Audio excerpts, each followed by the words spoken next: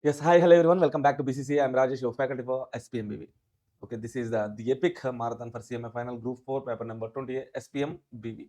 See, guys, this time we are coming up with three parts for SPMBV marathon. Okay, so part number 1 covers complete BV part, business valuation part. Part 2 covers complete SPM, and part 3 covers MCQs. Now, coming to this particular marathon, in this particular marathon, entire BV 4 chapters, past attempt questions, MQP, MTP questions will be covered. Okay, so before discussing what I'm going to discuss in this particular marathon, okay, please like, share, comment this particular video, and comment down the video from where you are watching this particular video, so that I will get to know how far this video got reached. And one more thing, the material PDF, question and answer PDF, super 50 questions PDF, paper pattern analysis, which I have used in this marathon. Okay, I shared that particular marathon in our Telegram channel. Okay, the link to join that Telegram channel will be given in the description. Please join the Telegram channel, there you can find the material. Okay, and one more thing, so for December 25 attempt, after December examination, for next June 2026 attempt, new batch is going to be commenced, that will be from December 20th. Okay, now see guys, one more announcement, like okay, so after watching this video, so watch this video completely till the end, you will get some confidence.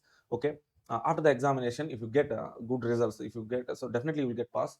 Okay, after the results, okay, if you find our BCM marathon useful, okay, contact us.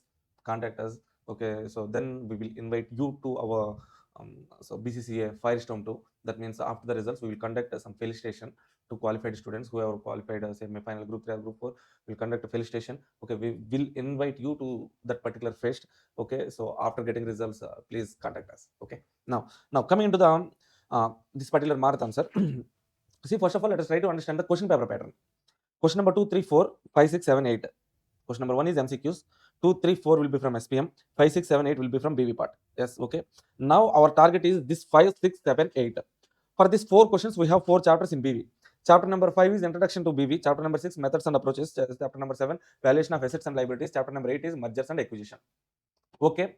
Now, by preparing these chapters, from these chapters, I'm going to explain concepts related to problems, and as well as what questions I'm going to discuss means past paper questions, MQP, MTP questions only I'm going to discuss. Okay, so these questions are enough. Okay, practice these questions 2-3 times, then go to the examination. Okay, so these models are enough, sir. These models enough to write these 4 questions in examination.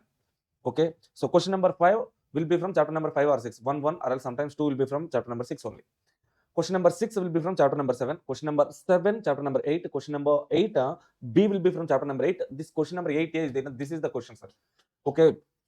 This question, for this question 8A, they're asking comparative statement or else common size statement, which no one knows that this concept is from SPM.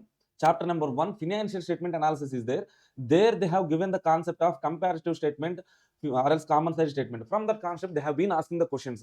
Okay, see, last 4 or 5 attempts, they have been asking this 8A will be from that particular concept only. Okay, for that, I have compiled those past paper MQP questions, added those questions in chapter number 8 at the end. So in this marathon end, I have discussed those questions. Okay, definitely those questions will be sufficient to write question number 8A.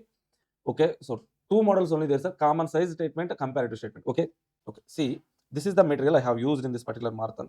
Okay, past paper questions, starting with December 23 MQP 1, December 23 examination, June 24 MQPs exam paper, December 24 exam paper MQPs, June 25 exam paper MQPs.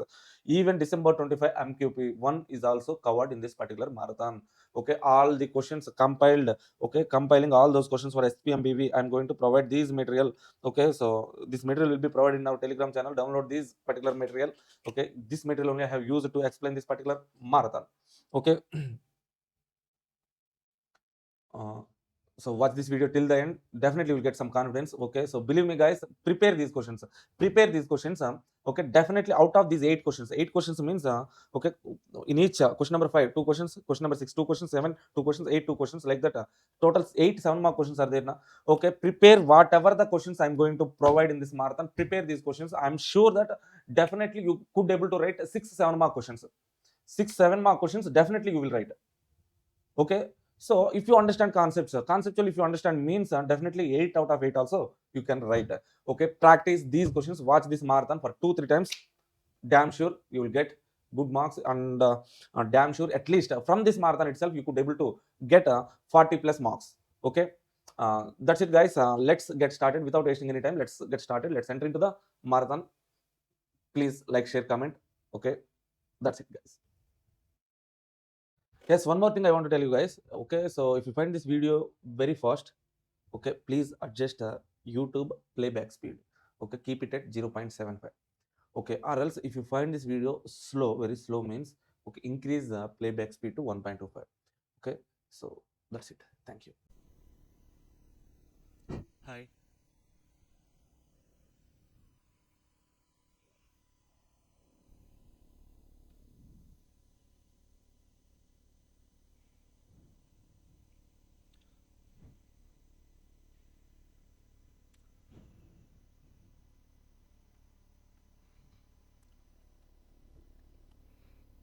Yeah, hello guys, welcome back. So, from today onwards, we're going to start BV, business valuation, sir. So, in question paper, we know that question number 5, question number 6, question number 7, question number 8 will be from business valuation part. Okay, in each question there will be two parts, part A, part B, part A, part B, part A, part B, like that. So, in question paper, so there will be at least 8 7-mark questions in the question paper, main examination question paper from BV part. Okay, from BV part itself we will get 8 7-mark questions. Okay, so how these questions being asked means, see, in BV we have 5 chapters, sir. BV chapter number 5, fundamentals.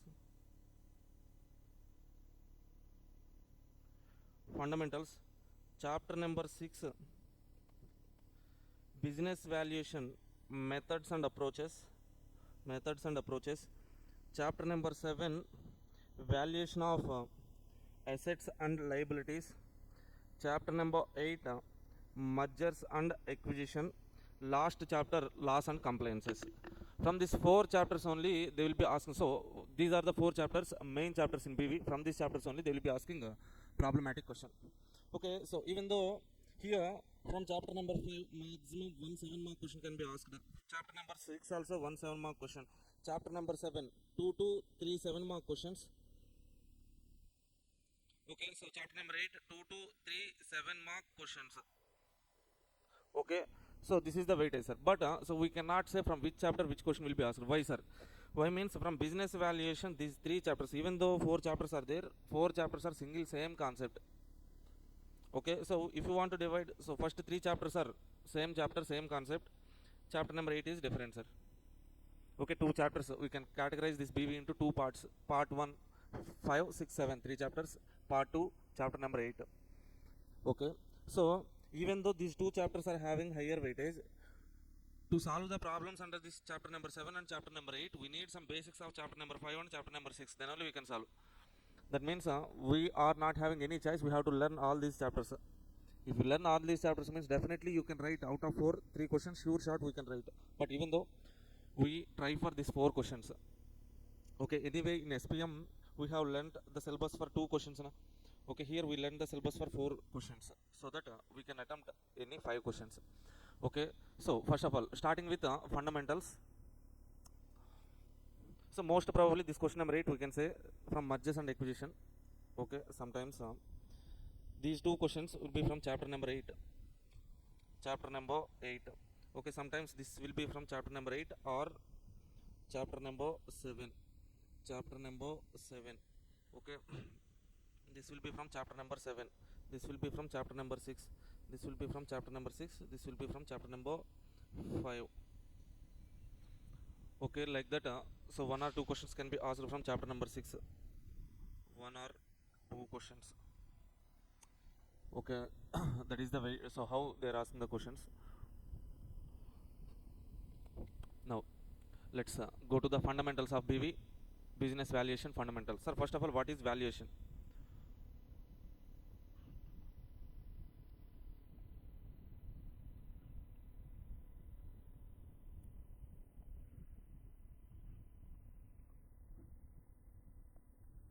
See guys,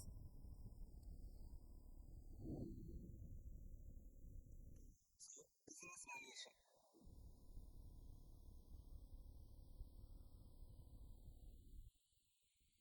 So first of all, we need to understand what is valuation, sir. Valuation. So valuation means what, sir? Valuation means it's an estimation or opinion. Valuation means it is an estimation or opinion as to what, sir? As to opinion or estimation as to fair market value. Fair market value.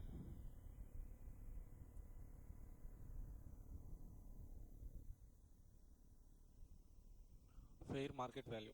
Okay, so that means we are going to estimate the proper fair market value of particular asset or liability or whatever it is.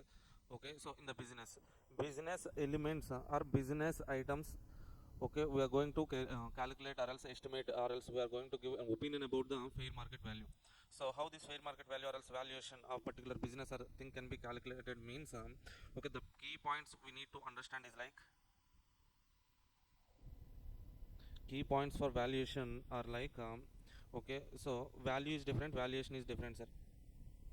Value, that means an amount, number.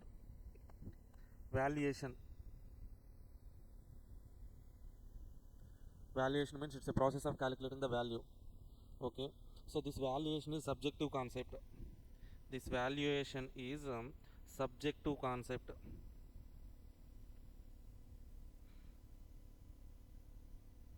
Subjective concept means what, sir? So here we are saying it's an opinion of different persons will be different, no? Okay, valuation we are saying like a subjective concept, it changes from person to person. Okay, for one asset I can say one value, another person so another value. So that means so changes from person to person. Valuation is subjective concept. Let's say for example, we have one building. We have one building in Hyderabad, 3-story building. Okay, now to calculate the value of that 3-story building, we can take what, sir? We can take so external market value as okay, so value of that asset. So let's say for example, so that market value of that particular asset is 30 lakhs market value. Okay, so the value of land is let's say for example the value of land is 15 lakhs plus the building cost to construct that building is 10 lakhs, total 25 lakhs. Okay, different opinion. Or else we can say like by using that building, so by using that building for BCCA. Okay, so by placing some BCCA institute in that particular building, so in next 5 years, we can generate some profits. Okay, the present value of that future benefits is something like 50 lakhs. Okay, present value of future benefits. That means okay, the value of building from different perspectives, different value is there. Okay, it changes from person to person. It's a subjective concept. Okay, and so this value will be calculated at a point of time. Will be calculated at a point of time. So that value is that point of time only. So due to change in time, the value also may change. Let's say for example, so this means value changes from time to time. Say for example in Jammu and Kashmir, you have one property, sir. You have one building, let's say hotel. Okay, so what is the value of that hotel 1 year back means, let's say 100 crores. Okay, so after Pahalgam attack, okay, or Pulwama attack, some attacks are there, no? So there is some war kind of situation between India and Pakistan. Okay, so as that war kind of situation arised, tourist arrival to Jammu and Kashmir reduced. Okay, so the value of hotel will also be reduced, right? So now the value of that particular asset is 50 crores only. Okay, that point of time the value is higher value, but right now the value is lower value. Okay, changes from time to time due to changes in some external factors. Okay, value is different from price, sir. value different from price. Price, sir, what is the value and what is the price, sir?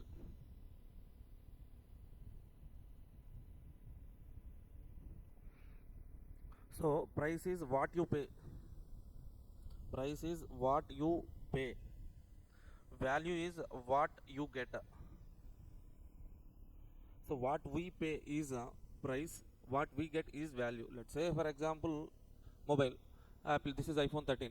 Okay, this mobile I have purchased for how much means so 2 years back 45,000. Okay, the price I have paid is 45,000. By using this mobile, let's say for example, what is the value I will be getting means by using this mobile, I am doing some videos, okay, so vlogs and all, and uploading in the YouTube, so that I am getting much more money. So what is the value means so what is the benefit I am getting from this particular mobile? That is the value. Okay, we can calculate value, the benefit I'm getting from this mobile I can calculate based on different perspectives. Okay, let's say for example, right now if I want to sell this mobile means maximum 15 to 20,000 will come. Okay, resale value. Okay, or else okay, so if I want to exchange this mobile with a new updated iPhone 17, how much they will give? Maximum 20 to 25,000 they will give. So exchange value. Okay, or else okay, so how much cash flows I can generate by using this mobile means, okay, let's say for example I'm an YouTuber or else Instagram influencer. By using this mobile I'm doing some reels, videos, posts and all.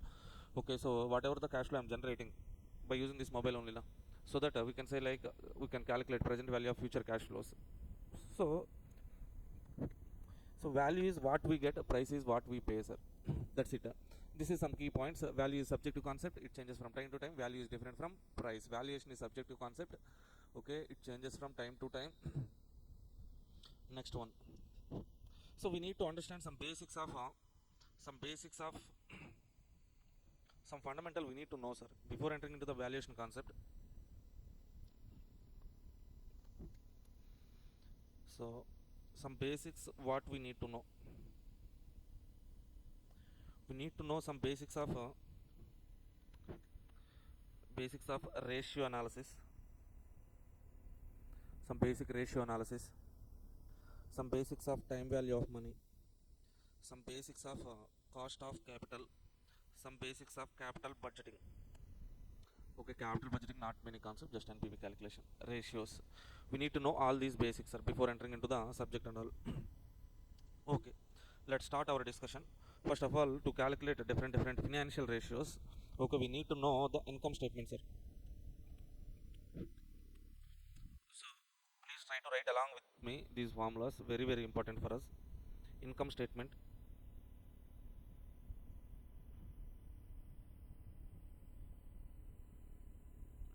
income statement. So what is the income statement means? First of all, sales, take sales minus variable cost, we will get what, sir? Contribution, right? Okay, from contribution if you subtract fixed cost you will be getting what? If you subtract fixed cost you will get EBIT, earnings before interest and tax, net operating income.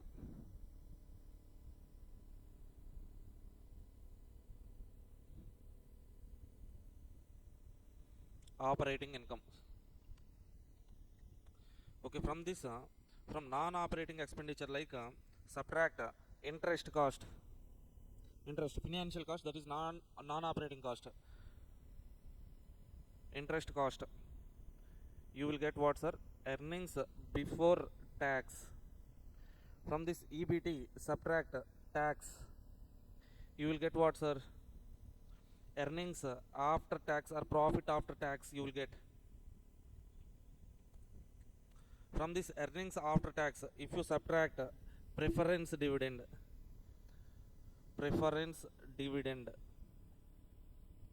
you will get what, sir? Earnings available to equity shareholders, earnings available to equity shareholders. From this earnings available to equity shareholders if you subtract equity dividend, dividend paid, if you subtract you will be getting what, sir? Retained earnings, this is the statement, income statement, right? Sales minus variable cost, contribution, minus fixed cost EBIT minus interest EBT minus tax EAT preference dividend. So earnings available to equity shareholders. From earnings available to equity shareholders, if you subtract equity dividend retained earnings. Okay. Now from this we have to calculate some ratios, sir.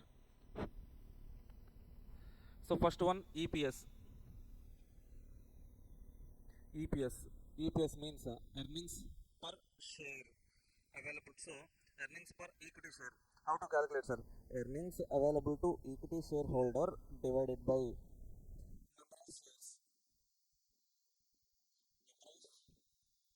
Shares. Which shares, sir? Number of shares. Okay. Equity shares. Equity shares. Okay. So how to calculate this number of shares, sir? Sometimes they will be giving equity value divided by face value. Equity share capital divided by face value of each equity share. We will get number of equity shares. Okay. So next one, DPS. DPS, dividend per share. So how to calculate, sir? DPS, equity dividend divided by equity dividend equity dividend divided by number of shares. Number of shares. Equity dividend divided by number of shares. Okay. Now dividend payout ratio. Dividend payout ratio, DPR. Dividend payout ratio. Dividend payout ratio. That is equal to that is equal to so DPS divided by EPS per share, how much we have earned. So to what is that ratio? Per share how much we are paying. Let's say for example EPS is 100, DPS is 50. What does it represent, sir? Okay, per share we have earned 100 rupees. Out of that 100 rupees, 50 rupees we are paying as a dividend. Sir, what about remaining 50, sir? The remaining 50 is nothing but, let's say for example dividend per share is 60. We have earned 100 rupees per share. Okay, out of that 100, 60 rupees we are paying as dividend. Sir, what about remaining 40, sir? Remaining 40 is nothing but retained earnings. Okay, then retention ratio is equal to fourth one, retention ratio.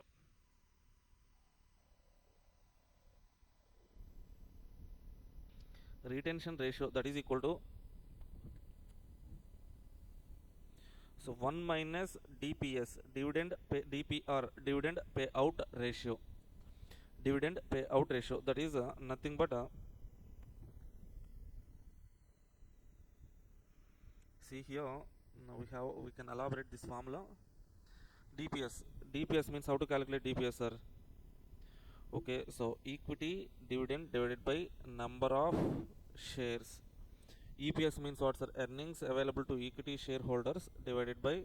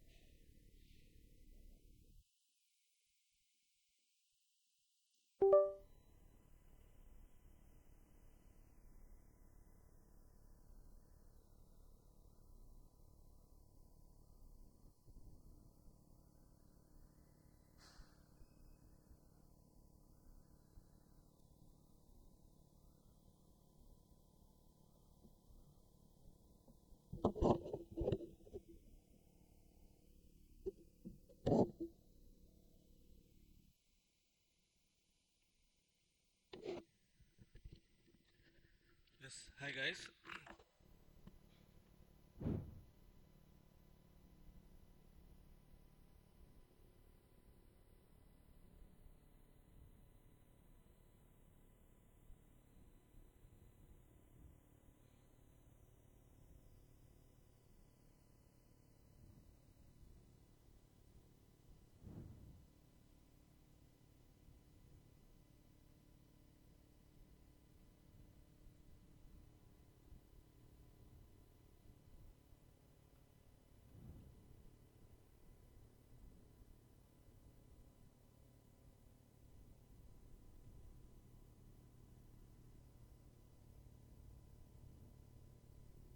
Yes. Okay.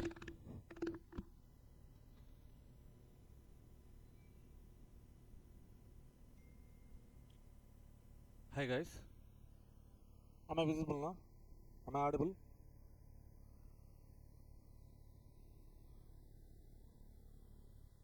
Yes. Thank you.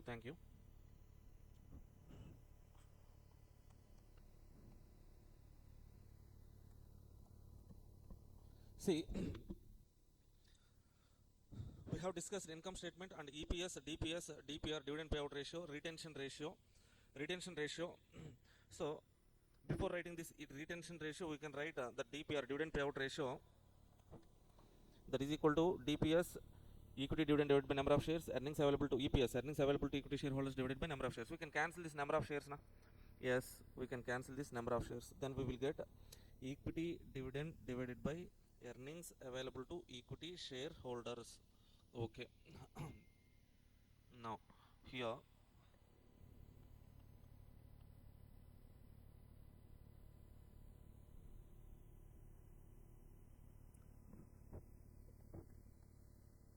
so now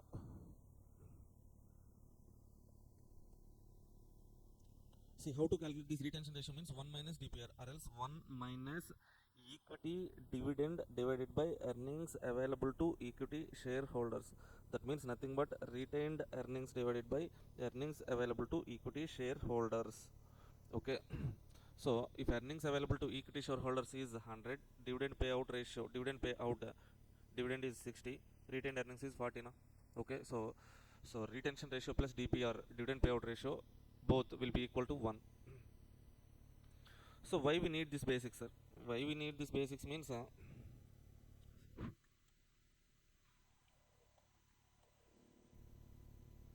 so to calculate the value we need to consider how this retention ratio and all will be useful means while calculating the value. Okay, so we need to consider growth as well. So why growth means okay, this growth ratio depends upon retention ratio. How we calculate that growth rate means okay, we know, so based on the retention ratio and all we calculate okay, return on equity, return on investments. Okay, so once we retain some amounts in our business means we are retaining some amounts. Okay, on that also we will be getting some returns now. We will expect some what, sir? On retained earnings also we will expect some returns. Return on investment or return on equity, that percentage only will be up. So what is the cost of that retained earnings means so return on equity or else cost of equity will be applied to so retained earnings now. So that's why we need to understand these formulas as well. Okay, so while calculating the value, and one more thing is like while calculating the value we need to understand, okay, this growth calculation and all we will discuss, sir. So go this growth depends upon retention ratio into required return and all, no? So that's why. So value is equal to, how to calculate value? So while calculating the value, one side we need to consider the benefit of something. Benefit means okay, so to calculate the value of equity share, one side we need to calculate what is the benefit we are getting from that equity shares. That is okay, so either dividend or else earnings we need to consider. Another side, okay, if you are investing in equity shares means there will be some risk. So as we are taking some risk, so instead of investing in, okay, so now instead of investing in government bonds, if you are investing in equity shares means there will be some risk. What is that risk, sir? A risk means nothing but you may or may not get dividends, or else sometimes you may lose your equity as well. Okay, some risk is there now. Some risk is there, no, that means for that risk you will expect some return, required rate of return. Okay, so once your risk increases, your expected returns will also increases, right? Okay, that means while calculating the value we need to consider what is the benefits we are getting, what is the risk we are taking and benefits we are getting, that also we need to consider. Okay, next point, so here we need to calculate three things, sir. Three things. What are the three things means? ROE, return on equity, return on investments, return on assets. Return on equity means what, sir? That is nothing but return divided by equity. Simple. Okay, that is equal to return. return divided by equity. So what is the return that will be available for equity means that we can write it like earnings available to equity shareholders divided by equity.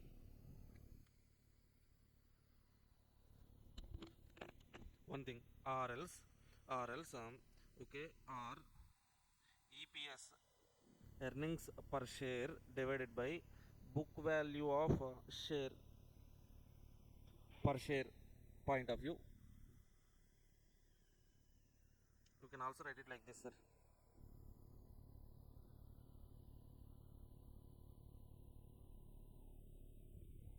Okay, so return on investment, how can we calculate that? Return on investment means see, this is return divided by investment. Okay, so total returns available for total investment. Return on assets means return divided by total assets. Total assets. Now we need to calculate, first of all we need to understand what is equity. What is equity and all, what is equity, what is investment, what is total assets and all, we need to so understand, sir. So that's why see,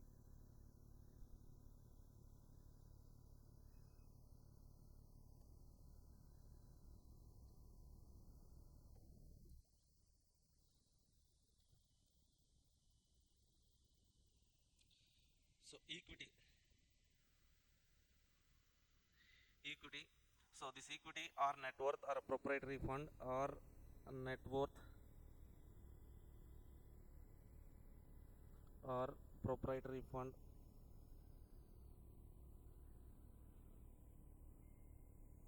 all these things, what does it mean, sir? It means it can be calculated like equity share capital plus reserves and surplus minus fictitious assets. Fictitious assets. Fictitious assets means what, sir? Fictional assets. Fictional assets means okay, so some examples okay, so miscellaneous expenditure not written off. Some examples like preliminary expenditure not written off. Preliminary expenditure not written off, something like that, that will be shown on the asset side but not a real assets. Okay, or else we can also calculate it by okay, so fixed assets plus current assets minus current liabilities minus long term debt, we'll be getting that part only. Okay, so or else, so fixed asset plus current assets minus current liabilities, net working capital minus long term debt. Like this we can calculate equity, sir. Okay, so okay, if preference share is also there, we can also consider preference share capital as well. Next one, so equity capital employed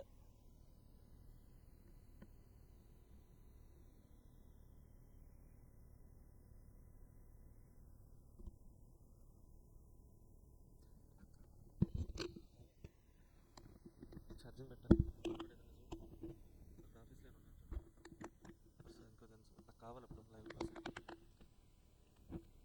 capital,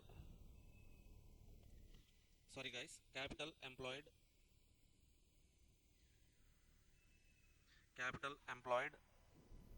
Okay, total assets are total investment.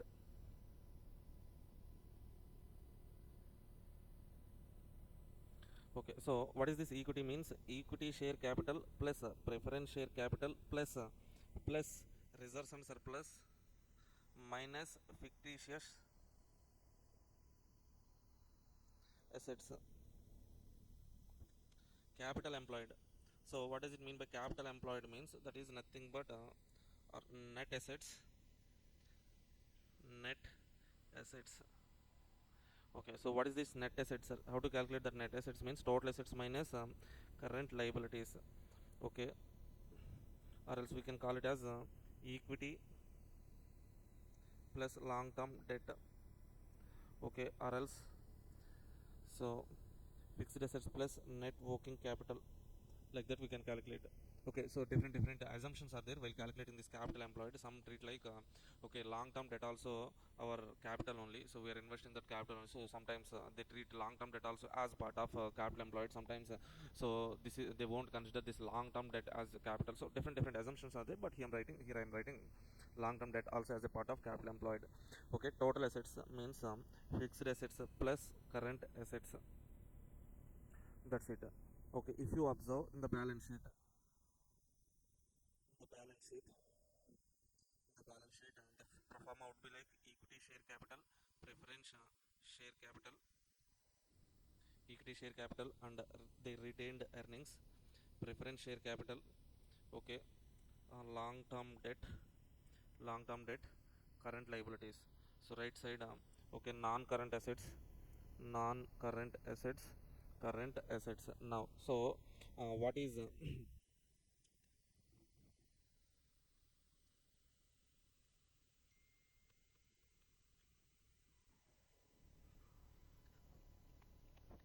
so this equity share capital plus retained earnings. Okay, equity shareholder fund, that is called as equity shareholder fund, sir. Okay, equity shareholder plus so equity shareholder fund plus preference share capital. Okay, if there is no fictitious assets, that is called as net worth equity, or we can call it as equity. We can call it as equity.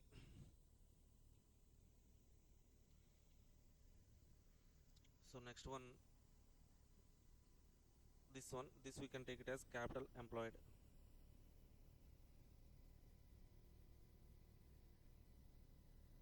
Capital employed or net assets. Okay, this long term debt, different so treatments are there, sir, that sometimes can be considered as a part of capital employed, or sometimes they won't be considered as long term capital, long term debt will not be considered as capital employed. Okay, so based on the situations information we can proceed. Next one, growth rate, sir. Previously we have discussed growth rate. How to calculate the growth rate means growth rate depends upon retained earnings. Okay, so retention ratio b into r. Okay, so b means what, sir? Retention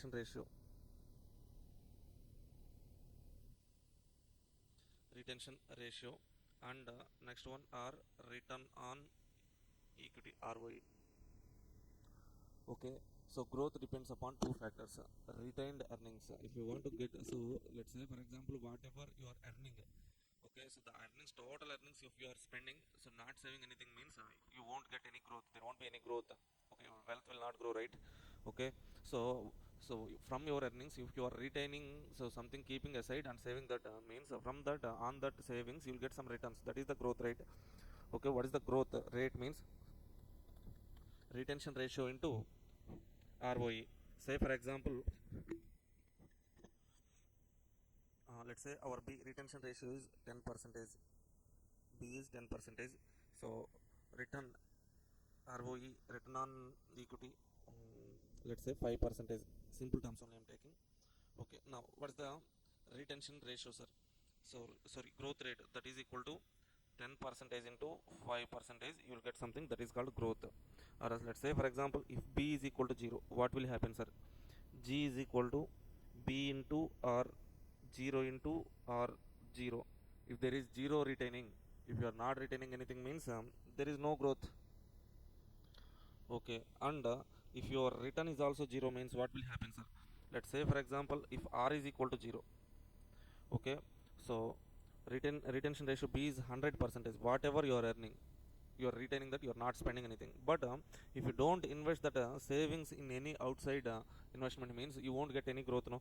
Then the growth is equal to B into R, 100 into 0, 0 growth only. That means growth depends upon two things. First one, retention. Second one, okay, so let's say for example your salary is 1 lakh rupees. Okay, out of this 1 lakh rupees you are spending 50,000, 50,000 you are saving, retention. In this 50,000 you are investing in outside. Okay, so let's say you have deposited in fixed deposit in a banks. Okay, so then you will be getting some interest now, returns na, that is the growth. Okay, now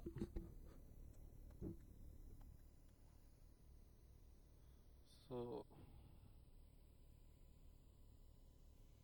next one book value per share.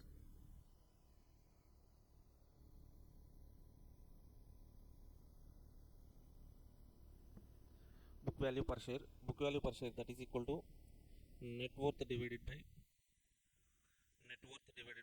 number of shares. Okay, so that net worth calculation and all we have already discussed now. Okay,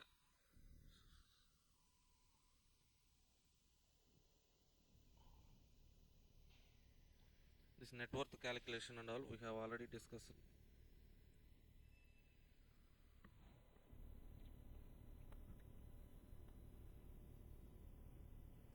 Now see next one, very very important sir, PE ratio.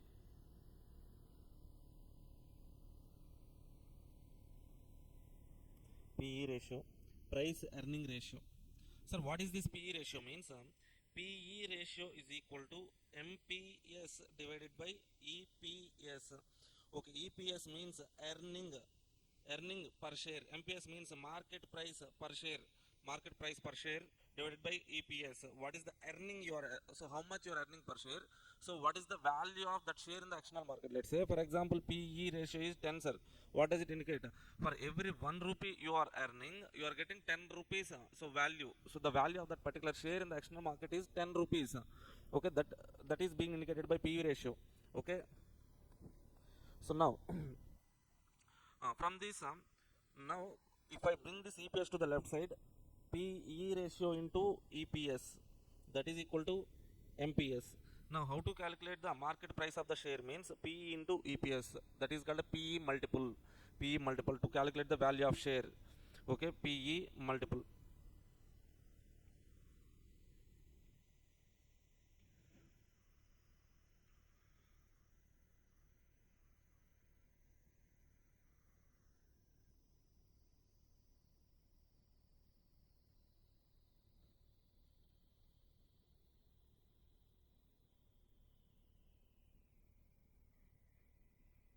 Okay, next ones are intrinsic value.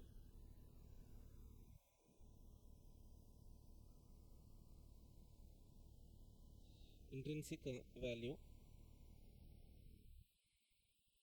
So what is this intrinsic value means? Intrinsic value is nothing but theoretical value.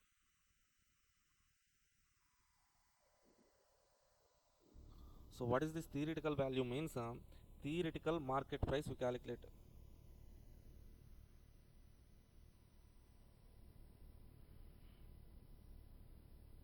That is called as intrinsic value. So how to calculate the theoretical market price or intrinsic value means bring future benefits to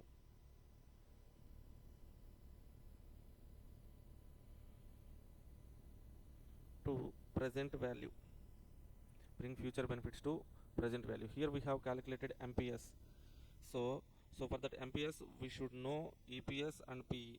EPS into PE we will get MPS, or else what we can do is like if you know future cash flows. Okay, so and also if you know discounting rate, future bring the future cash flows into the current value we know, so we will get okay, so current value of that particular shares. Okay, one thing we can do it as take it as current market price.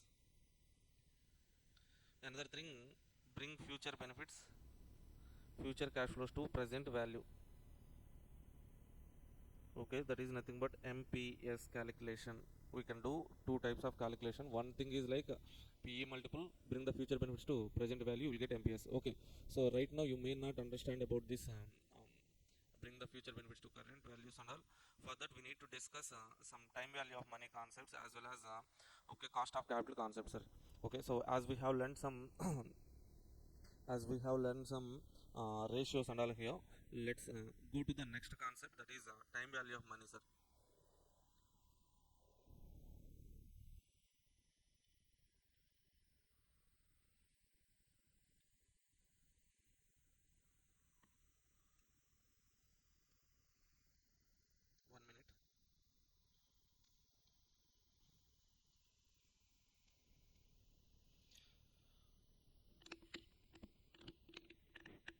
So next one, let's go to the time value of money. What is the, so in time value of money we know the concepts, right? Simple interest, compound interest.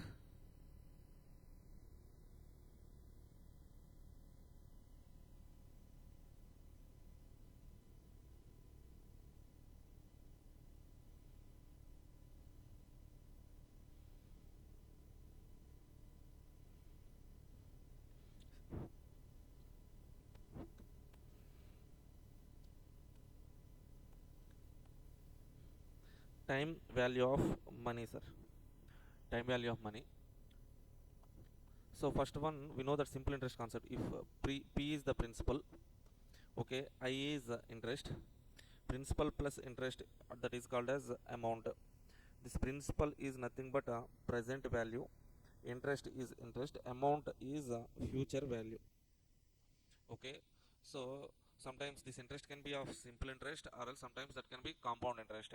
Okay, if the simple interest, how to calculate simple interest, sir? Simple interest, that is equal to principal into rate of interest. Rate of interest. If that is a compound interest, in case of compound interest,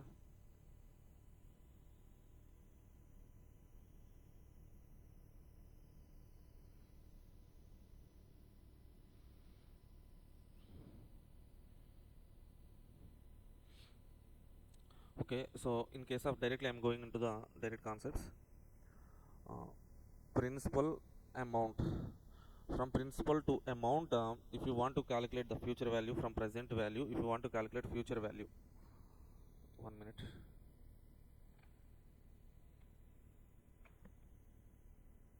One minute, guys.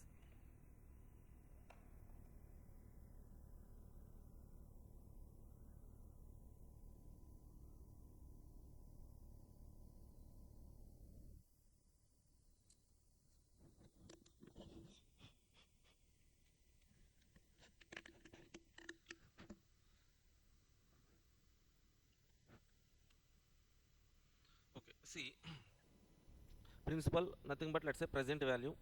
So amount nothing but future value. From the present value, if you want to calculate future value, so multiply with the future value factor. Okay, so from amount, if you want to calculate present value, so multiply with the present value factor. Sir, how to calculate that present value factor and future value factor means, okay,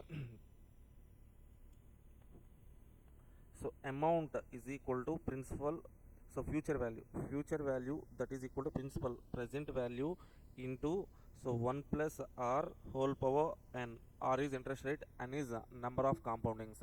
Okay, so you know that formula. Now if you want to calculate a present value or principal, that is equal to, okay, future value into 1 divided by, this is future value into 1 divided by 1 plus r whole power n. Okay, this basic is enough. Now, so in time value of money, total we have 5 concepts, sir. If you know that 5 concepts means, you can understand anything. Okay, so in time value of money, to calculate sometimes to calculate the value of asset, value of any asset, we need to calculate net present value, sir. To calculate net present value, so what are the things we need to consider means, one side benefit, one side cost. So what is benefit means, our present value of future cash flows is our benefit. Cost is nothing but price or outflow we are paying now. Okay, so this benefit, we can take it as okay, so value of asset, value of asset. Okay, now, so how to calculate a value of any asset? Value of any asset, value of any asset, that is equal to present value of future cash flows, future economic benefits, future economic benefits, present value of future economic benefits. Okay, now see, this value depends upon 2 factors, sir. What are the factors means, one side benefit, value depends upon 2 factors.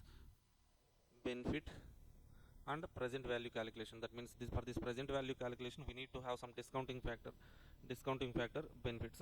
Okay, that means value depends upon two factors. One is benefit, another one is risk we can call it as a discounting factor. Okay, see, so if benefits are higher, value increases. If benefits are lower, value reduces. Okay, if there is high risk, okay, so rate will be higher. Higher rate means higher value. If there is low risk, okay, rate will be lower. Low risk means low value. If you take high risk, you will get higher value. If you take a low risk, you will get a lower value. Okay.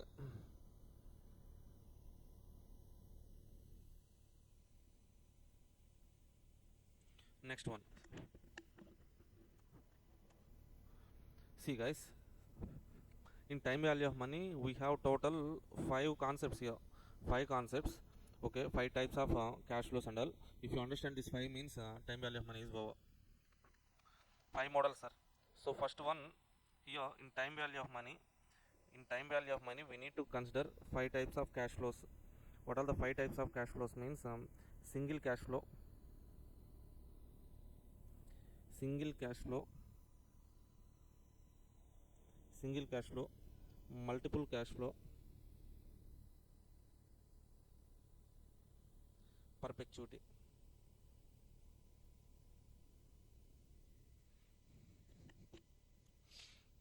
Sorry, multiple cash flow, growth model. See, single cash flow. So first one is single cash flow, sir.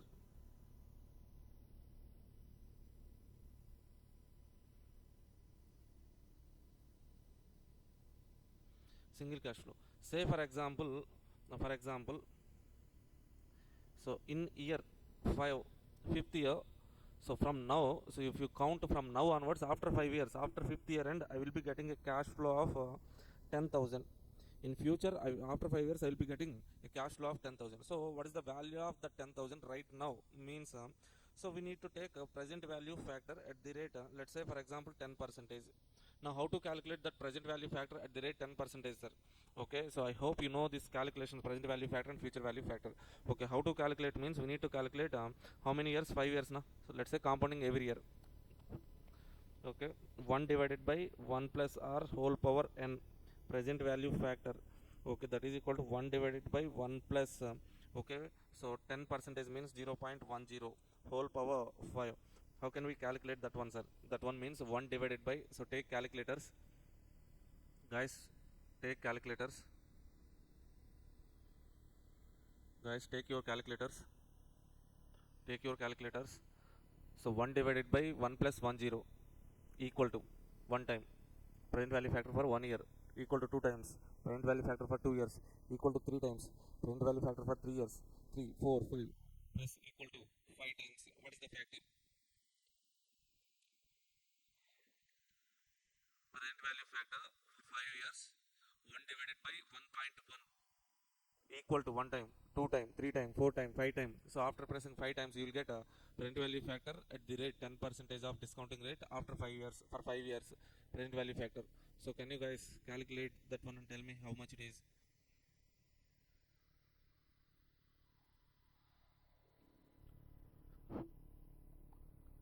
How much, guys?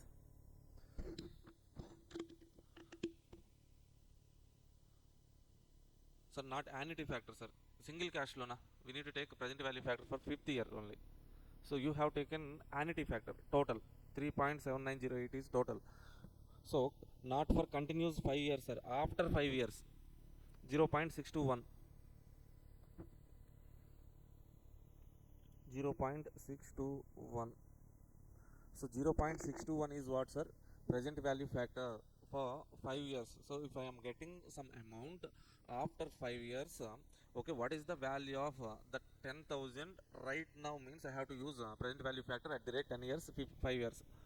Okay, so 5th year 0.621. Okay, fine. So if that is continuous, so continuously I am getting even flows, means annuity factor I need to use, then we need to calculate total.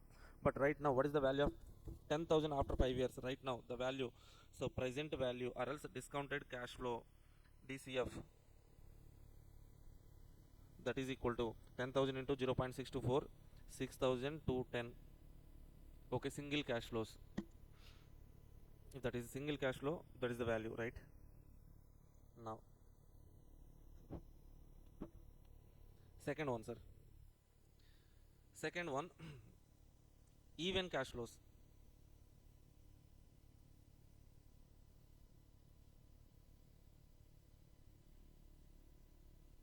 Even cash flows. So that means what, sir? If I am getting years 1 to 5, every year I am getting the cash flow of 10,000 every year, and first year and 10,000, second year and 10,000, third year and 10,000, fourth year and 10,000.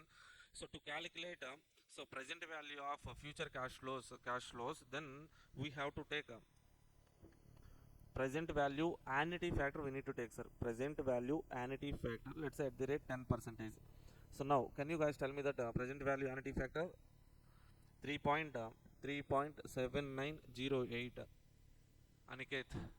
So present value annuity factor when we need to take, sir? Okay, so even cash flows we are getting, so continuously means continuous cash flows are there, means then only we have to take annuity factor.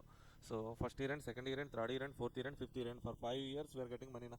So the total value, first year end value, so bring that first year end value to the present value, second year end value to present value, third year and fourth year and fifth year and all those values to present value, means we can use present value annuity factor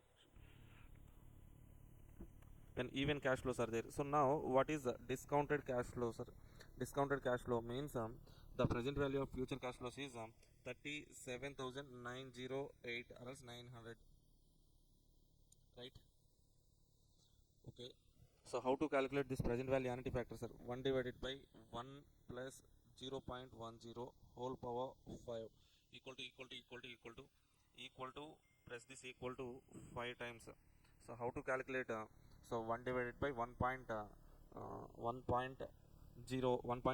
divided by 1.10 equal to 5 times, finally GT, you will get annuity factor. How to get that annuity factor? 1 divided by 1.1 equal to 1 time, 2 time, 3 time, 4 time, 5 time GT, then you will get a present value annuity factor. Okay. Next one, if there are uneven cash flows,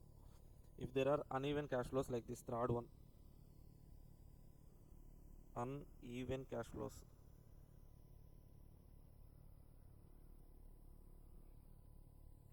So if there are uneven cash flows, then let's say for year 1, 2, 3, so last year 3, so cash flows, what are the cash flows means, say for example 80 1000 plus 80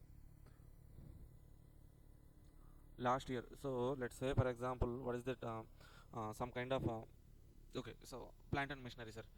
So from that plant and machinery, every year, first year end I will get 80, second year end I will get 80, third year end if I sell that plant and machinery, so scrap value 1000 plus 80 cash flow I will get.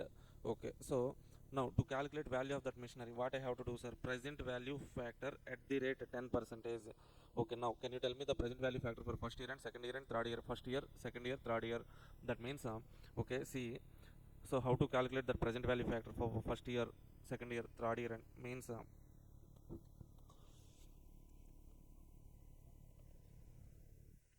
so 1 divided by 1.10 equal to 1 divided by 1.10 equal to, you will get how much?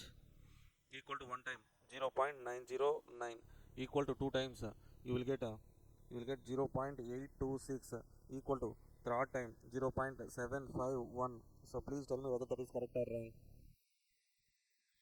Okay, so you will get 72, 61, 811, total 950 is the value. So nice, Sivani. So 0.909826, 0.751. Okay.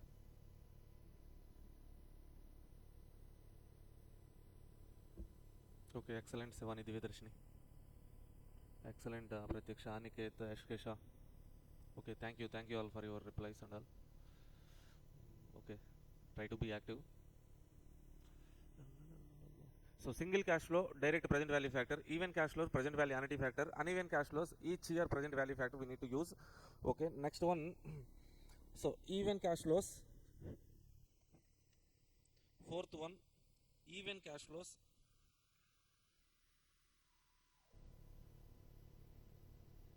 even cash flows, but for infinite period of time, sir. Even cash flows for infinite period of time. Infinite period of time means what is that, sir? Can we call it as perpetuity? Yes. When we call it as perpetuity means when you are getting equal amounts for unlimited period of time. Equal amounts for unlimited period of time. We can call it as annuity, right? Okay. So now, how to calculate the value, sir? Here, first year and two infinite period of times you are getting a cash flow of 10,000. Then, so what is the value? How to calculate value? Present value of that thing means present value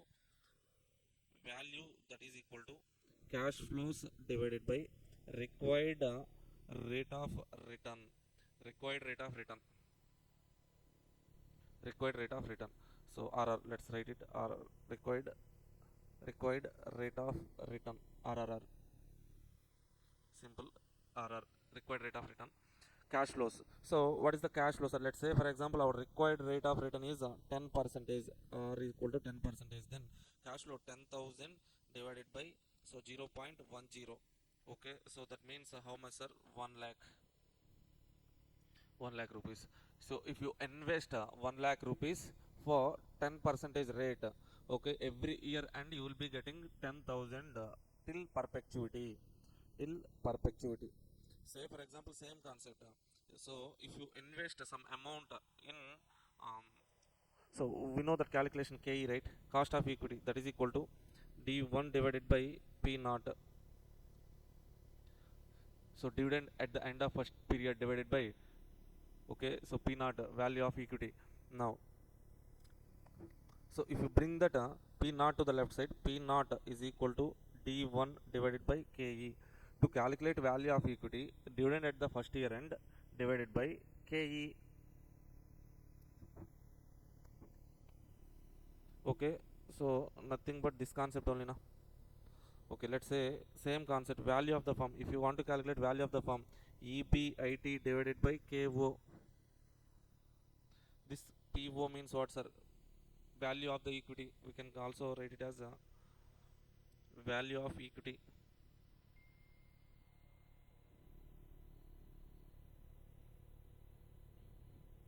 Okay, so next one, fifth one, cash flows. So these formulas and all you will understand once we discuss cost of capital, sir. Cash flows, cash flows for cash flows for infinite period of time plus growth. Cash flows for infinite period of time plus growth. Okay, so then what is the formula, sir? So we know that formula KE, cost of equity is equal to D1 divided by P naught plus G na. Okay, if I bring this G to the left side, KE minus G, that is equal to D1 divided by P naught. Now that P naught is equal to D1 minus KE minus G na. KE is nothing but our required return. Okay, so like that if you want to calculate value that is equal to cash flows divided by required return minus growth, G, growth.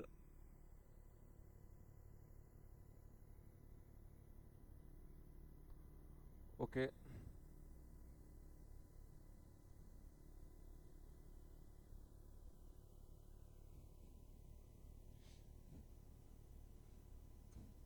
say for example, so we are getting cash flow of 10,000 every year and our required rate is 10 percentage. Required rate R is equal to 10 percentage, growth is 5 percentage, our cash flows are 10,000. Can you calculate the value? Can you calculate the present value? Present value, that means 10,000 divided by 10 percentage minus 5 percentage. Okay, so 10,000 divided by 5 percentage, that is equal to how much? Okay, so guys, I'm assuming like these basic concepts you know. Okay, that's why I'm just reminding you these concepts. I'm not going in detail. So why, so this present value calculation, bring the future benefits to present value, multiplication, I'm not going into in detail deeper. So I'm just reminding you these concepts, these basic concepts you are discussing, that's it. Okay, I'm not so if I have to discuss these concepts in detail means it will take a lot more time. Okay, So anyway, we will discuss the cost of capital formulas. How much, sir? How much this one? Value, how much?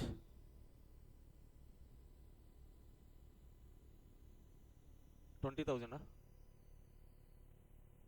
10,000 divided by 5%. 20,000 or 2 lakh? 2 lakh, 2 lakh, 2 lakh. Nice.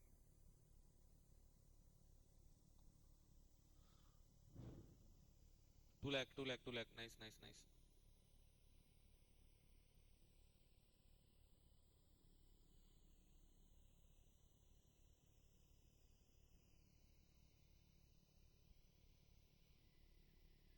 Next one, we need to discuss some cost of capital, sir. Cost of capital basics.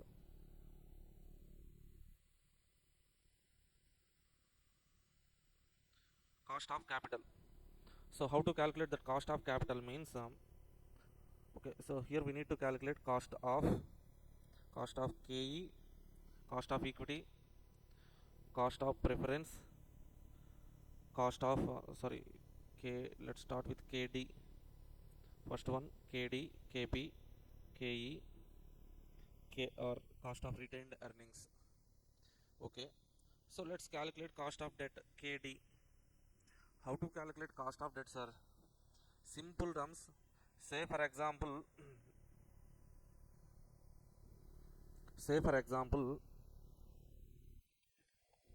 so so I'm investing in debenture bonds. 10,000 rupees I'm investing, sir. Every year I'm getting interest of 1,000 rupees.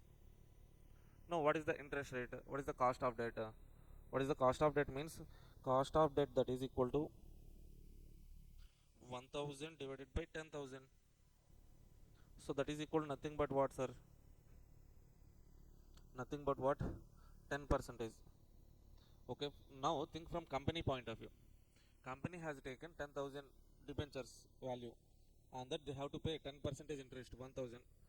So without tax benefit, sir, this 10% is so without considering tax benefit. Let's say for example, if there is income tax, okay, by paying, so if you need to pay, let's say for example, some 30% income tax. Okay, on profits we need to calculate.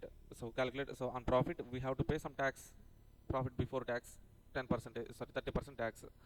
Okay, so just because of debiting that interest, our profits are getting reduced now. Okay, so we are getting some tax benefit just because of interest. What is the tax benefit, sir? Then our KD becomes what, sir? Let's say for example, tax rate that is equal to 30%. Then KD is equal to what, sir? KD is equal to interest into 1 minus tax divided by so total net proceeds from debt, PO. So now interest debt, so PO means net proceeds, sir.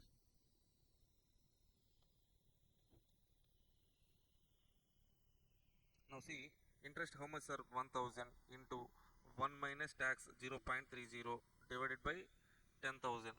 Now what is the cost of debt, sir? 0.7, 0.70, na?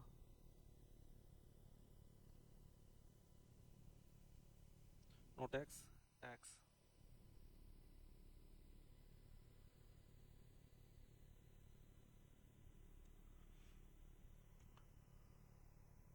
Sorry,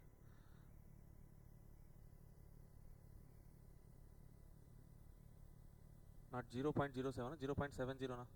7% only, na? Okay, okay, fine, sorry. Not 70% is right.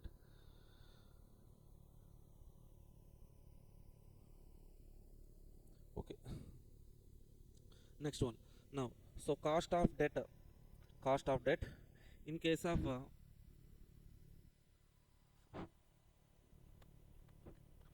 of irredeemable debentures, in case of redeemable.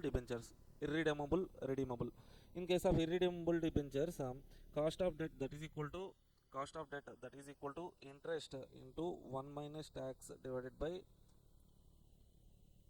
net proceeds. Okay, in case of redeemable debt, redeemable debt KD, cost of debt, that is equal to interest part 1 minus T plus if you have to redeem means okay, you are incurring some cost as well na? What is that cost, sir? What is that cost means redeemable value. If you are paying at a premium, if you are if you have to pay at a redemption value higher than premium means some additional cost will be there na. Redemption value, redeemable value minus net proceeds, the difference. You have taken 100 rupees but you are about to pay 120, that 120 premium is cost na. Okay, that one also we need to consider. Redemption value minus net proceeds divided by n, that cost. Let's say for example after 5 years you have to pay this 20 rupees, for 5 years you have to distribute in a premium cost, redemption cost. Okay, so divided by, okay, redemption value plus net proceeds divided by 2. This is interest expenditure. This is other premium, the difference between net proceeds and redemption value, that is also our expenditure. Okay, in denominator on an average of redemption value plus net proceeds we are taking. Okay, so this may not be used most repeatedly, but this is the formula where we use repeatedly. Okay, now so this is present value now. On present value, so interest we are calculating, that is KD. Now so value, the present value that is equal to, can I write it like this, 1 minus T divided by KD? If I rewrite the formula like this PO is nothing but value, sir. PO is nothing but value. Okay, the same thing if I go for KP, cost of preference,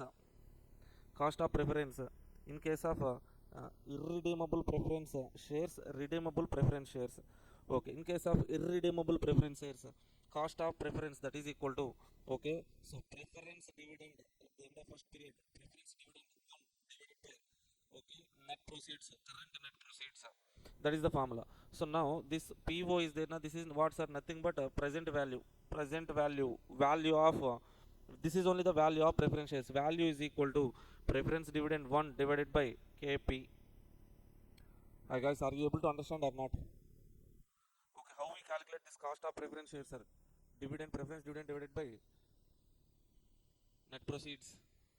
That net proceeds we are getting right now na, that value is equal to preference dividend divided by KP.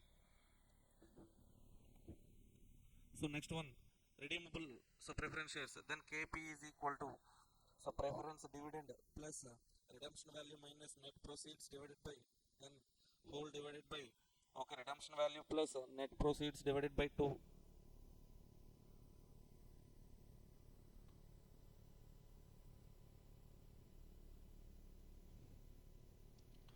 Okay, next one, sir.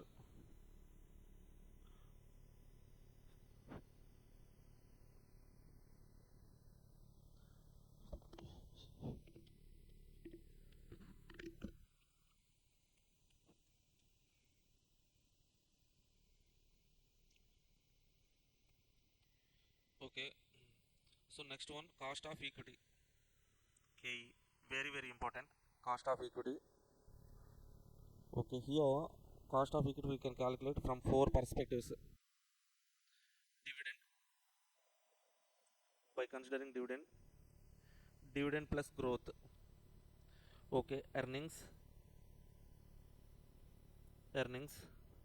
next one, earnings plus growth. So how to calculate here means cost of equity is equal to dividend 1, equity dividend 1 means first year and dividend, divided by, okay, so value of equity shares, value. Now to calculate that value of equity shares, or else we can call it as market price, current market price. Okay, this is also current market price, the value, or else we can call it as current market price. Here D1 is equal to what, sir? D1 is equal to dividend at first year end. Okay, P naught is equal to current market price,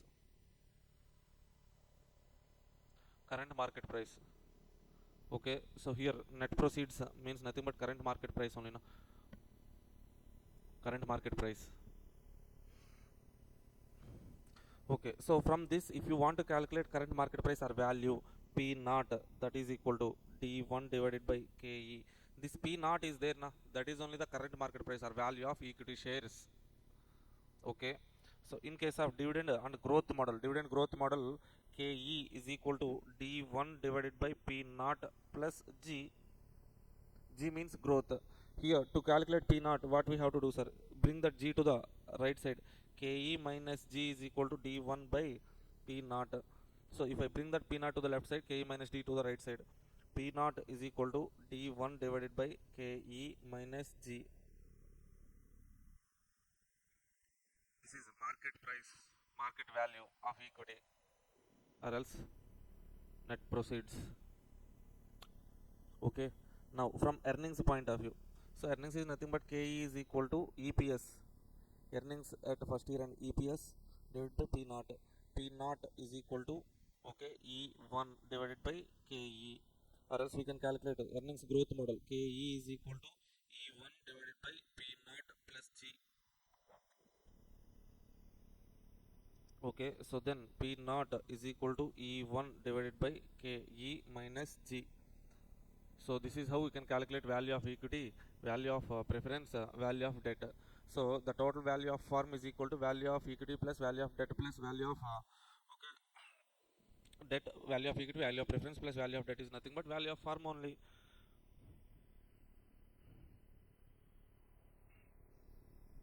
Now, so how to calculate growth rate? We have already seen growth rate G is equal to B into R. B means what's a retention ratio, R means what's a so required rate. Okay, that is nothing but return on equity. So and to calculate cost of equities,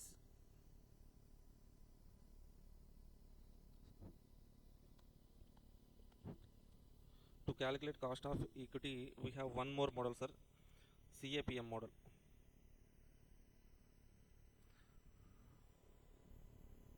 So under CAPM model, how to calculate capital asset pricing model, capital asset pricing model, capital asset pricing model. So how to calculate KE means, so generally we know the equation y equal to a plus so we know the equation y is equal to a plus bx. This is called as regression equation, or else right line slope and intercept form. Okay, now so under this method k is equal to a. In place of a we have to take rf, risk free return, plus beta into rm minus rf. Okay, so in this what is beta, sir? What is beta means? Beta is equal to risk coefficient risk coefficient. Sir, how to calculate that beta, sir? How to calculate that beta means you might have know this formulas, covariance of share plus market and market divided by sigma market square, covariance of share and market divided by so so standard deviation of market square.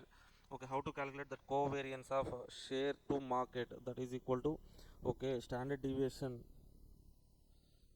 So that means you can call it as correlation coefficient, correlation between so SM share and market into standard deviation of shares, standard deviation of market return, standard deviation of a particular share, and standard deviation of market. So the beta we can call it as sigma S and M. Sigma SM means what, sir? Correlation coefficient into sigma S divided by sigma M, standard deviation of share, standard deviation of a market standard deviation, so share standard deviation. Okay, so here RF means risk free return. RF means risk free return.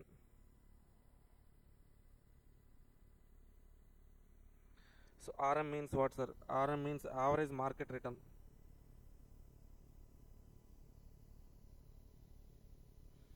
Okay, RM minus RF represents what, sir? Market risk premium. Risk premium. Market risk premium. Okay, so beta into RM minus RF, that represent what, sir? Security risk premium. Security risk premium.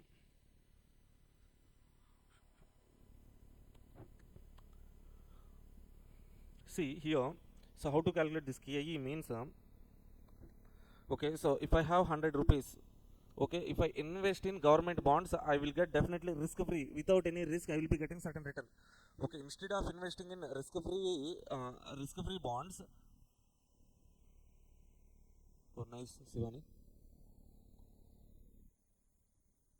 Okay, instead of investing in government risk free bonds, so if I'm investing in particular share means I expect some additional return.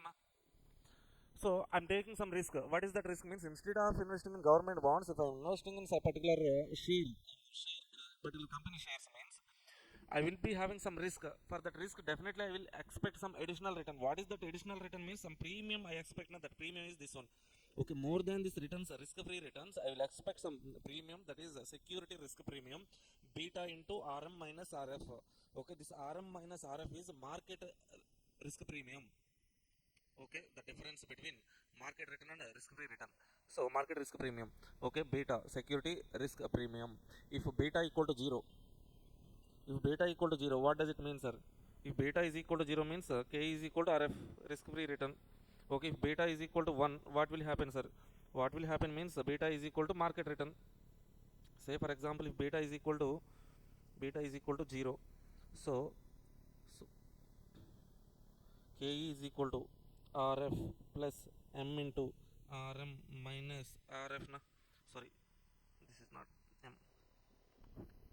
This is beta na. Beta 0 means K is equal to risk free return only.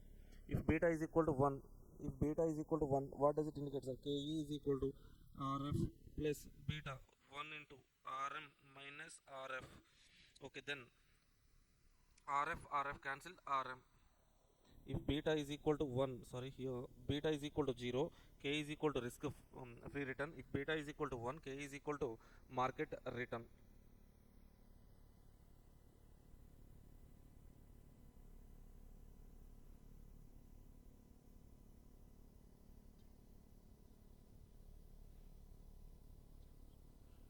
Done.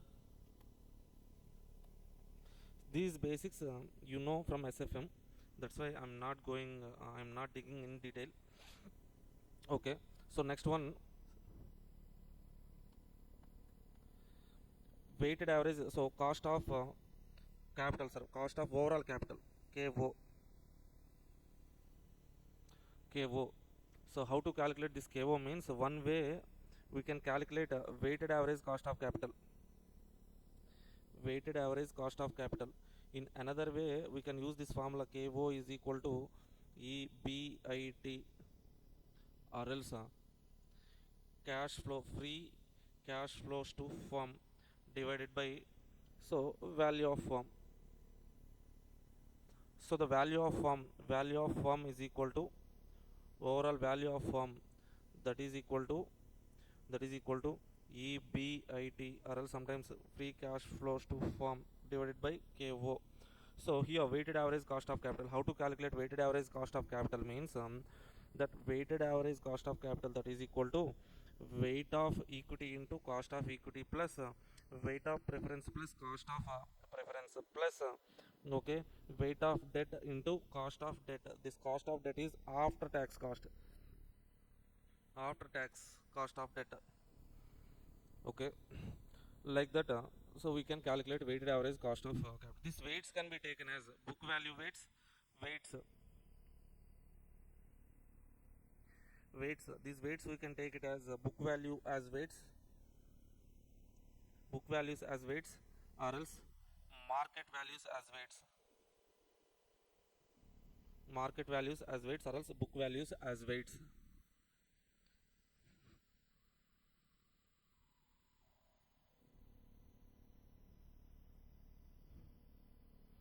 Okay, so that's it, sir. That all are some basic concepts.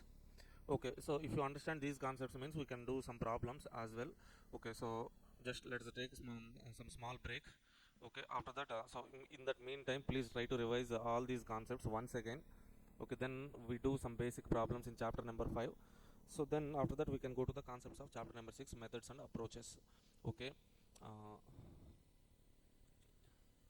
and if you get any, okay, so revise these concepts, sir. Meanwhile we will solve some problems.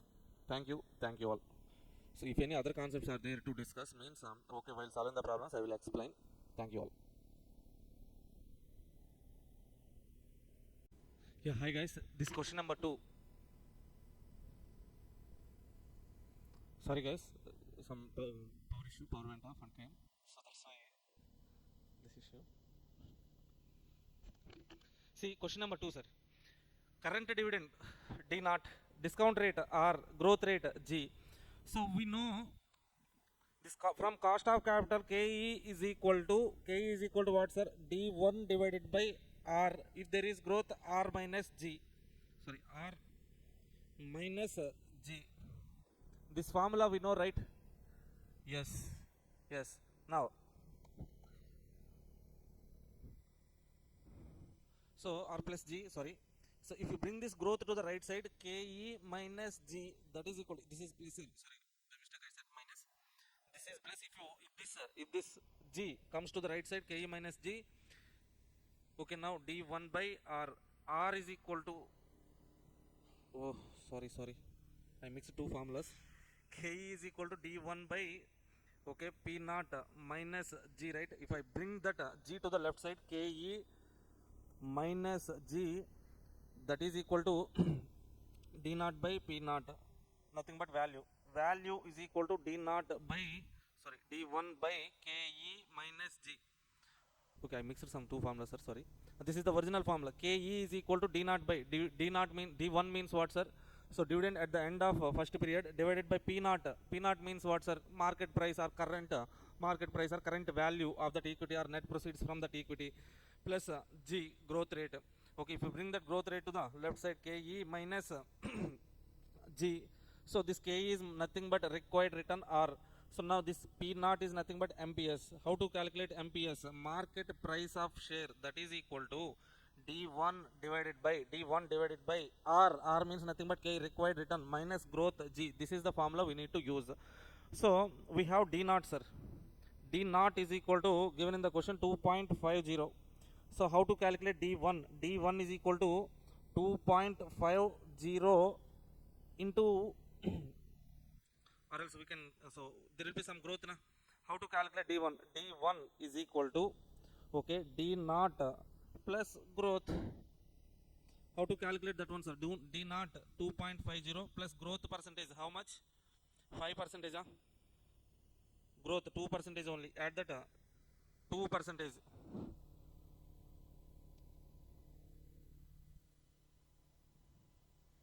2%, then you will be getting D1 is equal to how much, sir? D1 is equal to 2.5 plus, so that means 1 into 0.02, nothing but 2.50 plus 2%, you will be getting 2.55. Now,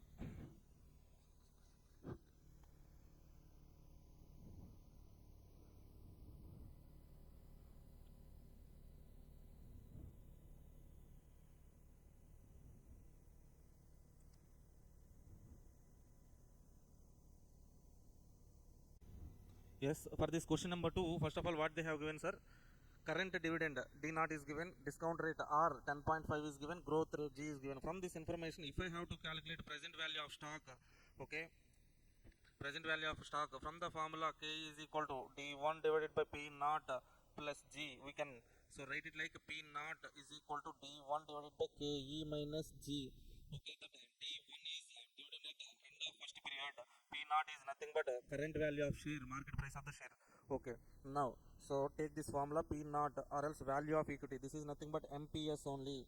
MPS, that is equal to, okay, D1 divided by KE minus G. So how to calculate D1, sir? D1 is equal to D naught plus G. Growth will be there now. Okay, D naught.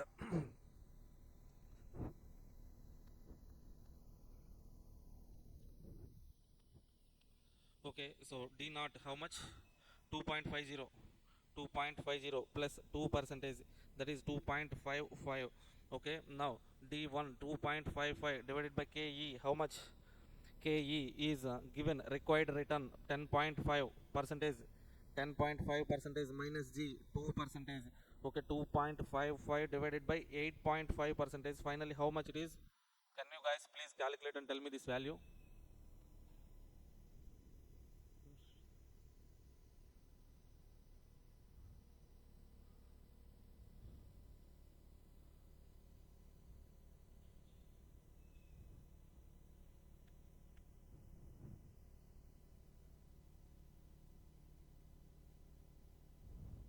Can you guys calculate and tell me that value?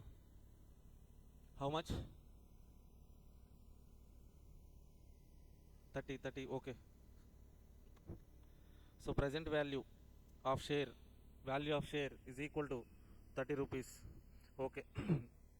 Now next one, second point, sir. As is the stock of HL Limited, whether it is overvalued or undervalued, if stock price is 35. Stock price. So what we have calculated here, it is, this is a theoretical stock MPS, intrinsic value. Theoretically we have calculated 30, but in reality external market price is 35.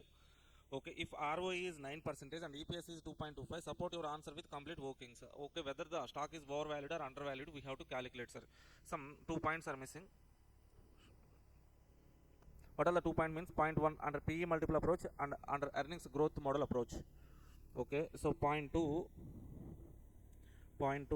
if MPS is equal to external market price is equal to 35, so this is real time market price is 35. Okay, so calculation of overvaluation or undervaluation under, so point number 1, PE multiple approach. Point number 1, PE multiple approach. So what is PE multiple, sir? Under PE multiple we can calculate MPS is equal to PE into EPS. We know EPS in this question, say point 2, EPS is given 2.25. Okay, EPS 2.25. What is PE, sir? For that PE they have given ROE, return on equity. So what is that ROE, sir? ROE is equal to return on equity. So let's say MPS EPS by MPS is nothing but return on equity. How much return EPS? How much value MPS? If you invest some market price something, how much return you are getting? ROE only.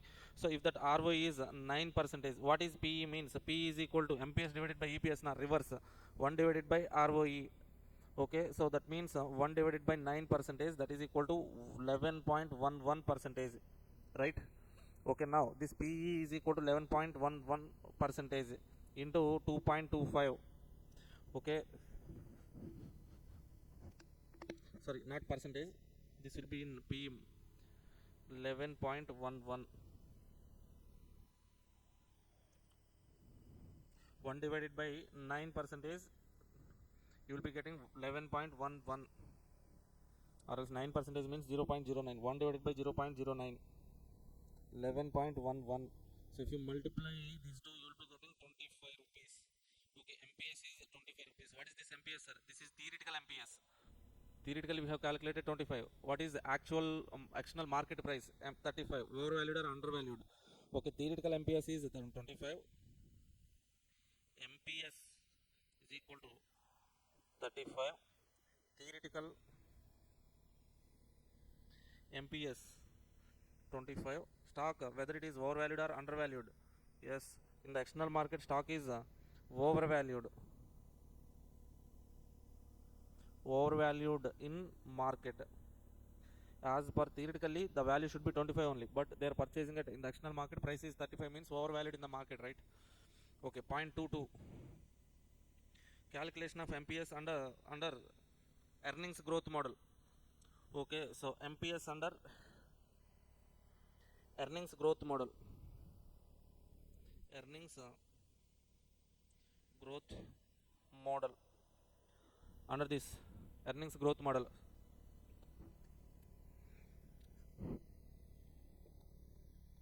MPS is equal to MPS value of share, that is equal to E1 divided by R minus G. So E1 is how much, sir? We know,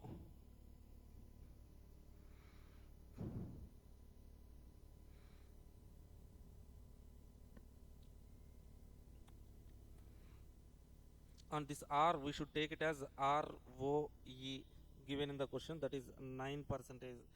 G is equal to 2%. G is equal to, second point they have given R value 9% na. Okay, 9%, 2%. Okay, so and E1, how to calculate E1 sir? E1 is equal to E naught plus G. How much is E naught sir? 2.25 plus G. Okay, plus growth 2% na, plus growth 2%, you will be getting E1. R is 9%, growth is 2%. MPS is equal to, in second point written they have given 9%, na, that's why we are taking this 9%, sir. Why not 10.5 means 10? So in second point itself they have specially mentioned 9%, na, that's why. So E1 is equal to 2.25 plus 2% divided by R 9% minus 2%. Then what would be the value, sir? Final value would be how much? 32.79. We should get 32.79. Please calculate. Okay, so this is theoretical MPS. MPS is equal to external market MPS is equal to 35. Theoretical MPS is theoretical MPS is 32.79 only. That means stock overvalued in the external market. So the value should be 32.79 only, but external market they are purchasing at 35, overvalued.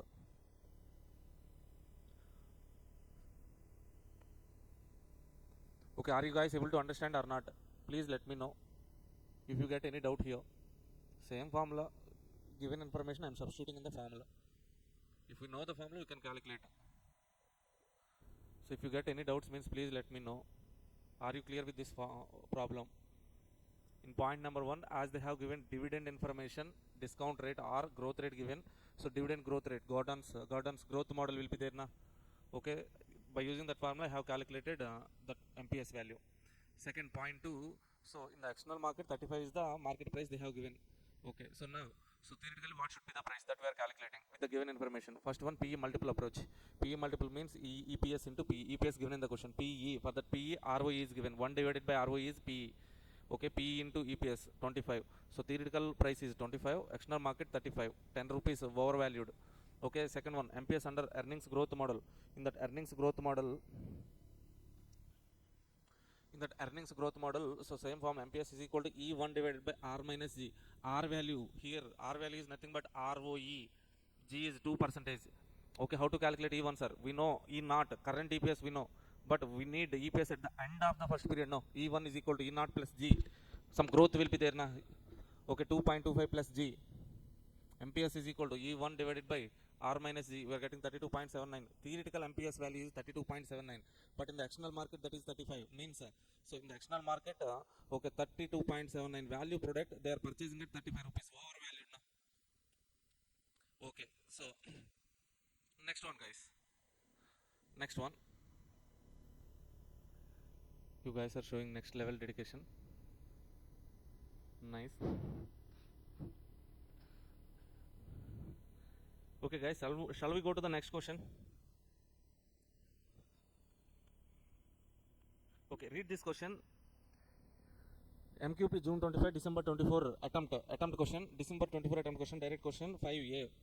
Smart Limited is deciding whether to pay out 4 lakhs in excess cash in the form of an extra dividend or go for share repurchase.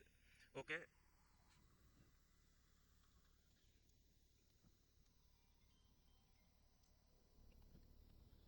So 4 lakhs in excess cash in the form of an extra dividend. So they want to, so they are thinking like whether to pay 4 lakhs as a dividend or go for share repurchase. Current earnings are 2 per share and stock sells at 20 rupees. The market value balance sheet currently is as follows: amount, liabilities, assets, equity. So 1700 so rupees capital is there. Face value 10. That means how many number of shares, sir? So 1700 divided by 10, that is equal to 170 shares are there. Okay, debt 600. Okay, so assets other than cash 1900, cash 400.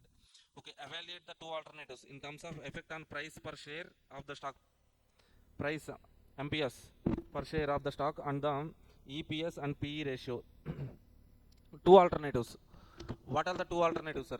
Here what will happen if they pay dividend of 4 lakhs? Okay, so 400, so 400,000, or else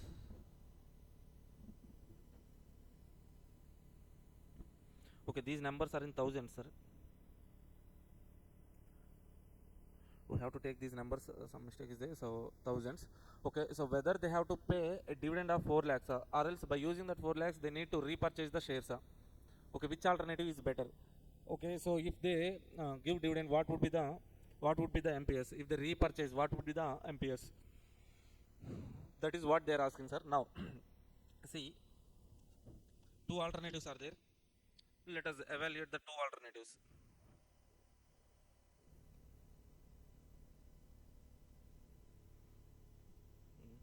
One minute.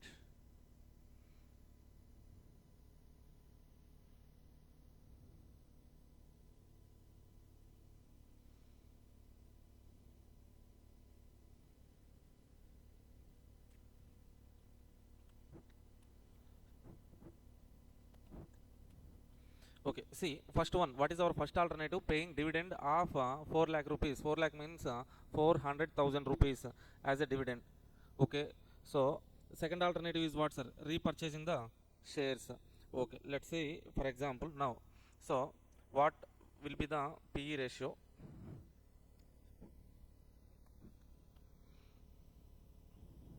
Alternative 1, issue dividend of 4 lakh rupees, pay dividend 400,000 in that alternative. So what would be the, so number of shares, how many number of shares are there, sir? Number of shares, okay, given equity share capital 1700,000. Okay, so per share face value 10, that means 170,000 shares are there. Okay, that numbers, given numbers are in thousands, sir. This 1700, not 1700, this is 1700,000, numbers are in thousands now. Okay, 1700,000 divided by 10, that means 170,000. Okay, now number of shares, what is DPS, dividend per share? If you are paying 400,000 as a dividend, number of shares are 170,000 shares, then dividend per share is equal to 2.35 DPS. Okay, so what is PE ratio here? PE ratio is equal to EPS divided by,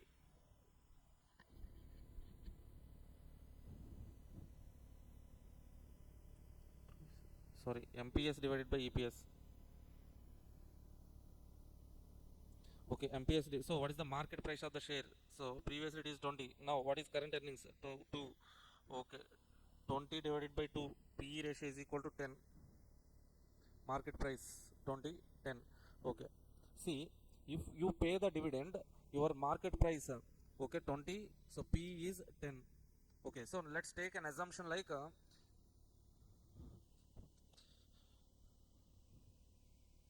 20, 10, sir.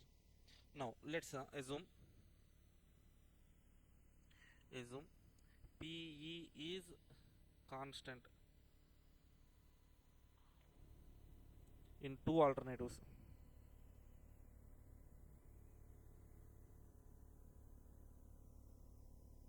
Okay, so from the first calculation what we got is like DPS is 2.35. Okay, so PE is 10. Okay, we are taking an assumption like PE is constant. Okay, now what will happen, sir? So then repurchase alternative 2, repurchase. If I repurchase, what will happen, sir? So with the available, okay, so available amount, cash available 400,000. Okay, so what is the market price? Market price of the share, current market price is 20 rupees. How many shares we can purchase? Okay, number of shares to be purchased, number of shares can be purchased. Okay, each share is being traded at 20 rupees in the external market. We have 4 lakh rupees. How many shares we can purchase, sir? 4 lakh divided by 20, that means 40,000 shares. sorry, 20,000 shares only. That is equal to 20,000, 4 lakh divided by 20,000 shares. We can repurchase. Okay, then total number of shares will be how much, sir? Previously, new shares after repurchase, new shares, that is equal to 170 minus 20. Previously 170,000 shares are there now 20,000 shares are there.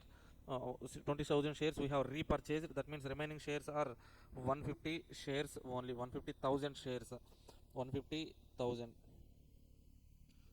shares.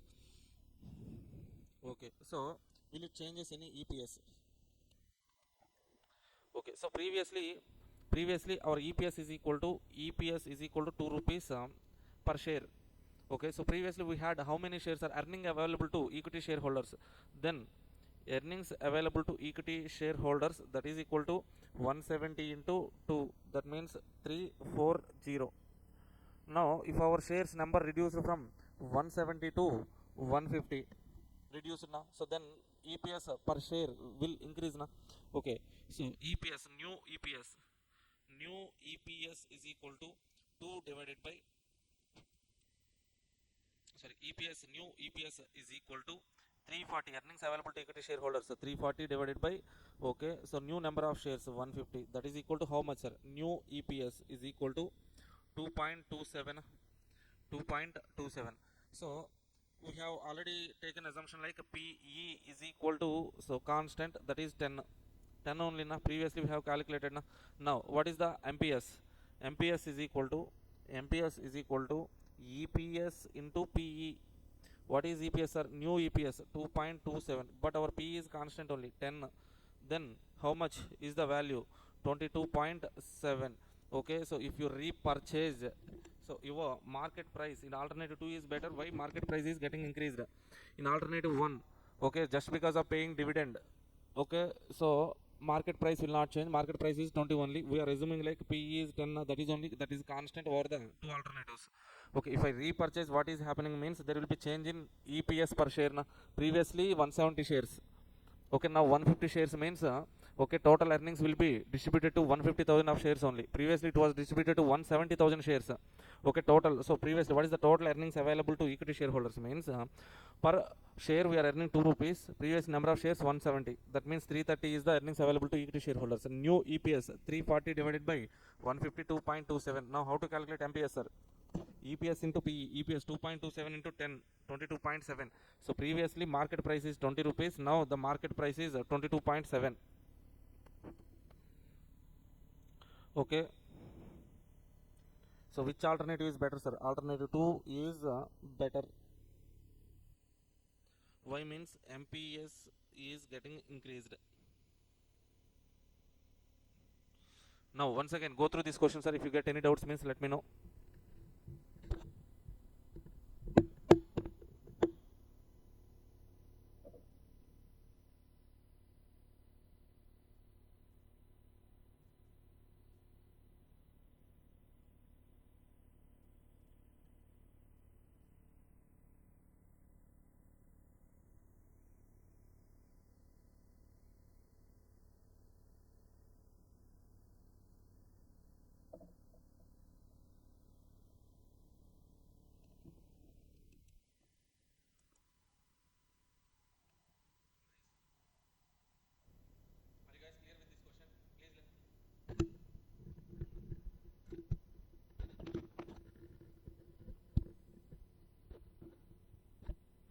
Are you guys clear with this question? Please Are you guys clear with this question? Any doubts? Any doubts, sir? So we have two alternatives here. In first alternative, okay, so issuing dividend, in that situation MPS is 20 only. Okay, so if you repurchase the shares, okay, EPS is getting increased. EPS getting increased means PE is constant. We are assuming as PE is constant. If PE is constant, okay, so market price will increase na. So as in the second case market price is getting increased, okay, it is better to go for second alternative, repurchase.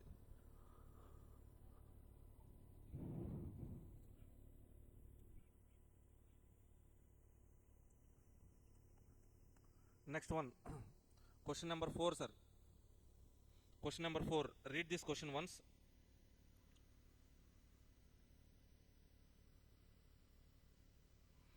Question number 4. Read it once.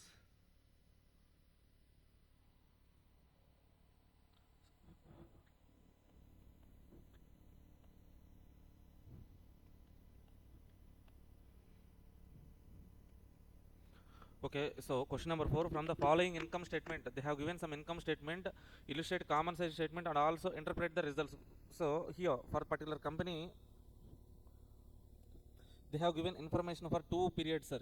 2023, 2024. For 2 years information was given in the question.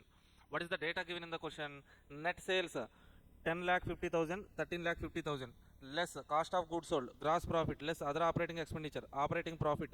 Okay, so less interest on long term debt, profit before tax. For 2 years information is given, sir. To compare this information, we have to write each and every element as a percentage of net sales. Okay, let's compare, sir. For comparison, we are writing so percentages. What percentages means? Net sales minus cost of goods sold, gross profit, other operating expenditure, operating profit, okay, interest on long term debt, profit before tax. Okay, so see, net sales 10 lakh 50,000 in 2024, 13 lakh 50,000. Let's say for example this is 100 percentage, this is 100 percentage.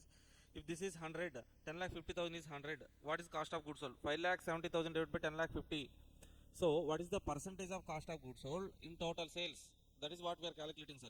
How we get this 54.29 means 5 lakh 70,000 divided by 10 lakh 50,000. Okay, we will get a 54.29. So next, gross profit percentage as a percentage of net sales 4 lakh 80,000 divided by 10 lakh 50,000. Okay, so we get a 45.71 percentage. Like that, other operating expenditure, operating profit, interest on long term debt, so profit before tax percentages we are calculating. So 2024 total sales, if this is 100, so cost of goods sold, what is the cost of goods sold percentage as a so percentage of net sales?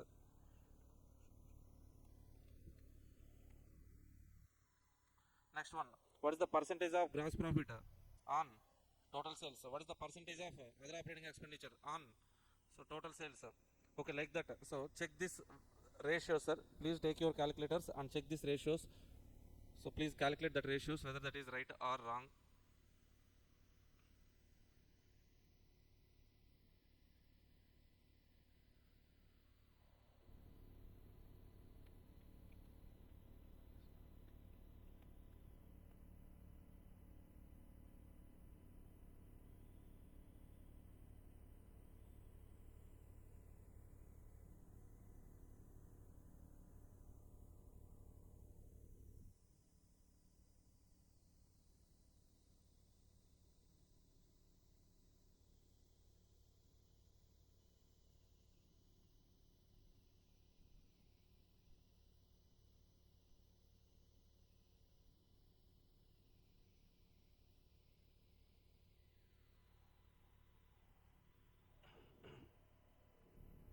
Done? Done with that calculation, sir?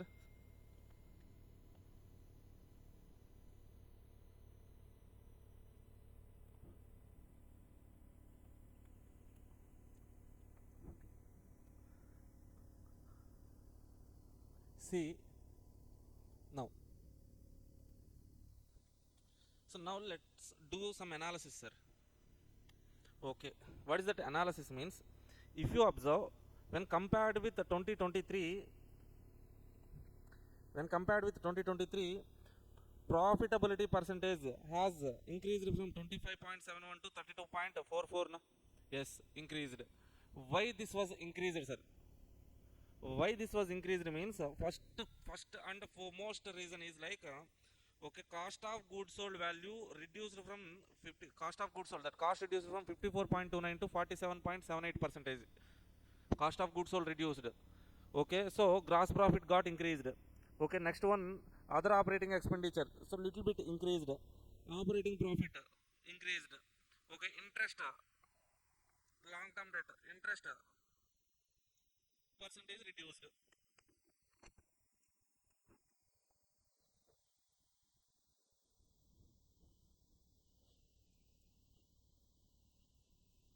Okay, so the profit before tax to total sales has increased from 25.7 to 32.4 percentage, indicates that profit earning capacity of company has improved during the study period. This improvement profitability of company has been mainly due to significant reduction in cost of goods sold of the company. It may occur due to fall down in the input market, may occur due to improvement of efficiency of the company.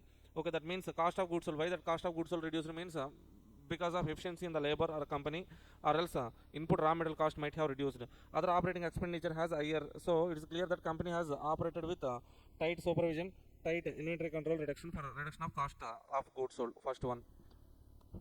Second one, what we need to understand is like interest on long term debt to net sales has declined from 5.7 to 3.8. Okay, interest percentage reduced, sir. It implies that the financial burden of company has reduced significantly during the study period. In that period, interest is getting reduced. Interest 60,000 to 51,000 means okay, our debt is also getting reduced na? So higher operating profit and fund operation has been utilized the repayment of long term debt, so that financial risk associated with the company has declined significantly during the study period. That's the analysis we can do. Next one, NPV calculation. Go through this question. This is somewhat some kind of case study kind of question. Read this question number 6. Some kind of case study kind of question. Question number 6. Read that question, please.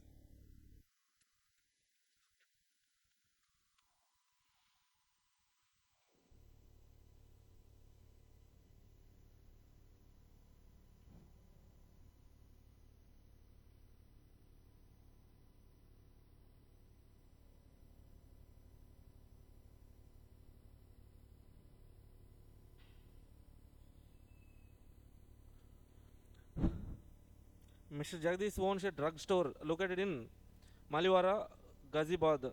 The drugstore sells pharmaceuticals, cosmetics, toiletries, magazines, and various novelties. The most recent annual net income statement of the drugstore is as follows: sales revenue 18 lakhs, cost of goods sold 12 lakhs 60,000, wages and salaries 2 lakhs, rent 1 lakh 20,000, depreciation 60,000, utilities 40,000, miscellaneous 30,000, total cost 17 lakh 10,000, net profit before tax 90,000.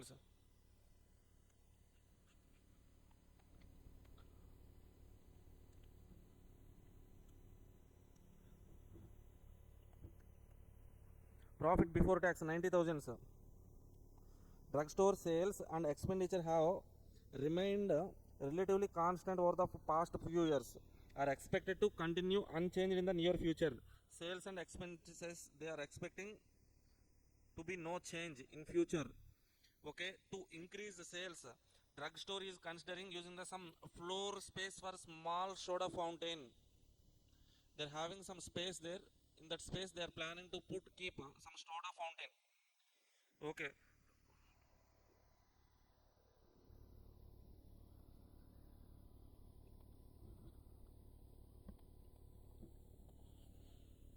see guys, drugstore would operate the soda fountain for initial 3-year period. First 3-year period they will operate, sir. Then would re-evaluate its profitability. First of all, they are trying to start soda hub, soda fountain. Then they will re-evaluate after 3 years. The soda fountain would require an incremental investment of 20,000 to lease furniture, equipment, utensils, and so on. Okay, they need how much? 20,000. This is the only capital investment required during the 3-year period. At the end of the time, additional capital would be required to continue the operations of soda fountain, and no capital would be recovered if that were shut down.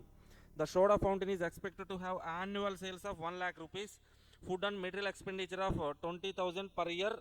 Soda fountain is also expected to increase wage and salaries by 8%. Wage and salary, how much it is getting increased, sir? 8%, 2 lakh on, so 8% on 2 lakh means so 16,000. Just because of soda fountain, the incremental cost of salary is 16,000.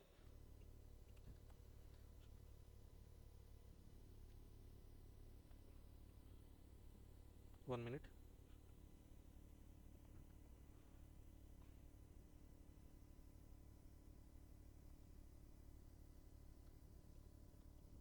Okay, utility expenditure by 5%. Utilities expenditure will be increased by 5%. Previously utility expenditure is 40,000, so into 5%, how much, sir? 2,000. Yes, 2000 will be increased. Okay, because of soda fountain will reduce the floor space available for display of other merchandise sales. Non-soda fountain items are expected to decline. Sales of non-soda fountain expected to decline by 10%. Okay, if sales are getting reduced, means from the existing business contribution will also be lost. Opportunity cost we need to consider. Calculate net incremental cash flows of soda fountain. Incremental cash flows. Assume the drugstore has capacity, capital necessity to install the soda fountain, and if he places a 12% opportunity cost on those funds, should the soda fountain be installed? Why or why not? We need to calculate. So first of all, so incremental cash flows we need to calculate. Okay, just because of soda fountain, how much revenue is getting increased, sir? 1 lakh. Yes, 1 lakh is given. Incremental cash flows. Incremental cash flows of 1 lakh is given. Okay, materials and expenditure 20,000. Incremental cost. Materials 20,000. Okay, wages and salaries will be increased by 5% on 2 lakh 16,000. Utilities, sorry, this is 8%, right? 8% on 2 lakhs. This is 5% on 40,000. Okay, 2,000. So opportunity cost is also there, sir. What is that opportunity cost? Means just because of soda fountain 10% of sales will be reduced na? So other non-soda fountain business, non-soda fountain business sales previously 18 lakh, cost of goods sold is 12 lakh 50,000. What is the contribution? 18 lakh minus 12 lakh 60,000, that is equal to 5 lakh 40,000 is the contribution. From that we are losing how much contribution? 10%. Sales will be getting declined, means we are losing the contribution of 10%. 10%, 5 lakh 40,000 into 10%, 5 lakh, sorry, 54,000 opportunity cost. Total incremental cost 92,000. Net incremental annual cash flows 8,000. Okay, 8,000. So this 8,000 we will get for next 3 years. Okay, now let's calculate NPV. How to calculate NPV, sir? Present value of future cash flows minus present outflow. Okay, what is the present? So future cash flows are 8,000, 8,000, 8,000. We are expecting to receive 8,000 for next 3 years. 8,000 into present value annuity factor. Present value annuity factor. Present value annuity factor 3 years 12%. How to calculate the present value annuity factor, sir? 1 divided by 1 plus 0.12 whole power 3. So 1 divided by 1.12 equal to GT. Consequently 3 years we are getting now. 3 years cumulative factor, annuity factor 2.4018. Please check that one. Please guys check that one. Bhanuteja Shah Maharana, Swikruti Maharana, Shivani, Aniket. All of you please check it once. Present value annuity factor.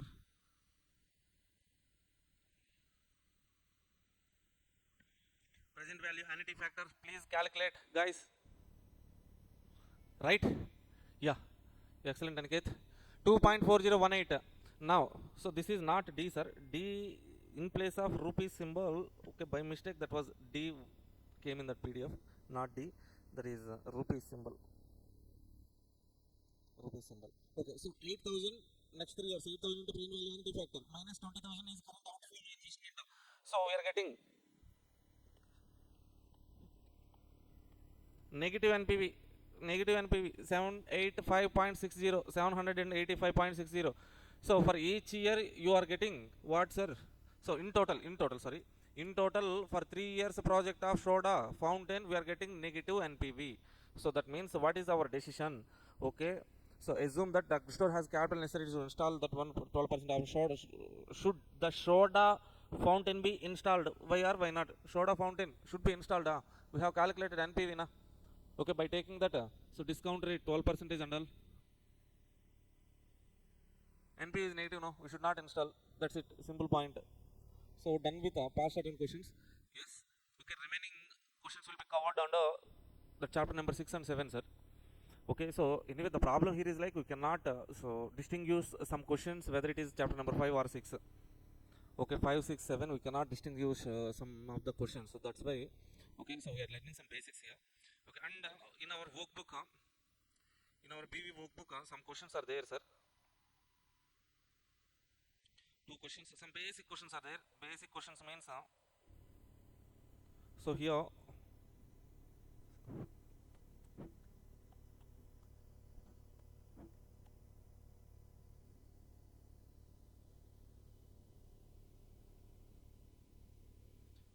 some basic MCQ kind of questions are there. Read that question number 1, easy question only.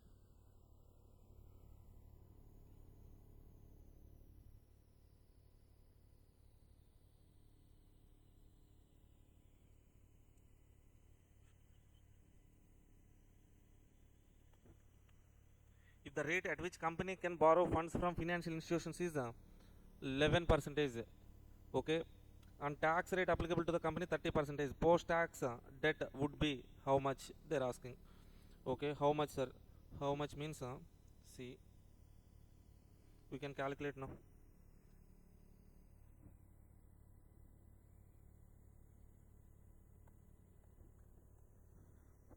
So post tax debt,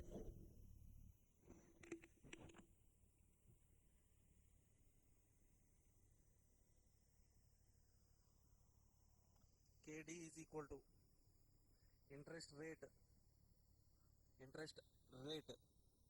into 1 minus tax. If this is interest rate, directly 1 minus tax. If that is only interest amount, denominator we have to take the capital, so total amount.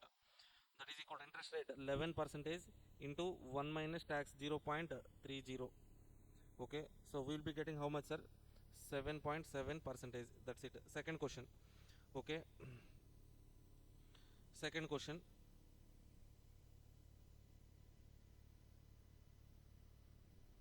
Second question, read this question once.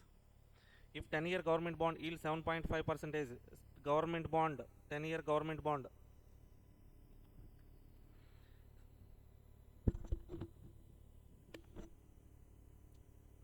government bond means what, sir? They are giving return, risk-free return, right? Risk-free return, RF, they are giving 7.5 percentage. BSE Sensex return over the last year is 15 percentage. That means what, sir? Market return is 15 percentage. Company beta is 1.2. Beta value is also given directly 1.2. What is the required return? KE. KE is equal to, what is that formula? KE is equal to RF, risk-free return, plus beta into RM minus RF. So you will be getting how much, sir? 7.5 percentage plus beta 1 point. Beta is how much? 1.2. 1.2 into RM 15 percentage minus RF 7.5 percentage. You will be getting, so KE is equal to 16.50 percentage. Basic calculation. Next question. Okay, the standard deviation of return on the market index is estimated as 25 percentage. Okay, standard deviation is given in the question. So what they have given in the question means standard deviation 25 percentage, market index sigma market, standard deviation of market return, that is equal to 25 percentage. 25 percentage. And so if the covariance of company, so covariance of a company A's return with the return on market index 0.05. Okay, so that means covariance of share to market, that is 0.05. Covariance is given. Okay, now how to calculate what is the beta value? They're asking beta value formula, we know, right? Covariance of share and market, covariance of company return and market return divided by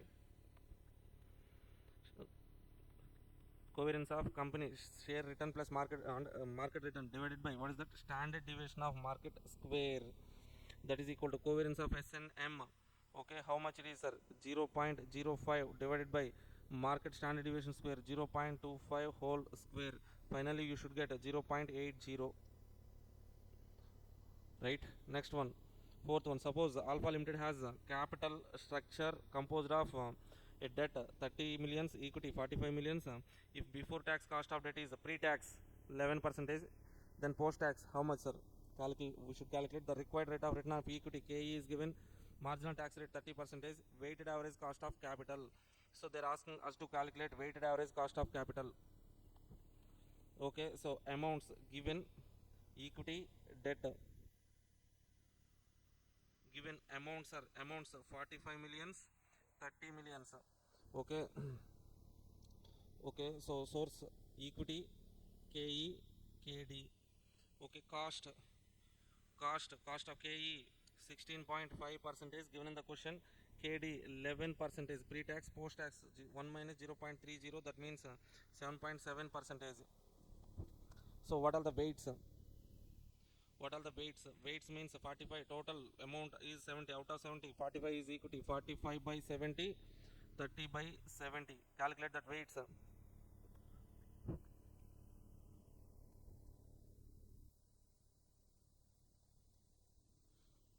Okay, now multiply weights with cost. You will get so 45 divided by 70 into 16.5, 30 divided by 70 into 7.7. So multiply these weights with cost and then make a total. Finally you should get some amount here that should be equal to, so 40%, so 12.98 we should get, sir. Weighted average cost of capital. Weighted average cost of capital. Next question. Question number 5. Okay. So cost of debt, cost of preference, cost of equity calculation with the dividend growth model. See, read this question, try this question, sir. Cost of equity, cost of preference, cost of debentures. Okay. So then weighted average cost of capital they are asking. They have given complete information. Okay, if you solve this question means you will understand the cost of capital calculation and weighted average cost of capital calculation as well. I think you guys can try this question.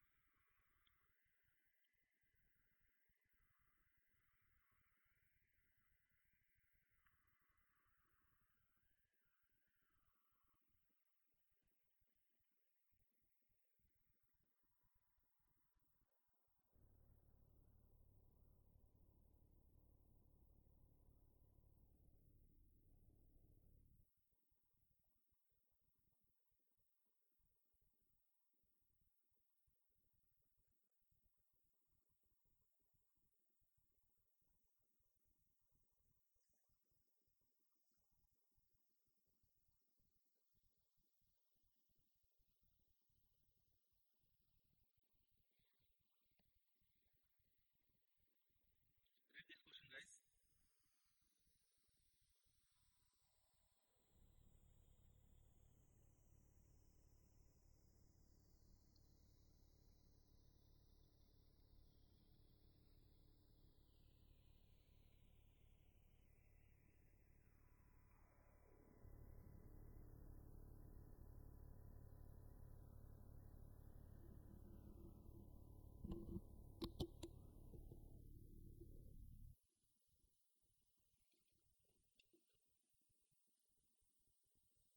Question number 5.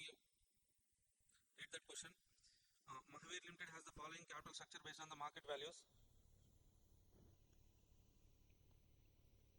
So equity capital 80,000 shares, 10 rupees face value, that should be 8 lakh. But how much they have given?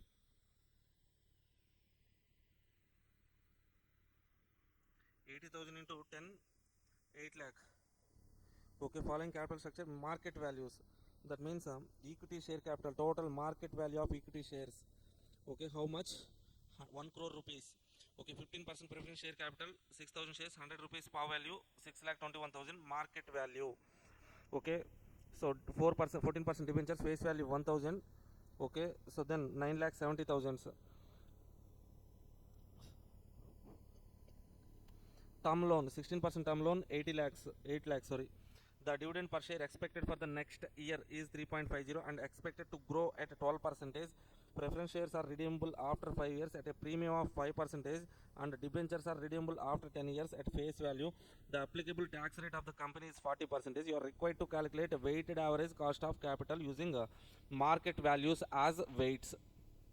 Okay, let's calculate one by one, sir. Let's calculate one by one. Okay, see, first one, cost of equity, KE calculation. KE calculation, what kind of information they have given, sir? D1 dividend next year 3.50, no? Okay, so given P naught, we need to calculate, so what is the KE is equal to D1 divided by P naught plus growth is there, yes, that is the formula. D1 is there, P naught value per share, market value. P naught means nothing but market value per share. Total 80,000 shares value is 1 crore, means per share what is the value? 1 crore divided by 80,000 per share market price is, that is equal to how much, sir? 125 rupees. Okay.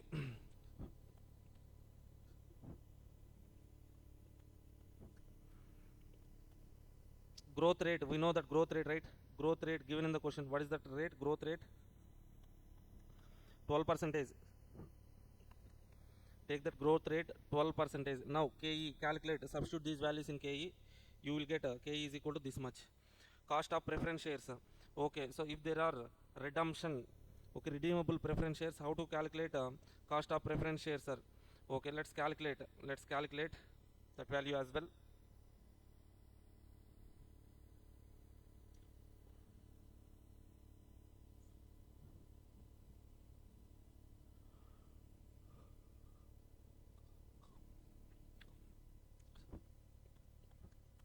We know cost of preference, that is equal to dividend. Okay, so preference dividend plus redeemable value minus net proceeds divided by n years. N is 5 years, divided by redemption value plus net proceeds divided by 2. Okay, so in the question they have given face value is equal to 100. Okay, so we can assume like net proceeds are, okay, redemption value 5%, redeemable value that they have given is okay, so 5% premium, 5 premium at a premium redemption value, 5% premium means we have to repay redemption value 105. Okay, net proceeds, how to take net proceeds, sir? Net proceeds means if the net proceeds, how to calculate means, if that is new issue means we can take net proceeds, but for existing issue, na, for that existing issue we have to take market price as net proceeds. So what is the market price, sir? What is the market price means total market value of 6,000 shares is 6,21,000. What is the market price? 6,21,000. 21,000 divided by 6,000 shares, that is equal to 103.50, that is net proceeds. Okay, now we know redemption value, net proceeds value, redemption value, net proceeds value. We can apply that values in this formula. You can calculate KP is equal to 14.68. Then so cost of debentures, also more or less same calculations, sir, same formula. So KD, that is equal to interest into 1 minus T plus okay, okay, future value redemption value minus net proceeds divided by future value plus redemption value plus net proceeds by 2 I. So interest is interest how much, sir? Interest 1000 into 14 percentage, 140 rupees is the interest. Okay, 14 percentage on 1000, you will get 140. 140 is the interest. Face value 1000. Okay, present value, okay, present value, how to calculate that present value, sir? Present value 9 lakh 70,000 divided by, so current market price.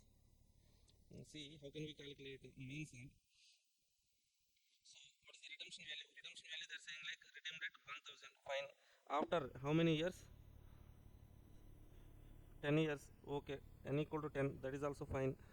Okay, so another thing, tax rate is equal to 40 percentage. Okay, that is equal to fine. Net proceeds, that is equal to market price. Market price, that is equal to total market price, how much, sir? 9 lakh 70,000 divided by face value 1000, means let's say for example we are assuming 1000 shares, assuming number of shares are 1000 into 1000. Okay, here they haven't given, but we can take it like, let's say assume 1000 shares are there, 1000 into 1000 face value 10 lakh. Okay, present market price is 9,70,000. So that's why we are taking, okay, number of shares as see guys, for this formula, KD formula, okay, yes, okay, this interest part, okay, 14 percentage of 1000, that is equal to 140. Tax rate is 40 percentage. Okay, so this F is nothing but a redemption value, that is redemption is at par 1000. Present value, that is equal to market price, the existing shares. Now what is that market price? Means 9,70,000 divided by zoom 1000 shares are there. That means how much means 970 current market price. Okay, substitute these values here.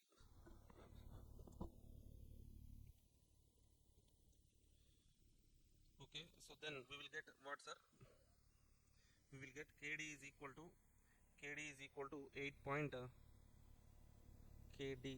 to 8.83 percentage. Okay, cost of term loan post tax 16 percentage minus 1.40 cost of term loan. So weighted average cost of capital, how to calculate weighted average WC, KE, WP, KP, WD, KD, WT, KT. Okay, we can calculate total weighted average cost of capital. Basics point only. Sixth one you can do, seventh one you can do, eighth one similar question we have done, sir. So same question is also there in SFM security valuation. Eighth question is there. Okay, eighth question similar model also we have discussed them from that so EO material. And now, so this was done, sir. It's done first question only. Ninth question is there na. Now come to this question. Same question is also there in SFM security valuation. So eighth question and ninth question are also there in SFM security valuation. Okay, let's do this ninth question. This is two-stage growth model. Two-stage growth model. Read that question, guys. Read that question once.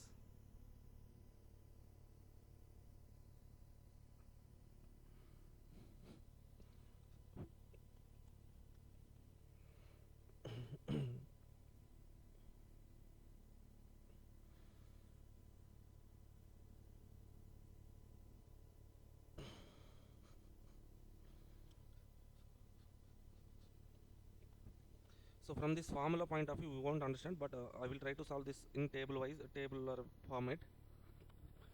Python Limited currently pays a dividend of 2 rupees per share. Current dividend 2 rupees. Okay, a value forecast growth of 15% for the next 3 years, followed by 4% growth perpetuity thereafter. Two-stage growth model. The required return 13%. Calculate current value per share. Present value we need to calculate, sir. So first 3 years return will be there. Growth is 13%, 15%. After third year, fourth year onwards, growth is 4% till perpetuity. Okay, fourth year onwards we have to use the formula, perpetuity formula. For 3 years we need to use okay, single cash flow, present value, present value factors and all we need to calculate to bring the future benefits into present. Okay, so how to calculate okay, value of share here? See guys, simple question.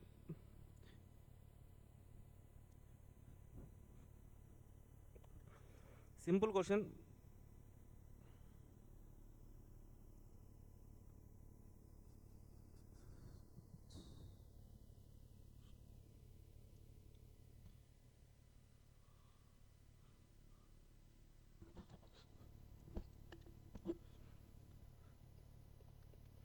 See how to calculate present value means calculation of value of share.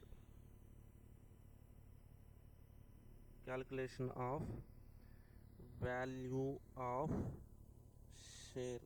Okay, year, take year 1, year 2, year 3, year 4 onwards. Okay, so first 3 years growth rate is same na. Okay, now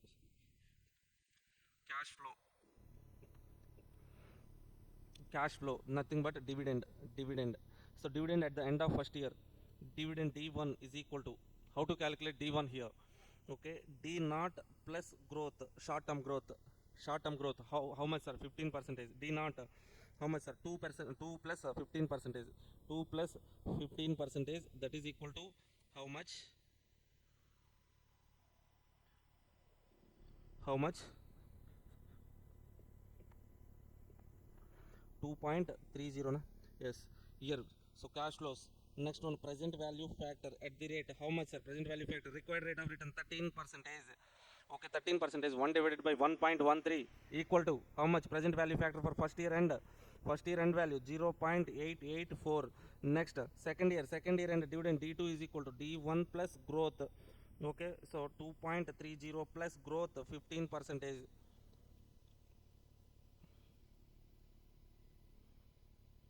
How much? Second year end 2.65. Third year growth here.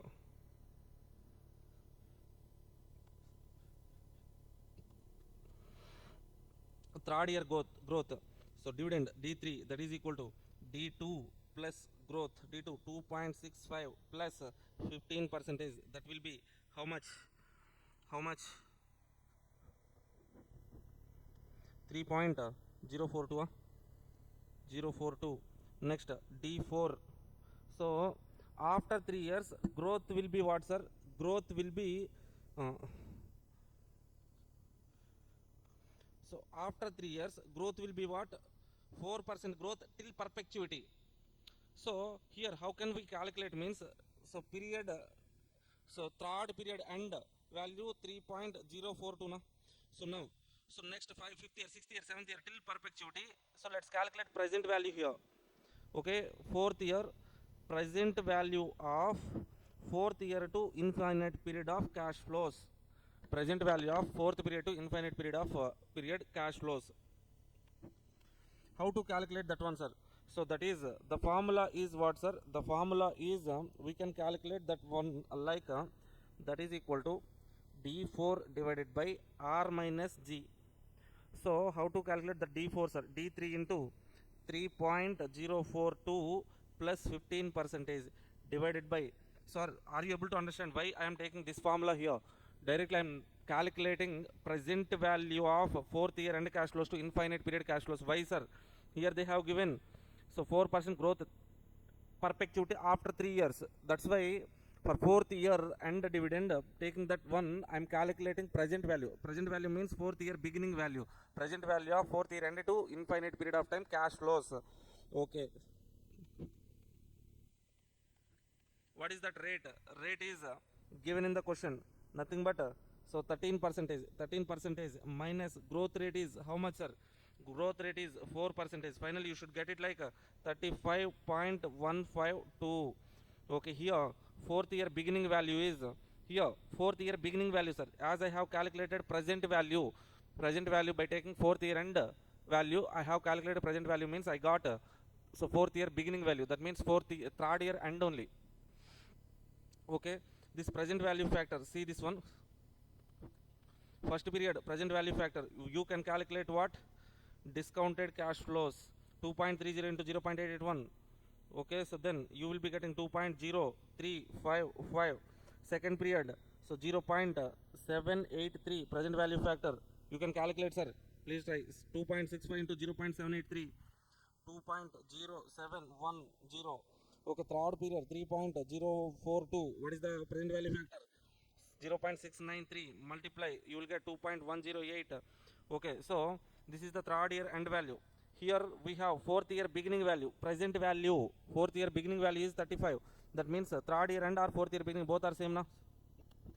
We can apply 3 period present value factor. Are you able to understand this point? Fourth year, sir. So first year, second year, third year, easily you can understand. In fourth period, what is happening means from fourth year onwards, dividend is growing by 4%.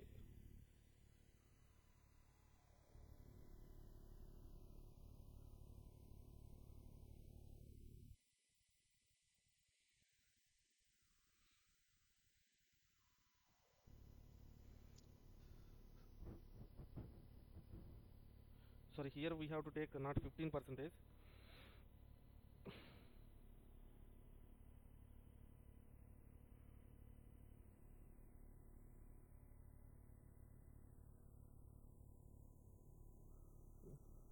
Plus 4%. What is 4% only?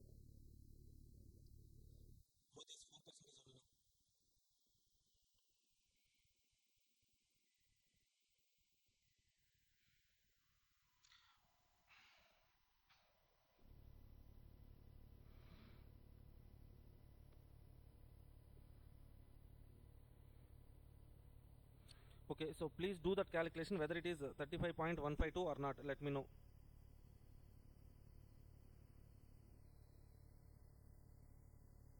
Guys, please do this calculation.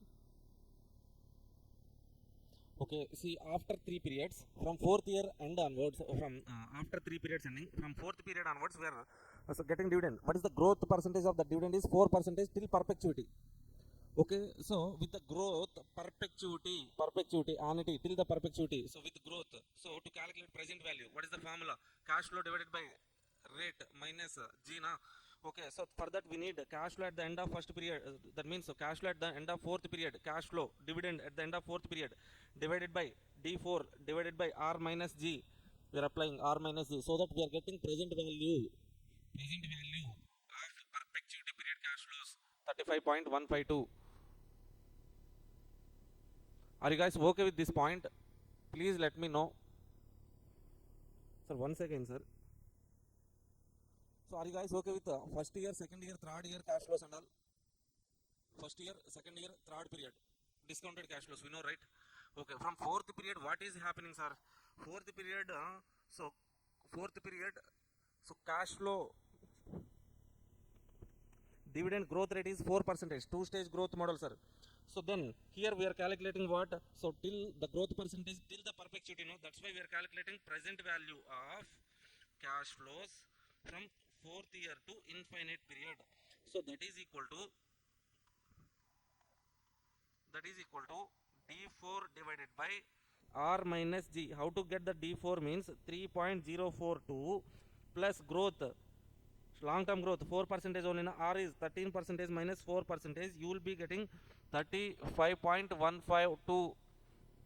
Okay, now this 35.152 is present value at fourth year, means fourth year beginning value. So to that fourth year beginning, that is same like third year end na, fourth year beginning or third year end same only na, 0.693. Now multiply 35.152 with 0.693, you will be getting 24.3. So total value of share 30.574249. Add these values. Value of share.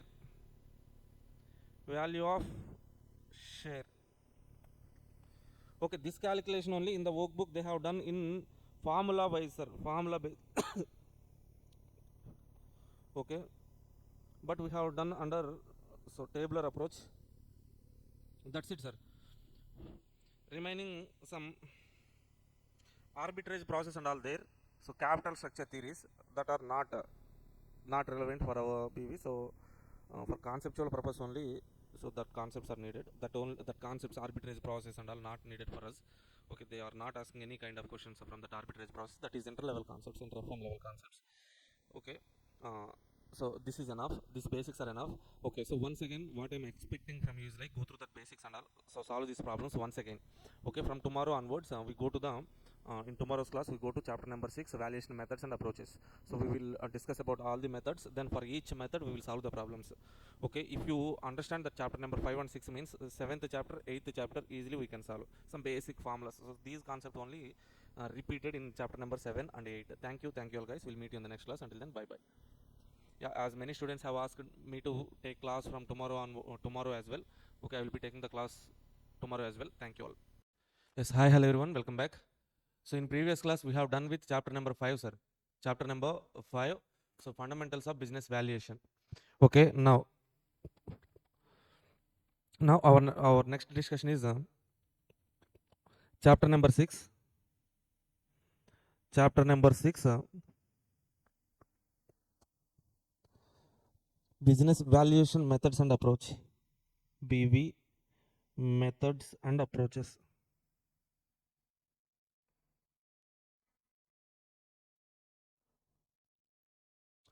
BV methods, business valuation methods and approaches. Here in this particular chapter, we will have some methods and approaches. So that will be useful for next 2 chapters by using the concepts of some basic concepts, which fundamentals which we have discussed in chapter number 5 as well. Okay, so thank you Shivani, thank you Aniket, same to you.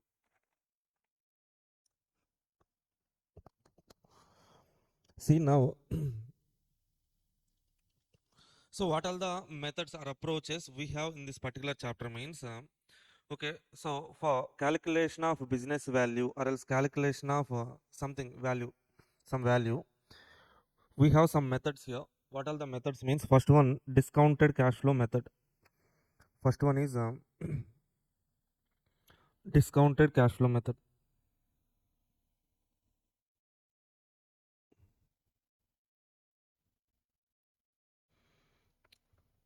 Discounted cash flow method. So next one, earnings capitalization. Next one, second one, earnings capitalization. Okay, so earnings capitalization. So here these two methods uses a time value of money. These methods are also called as intrinsic value based methods. Intrinsic value based methods. Okay, so intrinsic, that means bringing future value to present value. Simple. Next one, second one, so market based methods, sir. So market based methods. So first one, these two are income based methods. Second, next methods are market price method. Market price method. So next one, market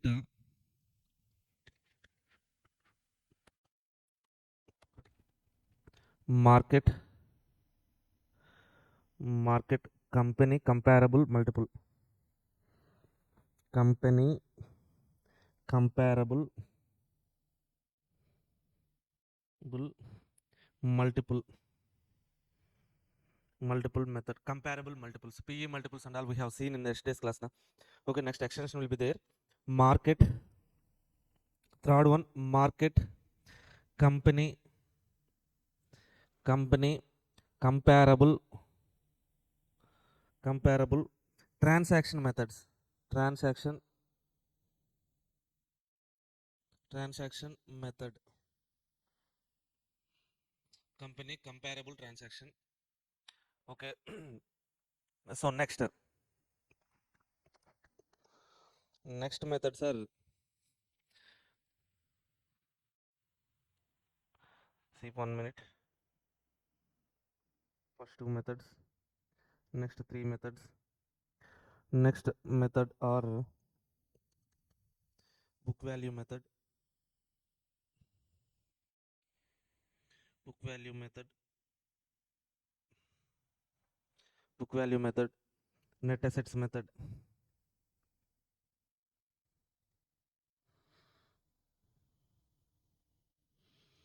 Okay, these methods are based on balance sheet based methods. These methods are market value based methods. Okay, so income based methods. Okay, next one, finally, value added methods. Value added. So what are the value added methods means? So first one, here we have economic value added. Economic value added. Economic value added. So we call it as EVA. Very, very important in chapter number 7. Next one, market value added. Market value added.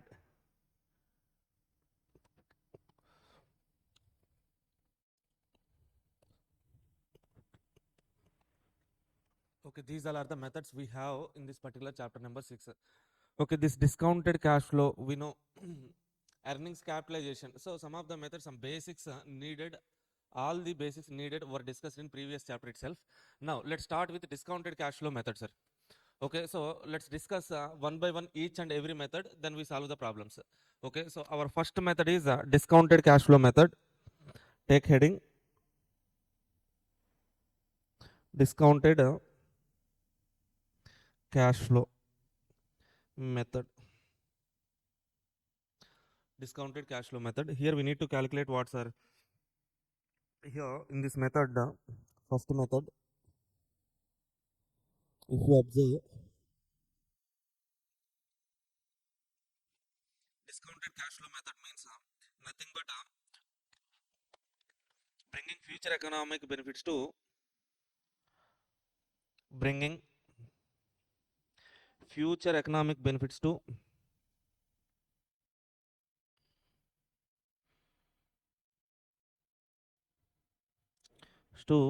present value, that is nothing but discounted cash flow method. Now the steps in calculation of value based on steps for calculation of value under discounted cash flow method is, okay, step 1. What is our step 1, sir? Estimation of cash flows. So step 1, estimation of, we need, so we have to bring future cash flows to the present value now. So that's why first of all we need what, sir? Cash flows. We need estimation of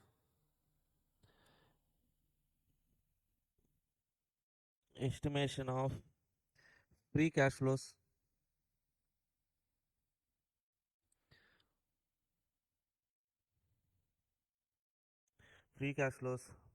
okay, free cash flows to firm, FCFF, free cash flows to equity.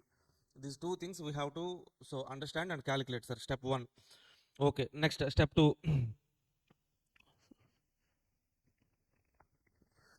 So after calculating this FCFF and FCFE estimation, we have to estimate estimation of forecasted cash flows.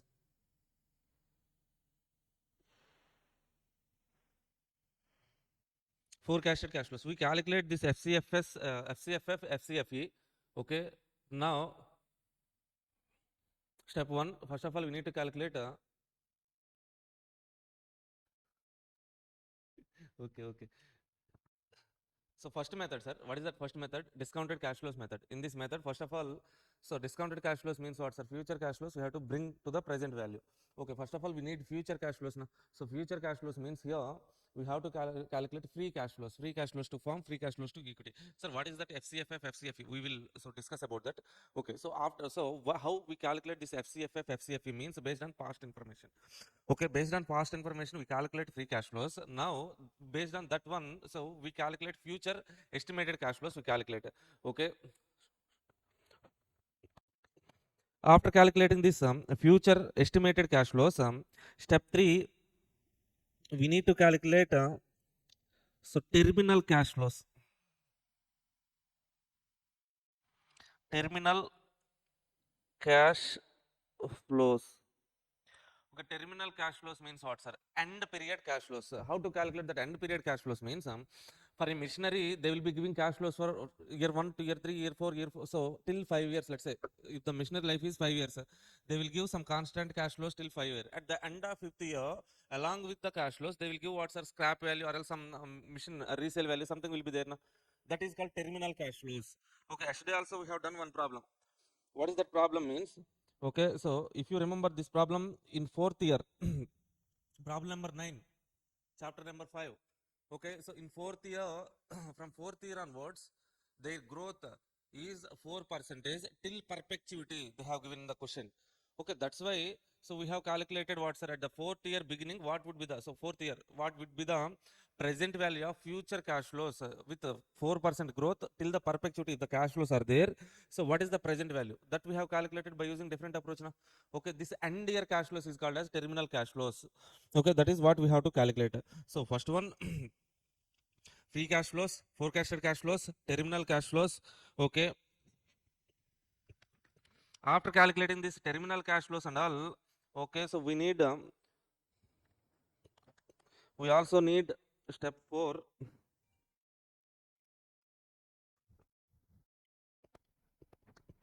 To bring back all these cash flows to the present value, we need some discounting rate now. Okay, the discounting rate is nothing but estimation of estimation of weighted average cost of capital. Okay, so how to calculate that weighted average cost of capital, sir? That weighted average cost of capital is weighted average cost of capital is equal to weight of equity, cost of equity plus weight of debt into cost of debt. This cost of debt will always be after tax only. After tax.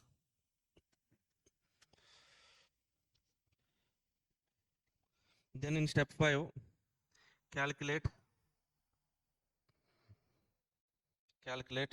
present value of cash flows, terminal cash flows. That's it. This is the process.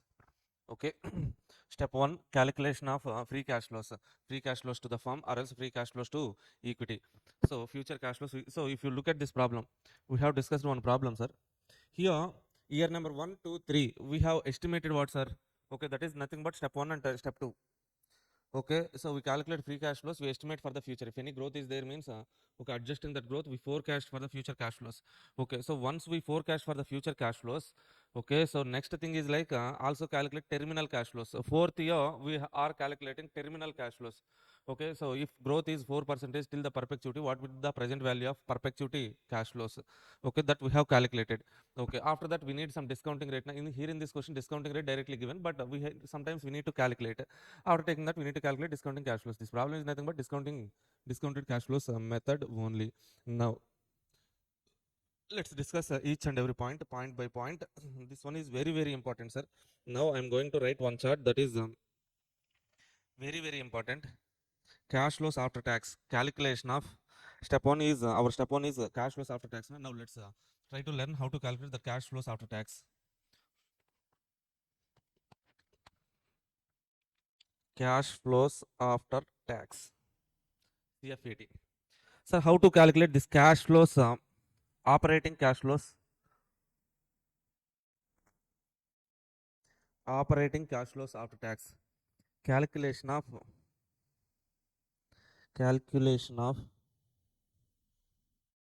operating cash flows after tax. Sir, what is operating cash flows, sir? Okay, operating expenditure will be there. So from sales, if you subtract all operating expenditure, then you will get a operating profit after tax. Okay, so for that we need to do some adjustment, non-cash so elements adjustment. Then you will get a okay, so non operating cash flows after tax. Okay, so if you observe finance cost, not an operating cost, that we should not consider while calculating operating cash flows and all. Okay, see, now let's discuss that one each and every point by point. Okay, generally as per income statement, we start with what, sir? Sales minus variable cost. Okay, we will get what, sir? Contribution. Fine. From contribution, subtract fixed cost. You will get what, sir? EBITDA, earnings before interest, depreciation, tax. Okay, so depreciation minus depreciation. After the depreciation, we will get EBIT, earnings before tax. Okay, here I have I split this depreciation point for EBIDT. See, next one, EBT. From EBT, if you subtract tax, you will get what, sir? So if you subtract tax, you will get earnings after tax. This one we have discussed in yesterday's class as well. Now, this earnings after tax is there now. This is not an operating earnings after tax, so not an operating profit, sir. Okay, so some non-operating elements are also there. So okay, we will discuss about that one later. Right now, let's calculate cash flows. Okay, so we got a profit after tax. This profit after tax or earnings after tax, this we have calculated based on accrual system, accrual basis. Okay, so even though some expenditure are there, so even though no cash outflow is there, we have deducted that kind of expenditure. Okay, so if you debit that kind of expenditure, EAT will be reduced, but in reality, cash flows will not be there. Na? Okay, to calculate free cash flows, we need to add back those non-cash expenditure. Okay, do adjustment for non-cash incomes and non-cash expenditure. Here, generally, that is nothing but add back depreciation, add back depreciation to earnings after tax, add back depreciation, and also for cash flows, we need to do some adjustment plus or minus for changes in working capital. So changes in working capital, then we will get cash flows after tax. Cash flows after tax. So generally, so what we have to observe here is like, see, we got EBIDT, sir, but we haven't subtracted interest portion. I haven't subtracted, if you observe. So why means here I did not subtract interest portion. Here I am calculating operating cash flows after tax. So as interest is non-operating expenditure, finance cost, na? Interest is finance cost, not an operating expenditure. That's why we are not subtracting interest from EBIDT. So from EBIDT, subtract depreciation, EBT, subtract tax, EAT. Okay, now to get the cash flows, add back this depreciation. First one. Okay, next one. So do adjustment for changes in working capital. We will get cash flow after tax as we are not subtracting interest. So if you have subtracted that interest part, add back.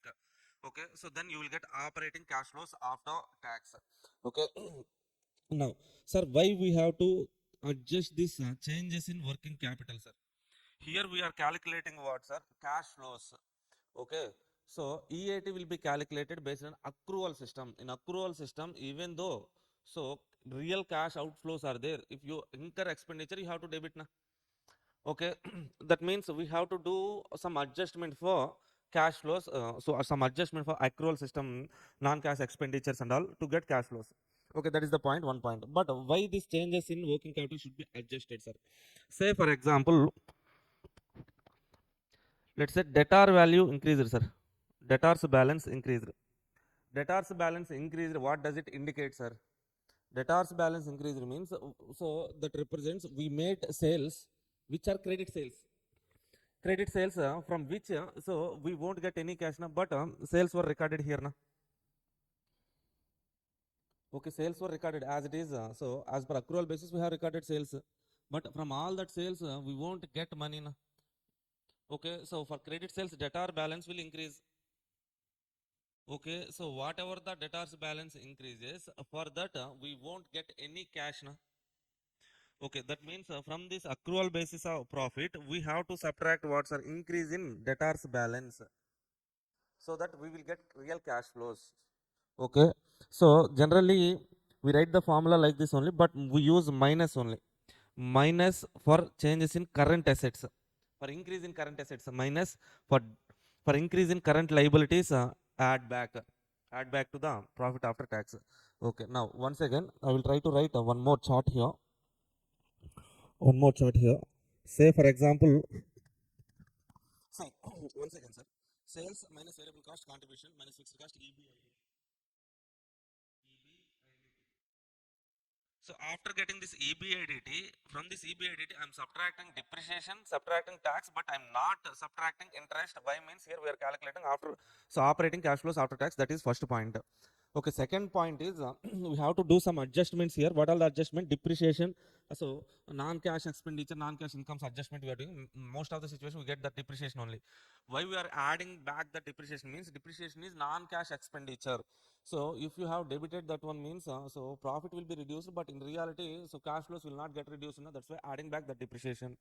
Next one, changes in working capital. For the changes in working capital, we have to do some changes. Why means okay, we have taken one example now. Okay, now see, let's say how to calculate cash flows after tax. If you start with EBIT, or else if you start with a profit after tax. So let's say for example, if you start with EBIT, how to calculate cash flows after tax, sir? Cash flows after tax. You started with what, sir? EBIT. You started with EBIT means okay, so definitely you have subtracted depreciation. Definitely you have subtracted, already you have subtracted depreciation, then only you will get EBIT, right? Okay, this is earnings before interest and tax, before tax na. Okay, so first of all what we have to do is means apply 1 minus tax, subtract tax. First one, subtract tax, first adjustment. Okay, so next adjustment is add back depreciation. okay, and plus or minus changes in working capital, you will get cash flows after tax. Are you getting this point, sir? So this is earnings before interest and tax. Before interest, before tax, we need cash flow after tax. Okay, subtract tax. Okay, we need cash flows now. That way, add back depreciation. Okay, changes in working capital adjustment, three adjustment. Now, let's say, for example, now if you start with profit after tax, profit after tax. Okay, that means you might have already subtracted interest and depreciation also you have subtracted. Okay, so interest subtracted. Interest is non-finance, sorry, non-operating expenditure that we should not subtract.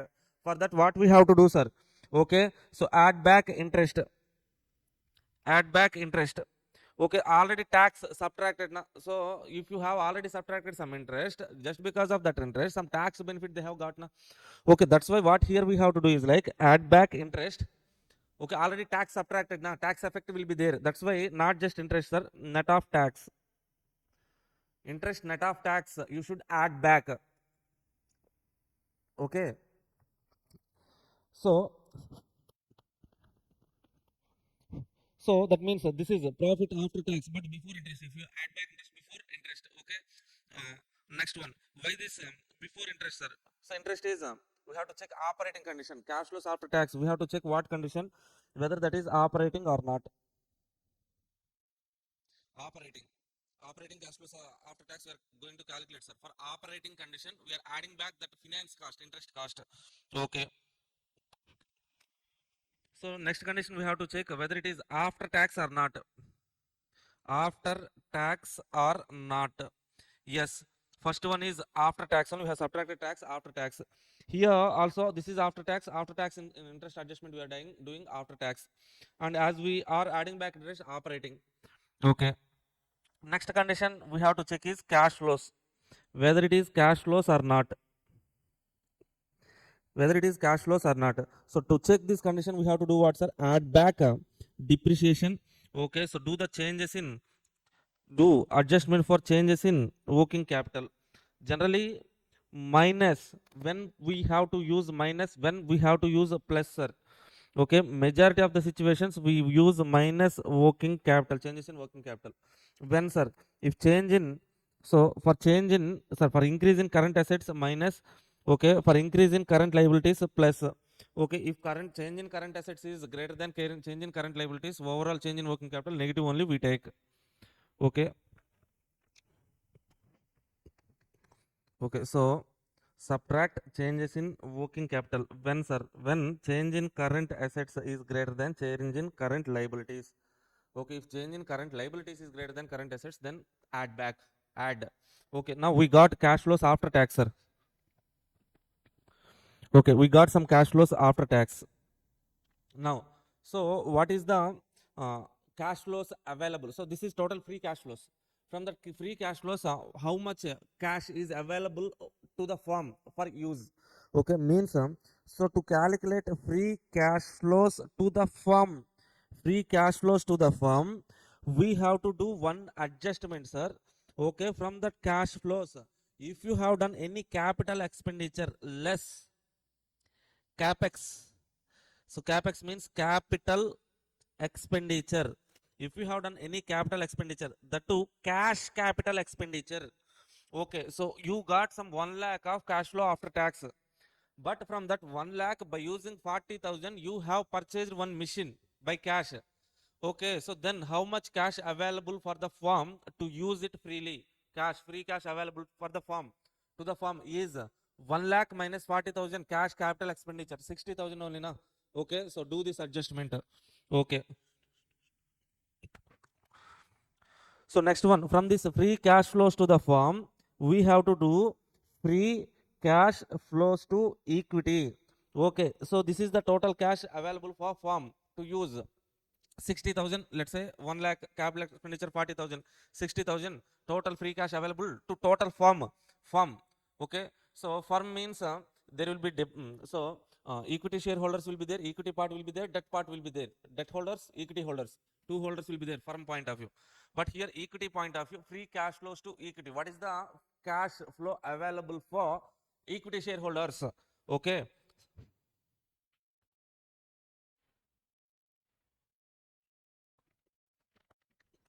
Okay, from this firm cash flows available to the firm, we have to subtract interest part. Why interest part we have to subtract, sir? Subtract interest net of tax. Okay, already we have added interest net of tax here. Now here subtract. Why, sir? Interest expenditure is expenditure for debt holders. Okay, so here you are calculating what?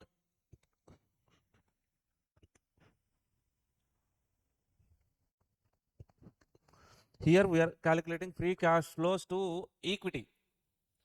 Okay, so the debt holders payment should be subtracted here. Interest net of tax. Okay,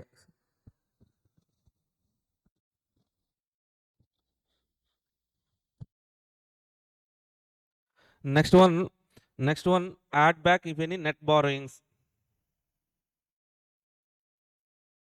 Net borrowings.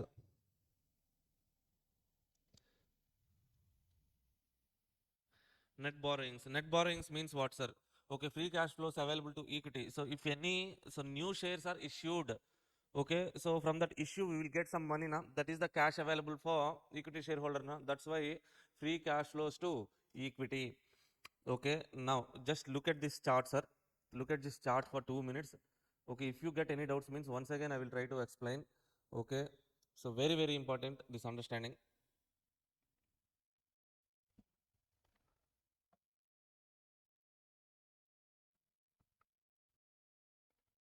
Okay, just go through the chart, sir. Thank you, sir.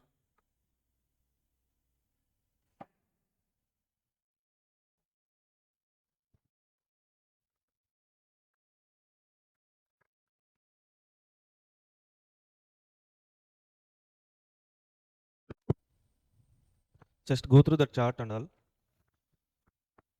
That first statement and next chart. Go through the chart.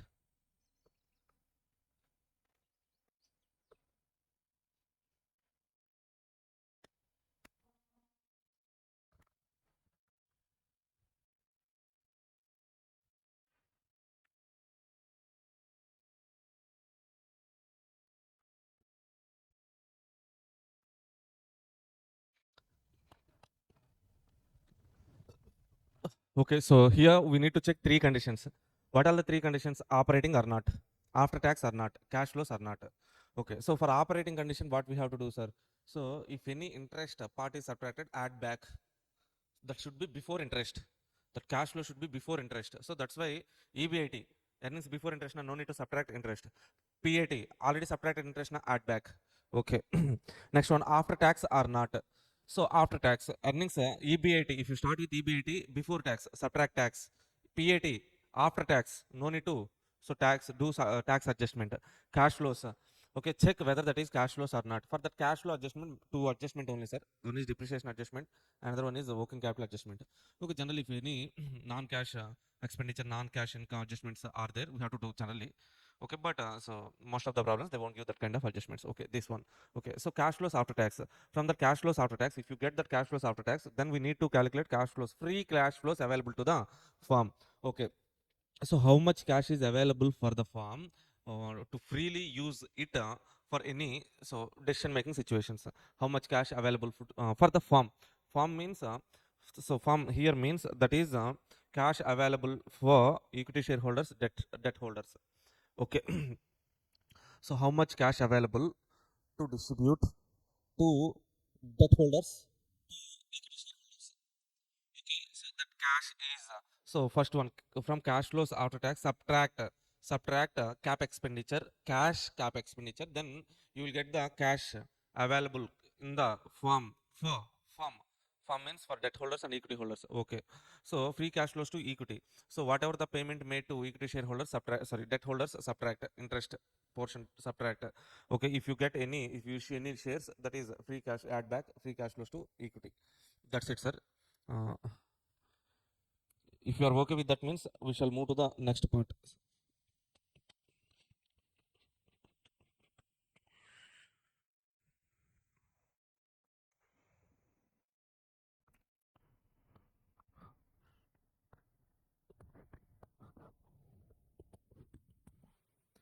Step 2, step 2 and step 3, sir. Step 2 and step 3. Okay, estimation of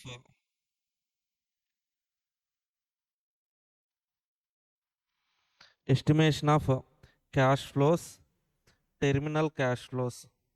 For this estimation of cash flows and okay, so for estimation of cash flows and terminal cash flows, we have already discussed, sir. So we have already discussed in previous class time value of money, time value of money. So first one, single cash flows, single cash flow. So multiple cash flow, multiple cash flows. In this multiple cash flows, again annuity, annuity, annuity means even cash flows for definite period of time. Uneven cash flows, uneven cash flows.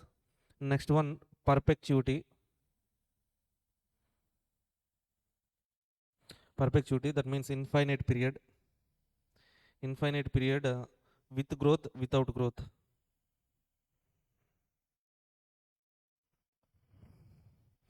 with growth, without growth.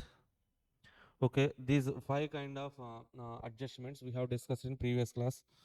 That is nothing but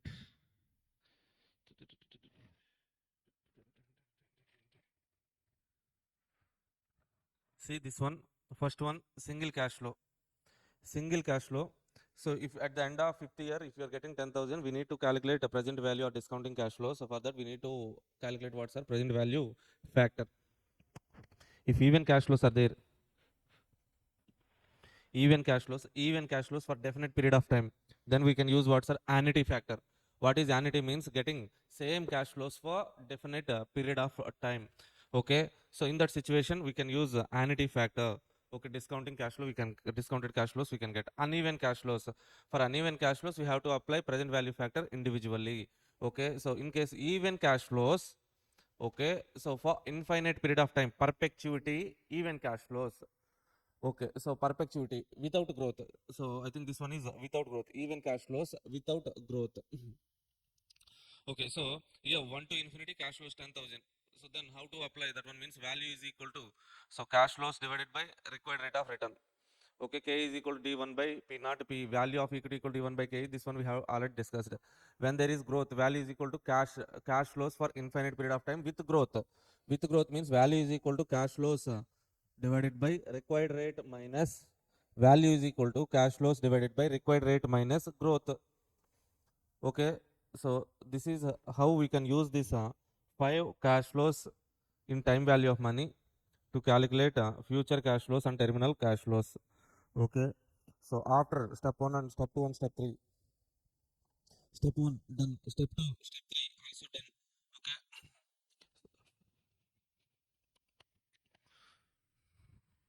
once again, so I want to write it here.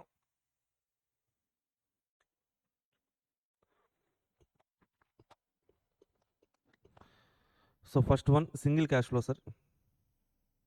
Single cash flow, single cash flow,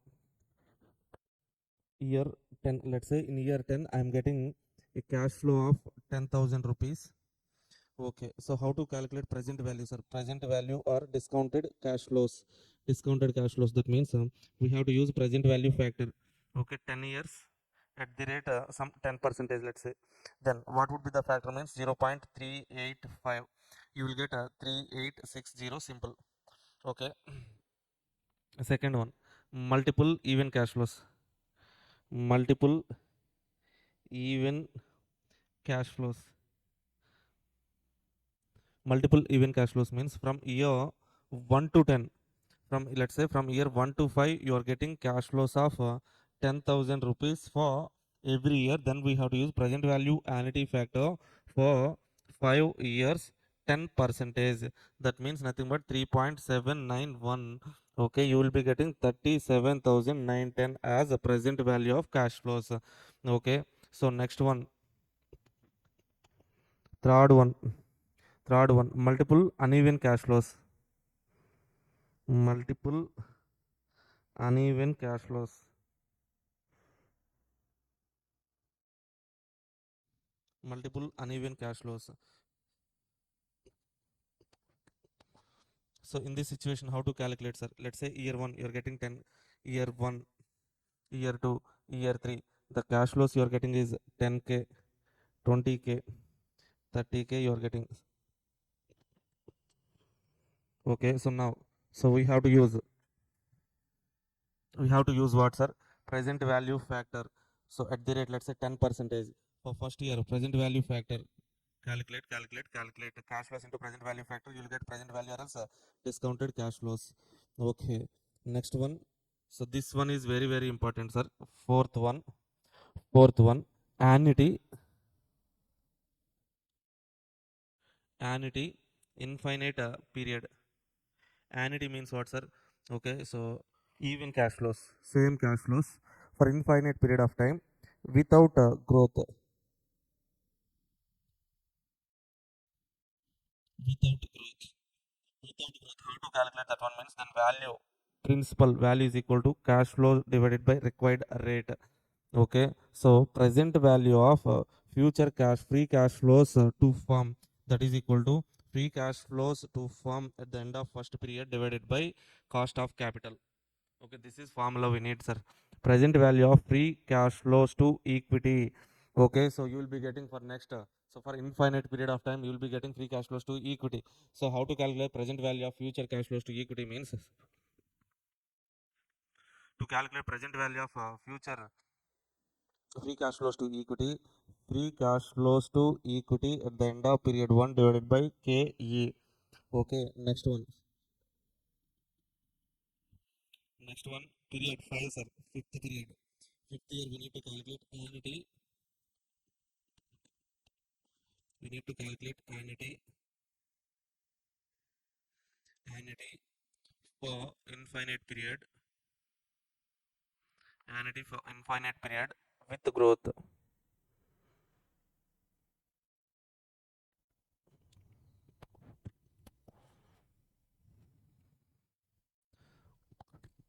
With growth, that is equal to present value is equal to cash flows divided by rate minus growth. So discounting rate minus growth. Present value of free cash flows to firm, that is equal to free cash flows to the firm at the end of first period divided by, so K O minus G. Okay, present value of free cash flows to equity, that is free cash flows to equity 1 or first period end divided by KE minus G. See, sir, try to understand here. What we are calculating is like, so we are getting some free cash flows, let's say for infinite period of time, free cash flows to firm. So if you are getting free cash flows to the firm, okay, to calculate present value, infinite period of time divide with cost of capital. Free cash flows to equity, to calculate a present value factor, divide with KE. Okay, sir, why this one means we know this formula, right? Sir, how to calculate? So how we calculate interest? Interest is equal to principal into rate, right? Interest rate. Okay. Now, so how to calculate this principal? Interest divided by rate is equal to principal. Now this principal is our present value. Present value. Okay. So this interest is a cash flow. That interest rate is nothing but so cost of required rate of return, R. Okay, so if denominator cash flows to equity is there na, numerator cash flows to equity, denominator KE. So cash flows to the firm, KO, total cost of capital, overall cost of capital. Okay, so cash flows to equity, KE, without growth. These two are without growth. With growth na, subtract G. That's it. Simple na. Okay, so these two things we need here. And next one, in capital structure theories, we have one theory, sir. Modi-Milani approach, approach, we call it as approach.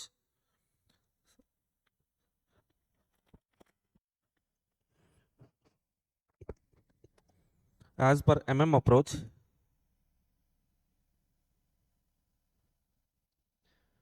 okay, Modi-Milani approach. So this is one of the capital structure theory. Two approaches are there. So no tax, when there is no tax, when there is tax element. Okay, when there is no tax, what is the difference means? Okay, value of levered firm is equal to value of unlevered firm. Sir, what is levered firm? What is unlevered firm? Unlevered firm means no debt firm, the firm which is having zero debt. Levered firm means which is having equity plus debt. Okay, so if there is no tax consideration, value of levered firm or value of unlevered firm both are equal. When there is a tax element, value of levered firm is equal to value of unlevered firm, value of unlevered firm plus tax benefit, plus tax benefit. Sir, what is the tax benefit, sir? So how to calculate the tax benefit means, see,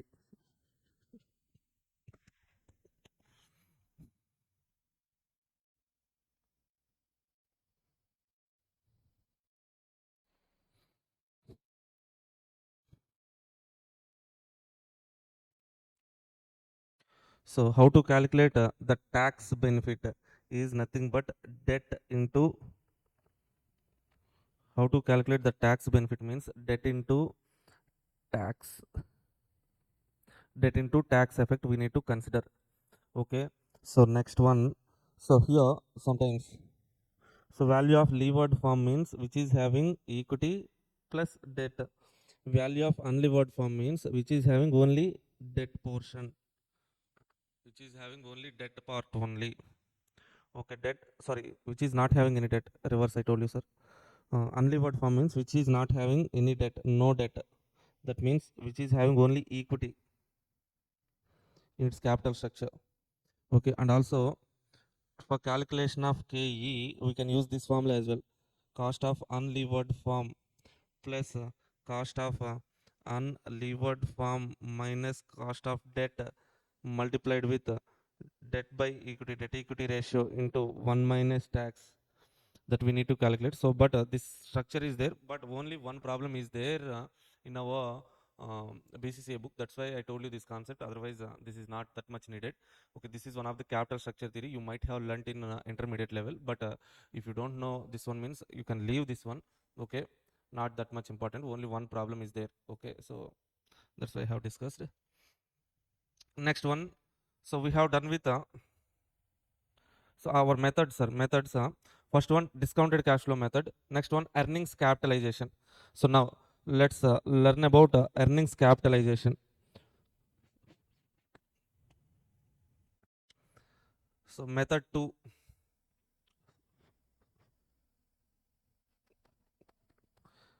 method 2, write this method 2,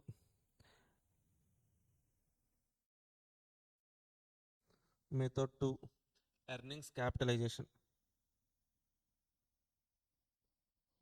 earnings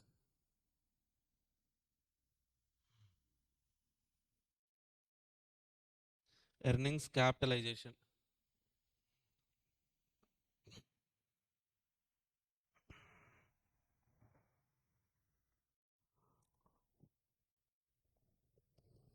Okay, so nothing but this method is nothing but capitalization of earnings, sir. Capitalization of earnings. Okay, say for example, we have given certain amount on 2 rupees interest, sir. 2 rupee interest means 2 rupee interest. I have given certain amount on 2 rupee interest. That means 24 percentage interest. Okay. That means, let's say for example, uh, at the end of first year, I got 24,000 as interest. I got 24,000 as interest. Now, so how to, so what is the, so principal amount I have given, sir? What is the value? Value. So this is earning. Okay. So how to capitalize? So how much capital I have invested to get this interest of 24,000? So can you guys tell me? So for 24% of interest, I got 24,000 rupees interest. So what is the principal I have given? that means nothing but the capital I have invested. Okay, so to get an interest of 24,000 is how much? So 1 lakh. How did you calculate that 1 lakh?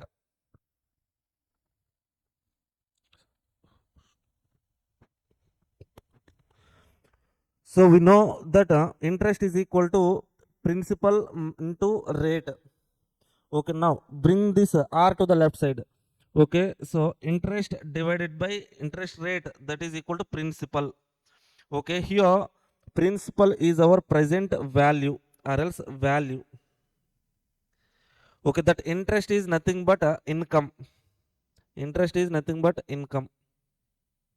Income divided by required rate is nothing but earnings capitalization. Earnings capitalization, income divided by required rate, you will get a present value. Okay, here what we need to understand is like we can capitalize earnings capitalization. So cash flows also we can capitalize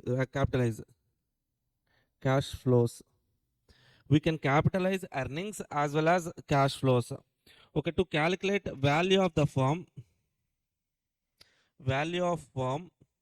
So from earnings point of view, what we can use means earnings before interest and tax we can use. If you capitalize earnings before and interest and tax, before interest, not after interest, before interest, if you capitalize, you will get value of the firm. From cash flows point of view, if you capitalize free cash flows available to the firm divided by KO, you will get a value of the firm or else. So value of the firm means nothing but value of equity plus value of debt. Na? Okay, so that is equal to value of equity plus value of debt.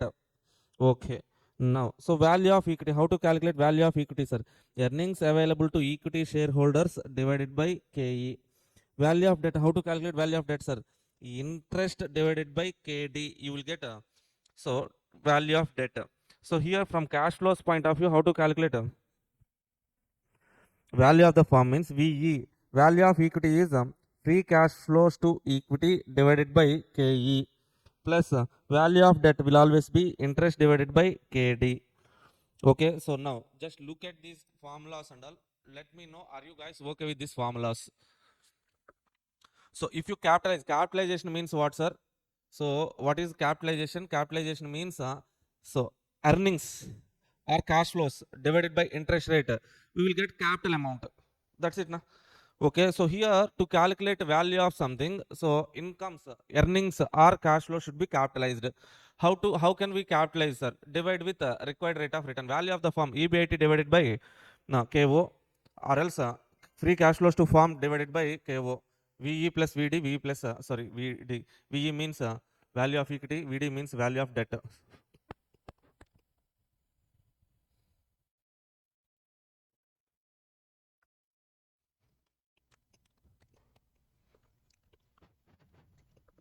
Done.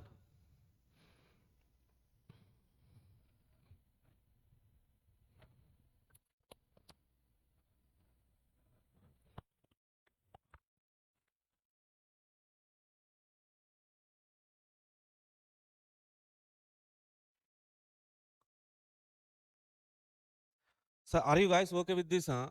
Okay with that discounted cash flow method and earnings capitalization?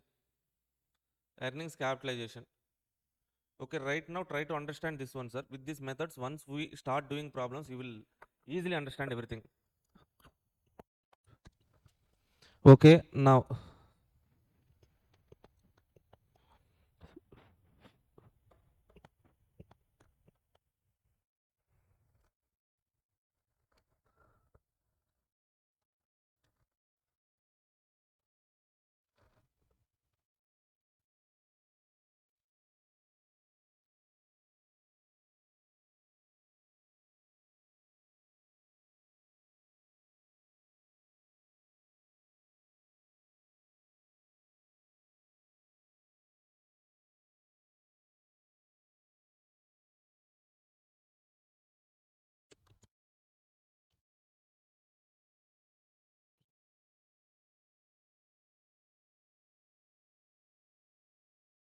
Okay, next method we have is market price method.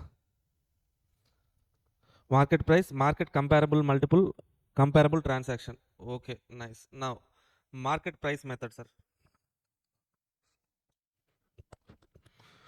Third one, market price method. Market price method. Here we have two models. So to calculate a market price, so value of the firm or value of equity something. So first of all,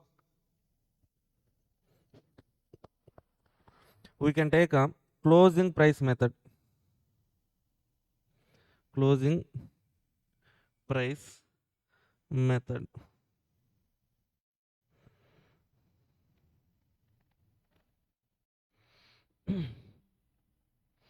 Closing price method.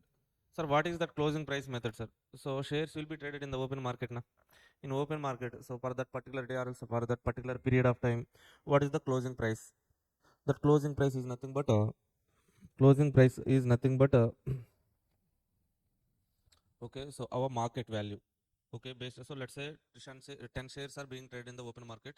So the closing price of one share is 100 rupees. Then what is the value of the firm means 10 shares into 100 like that. Okay, so volume weighted average. See next one, volume weighted average.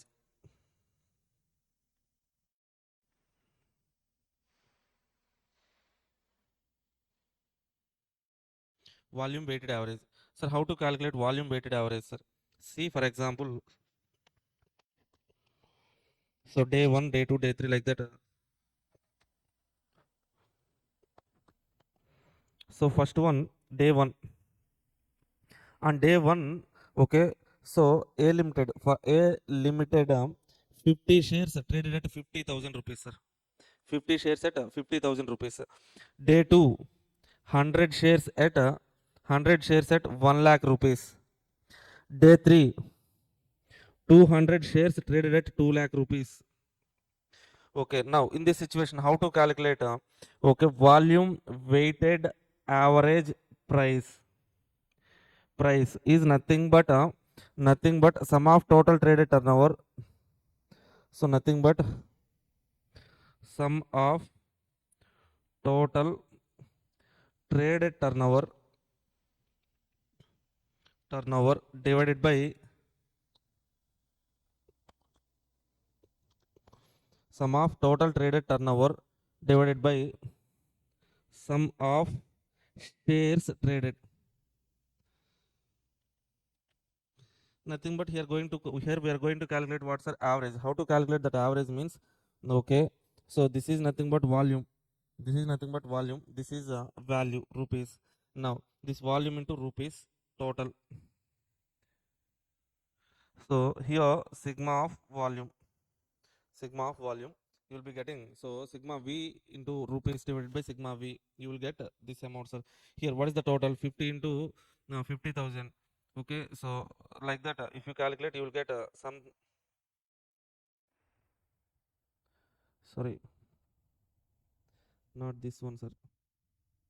Sorry, so total sum of traded turnover means this is the turnover. Total turnover traded is 3,50,000. So total volume traded is 350. Now what is the average price?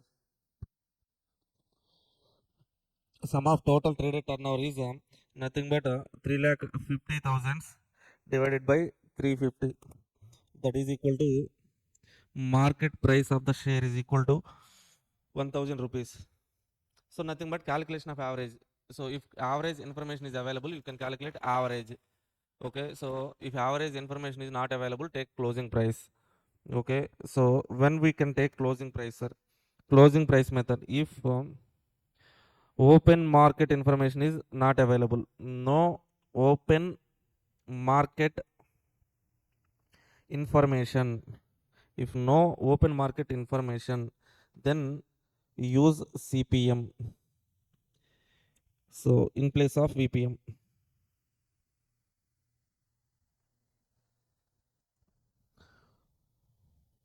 CPM means closing price method in place of volume weighted average method. Okay, simple method we will do. So if possible, we will do one problem on this as well. So next one, this ones are very very important one. From here onwards, okay, so what we are going to discuss are one of the important model.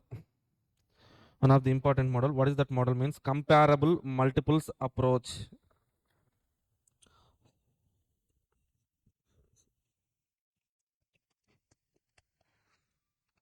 Method 4. Method 4. Comparable multiples approach.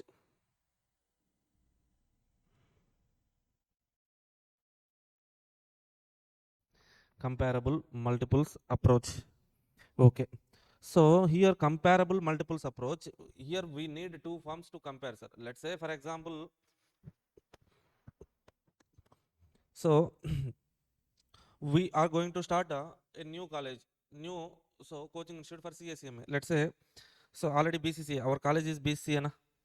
Okay, from BCCA we are starting. Okay, so ACCA, another college.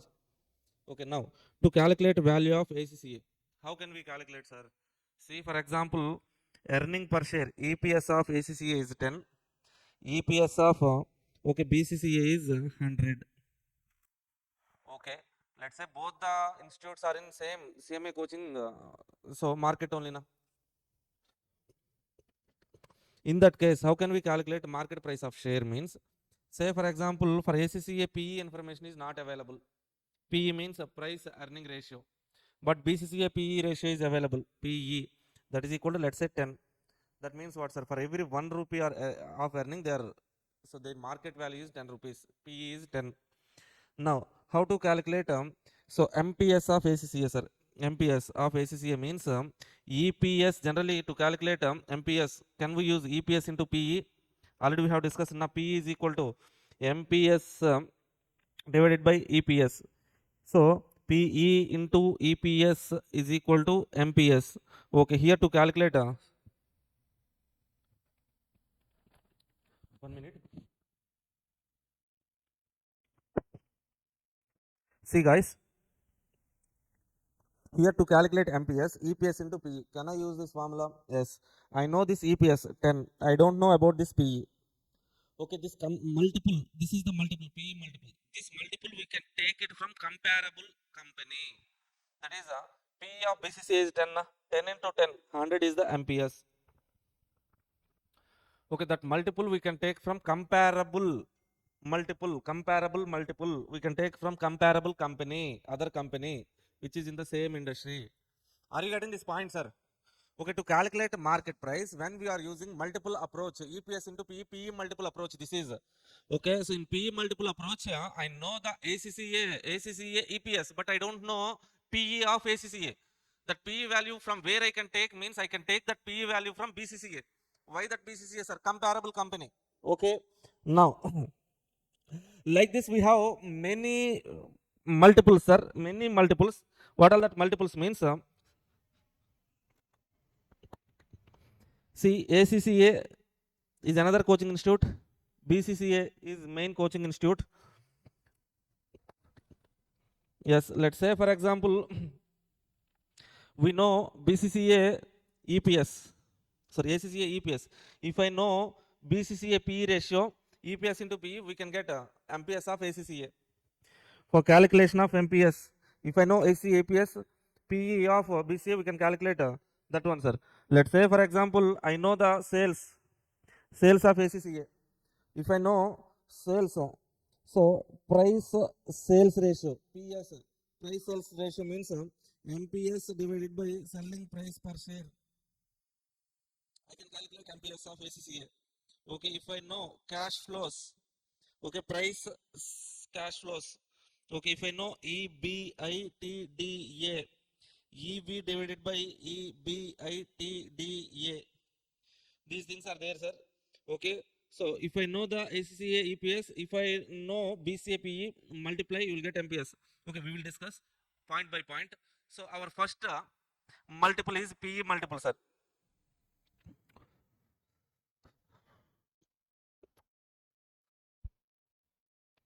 Okay, see what are the multiples we can use? multiple of BCCA, multiple of BCCA used to calculate value of ACCA. To calculate value of ACCA, what kind of multiples of BCCA we can use?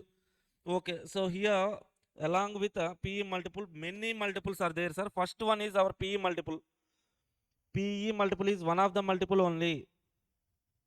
PE multiple. Next we have PS multiple, price sales multiple, price sales multiple. Next one we have PB multiple, price book value multiple. Next we have price to cash flows multiple, PC multiple. Next finally we have EV by EBITDA. EV by EBITDA. EBITDA means what, sir? Earnings before interest, tax, depreciation. A means amortization.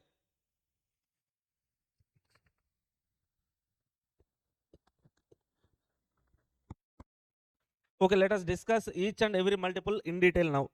Let's say PE multiple. PE multiple. So PE multiple means what, sir? Here we have fundamental PE, current or fundamental PE.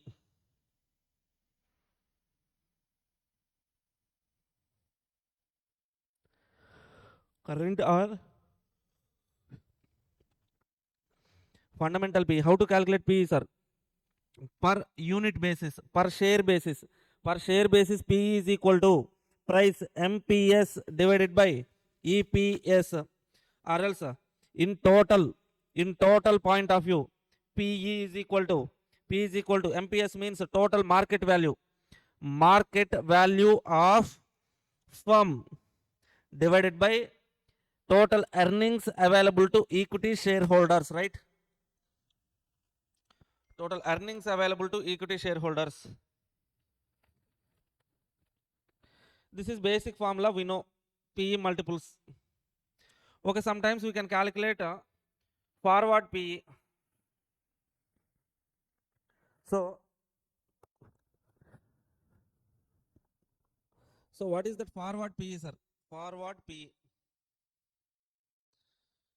Forward PE nothing but if I know the future information, I can estimate the future. Estimate. So how to estimate means forward PE. Forward PE is equal to MPS. We know in denominator expected EPS.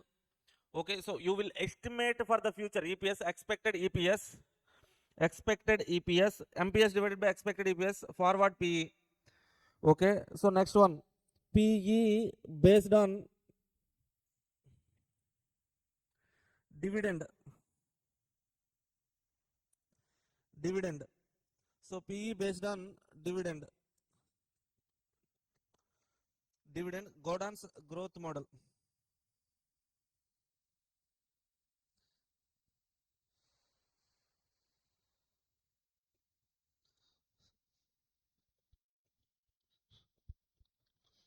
Okay, so here forward PE means this MPS, current MPS, expected EPS. We can calculate forward PE.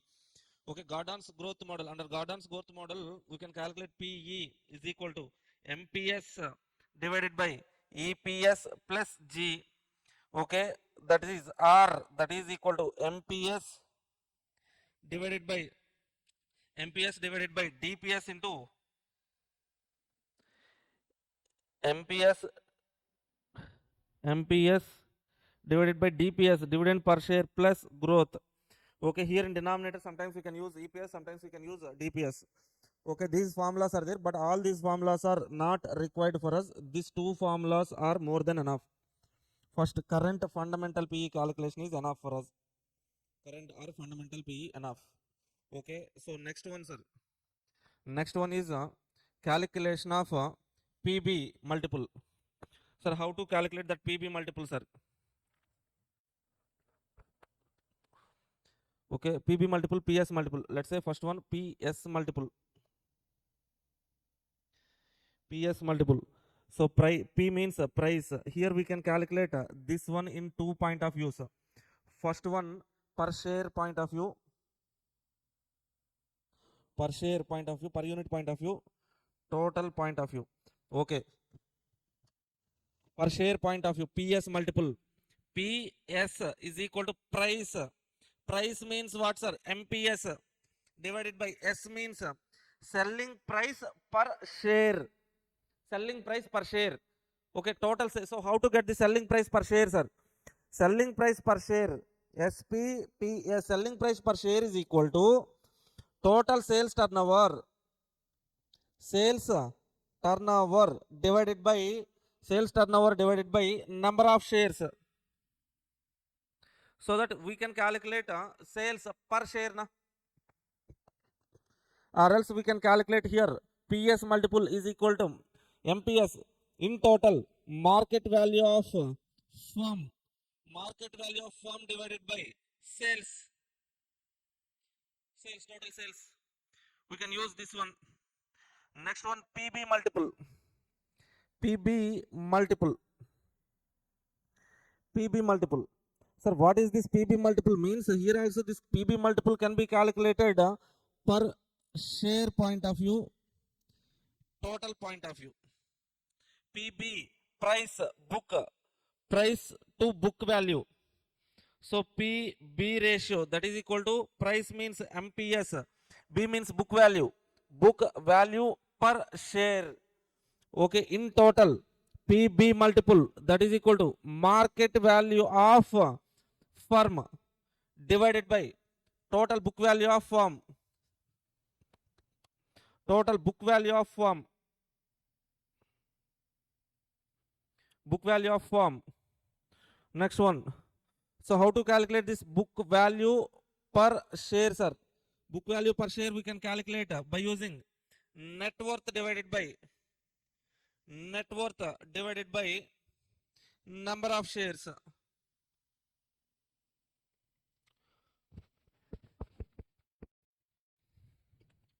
Net worth divided by number of shares. So book value of firm here, it means nothing but net worth. Net worth.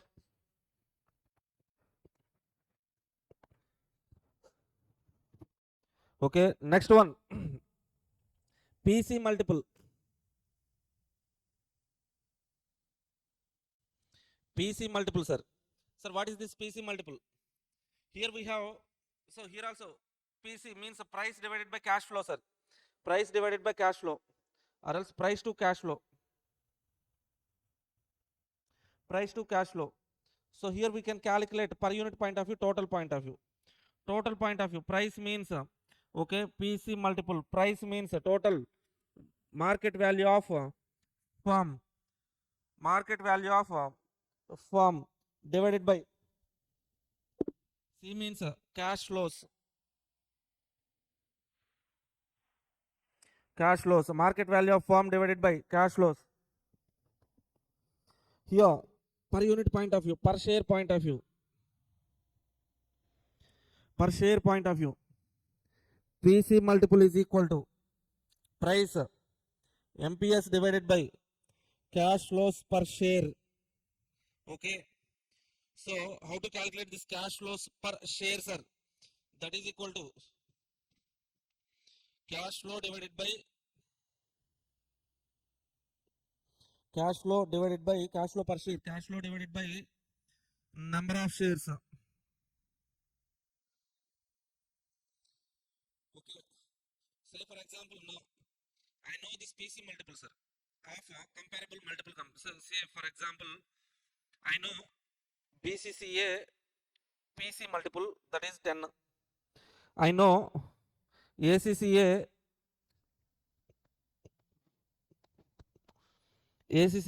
cash flow, I know cash flow per share, I know that is 20 rupees cash flow per share. Now what is the value of share of ACA means? Okay, so we can calculate PC means what, sir? MPS divided by cash flows per share, right? Okay, how to calculate this MPS? Cash flow per share into PC, right? Now this cash flows ACCA PC I don't know, that's why I'm taking comparable companies multiple. CFPS cash flow per share into PC, that is equal to nothing but MPS. Now what is MPS, sir? 20 into 10, 30 rupees is MPS. Like this we can calculate comparable multiples approach. Okay, so next thing we have EV by EBITDA. EV by EBITDA.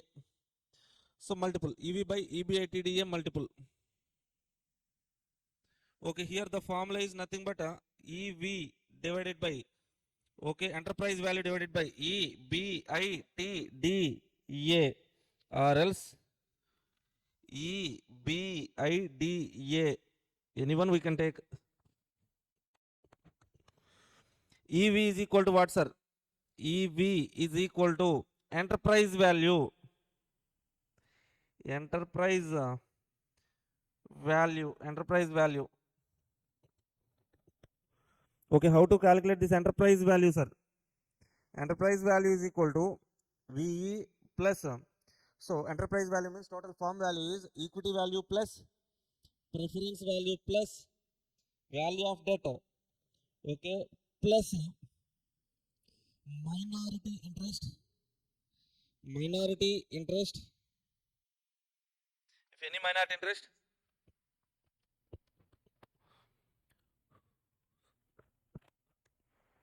minority interest, minus cash balance, cash and bank and short term investments.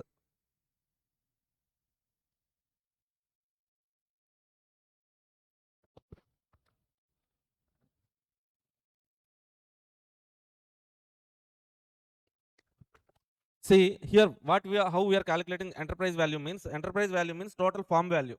How to calculate the total firm value means value of equity, value of preference, value of debt, nothing but enterprise value plus minority interest. If any cash balance is there, subtract. Okay, so that is how we can calculate EV, enterprise value. So if I know this EV by EBITDA multiple of comparable company, and if I know EBITDA of our company, so comparable company EV by EBITDA, by multiplying both we can calculate our company value. So enterprise value we can calculate. Okay, so that we will discuss, sir.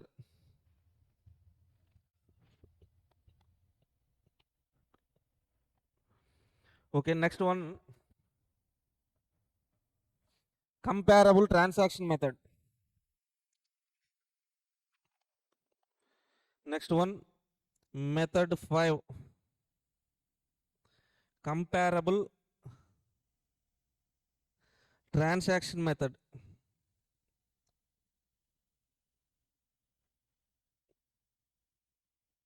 Sir, how to calculate this comparable transaction? So calculate the value of the firm by using comparable transaction method means, see for example, two companies are there, BCCA, PCCA. Okay, so this PCCA is making, let's say this PCCA is having 500 students, 500 students in its college. BCCA is having 1000 students. The value of BCCA by having 1000 students is 50 crores value, let's say. Then, so what is the value? So then if I calculate the value of BCA per student, 50 crore divided by 1000 is what, sir? Value per student. If something we will get now, this something is value per student. PCC is having 500 student now. For that 500 student, how much is the value? 50 crore divided by 1000. For 1000, if 50 crores is the value, for 500 student, how much is the value? That calculation is nothing but a comparable transaction. Comparable transaction. So for this comparable transaction, we have one past attempt question as well. Okay, next one.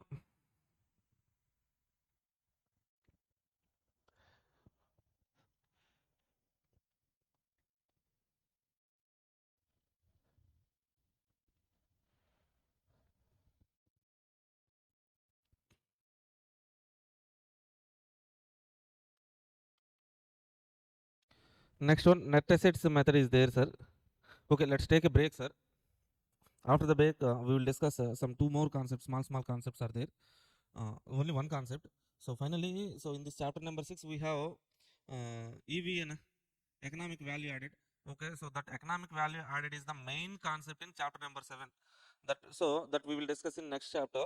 But this net assets method is there. Now after book value method, net assets value method, we will discuss these two methods. That economic value added will be discussed in next chapter. Next chapter main problems, most of the problems are based on that EVA only. So that's why we discuss that book value method, net assets value method after the break. Later we will do the problems. Okay, so if you understand these concepts means okay, problems easily we can understand. Okay, so that's why please share this handwritten notes. Okay, sir. Naresh sir, I will share, sir. But so next class I will write now. Okay, the total handwritten notes I will share. You don't worry about that. Okay, my hona, I'm here. Thank you, guys. We'll meet you after a break of half an hour break. 11:15 we will meet. Thank you all. Bye.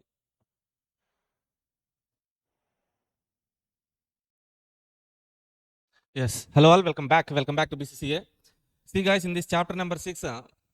Many important methods we have discussed: discounted cash flow method, earnings capitalization, market price method, market comparable multiple method, market comparable transaction method.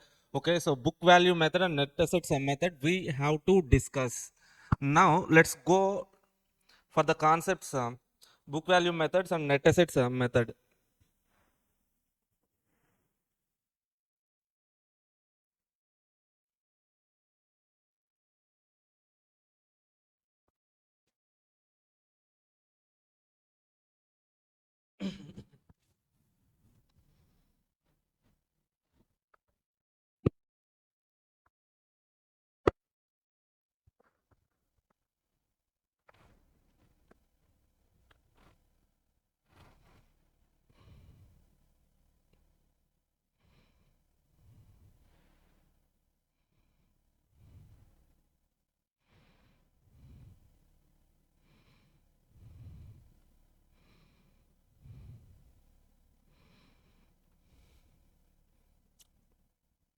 Okay, let's discuss book value method and market value method to calculate so equity share price.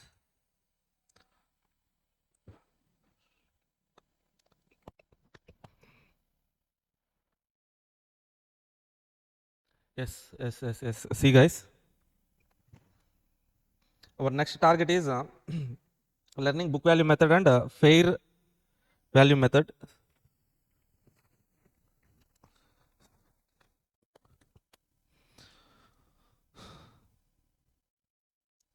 Book value method,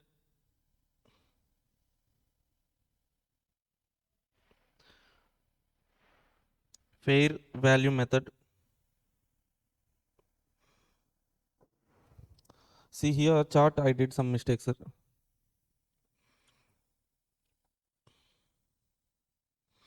This net assets value, sorry, net assets method is there now. Under this net assets method, we have two methods, sir.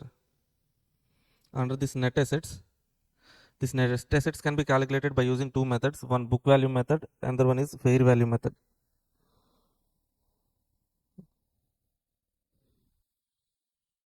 So book value method and fair value method we can use while calculation of this net assets.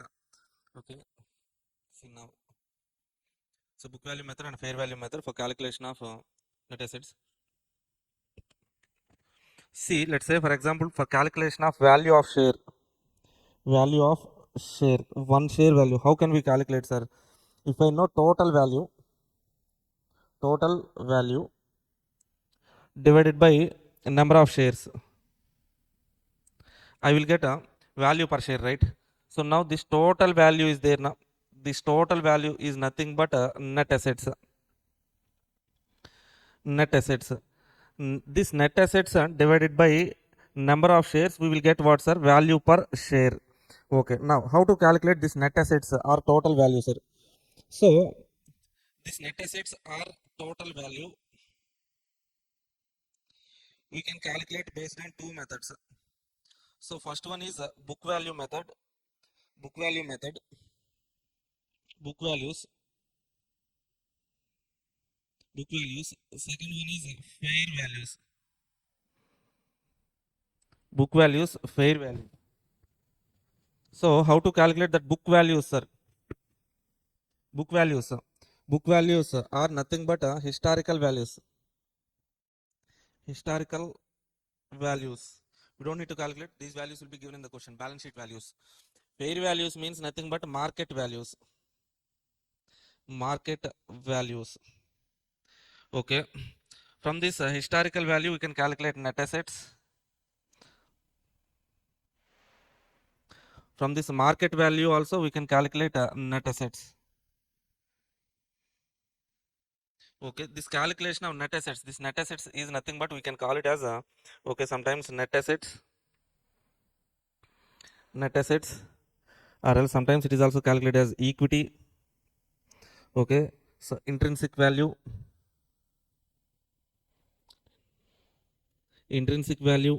we can call it as net worth. Okay, proprietary fund also we can call it as, but see, different names are there, sir. We can call it as a proprietary fund as well. Proprietary fund as well. Different names for that net assets.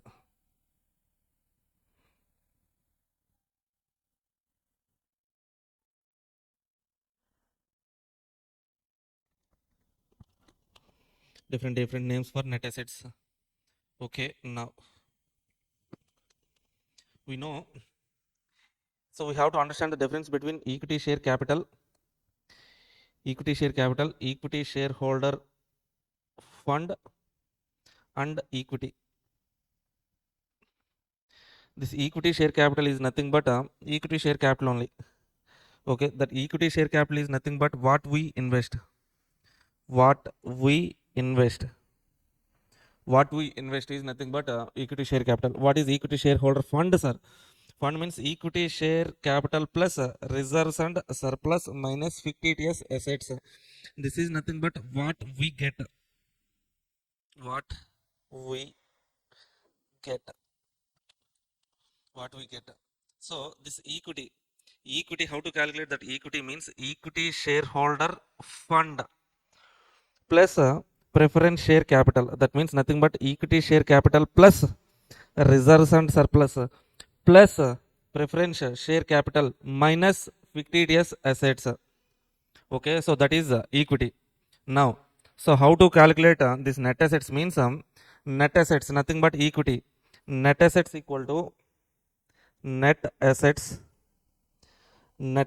that is equal to equity share capital plus reserves and surplus plus preference share capital minus fictitious assets, fictional assets. Okay, so also we can calculate, or we can calculate it by using total assets.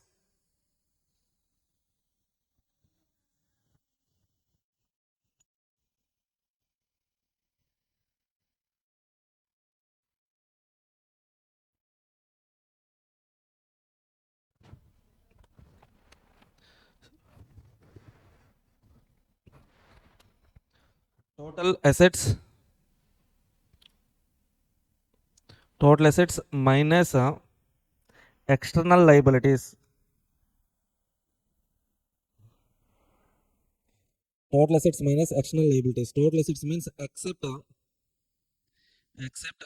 fictitious assets. Okay, now if you see the balance sheet,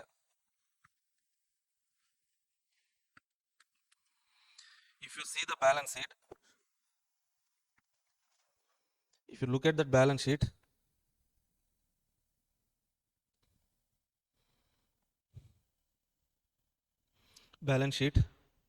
equity share capital, reserves and surplus, preference share capital, debentures, long-term debt, debt, current liabilities, asset side, non-current assets. Okay,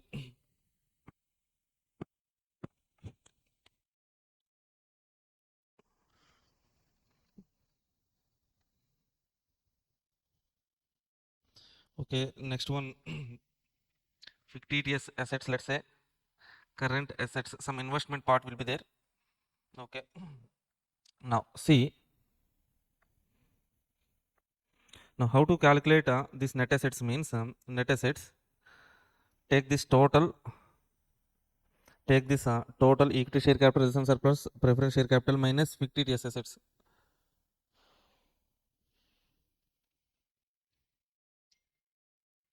Fictitious assets,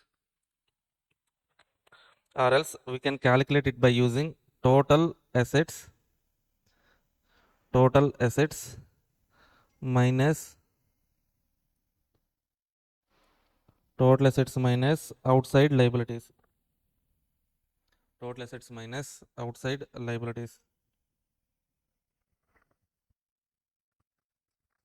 Okay, this is how we can calculate net assets. Are you guys able to understand? Sandesh, Lakshita, Aman, Bhanu Teja, Eshkesha, Rubel, Naresh, Nayak, Aniket, hi.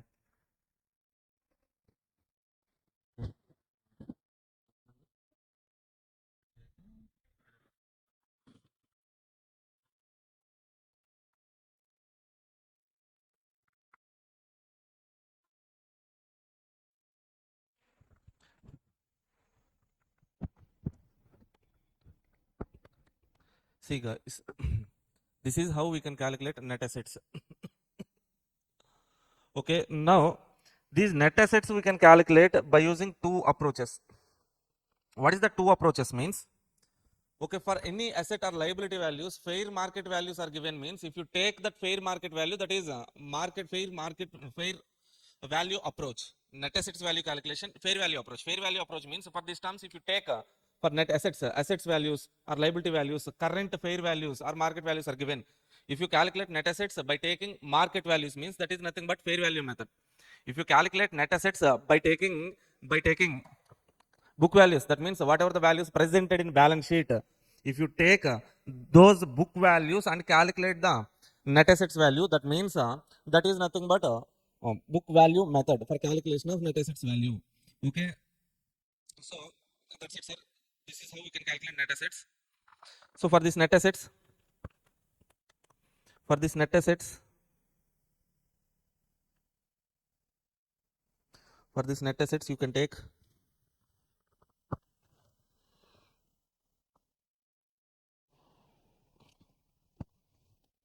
for this net assets you can take either book values or else fair values. That's it, simple. Okay, that net assets based on book values or else fair values divided by number of equity shares, we will get a value of equity share. Okay, so one more point here I have to tell you, sir, that is exchange ratio.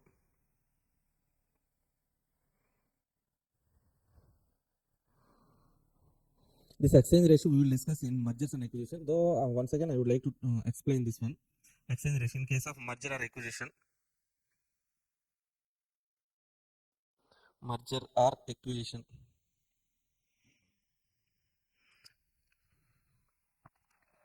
Merger or acquisition. Exchange ratio. Exchange ratio that is equal to exchange ratio is equal to selling company factor, selling company factor divided by purchase company factor.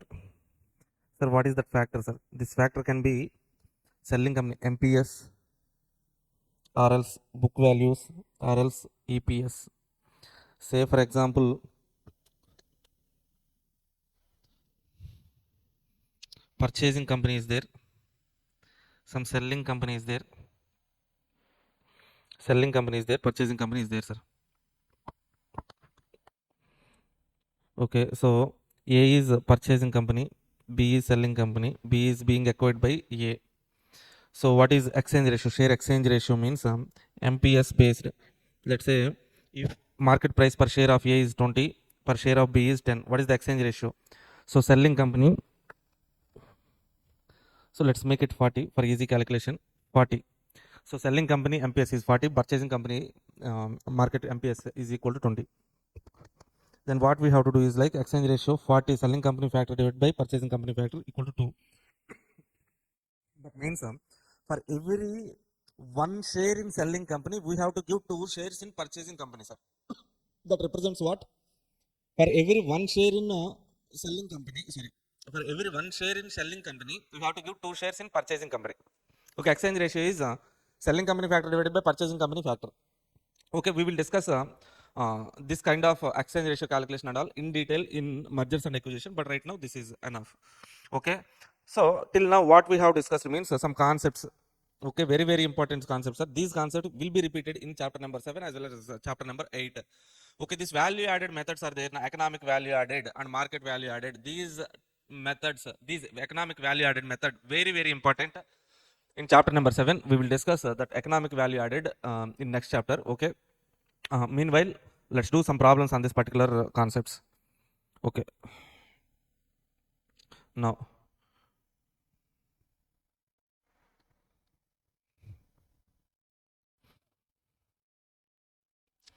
so directly first of all let's try to solve some past paper and MQP questions which I have compiled, and this I have already given to you. This PDF I have already given to you, sir.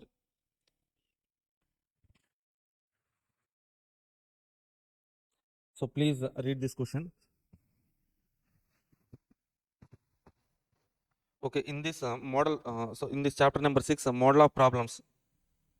Problem models are earnings capitalization, FCFF, FCFE basis, discounted cash flows, comparable multiples, comparable transactions, net assets, earnings capitalization.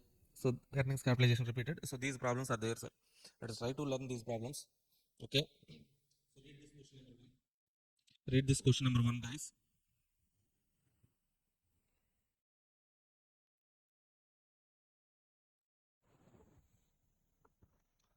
So read this question number 1, earnings capitalization, June 24 attempt question.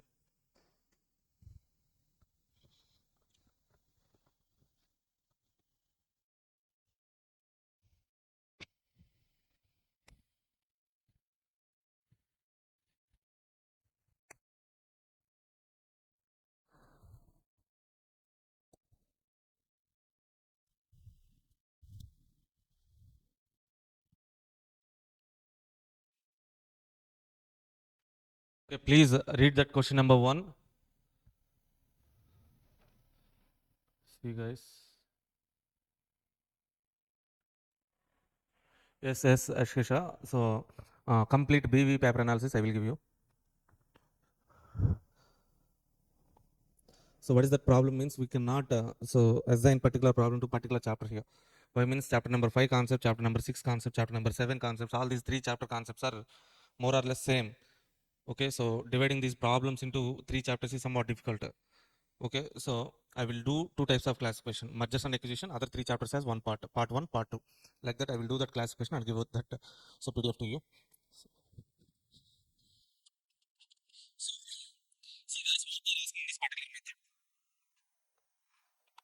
Earnings capitalization method and PE multiple approach. 2 points are there. So first one, you are required to assess the value of business given the capitalization rate 14%, earnings capitalization method. Second one, if EPS of Lakshmi Electronics is 4.7 and the price earning ratio, what is market price? PE multiple they are asking, sir. Okay, now read this question. Lakshmi Electronics Limited reported a profit of Lakshmi Electronics reported a profit of 105 lakhs after tax 30% for the financial year 22-24. After tax profit, how much, sir? 105 lakhs. That means before tax. Can you tell me before tax how much profit?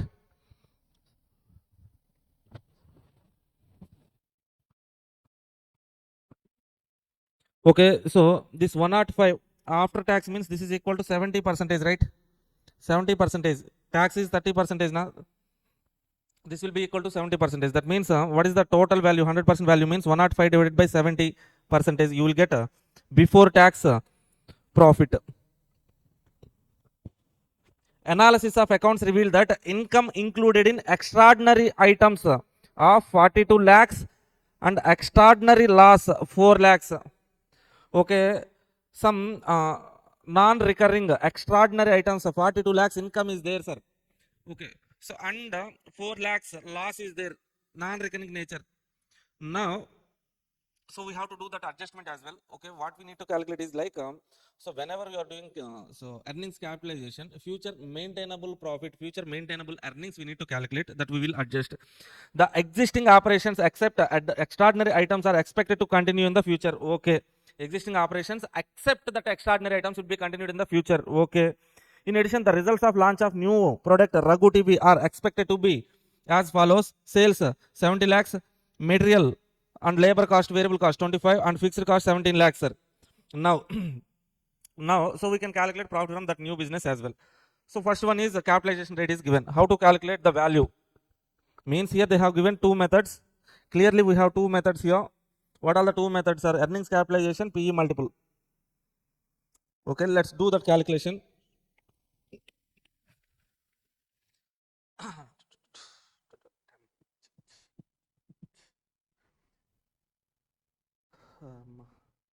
Let's do that calculation, guys.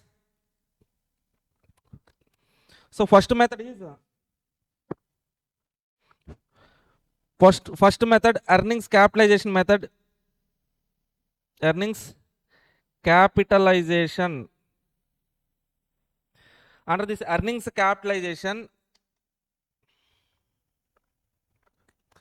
so how can we calculate the value? Means value is equal to earnings divided by capitalization rate. So what is the rate? Means we know that rate was given in the question 14%.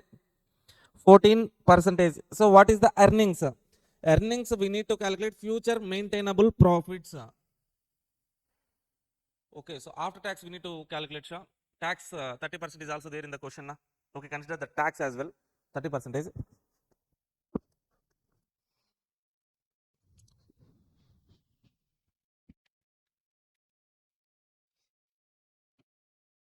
Now, so earnings means future maintainable earnings. Future maintainable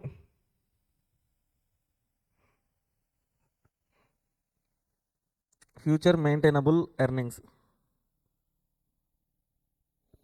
Future maintainable earnings. Okay, how to calculate that one, sir? How to calculate that future maintainable earnings? Means current earnings, extraordinary items are there now. So eliminate that extraordinary items. Okay, see.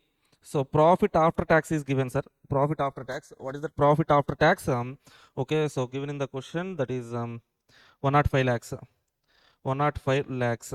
Okay, from this can we calculate a profit before tax? Profit before tax will be 105 lakhs divided by 70%. Tax is equal to 30% na. Okay, we will get 150 lakhs. 150 lakhs as a profit before tax. Now, so for remove extraordinary income. So to this profit before tax, add back extraordinary loss. Already debited na extraordinary loss debited na, now add back extraordinary loss 4 lakhs. Extraordinary income how much? 42 lakh. 42 lakh. So this one subtract extraordinary loss, add back income, subtract. Okay, so that finally you will be getting what? 150 plus 4 minus 42. 150 minus 108 plus 4, 112 lakhs. 112 lakhs. To this 112 lakhs, now adjust tax. minus tax 30 percentage. 30 percentage. How much, sir? 33.6. Now you will be getting after tax 78.6 lakhs. So from normal operations, that 78.6 lakh is normal profit, future maintainable normal profit. Okay. So apart from that, we are going to start another business now. What is that another business? Raghu TV business. Profit from Raghu TV also we need to calculate. Are you okay with this calculation? Okay. So we have done with some adjustment for profit after tax, profit before tax, for extraordinary items. Okay, add back extraordinary loss, subtract extraordinary income. You will get okay, so normal profit before tax, normal profit before tax, normal profit after tax. To this normal profit after tax, now we need to add profit after tax from new business Raghu TV. Raghu TV. So what is the profit after tax from Raghu TV means?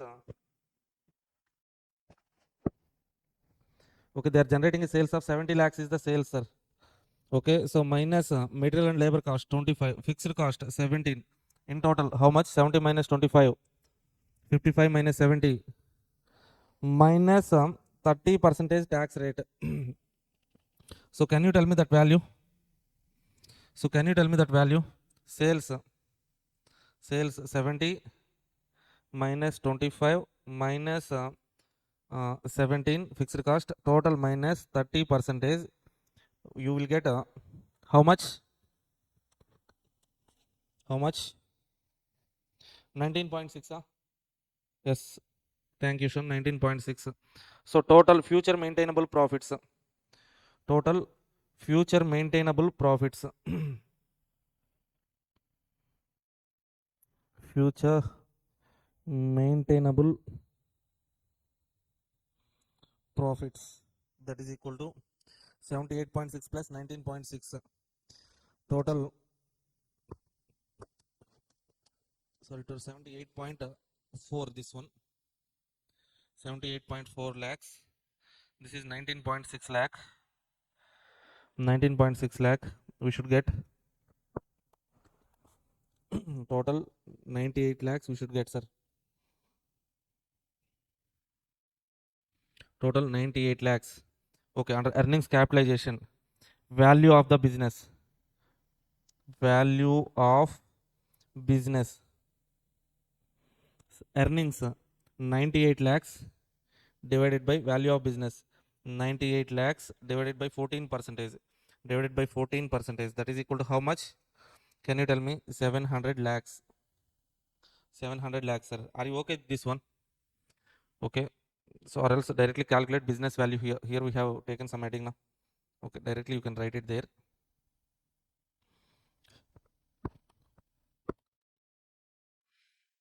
Let's say note 1. That is equal to 700 lakhs. Done with first point, sir. So next, second point, PE multiple approach.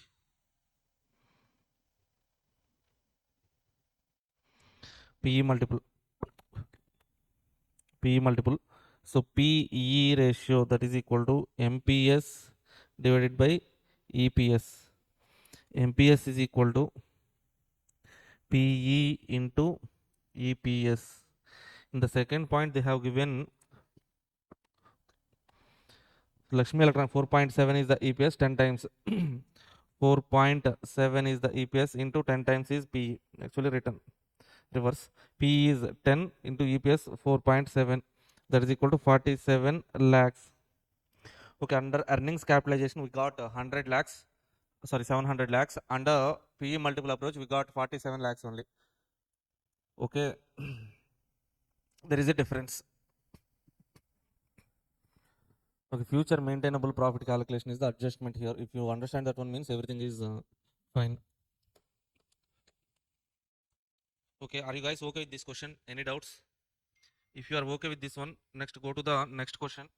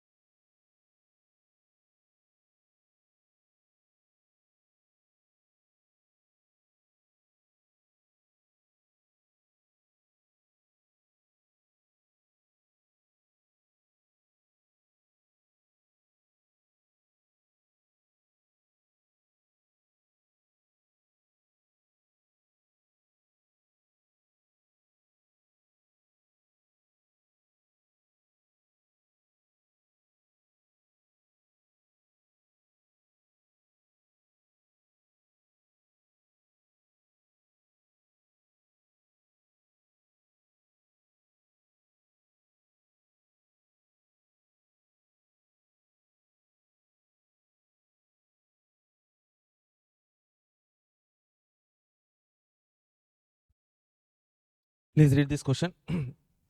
Value based on FCFF, FCFE. If you know free cash flows to firm, free cash flows to equity, by using earnings capitalization, we can calculate. By using earnings capitalization also, we can calculate the value of the firm. Okay, ABC Limited has FCFF of 170 crores, FCFE 130 crores. Okay. ABC Limited, weighted average cost of capital is 13% and its cost of equity is 15%. FCFF is expected to grow forever at 7%. Forever growing, perpetuity. And FCFE is expected to grow forever 7.5%.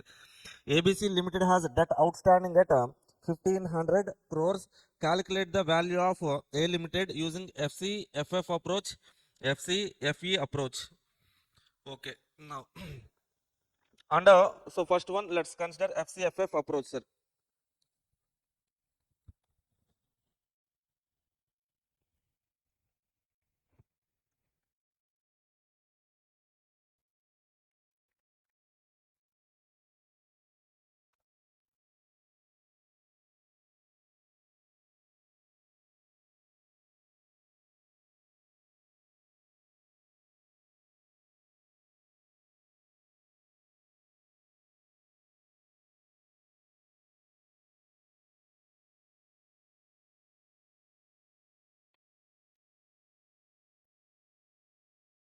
Okay, guys, now see, let's take first one FCFF approach. First one FCFF approach. Under FCFF approach, what is the free cash flows to the firm? Free cash flows to the firm, that is equal to 170 crore. Okay, so what is the discounting rate, growth rate? So FCFF point of view, growth rate is 7%. And so weighted average cost of capital and cost of equity. See, let's write a table, sir. First of all, let's write table for this entire information. FCFF, FCFE, given amount. Amount FCFF is 170 crores, FCFE is 130 crores. Okay, so rate of return we have to apply for FCFF is weighted average cost of capital, that is 13%. In case of FE, we need to apply cost of equity, that is 15%. Okay, so this is given. Growth rate in case of growth rate in case of FCFF is 7%, FCFE is 7.5%. ABC Limited has debt outstanding. Debt, how much, sir? That is 1500 crores. Now, so from FCFF approach, to calculate the value from, we need to calculate what's the earnings capitalization method by using FCFF. See, first one, value of firm value, that is equal to FCFF at the end of first period divided by, okay, so cost of capital. If there is growth means minus G. Then how to calculate that one, sir? 170 crores at the end of first period means current value is 170. So at the end of first period end means there will be some growth, 7%. Na? Okay, now apply 170 into 1 plus 7% divided by KO, cost of capital, how much, sir? 13%, minus growth 7%. Please do that calculation and let me know the value. 31.67 crores, right? Are you guys okay with this formula? Are you guys okay with this formula? Here this is 170 is so 170 FCFF not is equal to 170, but we need FCFF at the end of first period. Now that's why I have to add growth. Okay, now so this is total market value. They're asking us to calculate market value only. Okay, you know, value of firm is equal to value of equity plus value of debt, sir. Already market value of debt is given in the question. We know the value of the firm 3031, that is equal to value of equity plus value of debt 1500 crores. 1500 crores directly given in the question. Okay, from that value of equity So 3031 crores minus 1531 crores is the value of equity. We can also calculate value of equity from here itself. Okay, this is one way, sir. First model, FCFF approach. First model, FCFF. By using FCFF, we have calculated value of the firm. Value of the firm, we have calculated. Value of equity also calculated. Now, second one, FCFE approach. Second one, by using FCFE approach. Okay. Now, in this approach, what they have given is like,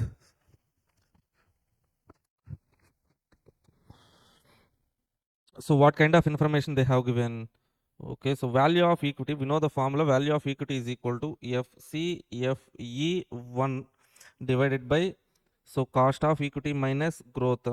We know FCFE1 is equal to FCFE0, FCFE not plus 1 plus G growth. Why growth, sir? We need first year and okay, FCF not 130.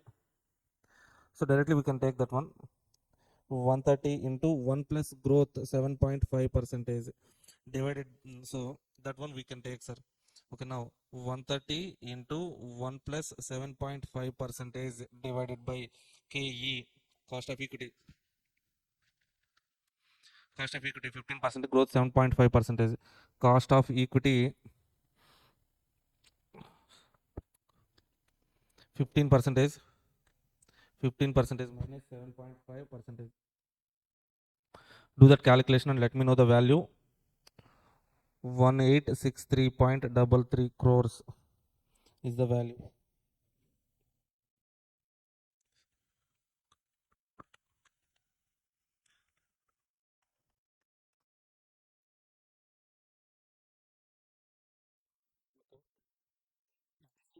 Value of equity, value of firm is equal to value of equity plus value of debt.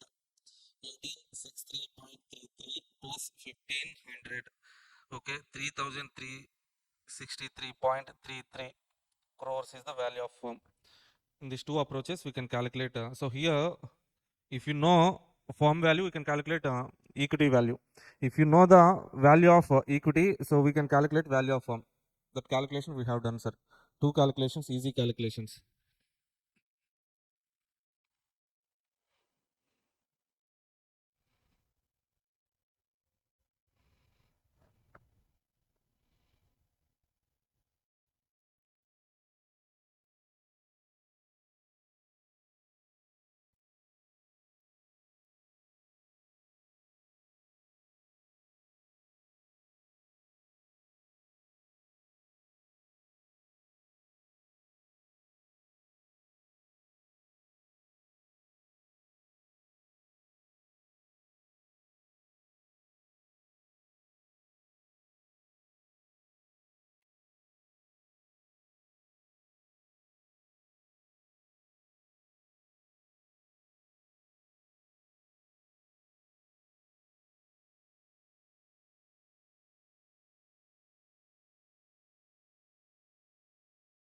Okay, done.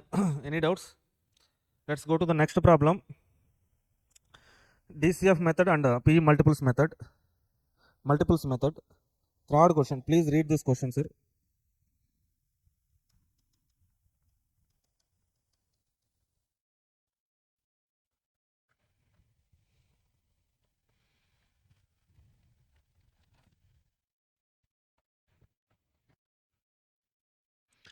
So read that question once. Third question.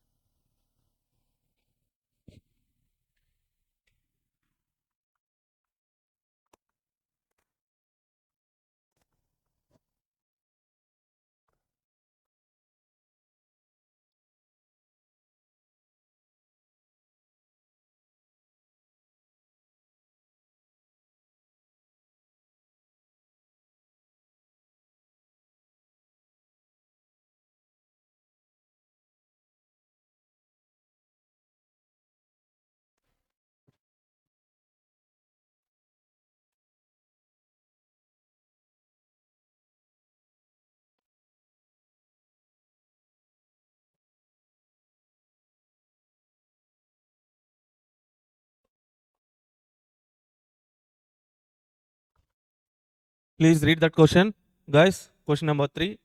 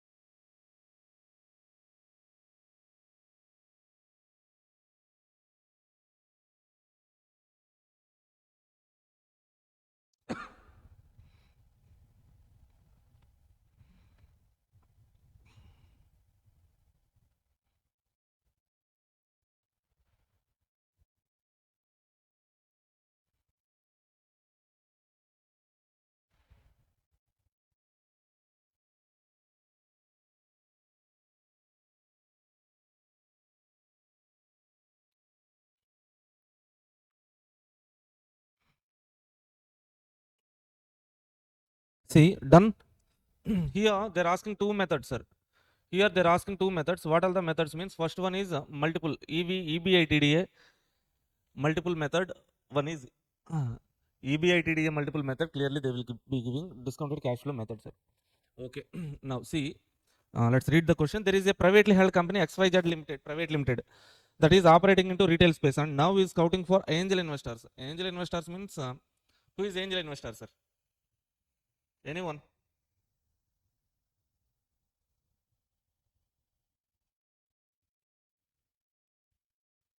Angel investors means some rich people who invest their money for startups or else innovative companies. Okay, capital ventures. Okay, some investors. Okay, the details pertaining the details pertaining to the valuing XYZ Private Limited are as follows. The company has achieved break even this year and has an EBITDA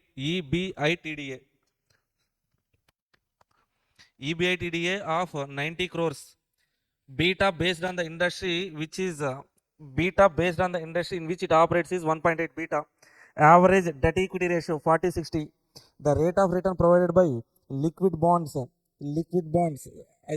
bonds 5%. Risk free rate of return 5%. EV ratio is to be taken 5 multiples of EBITDA. The accountant has informed that EBITDA of 90 crores includes extraordinary gain of 10 and potential rate of preliminary promotion cost 20 crores still pending. Internal assessment of rate of market return industry 11%. FCFF for the next 3 years are as follows. FCFS free cash flows to the firm, FCF free cash flows to the firm 100, 120, 150. Cost of debt will be 12%. Tax regime 10%. Potential value to be placed on XYZ Limited.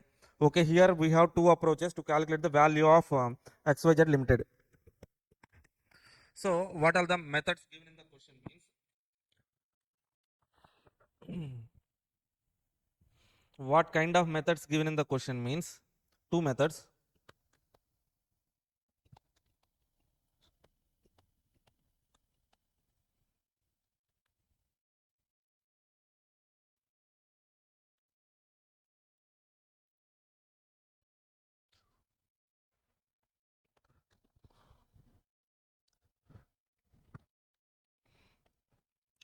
For calculation of value of XYZ. For calculation of value of XYZ Limited, in the question, two kind of information is given, sir. So, what kind of information means? EBITDA multiple. Second one is discounted cash flow method. Okay, so first one, let's go with EBITDA. EBITDA is 90 crores, but some extraordinary gain of 10 and a potential rate of 20 crores is there. That means do the adjustment.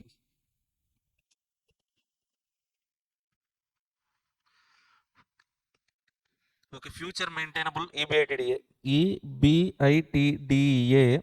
Future maintainable EBITDA is equal to 90 crores minus 10 crores minus 20 crores, that is 60 crores.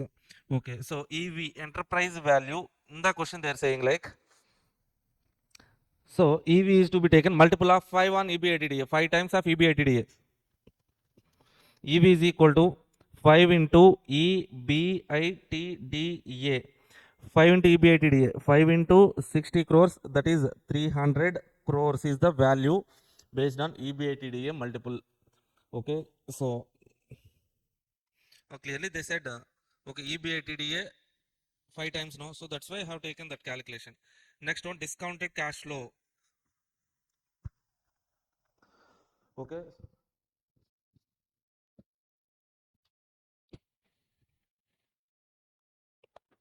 in this discounted cash flow method, we need to calculate what, sir?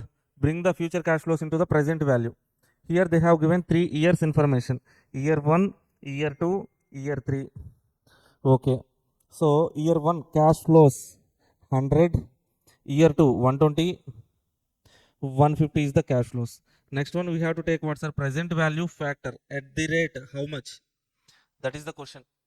Okay, as these are cash flows to the firm, we need to calculate overall cost of capital of the firm. Overall cost of capital, how can we calculate, sir? Okay, then if you multiply with present value factor, you will get a present value, or else discounted cash flows you will get. Okay, total, that is the value of the firm. But we need to get this discounting rate now. Okay, note 1. So note 1, what is the discounting rate means? They have given, so cost of capital we need to calculate, sir. That we can calculate by using weighted average cost of capital method. How, sir? That debt equity ratio they have given, debt is to ratio. So sorry, debt equity, sorry, 40 60, debt equity means that is 40. Debt equity ratio 40 is to 60 means that is 40, 60 is equity, right? Okay, so we can calculate weight of equity into cost of equity plus weight of debt into cost of debt. Okay, what is the weight of equity, sir? 40 by 100, 40 by total 100 into KE, how much, sir? Plus weight of debt, sorry, weight of equity is 60 by 100, right? 60 by 100, this is 40 by 100. What is KD, sir? KD, cost of debt, given 12 percentage, we need to consider tax benefit as well. KD, okay, so 12 percentage minus 12 percentage into 1 minus 0.30 tax effect also we need to consider. Okay, now, so we need to get this KE value now. So now how to, so leave 1 or 2 lines. Now how to calculate KE value, sir? Note 2. Note 2, KE value we can calculate by using CAPM model. CAPM model. So how to calculate?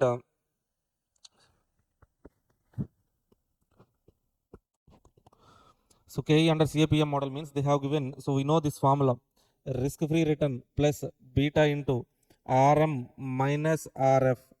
Okay, this information whether they have given in the question, yes. Okay, as they have given that information only, we are calculating based on that method. Okay, what is the RF given in the question? RF given in the question is RF given in the question is 5 percentage. Beta, so go to the question. Beta value they have given is 1.8. RM value they have given is 11 percentage. RF is 5 percentage. Total after the calculation you should get 15.8 percentage as KE. Now substitute that 15.8 percentage here. This is the weight of equity, weight of debt, 15.8% cost of equity, cost of debt 12% minus tax effect 30 percentage now. Okay, then you should get how much, sir? Weighted average cost of capital you should get 12.84 percentage you should get, sir. 12.84 percentage you should get. 12.84 percentage. Okay, now discounting factor you should calculate at 12.84 percentage. 12.84 percentage. 1 divided by, how to calculate that one, sir? Okay, present value factor 1 divided by 1 plus 0.12.84, 1284, 1 divided by 1.1284 equal to 1 time, equal to 1 time, equal to 1 time. You will get a present value factor as you will get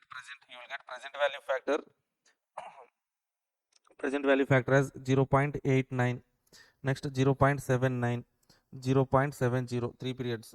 So calculate equal to 1 time, you will get something, 2 times something, 2 3 times something. These are the values you should get. Now, so apply this one, apply this okay, cash flows into present value factor 100 into 8.9, 0.89, sorry, 89. So 120 into 0.78 or 79 round figure 95, 150 into 0.70, 105. Total the value 289 crores. Okay, value of firm that is equal to 289. So in previous method, that is so first method multiple EBITDA multiple 300 crores, in discounted cash flows method 289. Now just please go through this question once, question and answer once. If you get any doubts means please let me know. 287.6. Okay, okay, okay. So if you take here 0.78, you will get different value. What is that value means? 287.6, nearly approximately that value, sir. Whatever the other value you are getting, write that value only. Okay, so here in this question two methods are given: EBITDA multiple, DCF. For discounted cash flows are given, but we don't know the capitalization rate. So for cash flows we need to take which, so we are assuming that cash flows as free cash flows to the firm. To calculate that value we need to use overall cost of capital. So to calculate overall cost of capital, use so as the cost information, weight information is given, cost of debt also given. Okay, if you know cost of equity, we can calculate weighted average cost of capital. But so to calculate cost of equity, they have given RF value, RM value, beta value. We can use a CAPM model to calculate that value. That's it. That is the calculation. Just go through that question once. Very, very important question.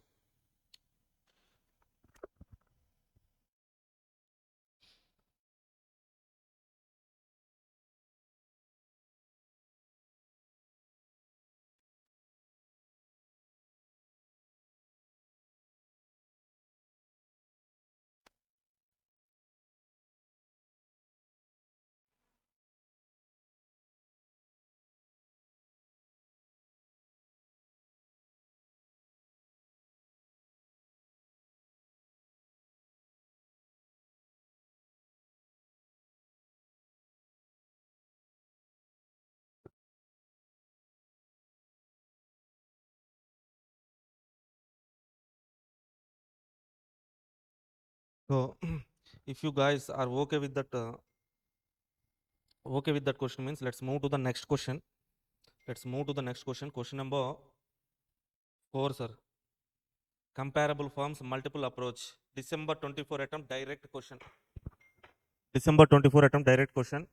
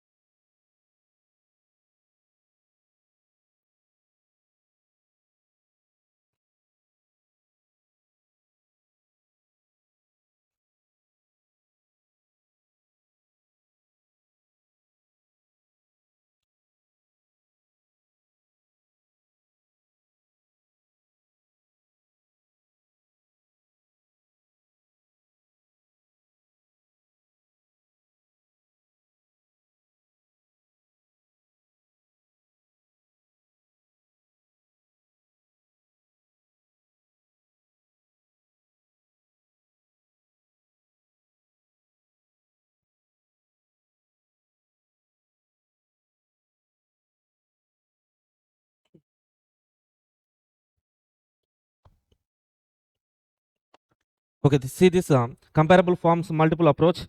The following information is available pertaining to the Sundar Televisions Limited for the financial year ending 31st March 2024. Okay, sales given in the question. Sundar Televisions sales 250, profit after tax okay 40, book value 100. Okay, the valuer appointed by the company believes that 50% weight should be given to the earnings in valuation process. Earnings, this is earnings, right?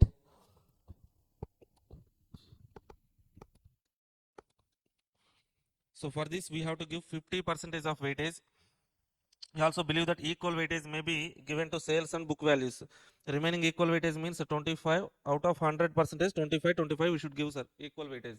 Then if 25 is 1, let's say if 25 is equal to 1, 50 is 2, total this is the weights. He has identified 3 forms via, so that means alpha, beta, gamma, 3 companies are given which are comparable to operation to that of smart televisions. Okay, so alpha, beta, gamma, sales, profit after tax, book value, market values are given, sir. Okay, required compute the value of Sundar Televisions using comparable multiples approach. So first one, so here if you understand the situation, say for example, here we are going to calculate value of Sundar Television, sir. Value of Sundar Television, alpha, beta, gamma information is given. Let's say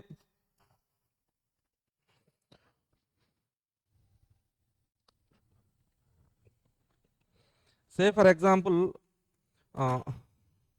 alpha, Sundar Television. Sundar Television profit after tax we know, right? Okay, if alpha television, so alpha company, if you know the profit after tax to market price ratio, profit after tax to market price ratio, that means nothing but uh, price to earnings, price earnings ratio, that is equal to, what is the information given in the question? Alpha price 230, earnings 30, 230 divided by 30, 230 divided by 30, that is equal to how much, sir? 230 divided by 30, 7.67.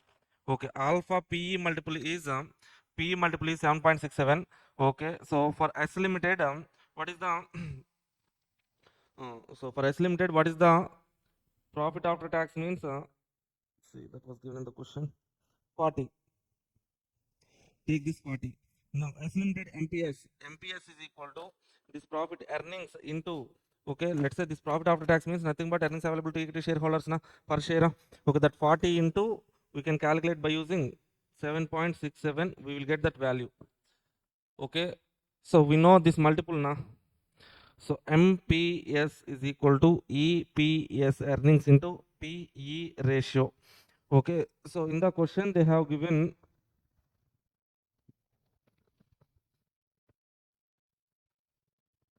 so in the question they have given that earnings. So earnings means total earnings available to equity shareholders into total values. We can use this PE of alpha. We can use to calculate MPS of Sundar Limited. That is the point here. See, in totals they have given, per unit EPS are not given. Okay. So first of all, let's calculate comparable multiples of alpha, beta, gamma. Okay. First one, let's say let's calculate as they have given price information. That means market price information, market value they have given market value, total market value. So in here we are calculating in totals point of view, not from individual per share point of view. Okay, so what is the market value? Market value of alpha 230, 290, 440 divided by market to sales 190, 210, 270. 230 divided by 190, 1.21. Mark price to sales 290 divided by 210, 1.38. 440 divided by 270. Okay, that means 1.63. Okay, so average of this price sales ratio. Now, so comparable multiple, which multiple we have to take, sir? Alpha multiple, beta multiple, gamma multiple? No, we need to take 3 companies average. Average 1.21 plus 1.38 plus 1.63 divided by 3, you will get 1.41. Next one, profit after tax divided by market price. Earnings, price earnings, PE ratio. PE, so 230 divided by 30, 290 divided by 44, 440 divided by 50. So this is PE ratio. Next one, price to book ratio, market to book value. Market to book value is 230 divided by 96, 290 divided by 110, 440 divided by 110, sorry 128. We will get these ones, sir. Okay, calculate these three average, these three average, these three average. 1.41, 7.69, 2.83. Are you getting this point? So here, comparable company for Sundar Televisions, three comparable Sundar Televisions, yes. For Sundar Televisions, three comparable companies are there: Alpha, Beta, Gamma. Their comparable multiples we need, sir. So how can we calculate that multiples means? For alpha, beta, gamma, each one we calculate price to sales ratio, price to earnings, price to book values we calculate. So out of these three companies, which company value we need to take means that's why we are taking average. By taking this average into Sundar Limited, okay, so Sundar Limited values, so multiply this PE, sorry, this multiples, this is the multiples,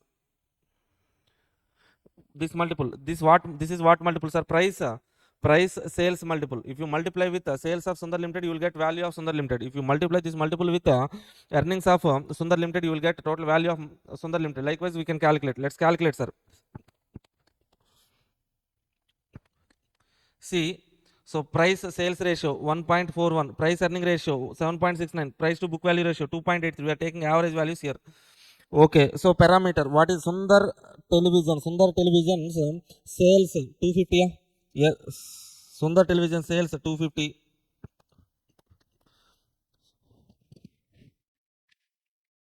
Profit after tax, Sundar Television profit after tax 40. Sundar Television price to book ratio, so price value, sorry, this is Sundar Television sales, profit after tax, book value. Okay, if you multiply this average multiple with parameter, you will get value of Sundar Limited. But we are getting how many values? Three values here. Okay, three multiples are there. Now we have to give some weights. So what is the weights that they have given in the question? For price earnings, earning based multiple, 2 is the weight, 1 is the weight, 1 is the weight. 1 into 352.50 plus 2 into 307.60 plus 1 into 283.00, total divided by 4 is the total weight. Average we are calculating, weighted average. So we get what, sir? 312.675 crores is the value of which firm? Sundar Televisions. Sundar Televisions value of the firm. So simple, sir. For Sundar Televisions, comparable company multiples we need to calculate. So three companies are there. Now for the three companies we are taking average. Okay. So again three companies, three multiples. Three companies take average. Okay, single multiple we get for each. So three different types of multiples are also there. Out of those three multiples, which one is the best one, sir? So calculate the value based on three multiples. Okay, the value based calculated based on price earning ratio, weight is 2. For other two multiples, weight is 1 and 1. Okay, see here, first of all, some basic point is like, so comparable company, sir. Comparable company. So previously we have taken BCCA, other company ACCA. I know the profit after tax of ACCA 50, but I want to calculate value of ACCA. I don't know how to calculate. But BCCA profit after tax is 100, and the value, market value of BCCA is let's say 2000 crores. Now what is the PE multiple? PE multiple, earnings, price per earnings 2000 divided by 100, that is equal to how much? 20 times. For each 1 rupee you invest, you will be getting market price of 20 rupees. Now how to calculate market value of ACCA? Profit after tax multiplied with 20, PE multiple of comparable company, 50 into 20, that is equal to 1000. So 1000 is the value of ACCA. Okay, that calculation only we have done here. But here they have given comparable three companies, three multiples. Comparable three companies, three multiples are given. So as three companies are given, for each multiple, calculate the average of three multiples. Okay, so price sales, three values are there. Now price to sales ratio multiple, three values are there, take average, three values take average, three values take average. By using these three values and multiply with respective parameters, we will get value of the Sundar Televisions we will get us. Okay, Sundar Televisions value, three values are there. Out of which one is the value, sir? Again we need to calculate weighted average. That weights are given in the question. Are you getting that point, sir? Are you guys okay with that point? Okay. So we have done with some 4 questions, sir. We have done with some 4 questions. And next question. Okay, read this question. This question, same question is also there in our workbook. Set 1 December 24 question. Go through that question. Go through that question.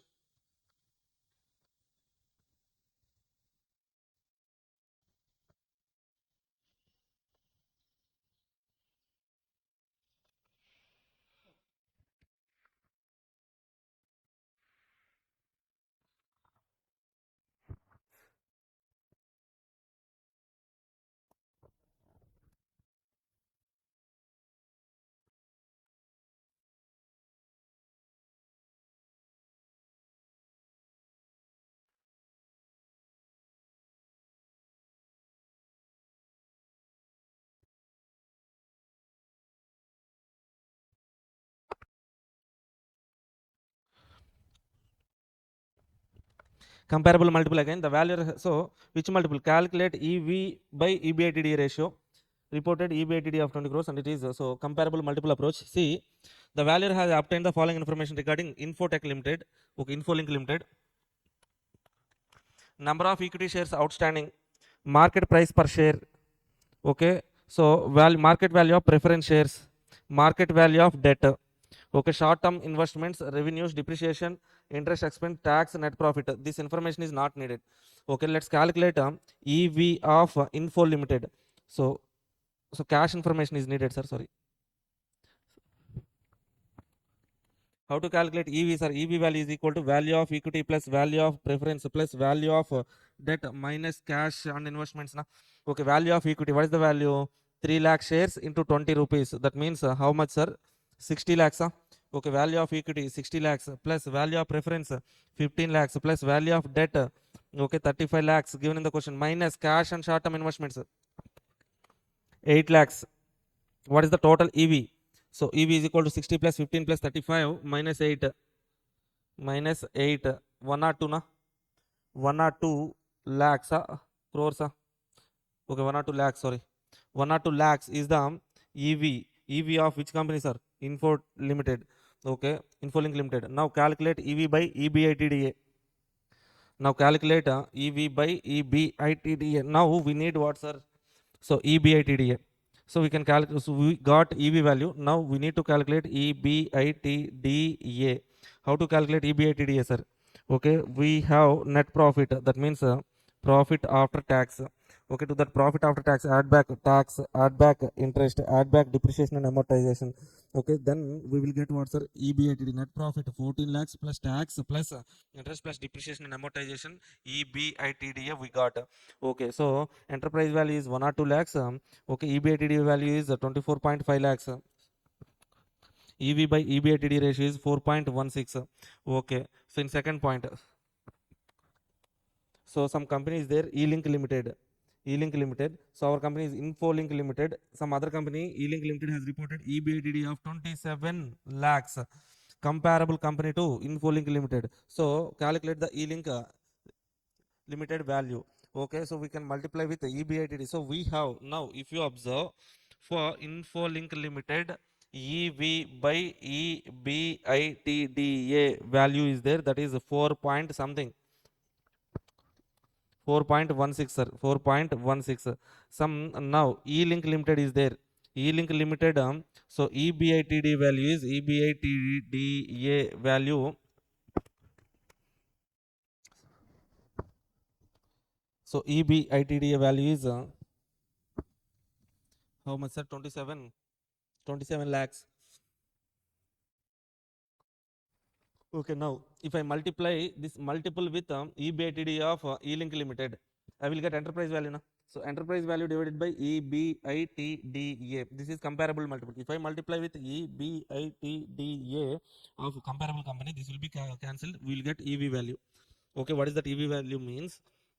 4.16 into 27 lakhs. That is equal to 4.16 into 27 lakhs. You should get 1 crore 12 lakh 32,000. Okay. So here two comparable companies are there. Comparable companies, what are the comparable companies, sir?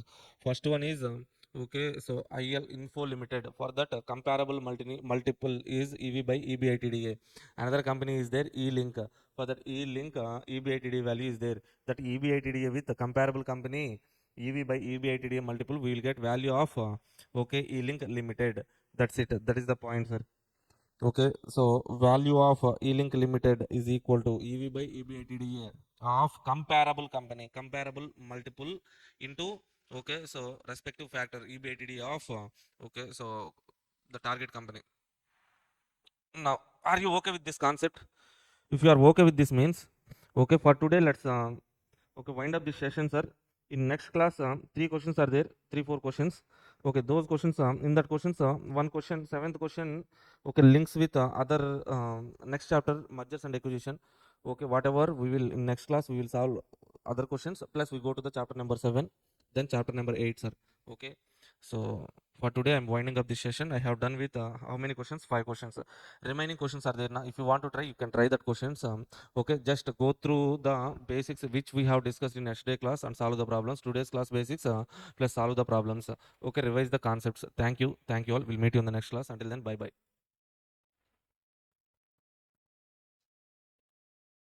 Yeah, hi, hello everyone. Welcome back to BCCA. uh, in previous class we have done with brand valuation, sir. Chapter number 7. We are in chapter number 7, valuation of assets and liabilities. Okay, so we have done with brand valuation. Now we have to discuss that human resource valuation, sir. Okay, for any organization, human resource is the one of the so very crucial and important thing. Okay, so the success of an organization definitely depends upon so skilled, effective, efficient human resources in the organization. If an organization is having efficient employees in the organization, okay, then so that organization can produce the products at low cost, can render the services at low cost, so can produce the product, innovative products, innovative services they can do. So that's why for any organization, definitely human resources are very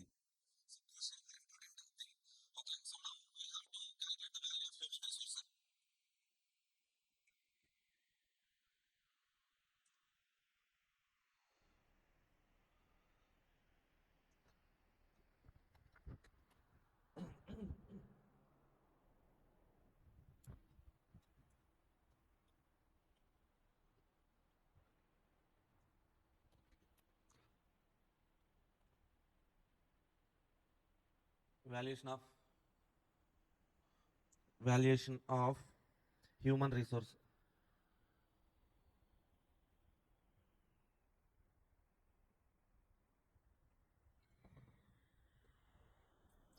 Valuation of human resource.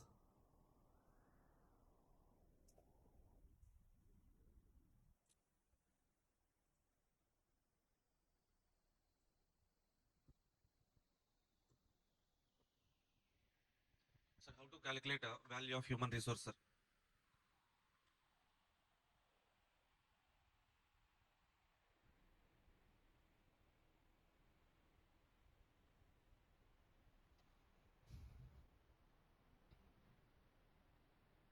So for human resource valuation,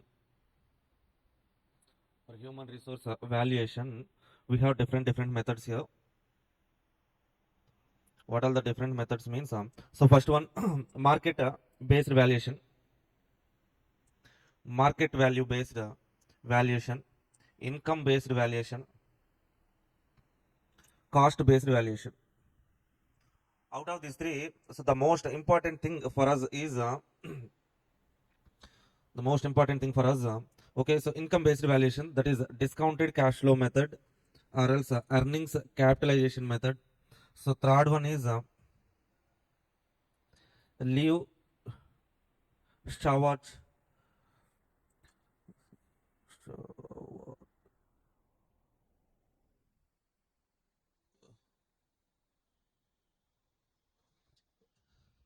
leave Stewart method. So simple LS method. You cannot pronounce that Stewart something those things now. Okay, LS method. Okay, so what is this LS method means? This is also saying like calculate the. So what is this saying is like, see, this method is saying like, for example, What is the maximum pay for an employee? Maximum pay. How can we decide a maximum pay to an employee? Means, let's say for example, a company A Limited is there, sir. In that company, okay. So let's say for example, the profits are actual profits. Profits are, let's say, 2 crore rupees. 2 crore rupees. Okay. So they have recruited one employee. So after recruitment of, they have recruited an employee called X. Employee X joined in A Limited. So after recruiting employee X, so the company is expecting like their profits will increase to 4 crores. This employee X will give some new strategies, okay? So new innovative ideas he can bring so that they can reduce some cost and they can increase their sales. They'll get the profit of 4 crores they're expecting. Okay. What is the additional benefit just because of X means 2 crores? Maximum how much we can pay to the X means maximum pay is 2 crores. So how to calculate that maximum pay means maximum pay is equal to expected benefit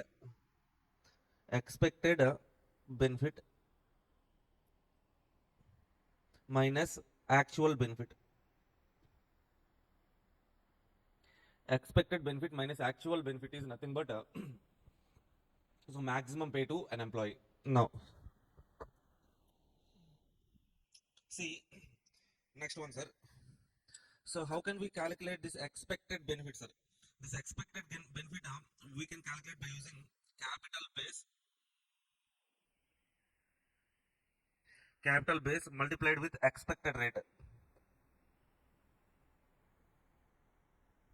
Capital base multiplied with expected rate. Okay, now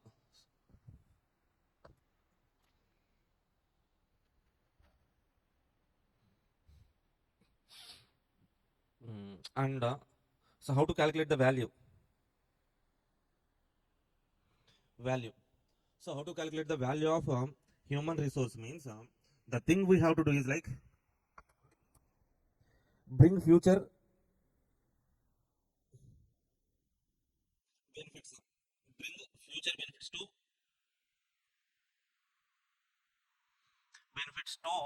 present value. Sir, how to bring future benefits to current value, sir? So what is this benefit here? Benefit means benefit you are getting from employee. So how can we calculate the benefit we receive from an employee, sir? Say for example, a person Y salary is 1 lakh rupees, sir. 1 lakh rupees salary we are paying to Y. That means what is the basic underlying assumption is like, okay, Y can generate a benefit of 1 lakh rupees. That's why we are giving 1 lakh salary to him. So that means the salary is being paid to the employee is nothing but the benefit we are getting from him. So what we can do here is like so we can write it like calculate the present value of future payments. Future payments to employee. Present value of future benefits to employee. Okay, that present value is nothing but value of human resources, sir. Okay, so this is the main point for us. This is only the LS model here. Okay, now if you are okay with that, means we shall move to the problematic part, sir. Here we have two problems based on HR. Third problem, one more problem is there, that is linked with EVA. Okay, see this one, sir. If you understand this third question means you can understand any question here. Okay. Third question. Question number 3. Question number 3. Read this question, sir. Similar kind of questions are there in our workbook, but this is past attempt question. No, that's why I'm picking this question. Okay, I have already shared this PDF in the group. Just go through this question. Question number 3, human resource evaluation, June 24 attempt question. Direct question. Okay.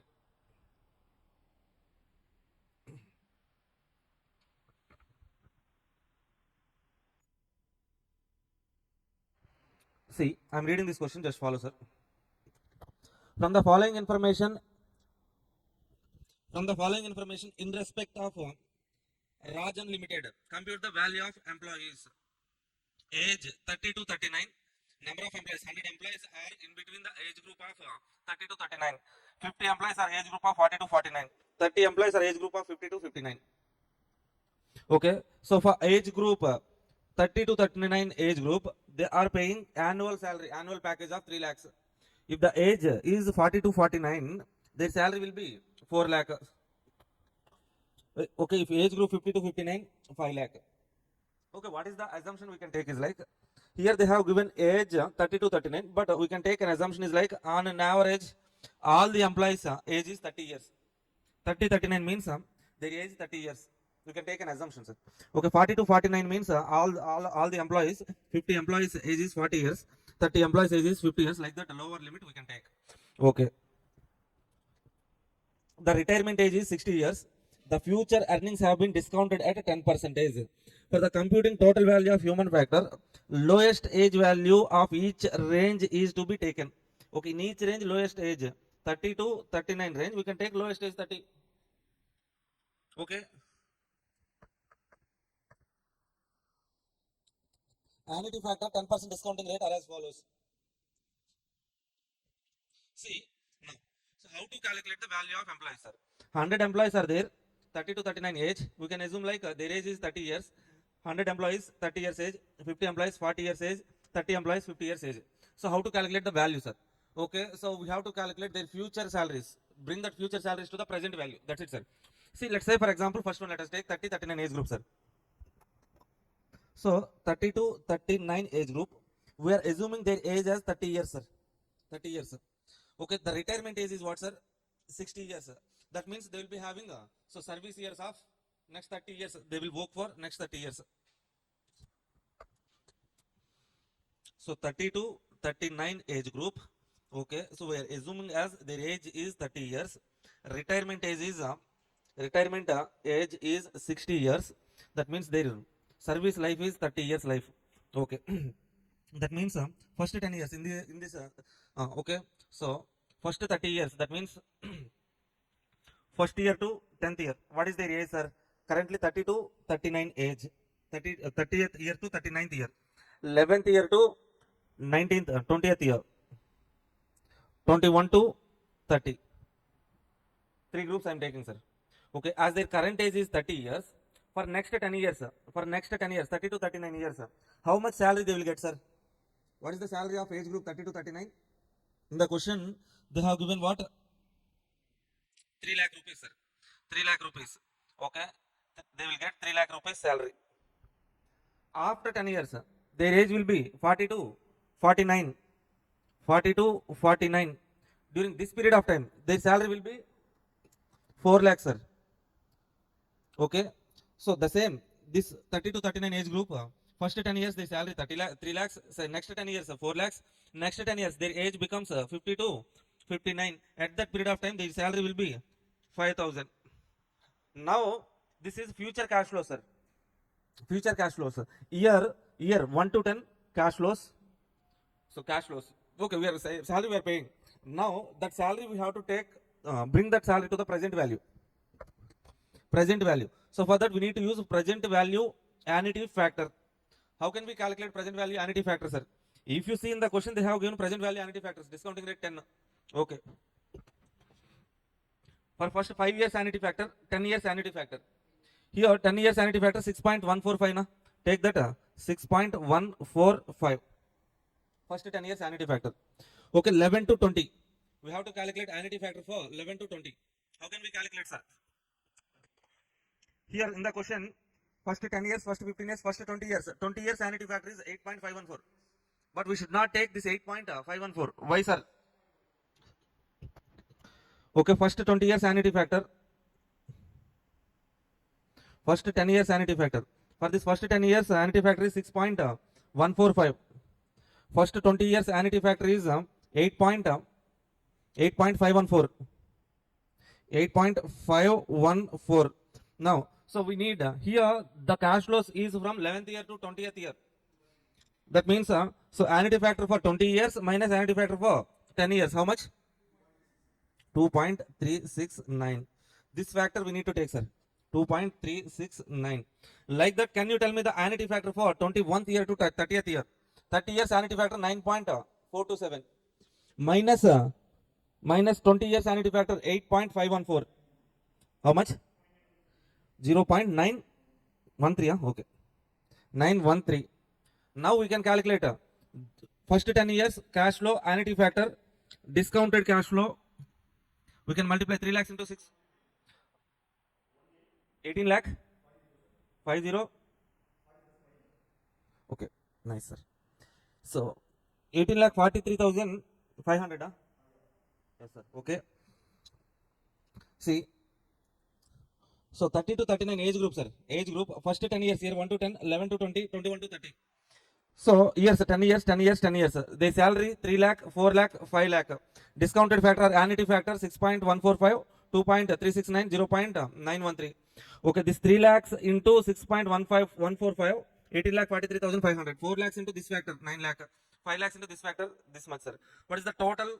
Total present value is 32 lakh 47,000 2,600, right? This total value, sir. This total value after multiplying calculating discounted cash flows, we will get how much means 32 lakh 47,000 2,600.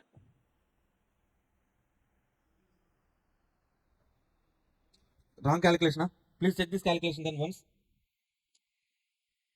Please check the calculation, sir.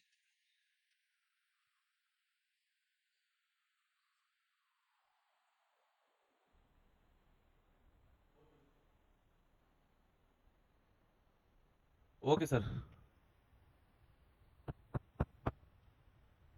I will give you the list of questions. Okay, so first of all, 46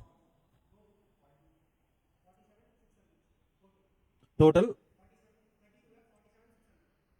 0. Okay, okay.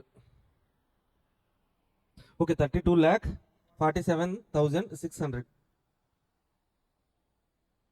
Okay, okay. Sorry, sir.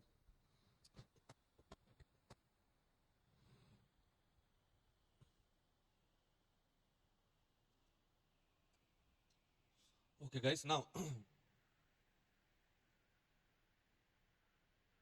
So, okay, guys, on priority basis, first of all, you have to prepare these questions, past attempt MQP and past attempt questions.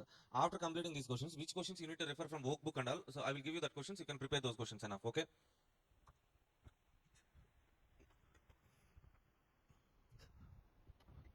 So, next one, sir, we have calculated value of what, sir? Value of age group 30 to 39 age only. For one employee, first 10 years 3 lakh, next 10 years 4 lakh, next 10 years 5 lakh. So the total present value of this future cash flows is 32 lakh 47,600 for one employee. How many employees are there in this group, age group, sir? 100 employees. Okay, one employee value, one employee under the age of 30 to 39 value is 32 lakh 47,600. Then what is the value of 100 employees? We can calculate now.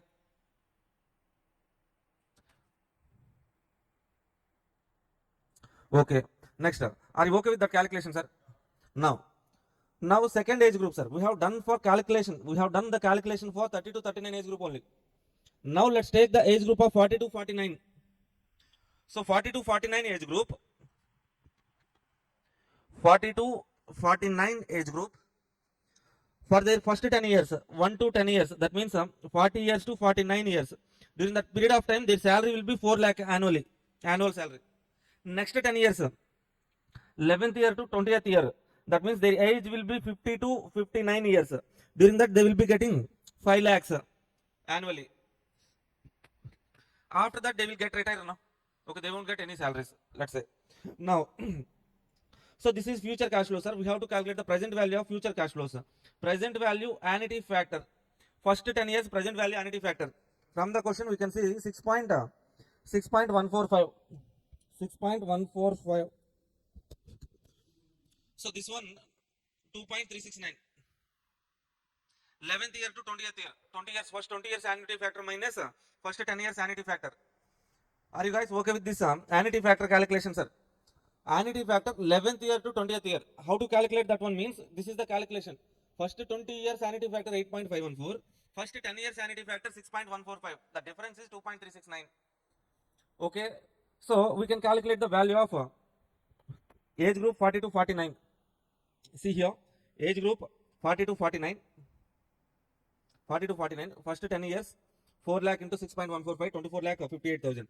Next 10 years, 5 lakh into 2.369, 11 lakh 84,500. Please check this calculation. Please check the calculation once.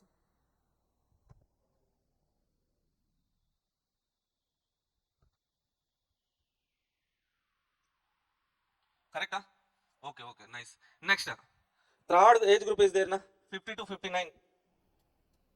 What is their salary, sir? For next 10 years, they will be getting 5 lakh. Next 10 years, they will get. So after 10 years, their age will be 60 years, they have to retire. Right? Okay, then what is the annuity factor? Next 10 years, per year, they will be getting 5 lakh means annuity factor we need to use is 6.145. Bring that future cash flows to the present value 30 lakh 72,500. Okay, the value of age group 30 to 39, 32 lakh 47,600. 600 or 500, whatever it is. Okay, so please correct that calculation if any mistakes are there. 30 to 39, number of employees 100, value per employee 32 lakh 47,600. 40 to 49, 50 employees are there. What is the value? 36 lakh 42,500. 50 to 59 age group, 30 employees are there. What is the value? 30 lakh 72,500. Okay, total value 100 into 32 lakh, 50 into 36 lakh, 30 into 30 lakhs. Total, grand total. So, total of 180 employees. 180 employees human resources value is 59 crores 90 lakh 60,000. Okay, now please check that calculation. 81 lakh, 81 lakh 60,000.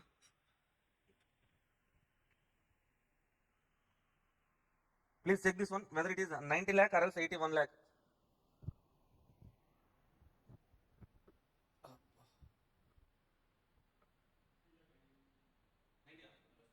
Okay, fine, guys. Simple question.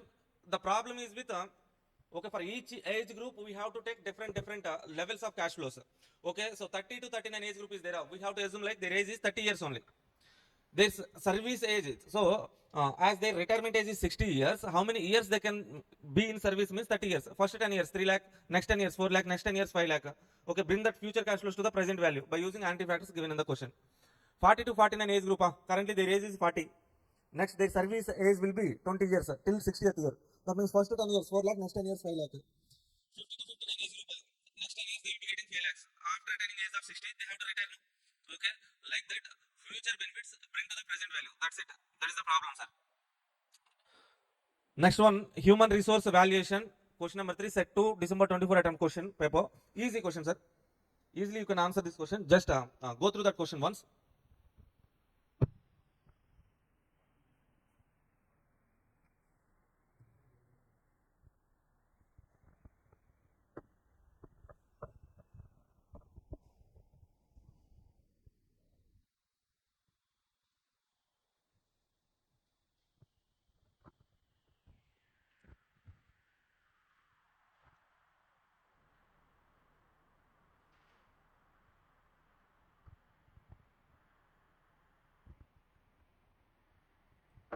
Read this question number 3.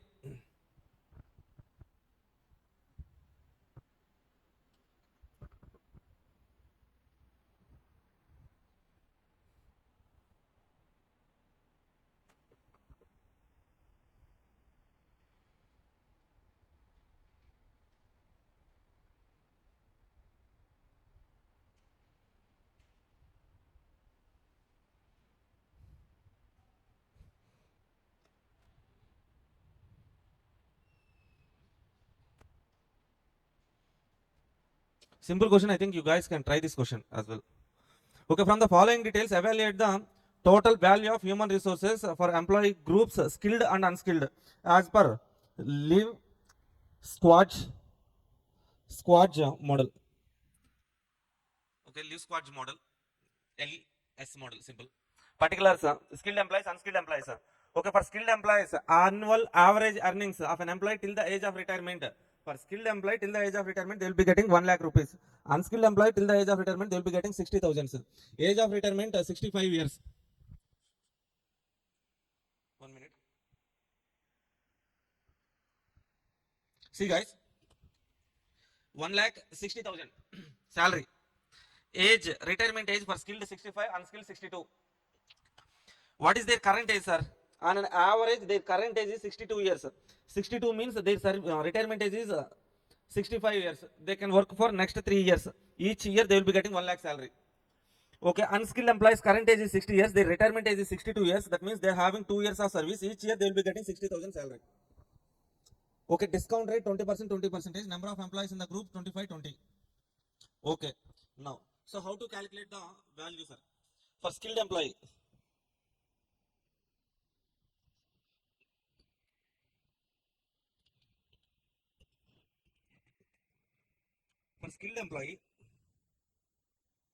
current age is 62 years, retirement age is 65 years. That means they are having 3 years of service. Next 1 year, second year, third year. That means 63rd year, 64th year. Okay, so first year, second year, third year. Each year they will be getting 1 lakh rupees salary. Na? 1 lakh rupees salary. Now bring this huge future cash flows to the present value. For that use present value factor at the rate 10%. No, 20%. 20%. Not an annuity factor, sir. Direct factor. 3 years only. Na? Yeah. We can use annuity factor directly. Annuity factor for 3 years we can use. So 1 lakh into for 3 years. 1 to 3 years. Next 3 years, 1 lakh. Present value annuity factor for 3 years, 20%. Okay, use that factor, discounted cash flows. For unskilled labor, their current age is 62 year, 60 year, 62. 60, their retirement age is 62 years. That means 2 years only. Their service is left with 2 years, 1 to 2 years. Each year they will be getting 60,000. Okay, then we have to take what's the present value annuity factor for 2 years, 20%. Discounted cash flow. Okay, can you guys tell me the present value annuity factor? 2.106. Okay, discounted cash flow will be 2,10,600. Okay, so 2 years present value annuity factor.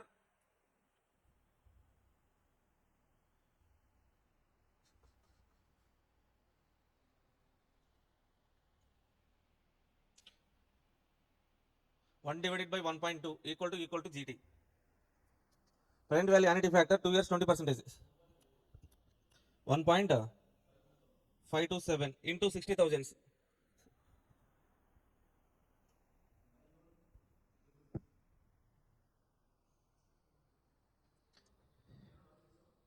What? 91667.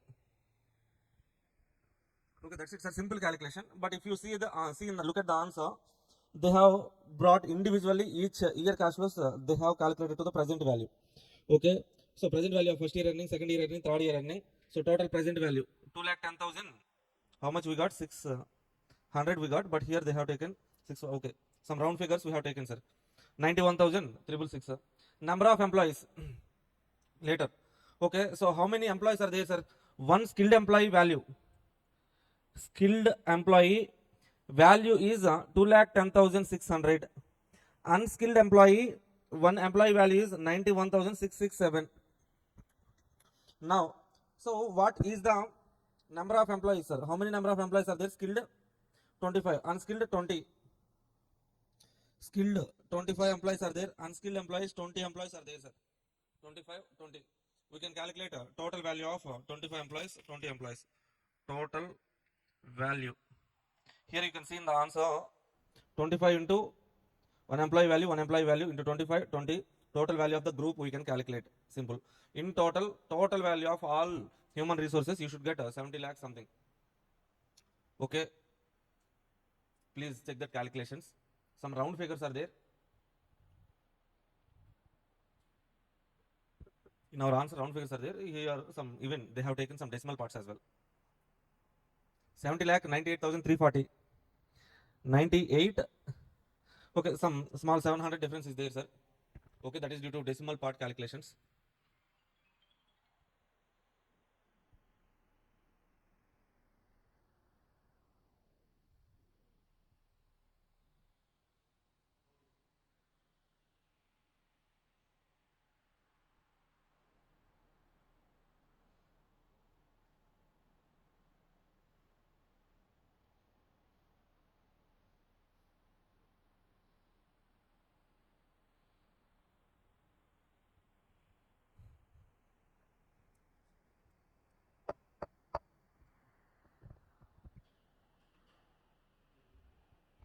Okay, done. Now, some fourth question is there, sir. This question somewhat linked with next question is there. This question is linked with EVA calculations and all. This question is linked with EVA calculation, economic value added. So that's why we shall discuss economic value added first. Our next concept is economic value added. Very, very important one, sir.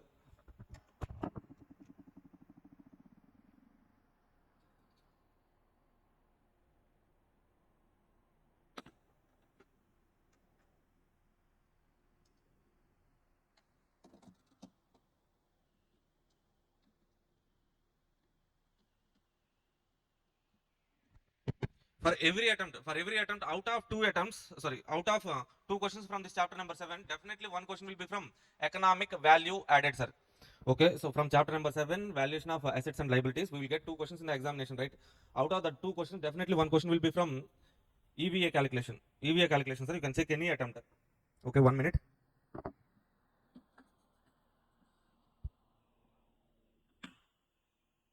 Yes.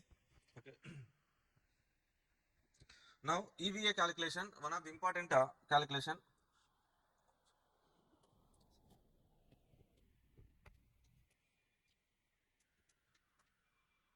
EVA.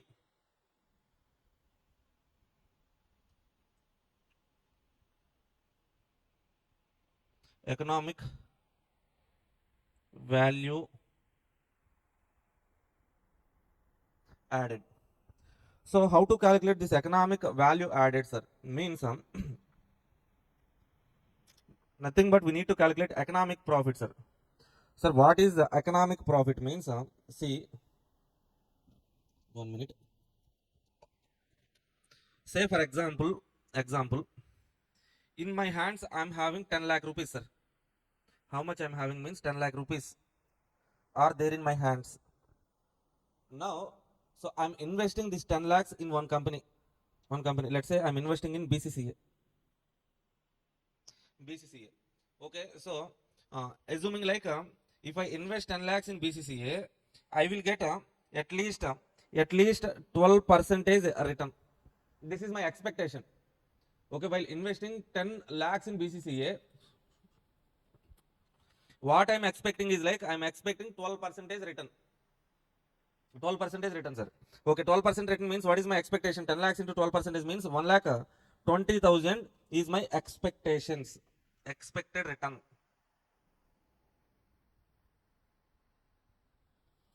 Okay, expected return. This is also we can call it as a cost of capital. Now, okay, how much return BCCA is giving for this 10 lakhs means let's say BCCA has earned net profit of let's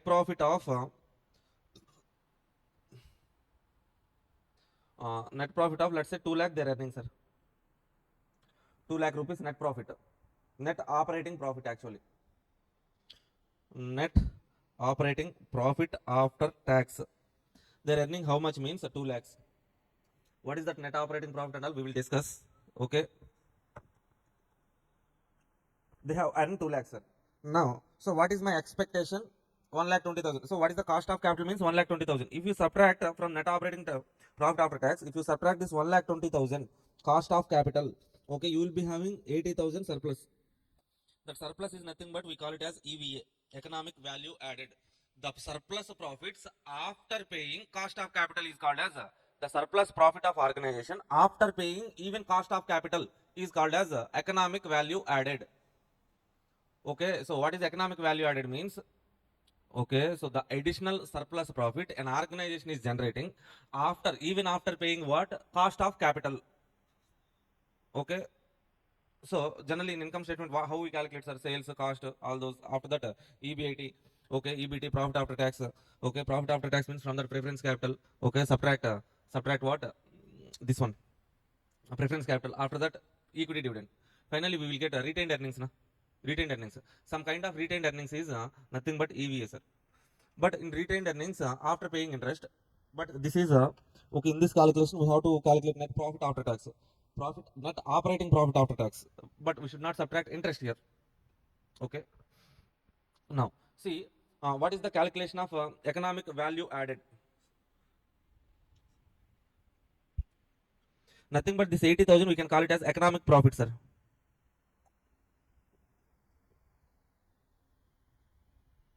So what is the concept of economic profit means? Generally, in as per accounting, P&L account we will get some profit, sir. P&L account we will get some profit. From that accounting profit, from this accounting profit, accounting from this accounting profit subtract cost of capital, that is called economic profit. Okay, this economic profit is nothing but EVA. Okay, so I hope you are getting some basic idea about EVA. So what is that EVA means? As per accounting, we calculate some profit. From that profit, subtract the cost of capital. Surplus is economic profit, EVA.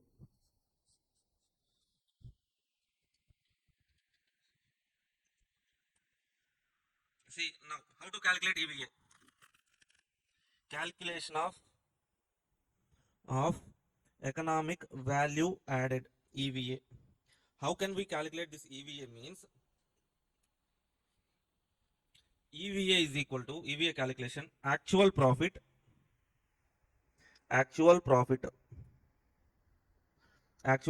something less actual profit minus expected profit.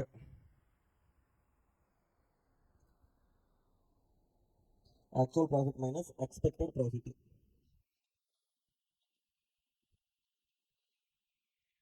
That is positive. That is positive. That is called as economic value added. Sir, so what is this actual profit, sir?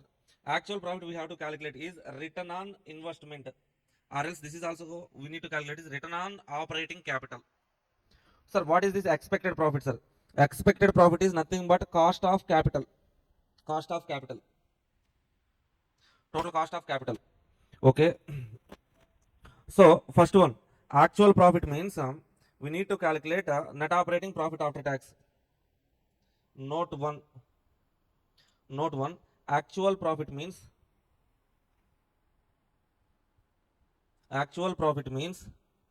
net operating profit after tax. Net operating profit after tax. No PAT. Net operating profit after tax.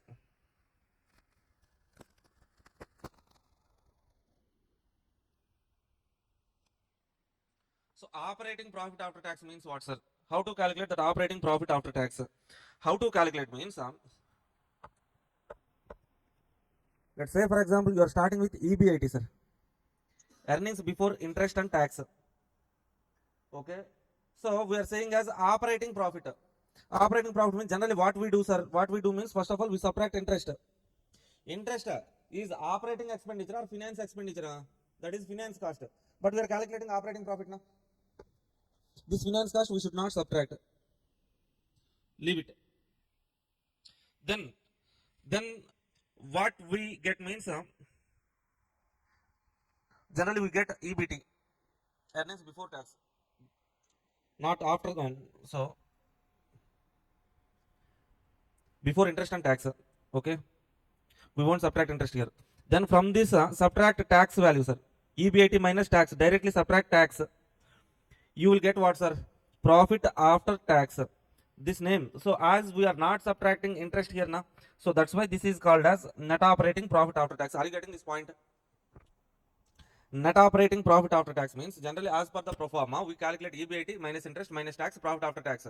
But so instead of subtracting that interest, if you skip that interest subtraction means that is called as no PAT. No PAT means net operating profit after tax. Okay. So how can we calculate net operating profit after tax, sir? Net operating profit after tax, that is equal to one way. If you start with EBIT, subtract tax. Enough. Subtract tax. That's it, right? Directly subtract tax, you will get net operating profit after tax. Or if you are starting with the profit after tax, directly profit after tax is given, sir. Okay, so then how to calculate net operating profit after tax? Profit after tax means already they have subtracted what? Interest part. Now we have to add back. So not just interest part, sir. interest net of tax we have to add back. Why, sir? Interest subtracted, already tax also subtracted. Now that's why interest net of tax we have to add back. This is how we have to calculate net operating profit after tax. What is this? No PAT, sir. So what is actually organization earning? That is called no PAT, actual profit. Okay, note 1, actual profit calculation. So how to calculate EVA, sir? So actual profit minus expected profit. Now what is that expected profit?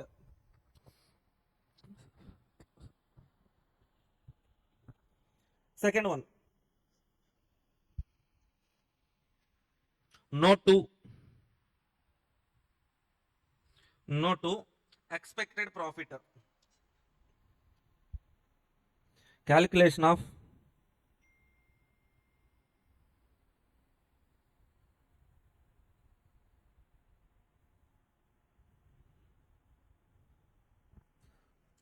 expected profit. How can we calculate this expected profit? Means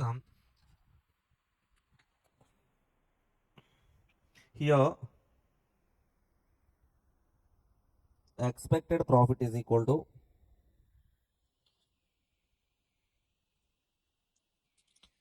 operating capital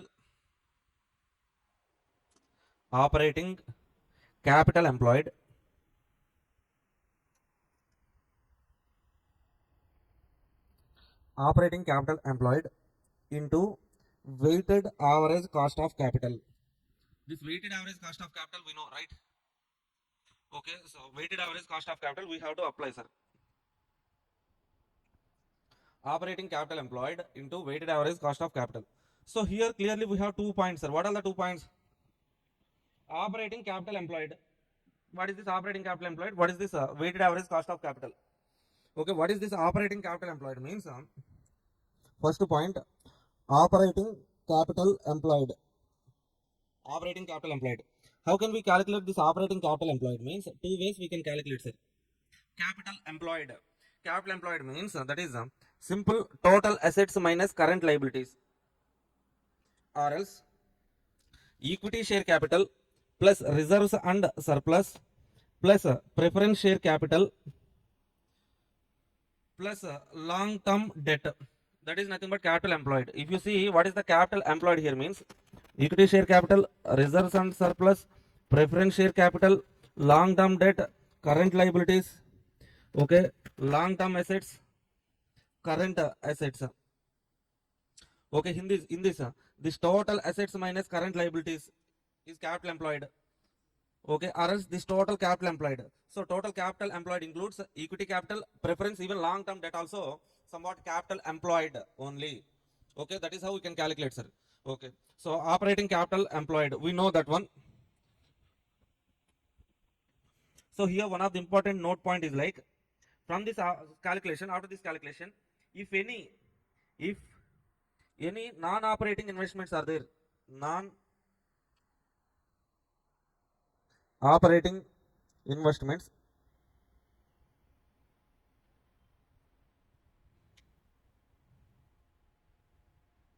then subtract.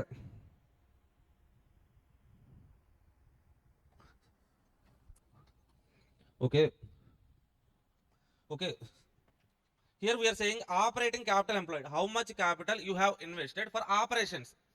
Say for example, I have done some one investment in some building, sir. That building is for rental purpose. That is not related to main operations. Okay, so that is not at all related to main operations of our business. So that's why that renting part, not our business. Okay, not no, we are not generating that rental income from our operations. No, so that's why we can avoid that. We can subtract that non-operating investments. Okay, so next one, weighted average cost of capital. Second one, weighted average cost of capital. So how to calculate this weighted average cost of capital, sir? Weighted average cost of capital, that is equal to weight of equity, cost of equity, plus weight of preference, cost of preference, plus weight of debt, cost of debt. This cost of debt we have to take post tax. After tax cost of debt only we need to consider. Okay, so and for this KE we know that formula. KE is equal to CAPM model, sir. RF plus beta into RM minus RF. KE calculation. Okay, once again, how to calculate EVA, sir? EVA means actual profit minus expected profit. What is actual profit? What, so through the operations of business, what is company is generating, that is the profit. Another side, so to generate that profit, you might have invested some capital now. So what is the cost of capital? The cost of capital we are calling it as expected profit. Okay, now actual profit is return on investment we are generating, or else return on operating capital. Next one, minus expected profit, cost of capital. Okay, so actual profit, how to calculate actual profit? Net operating profit after tax, EBIT. So directly minus tax, you will get net operating profit after tax, EBIT minus tax, or else profit after tax plus interest net of tax. No, to expected profit, operating capital employed into weighted average cost of, what is operating capital employed, sir? Okay, total assets minus current liabilities, or else equity, preference, debt. Weighted average cost of capital we know. Now finally, so I want to write the formula once again. EVA,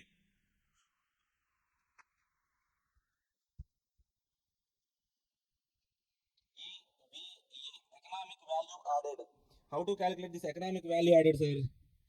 Actual profit minus expected profit, right? Actual profit means what, sir?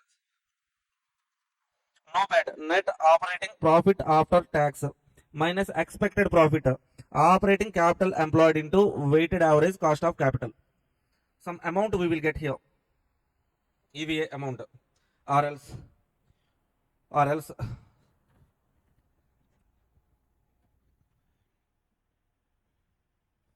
or else we can calculate net operating profit after tax. Percentage we can calculate, sir. So nothing but see. This is net operating profit after tax is nothing but return on investment. Return on investment. Or else we can call it as a return on operating capital. Operating capital. This one is nothing but cost of capital. This cost of capital is nothing but a weighted average cost of capital. Weighted average cost of capital. Some percentage you will get. Okay, what is this return on investment or else return on operating capital, sir? Here we can take two things, sir. What is pre-tax and post-tax we can calculate, sir. Pre-tax, post-tax. Return on investment we can calculate pre-tax. So return on investment pre-tax means EBIT divided by capital employed. But we don't need this one, sir. Post-tax. Post-tax net operating profit after tax divided by operating capital employed. Operating capital employed.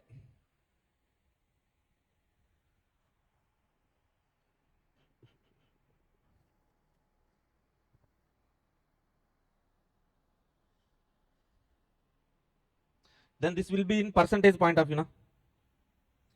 So this we will get this net operating profit after tax in percentage, right? This will be in percentage. This weighted average cost of capital will also be in percentage. Some percentage we get here. So we can say like return on operating capital minus weighted average cost of capital in percentages. This is in amount.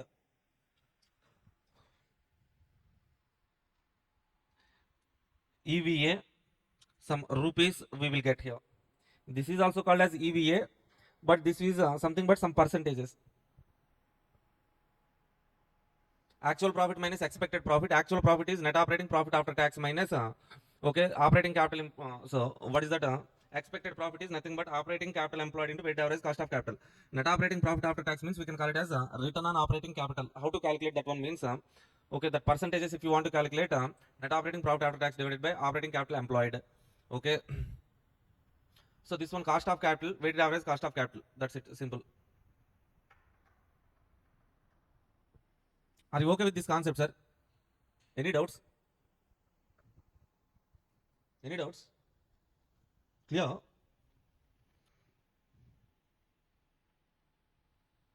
So if you are getting any doubts here means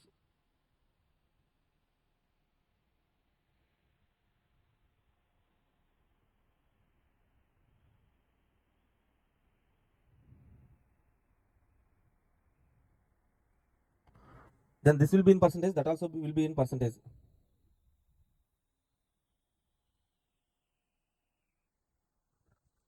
Okay, that's it, sir.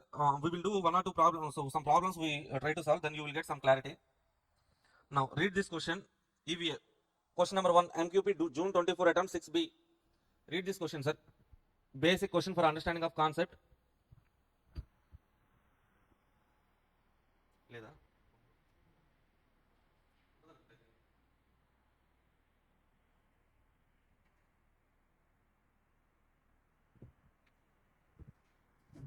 So first of all, we shall try to solve the problems from past MQPs, past attempt papers, sir.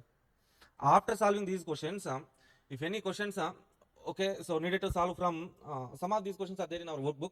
If any additional questions you have to solve, I will list out those questions. First of all, our priority is, okay, so till now, till June 25 attempt, all the past attempt and MQP questions. That is our target, sir.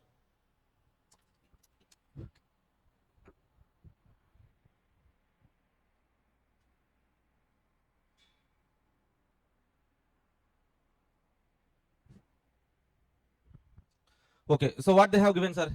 Average debt, average equity, average debt, average equity. Cost of debt, cost of equity. Weighted average cost of capital, directly given in the question. Profit after tax before exceptional items. Profit after tax. Interest after tax. Okay. Simple question.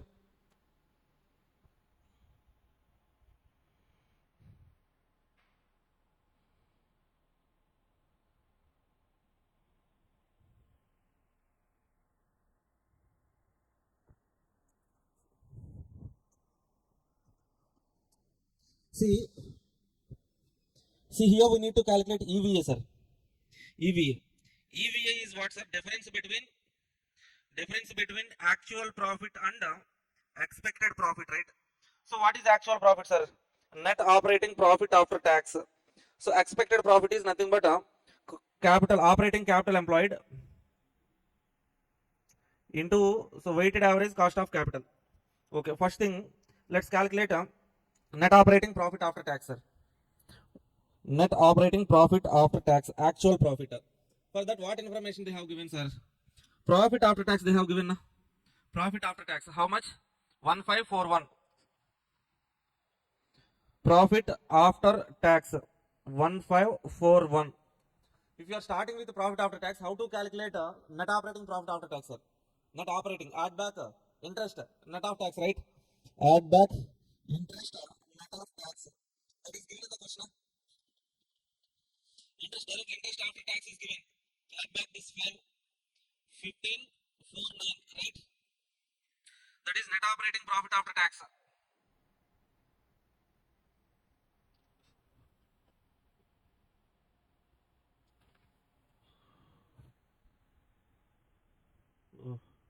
Sorry, 6 only, na? Sorry, sir, I thought 4. It is 4, I had 5. 15, 4, 6 only, sorry. Okay, next one. So expected profit. This point number is done, sir. Point number 1. Point number 2 is what, sir? Expected profit. Point number 2, expected profit. Expected profit, that is operating capital employed into weighted average cost of capital. Weighted average cost of capital is there in the question. Yes, weighted average cost of capital directly given in the question, 16.54. What is the operating capital employed, sir? Operating capital employed is nothing but equity, preference, debt. So equity is given in the question, debt is given in the question. Total 50,2766. That is equal to operating capital employed. Operating capital employed, that is equal to equity plus debt. Preference shares you need to consider, but preference shares are not there in the preference capital. Okay, equity plus debt. What is the equity? 276650. Sir.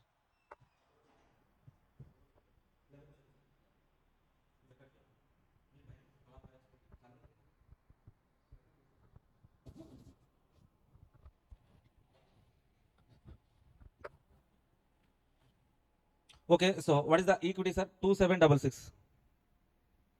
What is the debt here? 50. What is the total operating capital employed? 2816 operating capital employed. Weighted average cost of capital, how much given in the question? 16.54%. So then cost of capital, expected profit, 2816, 2816 into 16.54 percentage. You will be getting something, right? 4 6.6, huh? Okay, round figure 466. 466 is the round figure, sir. Now, so net operating profit after tax 1546, cost of capital 466. Or else simply if you want to write it like the difference is EVA is what, sir? Third one. EVA is equal to, okay, net operating profit after tax minus cost of capital. Okay, so 1546 minus 466. That's it, sir. 1080 na.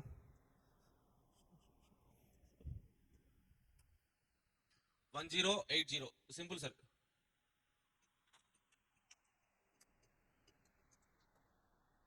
Okay, actually this is how we have to present the answer. But simply simple answer is like net operating profit after tax. How to calculate that one, sir? If you start with the profit after tax, add back interest net of tax. Okay, what is the profit after tax given in the question? 1541. 1541 plus interest after tax 5.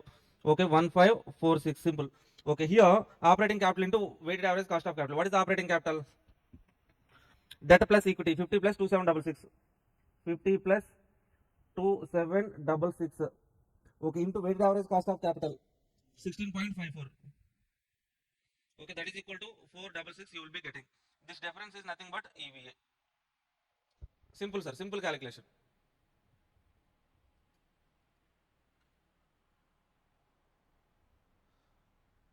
Okay, so generally in the examination, how we present the answer means in statement format we present the answer. Okay, or else if you want to present the answer in like this means, okay, but what we have to do is like we should not write shortcuts, sir. We have to write net operating profit after tax. Okay, somewhat operating capital employed, weighted average cost of capital, like that without shortcuts we have to write. Okay, if you want to present the answer in chart way, okay, fine, but you should not use that shortcuts. Now, if you are okay with that one means, let's go to the next question. Question number 2.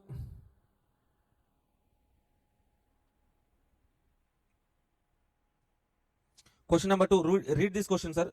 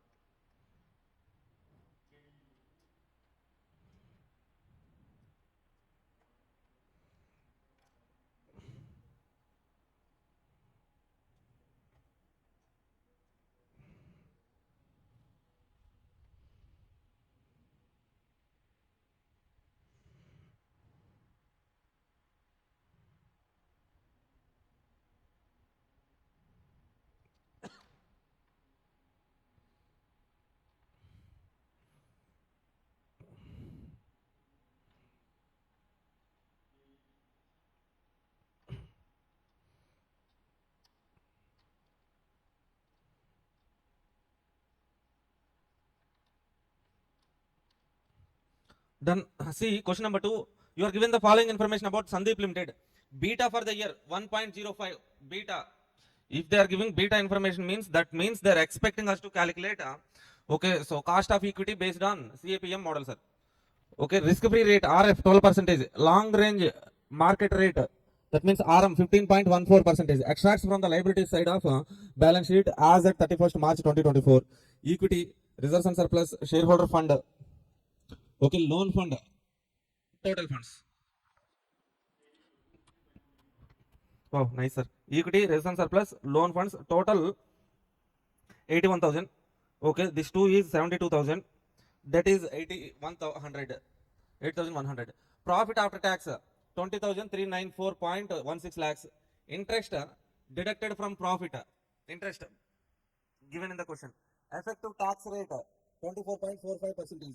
Calculate economic value added of Sandeep Limited. Economic value added. So same question, sir. Same concept.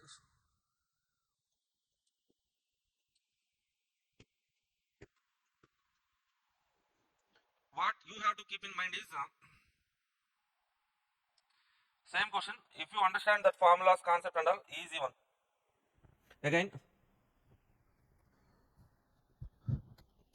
EVA means what, sir? Economic value added. How can we calculate EVA? We can calculate.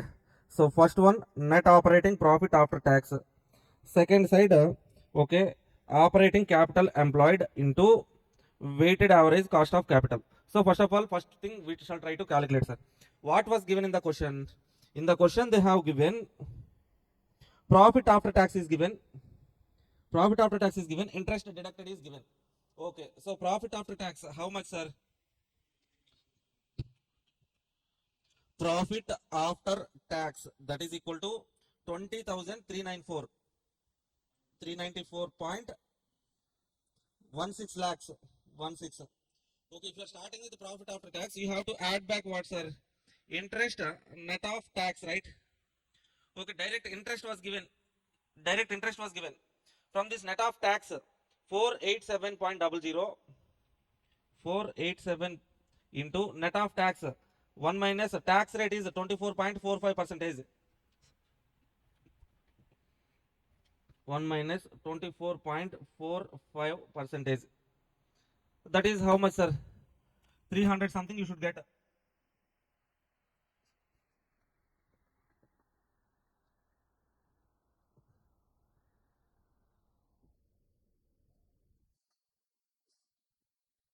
367.93. Profit after tax plus interest. You will be getting no PAT. Net operating profit after tax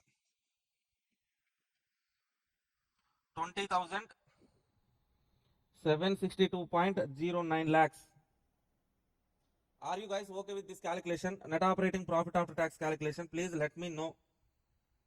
If you are okay with this calculation, I will move forward.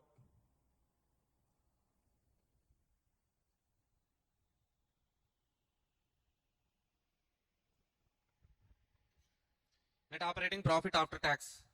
Okay, now second point, we need to calculate operating capital employed, sir. What is the operating capital employed? Directly given in the question, total capital employed. Equity plus reserves and surplus plus preference plus loan funds. Preference is not there. Equity is there. Reserves and surplus. Equity 29,160 plus reserves and surplus 40,740. Okay, loan funds. Loan funds 8,100. Total 81,000. So operating capital employed given in the question is 81,000. Right? 81,000 directly given in the question into weighted average cost of capital, sir. Do we know that weighted average capital cost of capital? No, we don't know. For that, take a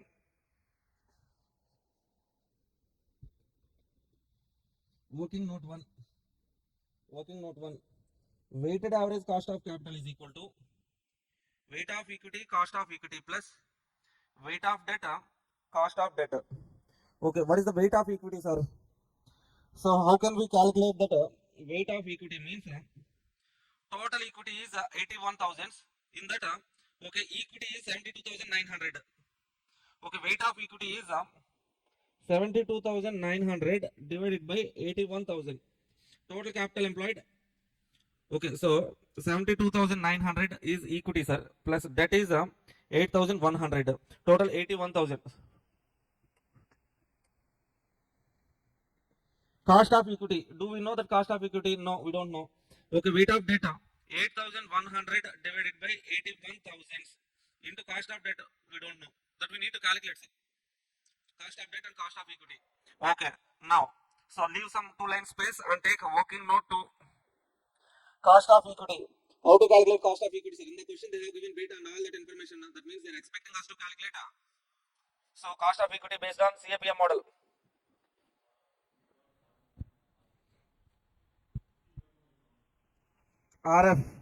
RF plus beta into RM minus RF. RF is there in the question. 12% are nice. RF is 12% plus beta 1.05, RM 15.14% minus 12%. Finally, you should get how much? 15.30 na? 297. Okay, 15.297, round figure 15.30. I'm making round figure. Okay, now we got 15.3% cost of equity. We got, sir. Now cost of debt. How to calculate cost of debt, sir? Working note 3. Cost of debt. How to calculate cost of debt, sir? Interest net of tax divided by debt portion. That's it, right? What is the interest net of tax? Interest amount is given in the question. Interest net of tax. This one only, na? 367.93. 367.93 divided by debt. So debt portion given in the question 8,100. So into 100 you will be getting debt.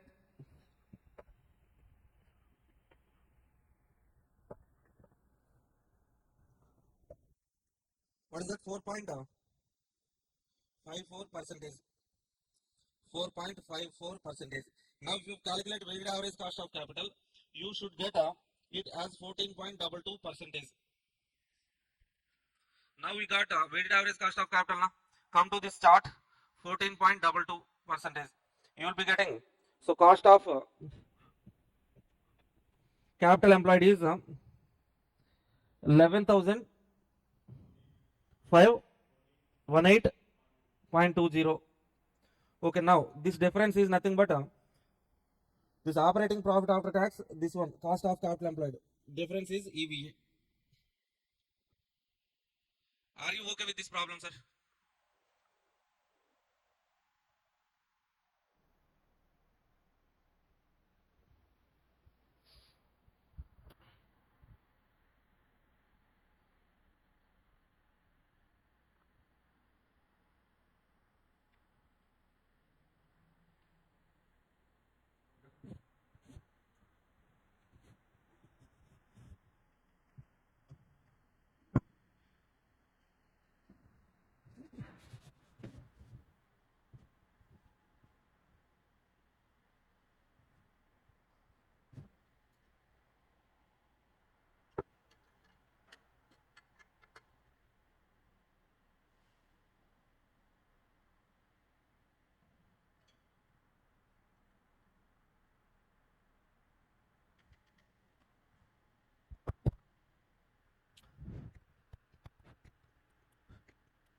Done.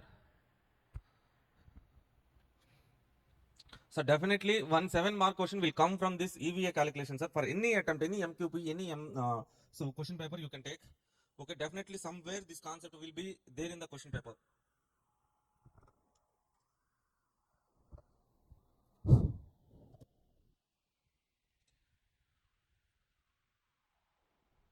Now, after completing that second question, read this third question, sir.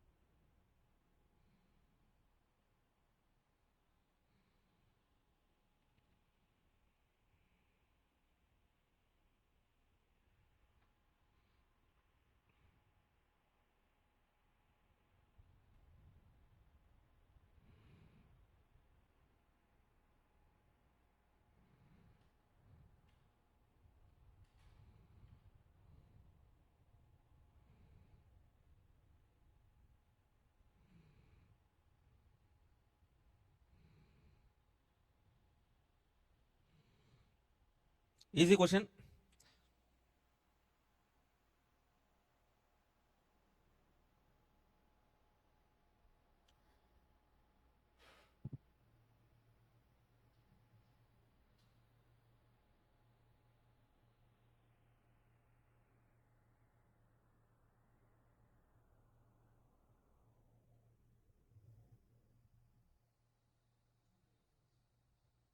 June.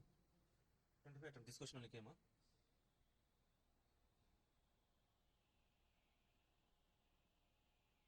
Other question.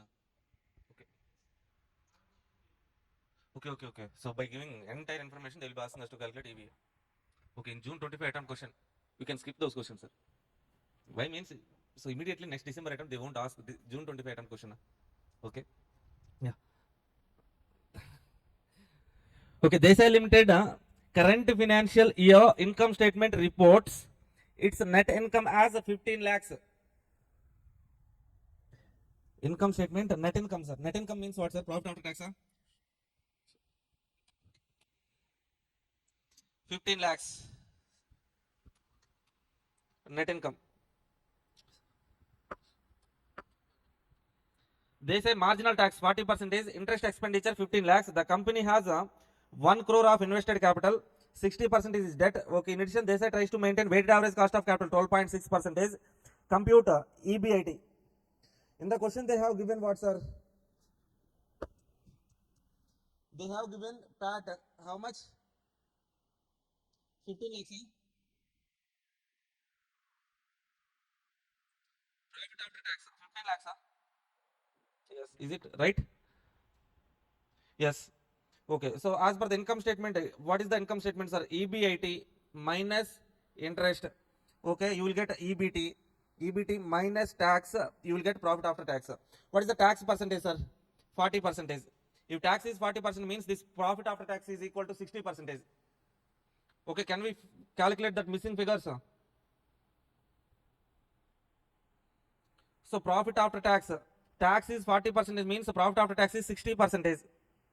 EBT is 100%.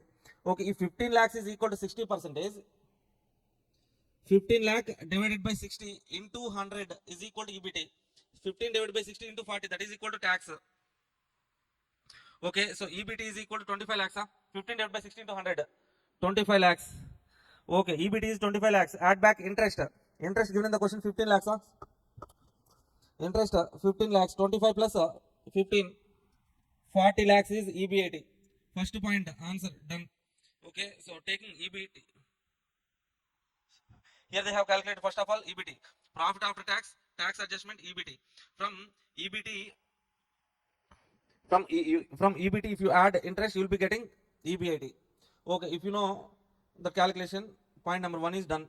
Next one, calculate, they say EVA. EVA we need to calculate, sir. EVA very easy, sir. What is the EVA? So one side net operating profit after tax, no PAT, net operating profit after tax. If you start with EBIT, directly subtract tax. EBIT how much, sir? 40 lakhs minus tax, minus tax 40%. 40 lakhs minus 40%, minus invested capital into weighted average cost of capital. What is the invested capital here? 1 lakh is the capital invested and weighted average cost of capital 12%. This 1 crore into 12%, 12 lakh 60,000 is cost of capital. Net operating profit after tax 24 lakhs. 24 minus 12 lakh 60,000, 11 lakh 40,000. Okay, next one. Desai has 2 lakh 50,000 equity shares outstanding. According to EVA, you computed. Okay, compute how can Desai pay dividend per share before the value of company would start to decrease. Okay, if Desai does not pay any dividend, demonstrate what would you expect to happen in the value of company. Okay, see, the point is like okay, maximum dividend how much they can pay. Maximum dividend means okay, after subtracting capital, okay, EVA is there na. Okay, so if I want to distribute that EVA to the equity shareholders, then how much dividend per share will be there, sir? That is EVA divided by number of equity shares 4.56. Okay, this is called as EVA dividend. Apart from the existing dividend, in additional, how I can pay per share 4.56. If I want to pay additional dividend, then for that, so even beyond this 4.56, I am not having any profits, sir. For that, what I have to do, sir, from existing resources or else from generating some capital and all, I have to give the dividends. If they say does not pay a dividend, we would expect value of firm to increase. So why, sir? It will achieve higher growth, hence higher level of EBIT. EBIT higher, then all else equal, value of the firm increase. Okay, if they are not paying any dividend means they will be having some retained earnings. That all that EVA is nothing but retained earnings. And that retained earnings will be getting some growth. Returns we can get now. Growth will be there. Higher EBIT. Higher EBIT means higher value. Okay, one way. In another way, if you want to pay the dividend, maximum you can pay EVA dividend. So EVA divided by number of shares, so 4.56. That's it. That is the point. Fourth question. Read this question once. If you get any doubts from this question, please let me know. Are you getting that point, sir? So EVA, retained earnings, something is there in the maximum that we can distribute as dividend. Okay, if you are not distributing any dividend means retained earnings will be there. Retained earnings here, I mean retained earnings means EVA only. If you are not distributing any dividends, then you will be having retained earnings. You will get some profits, sir, growth on that.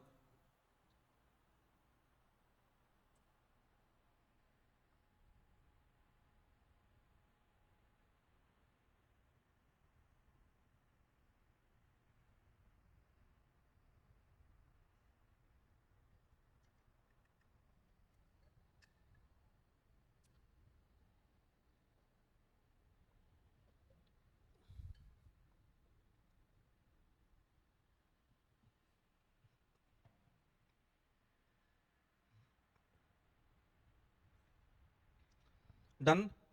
If you have completed with that question number 3, please read this question number 4.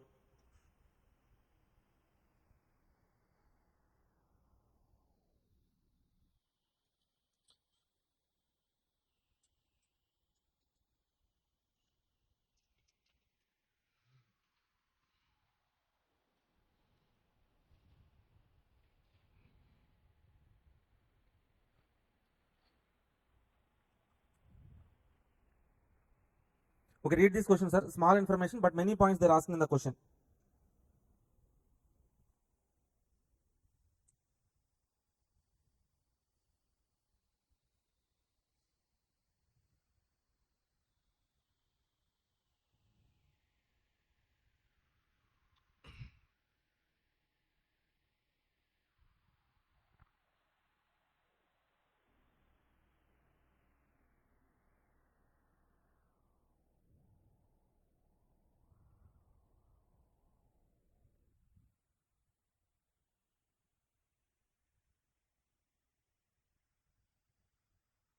No pad, not 24. So please do this calculation. 40 lakhs minus 40%, how much? 24 only, na? Yes. Net operating profit after tax, 24 only. Okay, now question number 4. Following information is given. Following information is given for 3 companies, sir. What are the 3 companies? Orange, red, blue. 3 companies. Total invested capital 1 lakh, 1 lakh, 1 lakh. Debt asset ratio, sir. Debt asset ratio they have given. Debt asset ratio means debt by assets. That means debt divided by asset means equity plus debt only. So this is nothing but weight of debt. Okay, if you know this is the debt, 0.8 is the debt, then okay, what is the equity, sir? 0.2 is the equity. 0.5 is the debt, then 0.5 is equity. 0.2 is debt, 0.8 is equity. Are you getting that point? Debt to asset they have given, sir. If one is total assets, if debt is 0.8, remaining 0.2 is equity. Okay, shares outstanding 61,000, 8,300, 10,000. Pre-tax cost of debt. Cost of debt pre-tax they have given, sir. But we need post-tax. Okay, in weighted average cost of capital, we need cost of debt post-tax. Okay, we calculate. Cost of equity was given in the question. Operating income, EBIT given. Net income, profit after tax is also given. Next one, tax is uniform, 35% in all cases. Calculate weighted average cost of capital for each company. Weighted average cost of capital means, okay, so weighted average cost of capital, that is equal to weight of equity, cost of equity, plus weight of debt, cost of debt. Okay, this cost of debt, post-tax cost of debt we need to take, sir. Okay, so what is the weight of debt? Weight of debt is there 0.8, 0.5, 0.2. What is the weight of equity, sir? Weight of equity, so 1 minus 0.8, 0.2, 0.5, 0.8. Okay, so if total assets, sir, try to understand this one. Debt asset ratio, debt by assets equal to 0.8 means what, sir? If one is the asset, that is 0.8. One asset means how can we purchase assets, sir? Either from debt or from equity. That means total debt plus equity is equal to 1 means out of that 1, 0.8 is the debt. What is the remaining part, sir? That is 0.2 only, right? Yes. Okay, so now, so come to the answer. Weighted average cost of capital. Weight of debt 0.8, 0.5, 0.2. Weight of equity. Weight of equity 0.2, 0.5, 0.8. Now cost of debt, sir. Cost of debt. Cost of debt given in the question 16, 13, 15 is the pre-tax. What is the tax percentage? 35%. Minus 35%. Minus 35%. Minus 35%. Please calculate that one. 16 minus 35%. How much? 16 minus 10.4, 8.45, 9.75. This is okay. Cost of debt, sir. Cost of equity given in the question. Okay, we can calculate weight of debt, cost of debt plus weight of equity, cost of equity. For orange company, weighted average cost of capital. Red company, weighted average cost. Blue company, weighted average cost of capital. First point done. Second point, calculate EVA, economic value added. What is economic value added, sir? No PAT. So net operating profit after tax minus operating capital employed into weighted average cost of capital. Okay, so no PAT, net operating profit after tax. How can we calculate, sir? Here, EBIT information is given. If you start with EBIT minus tax, you will get net operating profit after tax. Directly we can take net operating profit after tax. EBIT minus tax 35%. EBIT is given in the question. Minus tax percentage, you will get no PAT. Okay, so next one. To calculate EVA, no PAT done. Operating capital employed, weighted average cost of capital. What is the capital employed? Invested capital 1 lakh, 1 lakh, 1 lakh. Weighted average cost of capital we have calculated. Okay, so invested capital 1 lakh, 1 lakh, 1 lakh. Weighted average cost of capital. No PAT into invested capital into, so no PAT already there. Investment is there. This investment into weighted average cost of capital. No PAT minus investment into weighted average cost of capital, you will get EVA. Direct calculation. So EVA for which company is higher, sir? First company, orange company is the higher. Okay, so calculate which company is considered the best investment based on EVA. Based on EVA, orange company is having highest EVA, so the orange company is best company. Fourth one, calculate the price for share. Price, nothing but MPS they're asking, sir. MPS for each company. If industry PE ratio is 11 times, if industry PE, how to calculate MPS? If you know PE, sir, PE multiple, PE into EPS, PE into EPS. Are you able to recall that one? Okay, MPS is equal to, see this formula, we know this formula, right? PE is equal to MPS divided by EPS. If you bring this EPS to the left side, MPS is equal to EPS into PE ratio. Now, in this question, to calculate profit after, MPS for each company, PE ratio is given. If I know EPS for each company, definitely I can calculate what? Okay, let's calculate that one, sir. Number of price per share, MPS we need to calculate. Number of shares given in the question. Net income. Net income means profit after tax given in the question. Okay, so now from this, can we calculate EPS? Yes. Profit after tax, if no preference means that is only equity available for. So earnings available for equity shareholders. Okay, PAT divided by number of shares. PAT divided by number of shares, you will be getting one. So do this calculation, sir. 8,970 divided by 6,100. Correct this calculation? 8,970 divided by 6,100. EPS. How can we calculate this EPS? Means EPS is equal to profit after tax divided by number of shares. Why PAT, sir? So as in the question, no preference dividend now. PAT is only the earnings available to equity shareholders. Now MPS is equal to this EPS values into PE. PE given in the question 11. We will get MPS values. Yes, MPS values. Okay, next one. So market capitalization. Market capitalization means what's the total market value? MPS into number of shares. We call it as okay, market capitalization. Market capitalization, number of shares into price, MPS, market price per share.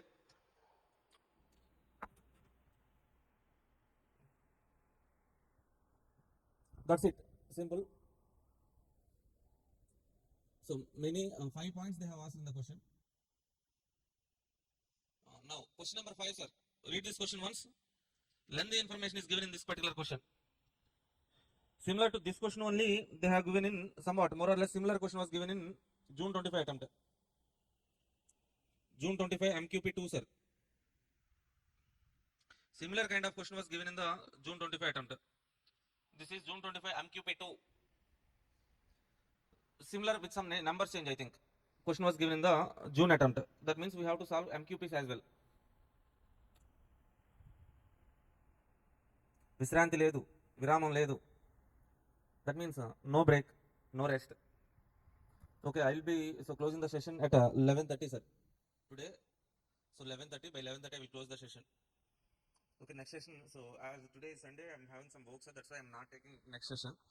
So if possible, I plan to take afternoon session, but Bhavya madam is taking the class 3 to 5. So that's why. Okay, let's complete this EVA question 5, 6. Then we can take break. Okay, tomorrow one more question is there, sir. That question is real estate valuation. I will discuss that real estate valuation, and then I will go to the chapter number 8, mergers and acquisition. So very easy chapter. If you know this 5, 6, 7, 3 chapters basics means 8th chapter easy, sir. Some small exchange ratio calculation, one concept. Next PE ratio, EPS, MPS, all those formulas only. Okay, so repeatedly they will be asking those points only. Okay, so we will discuss about that later, but read this question and just go through that question once.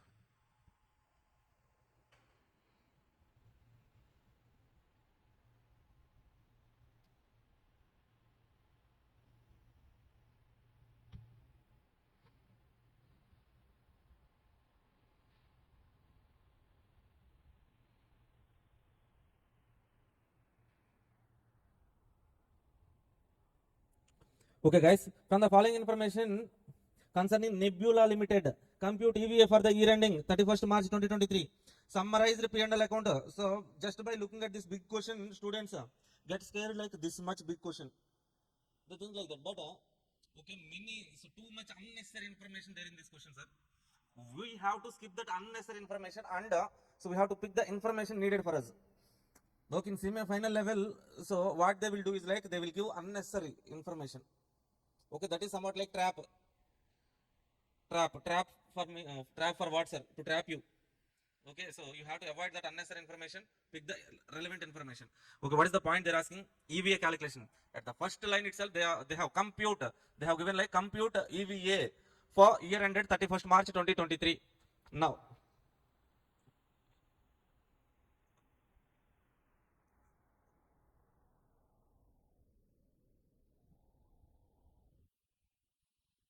see guys,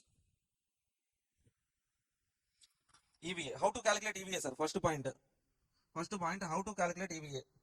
EVA is equal to, once again, same calculation, net operating profit after tax. Here cost of capital. Cost of capital means operating capital employed into weighted average cost of capital. Okay, we will see. What is the information given for NOPAT and this one we will check, sir. First one, sales, cost of goods sold, gross profit, expenditure, office, selling, profit before interest and tax, interest, profit before tax. Okay, tax 40%, profit after tax, sir. From this information, can we calculate net operating profit after tax? Net operating profit after tax, sir. How can we calculate, sir?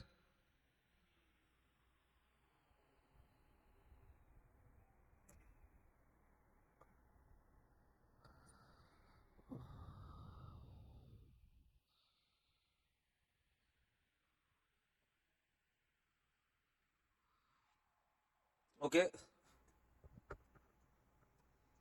So net operating profit after tax, how can we calculate? Means this is EBIT, na? From EBIT directly subtract tax. Tax how much, sir? 1 lakh. 2,86,000 minus 1 lakh. 1,86,000 is net operating profit after tax. Guys, EBIT 2,86,000. Okay, what is NOPAT, sir? EBIT minus tax. That is nothing but net operating profit after tax only. Okay, EBIT is there minus tax. Sorry, 40% is right. I did some wrong calculation. EBIT 2,86,000 minus tax 40%, sir. 2,86,000 minus 40%, you will get a net operating profit after tax. What, sir? 1 lakh. Okay, nice, sir. Summarized balance sheet.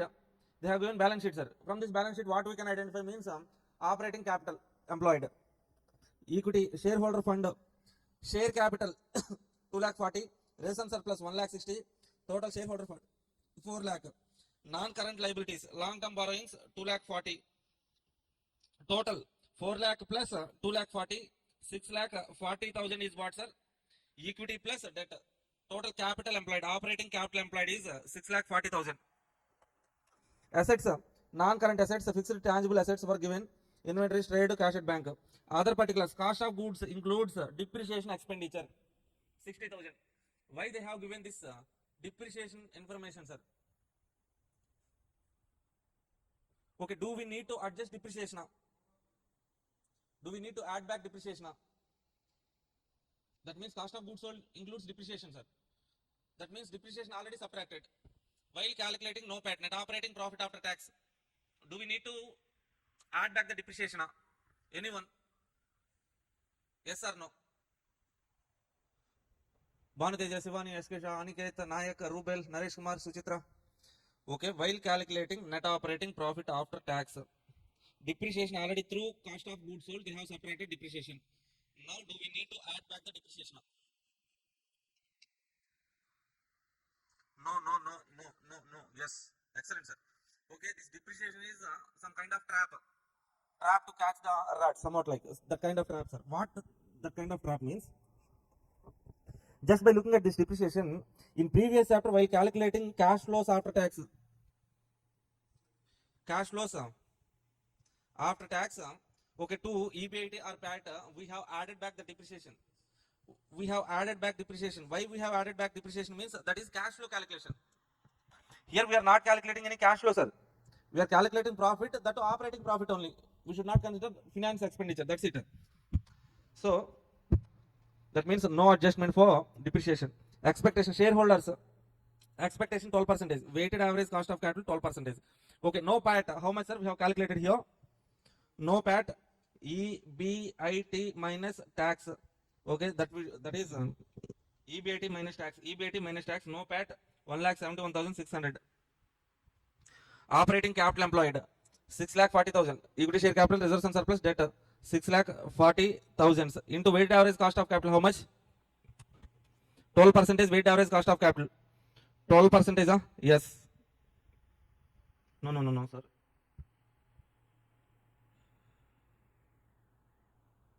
Weighted average cost of capital. Okay, sorry. This is not weighted average cost of capital, sir. Shareholders expected return they have given. That means this is, we have to take it as KE. Sorry, guys. KE is how much? 12%. Okay, we need KD as well. Weight of KE, weight of debt, weight of equity, weight of debt we need, sir. Okay, so we have that information here. Okay, what is total equity, sir? 2 lakh 40 plus 1 lakh 60. Okay, 4 lakh. 4 lakh is equity, 2 lakh 40 is debt. We can calculate weight of debt, weight of equity. What is the weight of debt, sir? Weight of debt is 2 lakh 40 divided by 6 lakh 40. Weight of equity 4 lakh divided by 6 lakh 40. What is KE? KE is 12%. Weighted average cost of capital, that is equal to weight of equity, cost of equity plus weight of debt into cost of debt. What is the weight of equity? Weight of equity is 4 lakhs divided by 6 lakh 40 total. KE 12%. KD 2 lakh 40 divided by 6 lakh 40 into KD. How to calculate cost of debt, sir?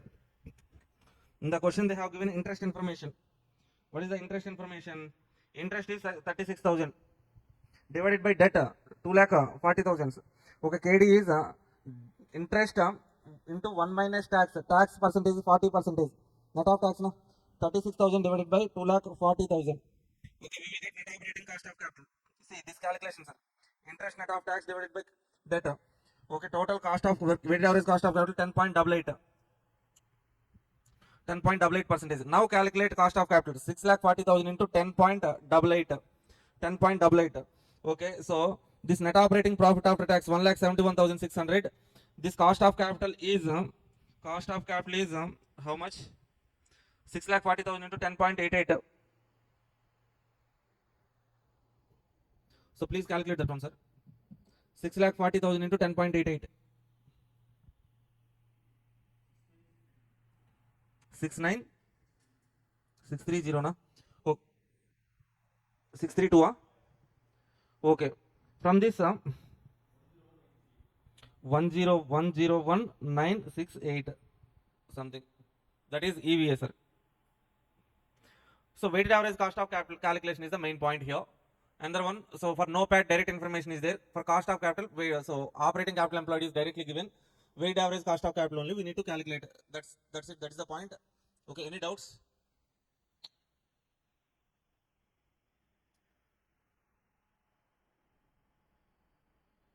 Okay. This cost of debt is post tax cost of debt, sir. Post tax. That's why interest into 1 minus debt we have taken. Last one. Last question. Question number 6. Please read this question number 6. Again, this is somewhat information is given. Okay, easy question only, I think.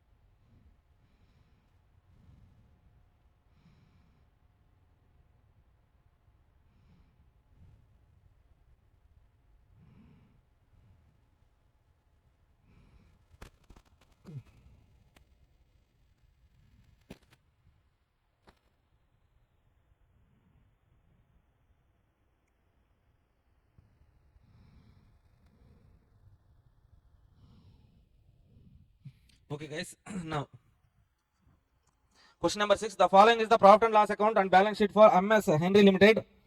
So 2 years are given, sir. 2 years 2023, 2024. Turnover 652, 760. Pre-tax accounting profit. Pre-tax accounting profit means profit before tax minus taxation, profit after tax, dividends, retained earnings given in the question. Okay, so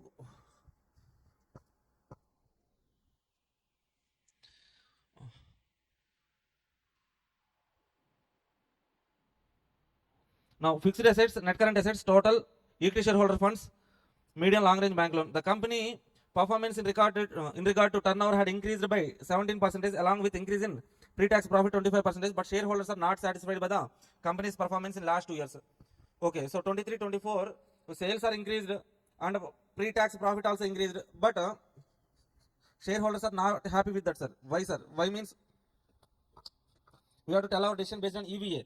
EVA as suggested by Stern Stewards Company USA, so that the reason for non-satisfaction can be evaluated.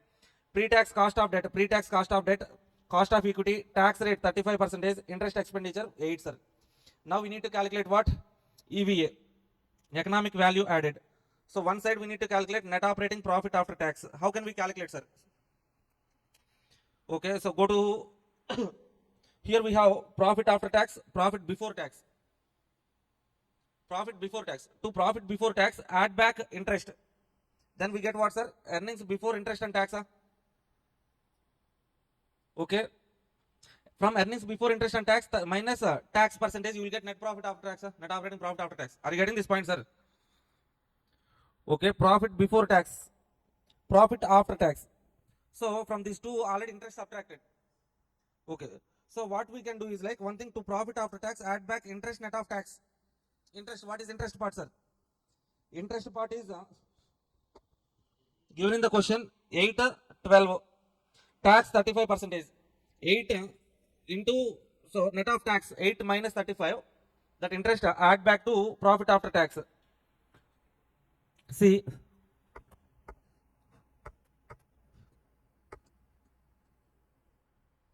profit before tax, add back interest, less tax expenditure. So by taking profit before tax, they have taken profit before tax, add back interest, less again tax 35%. Sorry, not this one, sir. Tax 35%. Then we will get net operating profit after tax. So do that calculation, correct? Or else to operating profit 88, add back interest net of tax 8 into 8 minus 35, sir. How much?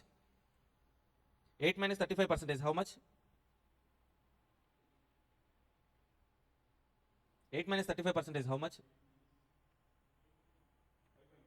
5.2. So 88 plus 5.2, how much? 93.2 we should get. But here they got 92.3 only. So please check this calculation, sir. Check this calculation once. Profit before tax 134, add back interest 8. Okay, tax.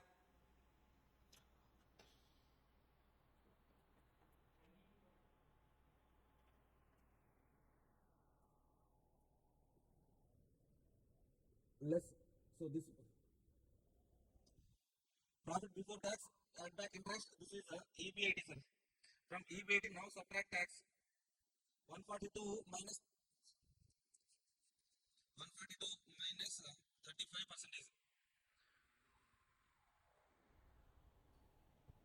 35%. 142 minus 35%. 92.3.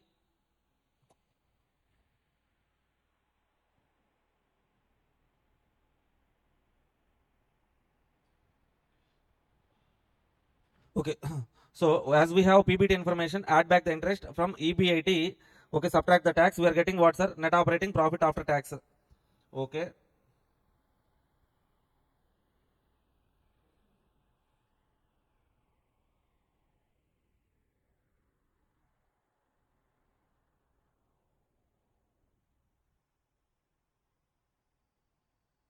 See. Okay, sir, done. So operating capital. We know this net profit, net operating profit after tax 92.3. So to PBT, add back interest minus tax, you will be getting this one, sir. Okay, sir, why can't we add, so to profit after tax, if you add interest net of tax, this taxation 46 they have given here, whether that is 35 or not, let's take 46 divided by 134 into, okay, here they have given different tax rates, sir. Here tax is different, here tax rate is different, at the end they have given tax rate 35. That's why this difference is coming, sir. What we have to do is like PBT, add back interest minus tax, you will get net operating profit after tax for 2 years. We can calculate 92.3117. Now, so second side we need to calculate what, sir? Operating capital employed into weighted average cost of capital. Operating capital employed. Operating capital employed. Go to the question again. Operating capital employed. They have given information for what, sir? Equity shareholder funds, medium and long term loan. 390 plus 110, 500. 390 plus 110, 500 is operating capital employed. 472 plus 160, 472 plus 160, 632 is the operating capital employed. Operating capital employed we got, sir. To this operating capital employed, what we need to do is like, okay, we have to calculate weighted average cost of capital, sir. What is the weighted average cost of capital?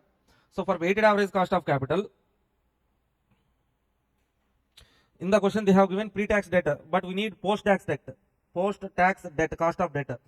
9% minus 9 minus 35 tax percentage, 35 na? 9 minus 35, 10 minus 35. You will get post-tax. Okay, what is the weight of debt? Cost of equity is also given 15, 17%. Okay, 15%, 17%. What is the weight of debt, cost of debt? Here we have that information. Na? Equity shareholder fund, long term debt. 390 by 500. Okay, cost of debt is 110 by 500. 110 by 500. Here cost of debt is 160 by 632. Cost of equity. Cost of equity is 390 by 500 here. Here 492 by 632. Weights are there in the question, sir. So we can calculate weighted average cost of capital 12.99, 14.34 percentage. Okay. So we got weighted average cost of capital. So now on capital employed, we can apply this weighted average cost of capital one way so that we can get amounts. Or else another way, already we got weighted average cost of capital. Yes. Okay. So also calculate return on operating capital. What is the return? No PAT is our return. Operating capital is this much. 92.3 divided by 500. 117 divided by 632. What is that, sir? Operating return on operating capital. From that return. So now from return on operating capital, subtract weighted average cost of capital, EVA, you will get, sir, EVA. EVA spread means EVA in percentage. That is 5.47, 4.17. EVA is equal to operating capital into spread. Or else, okay, directly you have calculated net operating profit after tax, na? Operating capital, na? Weighted average cost of capital is there, na? For EVA, net operating profit after tax. Cost of capital is operating capital employed into weighted average cost of capital. Calculate that one. So calculate the difference. Directly we will get EVA, sir. Nothing is there. Small calculation only. For net operating profit after tax, PBT, add back interest, tax, net operating profit after tax. Operating capital employed. Operating capital employed. Okay, so equity shareholder funds, long-term debt. Operating capital employed. Okay, weighted average cost of capital. Weighted average cost of capital. Okay, this cost of debt, cost of equity is given in the question. Cost of debt pre-tax given, right, post-tax. 1 point. Okay, weight of debt, cost of weight of equity. The information is there. We can calculate the weights. Weight average cost of capital we can get. Okay, operating capital employed. Operating capital 500 into this one, 632 into this one. We will get a cost of capital. Net operating profit after tax minus cost of capital. You will get EVA, sir. EVA. That's it. Are you okay with this question, sir? Same question only. Next one, valuation of building concept is there. We will discuss valuation of real estate concept in tomorrow's class. After completing the concept, we go to chapter number 80. Okay, please practice this question. One more question is there, sir. At the end, in this PDF, one more question is given. So workbook question number 11 in additional questions, sir. In chapter number 7, additional questions, workbook question number 11 is there, sir. That question similar to more or less same question. Same question, June 25 attempt question model, sir, with some numbers change. Similar model to June 25 question. Okay, so you can try this question once. Please try this question. Thank you. Thank you all. We'll meet you in the next class. Until then, bye-bye. Yes, hi guys, welcome back. So here, in chapter number 7, we have valuation of building concept. So valuation of real estates. Valuation of real estates. So while calculation of this real estates value, okay, so there are basically two methods are there, sir. One is value based on price per gross rent, okay, value based on price per square feet, area based valuation, and also okay, rent based valuation. Okay, so for this valuation and all, for real estate valuation, okay, so we need some comparable items, comparable properties. Okay, so let's read this question, then you will get some clarity, sir. You have been asked to find out the value of office building having rateable area. Okay, how many square feet are there, sir? 33 lakh square feet area in Bandra. 3 lakh square feet area. Mumbai, based upon comparable properties, okay, sold in recent years, there have been 6 property sales in surrounding area. Market rent of the building, 6 properties in so nearby area, there are comparable properties are there. Okay, so the market rent of building 5 per square feet. Okay, so what is our target? Subject property is okay, 3 lakh square feet, 3 lakh of a particular building, 3 lakh square feet. Rent is 5 rupees per square feet. Now, so comparable properties information is given. Okay, property Ashra, Happy Home, Pratiksha, Bandhan, Asha,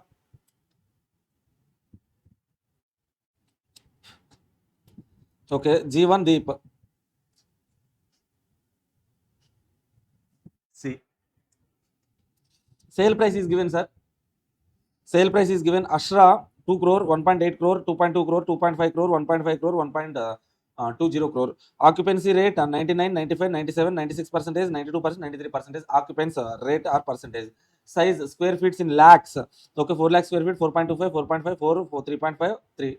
Okay, our subject okay, building square feet is 3 lakh. Okay, gross rent 5.50 lakhs, 4.75, 5.10, 5.54, 3.5. So the first method, estimate the value of building, our particular target building.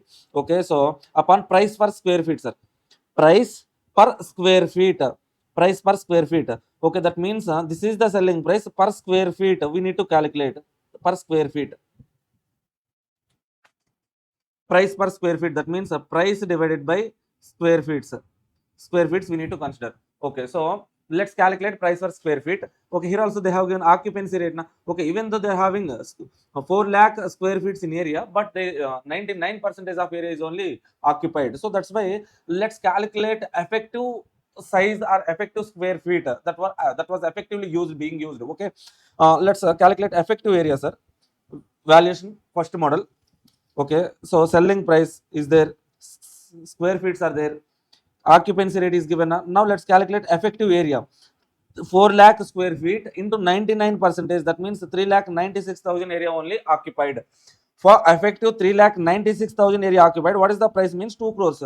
2 crore divided by 3 lakh 96,000 square feet, that means the price for effective square feet is 50.51. Okay, so likewise we need to calculate for each building price for effective square feet.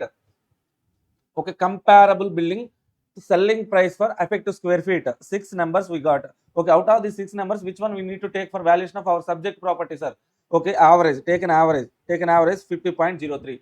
Okay, now we can apply this 15.03 to our subject property. Okay, so to calculate the value, what is our subject property effective area? 3 lakh square feet is there, 94% occupancy rate, that was given in the question. 94% occupancy rate. Okay, so that means 2,82,000 effective square feet. For each square feet, what is the price? 50.03. You will be getting some value calculated. Okay, so check whether that amount is correct or not. Some clerical mistakes are there, but concept is same. Now, so what is our second method, sir? So valuation based on price per gross rent. That means price divided by gross rent, sir. We need to calculate price per gross rent. Let's calculate price per gross rent. Calculate price per gross rent multiple. Okay, so for each property, price is there, gross rent is there, calculate price divided by gross rent. You will get some numbers. Price per gross rent, per rupee of rent, what is the price? Okay.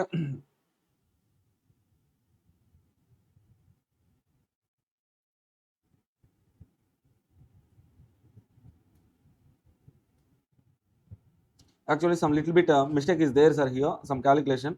Okay, this 2 lakhs is 2 crore. This is in crores, this is in lakhs, but okay, lakhs and crores they have divided, but okay, that is 36.04, 37.9. Okay, 2 decimals right side it will move. This is not exactly 0.364, 36.4, as this 2 is in crores, this is in lakhs na. Okay, so convert this is 200 lakhs, actually 200 lakhs. Crores, convert the crores into lakhs, then do this calculation. Okay, to this point will move to the 2 decimal right side, 36.4, 37.9, like that. Okay, you will calculate price per rent.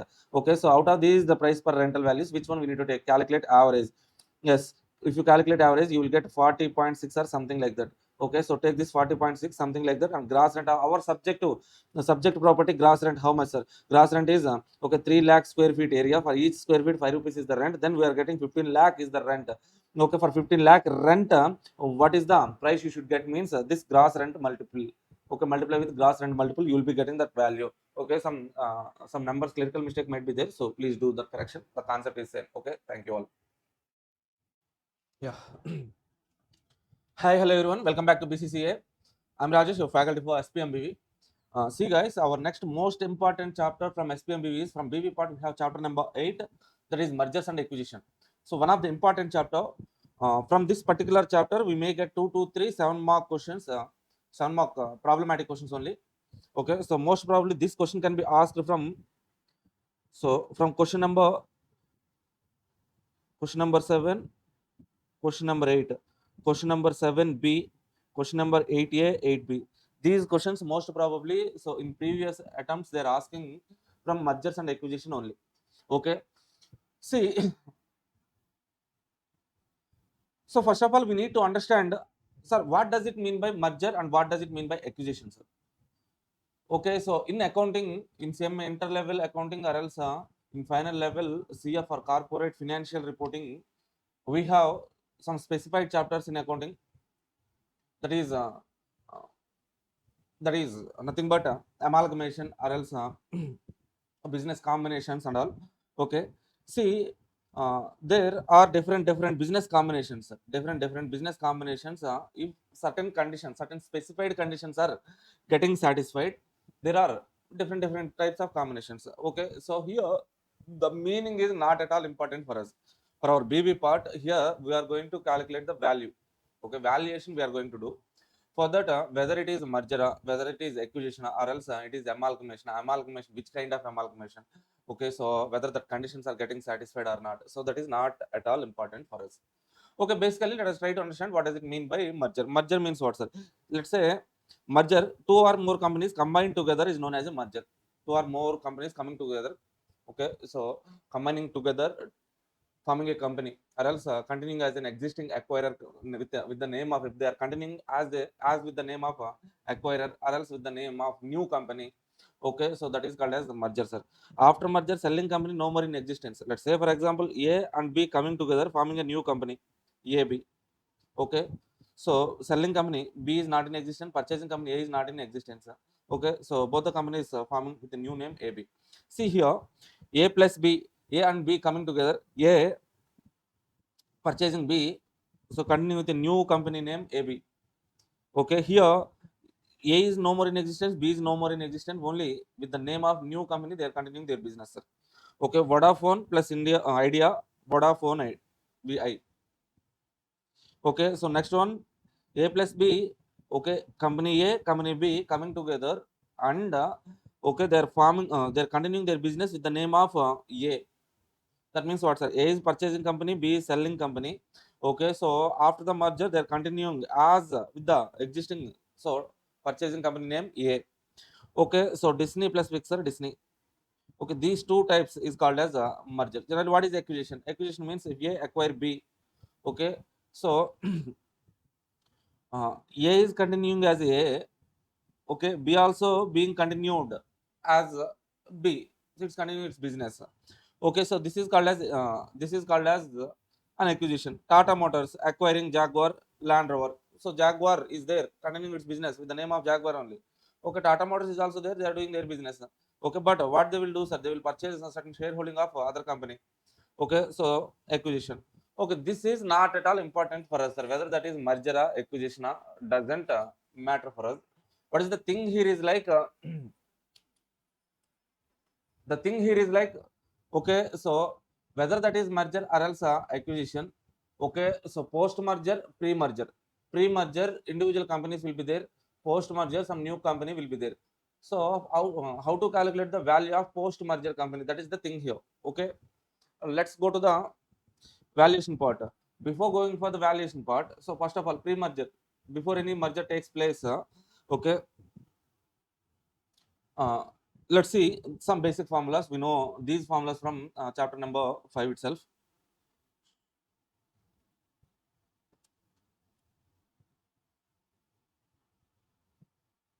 See, 1 minute, guys.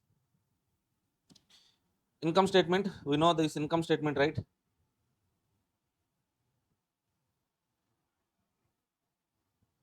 Okay, so sales minus variable cost contribution minus fixed cost, earnings before interest and tax, EBIT. Okay, from this EBIT, from this EBIT,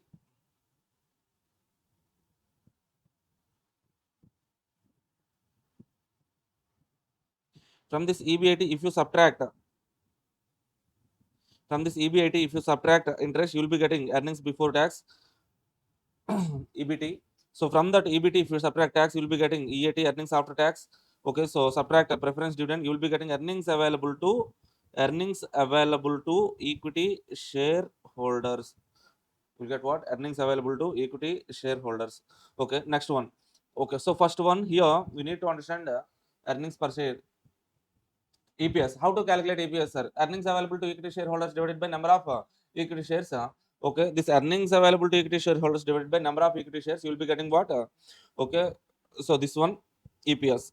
Okay, so from EPS, after calculating that EPS, we can calculate PE. What is PE, sir? Price earning ratio, that is equal to MPS divided by EPS. MPS divided by EPS. This we can also write it like 1 divided by ROE. Okay, or else 1 divided by KE. Sir, what is the ROE, sir? Come here. ROE, what is the formula for ROE? Okay, earnings per share divided by book value per share, or okay, earning per share divided by market price per share. EPS divided by MPS means nothing but EPS divided by MPS, nothing but reverse of P, you know. That means P is nothing but reverse of okay, ROE. Next one, so the calculation of value, cost of equity without any growth. Cost of equity, dividend model, sir. Dividend at the end of first period divided by P naught. That means what, sir? Value, present value. Okay, that we can write it like from this, we can write P naught, present value of equity, that is equal to present value of equity, that is equal to D1 divided by KE. Okay, so with growth, the formula becomes what, sir? P naught, that is equal to P naught is equal to P naught is equal to dividend at the end of first period divided by KE minus G, right? Okay, so this is how we can calculate the value of share. Okay, see next one, growth rate. Growth rate, G is equal to B into R. Sir, what is B, sir? What is R, sir? Okay, B means okay, R means what, sir? Rate of return. Rate of return, nothing but we can take it as ROE. Okay, next one, B means retention ratio. Sir, how to calculate the retention ratio, sir? Retention ratio, that is equal to 1 minus dividend payout ratio. Okay, 1 minus dividend payout ratio. Sir, what is the DPR, sir? Dividend payout ratio. What is DPR means? Okay, so dividend per share divided by EPS. Okay, these are some basic formulas. We know that particular formulas. Okay, so what is the DPS means? How much? So how much we are earning? In that earnings, how much we are paying as dividend? DPS. Okay, so remaining part is nothing but a retention. Okay, 1 minus DPS divided by EPS is nothing but a retention ratio. We can calculate retention ratio as well. Okay, growth is equal to retention ratio into return on equity, or else rate of return, B into R. Okay, then we will get a growth rate, sir. Okay, see here. Company P is there, nothing but P means purchasing company, sir. S means selling company. Okay, now this P is acquiring S. Okay, this P is acquiring S. Okay, for purchasing and all, they have to pay what, sir? They have to pay some consideration, they have to pay now. That consideration is nothing but purchase consideration, or else cost of acquisition. Okay, so how can this particular purchasing company pay this cost of acquisition consideration? Means they can pay completely in cash form. In cash they can pay, or else in shares or stock they can pay, or else okay, shares and cash form they can pay, sir. Okay, so this purchasing, this is called as purchasing company, this is called as selling company. Purchasing company is also called as acquirer. Selling company is also called as acquiree or target company. Target company. Okay, so before merger, this purchasing company and selling company having their own values, having their okay, they will be having their EPS, MPS, PE ratios.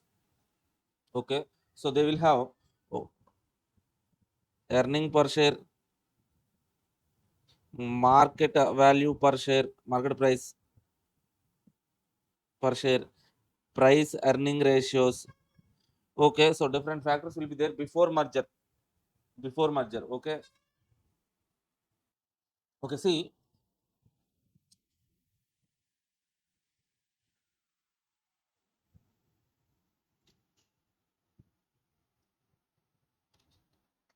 Okay, so pre-merger, these companies will be having these values, sir. Post-merger. Okay, so post-merger EPS, how to calculate post-merger EPS or post-merger values and all. So let us discuss. Okay, so generally the formula for pre-merger EPS, the formula is earnings available to equity shareholders divided by number of equity shares. This is the pre-merger formula.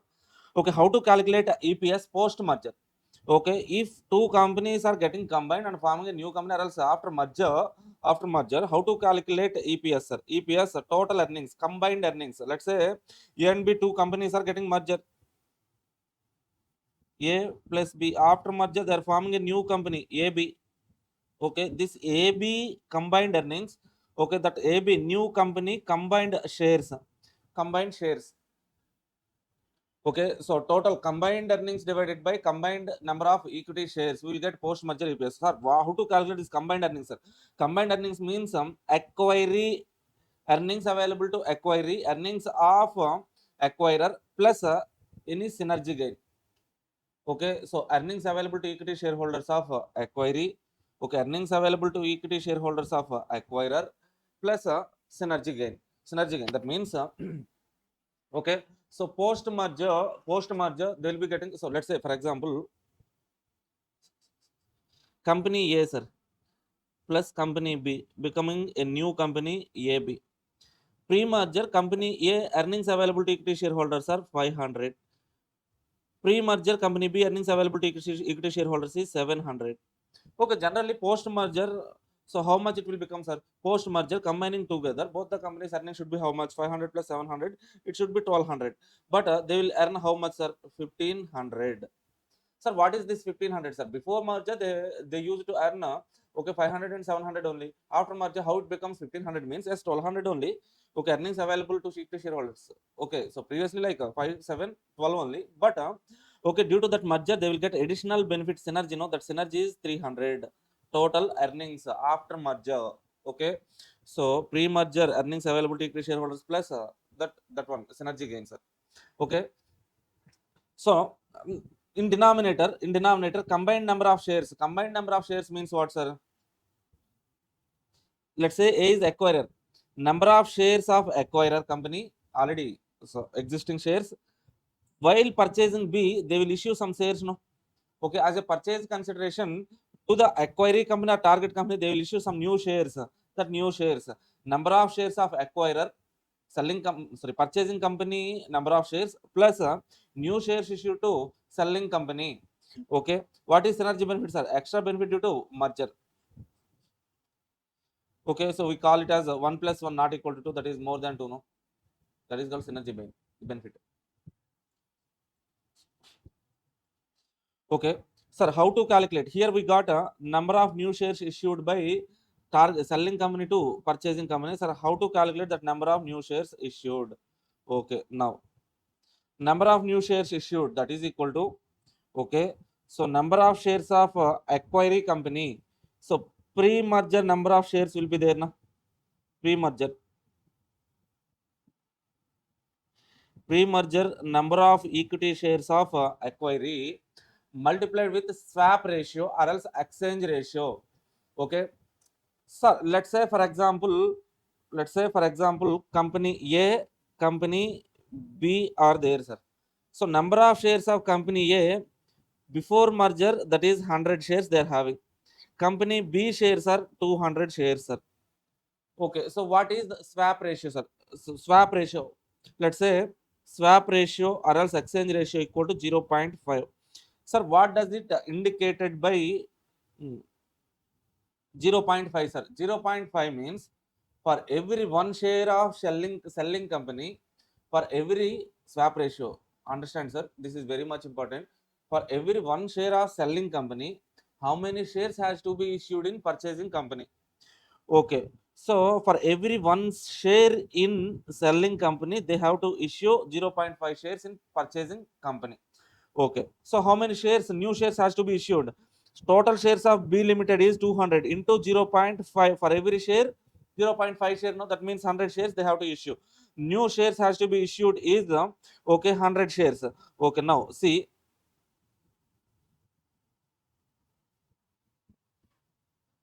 so after merger AB, what is the total shares, sir? Already B shares, A shares, acquiring company. Okay, acquirer company, sir. Acquirer company A or else purchasing company A shares are 100 already there. Okay, so for B new shares issued are 100. Total number of shares how much, sir? 200 number of shares post merger. Okay, so this is how we can calculate. So why we are calculating this one, sir? So we will discuss about that exchange ratio later. Just see this one. EPS post merger EPS is total earnings divided by number of shares. Earnings means what, sir? Okay, so purchasing company earnings, selling company earnings, both earnings. If any additional synergy gain is there, that one also total combined earnings divided by combined number of shares. How to calculate that combined number of shares? For purchasing company, already certain number of shares will be there. on merger, in the process of merger, they will issue certain new shares to the, okay, so new shares to the selling company, that new shares, total shares, you will get EPS. Okay, how to calculate that new shares, sir? New shares we can calculate by using this formula. Okay, number of shares of acquiry, selling company number of shares, already pre-merger acquiry shares will be then into swap ratio. Sir, how to calculate that swap ratio, sir? That is the main thing. Exchange ratio or else swap ratio, that is equal to selling company factor divided by purchasing company factor. Sir, what is that factor, sir? This factor can be market price per share,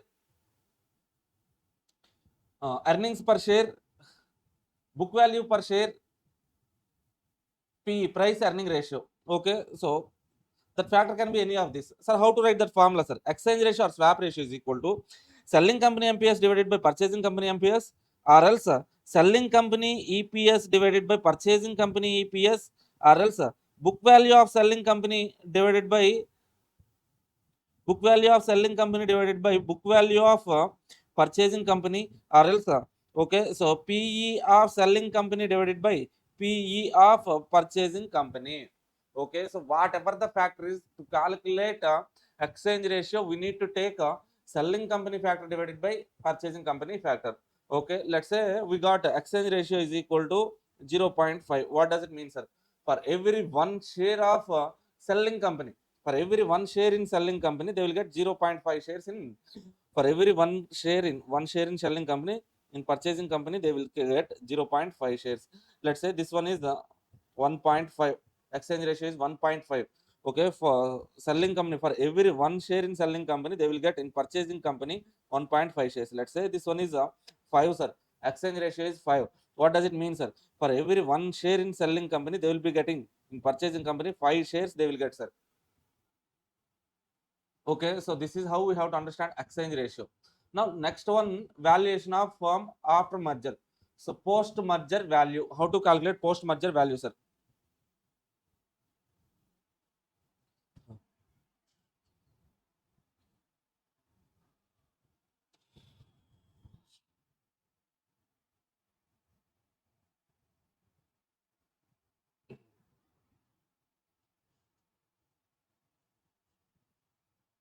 One minute. Yeah. Okay, value of post merger, value of firm after merger, post merger value. How to calculate that value, sir? Post merger value, that is equal to acquirer pre merger value, acquiree pre merger value, value. This is value, sir. Any synergy benefit minus cash paid. Okay, in the form of cash and shares. Okay, so we have to subtract that one, sir. See, 1 minute.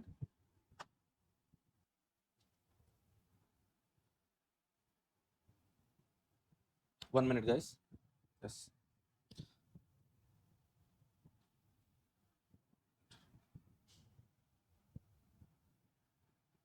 See, post merger value. How to calculate the post merger value, sir? Post merger value, pre merger value of acquirer, pre merger value of acquiree. So post merger they will be getting synergy gain now. So this total is nothing but a post merger value. If any cash paid, okay, so in purchase consideration, if acquirer pays any cash to the shareholders of acquiree, okay, so this is an outflow from acquirer company, acquirer company. Okay, so that outflow we need to subtract, sir. Okay, so acquirer gain, how to calculate acquirer gain, sir? Acquirer gain is what? Okay, through merger or acquisition, they will be getting some synergy gain. Okay, minus acquisition premium. Sir, what is that acquisition premium, sir? Acquisition premium is equal to deal price minus market value of acquiree. See, for example,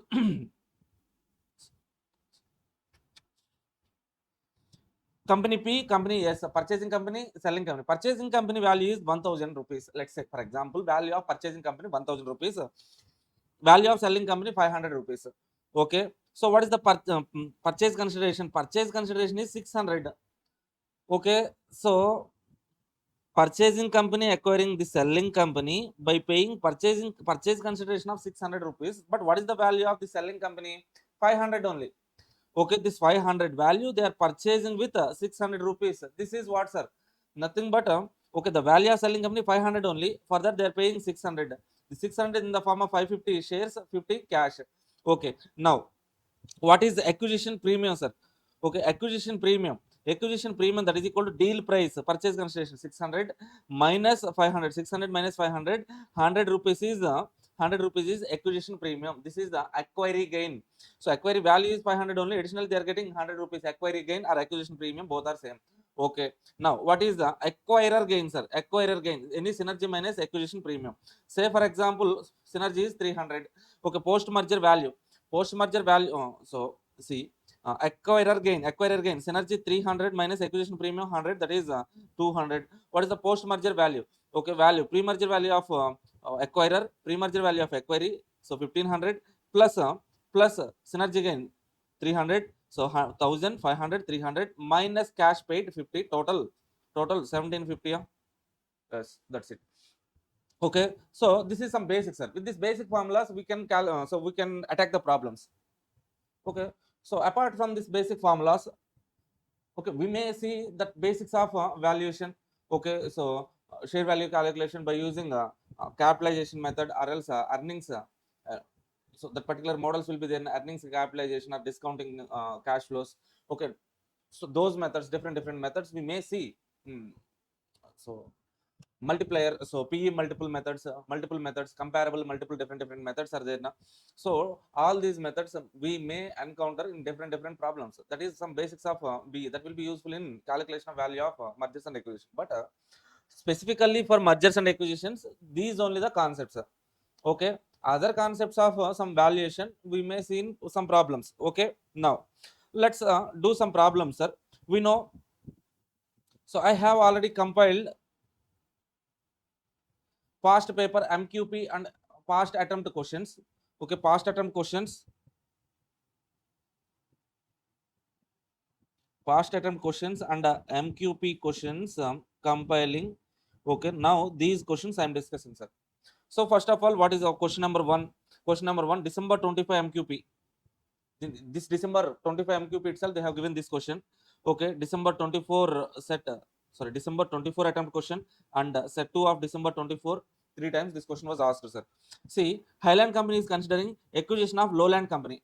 Okay, see, Highland Company purchasing Lowland Company. Okay, stock for stock transaction, in which Lowland Company would receive 90 rupees for each of its common stock. For each share they will be getting what, sir? Okay, they are paying 90 rupees per share, let's say, per share or stock. Okay, Highland Company does not expect any change in its price earning ratio multiple after merger. Okay, so what they are saying is like, before merger they will be having their so some P ratio na. Okay, after merger as well. Okay, so PE ratio will be constant, there won't be any change in PE. Okay, next one. So and chooses to value Lowland Company conservatively by assuming no earnings growth due to synergy. No earnings growth. Okay. So first point, what they're asking, sir. Okay, purchase price premium. So all these points they're asking, they have given some information. See here, Highland Company, Lowland Company, earnings 2,50,000, 72,000, 50,000. Sorry, 72,500. Sorry, 72,500, 2,50,000. Number of shares 1,10,000, 20,000. Okay, sir, earnings means what, sir? Here this earnings you can assume it as earnings available to equity shareholders. Earnings available to equity shareholders. Sir, why, sir? Tax information is not given, preference dividend information is also not given. Okay, generally we assume these earnings are as a profit after tax or earnings after tax. Okay, preference dividend, so preference shares are not given, no? So no preference, so all these earnings are available to equity shareholders. Number of equity shares, market price per share is given. Okay, so first one, purchase premium they're asking, sir. Purchase premium. Okay, see, purchase premium, how to calculate purchase premium, sir? So purchase premium is what, sir? Deal price minus market price of acquiry. So what is the deal price?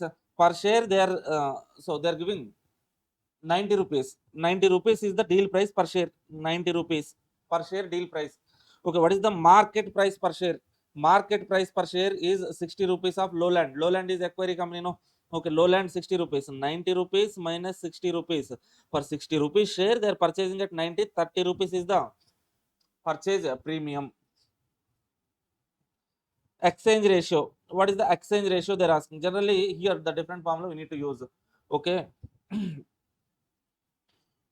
For 60 rupees share, they're purchasing at what, sir? 90 rupees. 90 rupees. So then,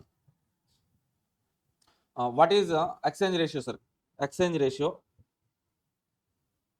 Sorry.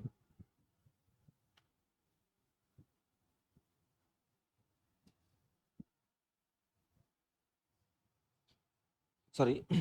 Okay, so what is the exchange ratio? We know that formula, right? What is that formula? Exchange ratio or swap ratio, that is equal to selling company factor divided by purchasing company. Okay, so generally, okay, selling company, if they are asking so exchange ratio to calculate, means you would have calculated by taking MPS is there, no? MPS, selling company MPS 60 divided by purchasing company MPS 50. But here, okay, so the 60 rupees share we are purchasing at what, sir? 90 rupees. So that's why take this 90. So MPS 60 rupees MPS share value we are purchasing at 90 rupees now. So that's why in calculation of exchange ratio or swap ratio, okay, selling company share value 90 rupees divided by purchasing company share value 50 rupees. Calculate the swap ratio. Okay, so next one, the number of new shares issued by Highland company. Okay, so first one, purchase premium, we can calculate by using two ways. 90 minus 60, 30 rupees is purchase premium, or else 90 by 60, 1.5 times the premium. So this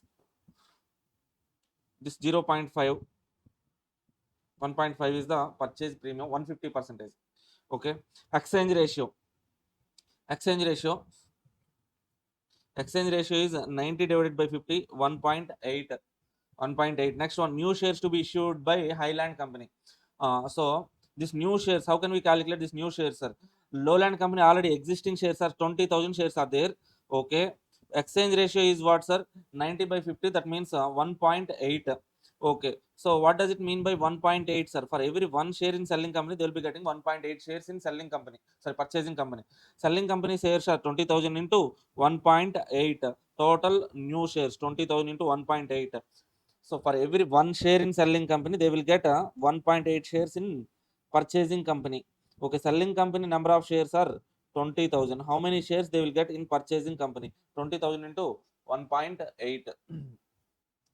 Okay, next one, post merger EPS of the combined companies. So combining two companies, what is the post merger EPS? So we know the formula post merger EPS. How to calculate post merger EPS, sir?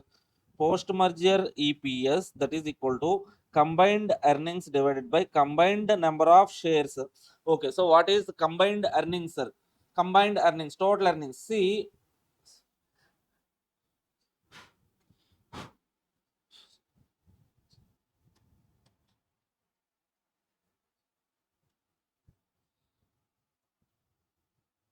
what is combined earnings, sir?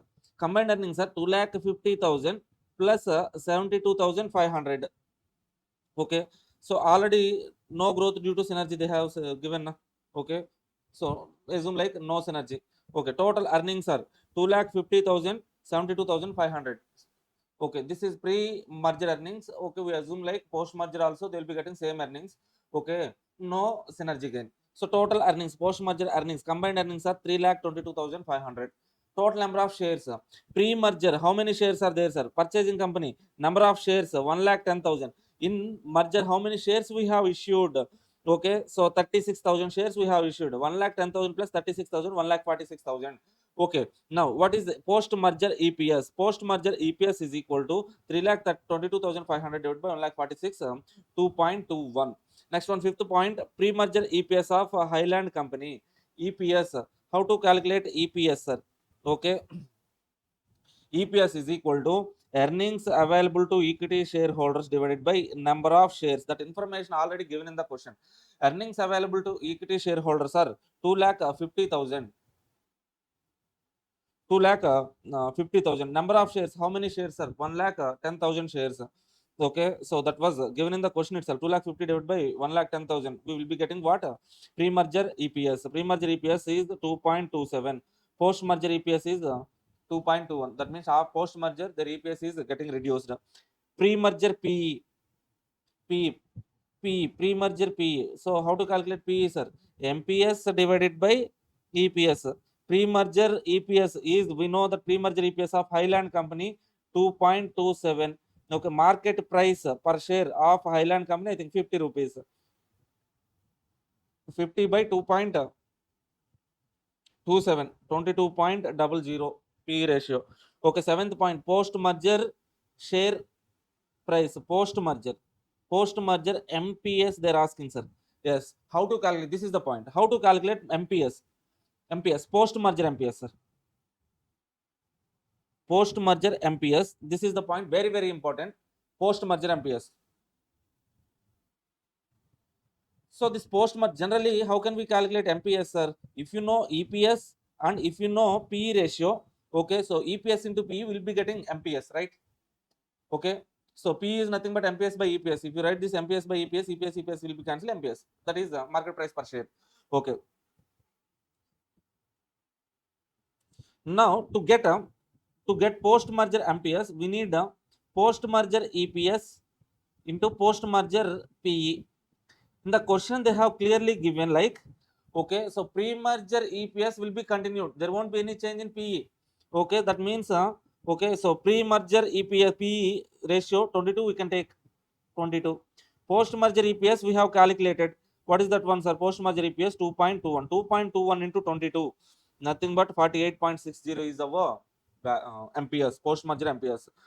Post-merger equity ownership distribution. What is the distribution means? Post-merger total number of shares. How many shares are there, sir? How many shares? 1,10,000, 36,000, total 1,46,000. 1,10,000 shares of acquirer, 36,000 shares of acquiry, total 1,46,000 shares. Okay, out of this 1,46,000 shares, 36,000 shares are belongs to acquiry. That means what they're asking here, ownership distribution. The ownership distribution of let's say selling company. Acquiry ownership will be 36,000 divided by total 1,46,000. Okay, 24.66%. Remaining is the acquirer ownership. Okay, see, in the combining form, so what is our observation should be like pre-merger Highland purchasing company, pre-merger EPS 2.27, post-merger EPS is becoming how much, sir? Post-merger 2.21 only. EPS is getting declined. As EPS is getting declined, MPS will also reduce, sir. MPS, post-merger MPS is how much?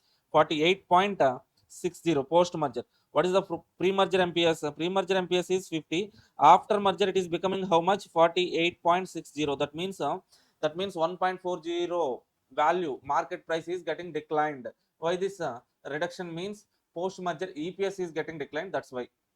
Okay. First question, sir. This is somewhat basic question. Next one.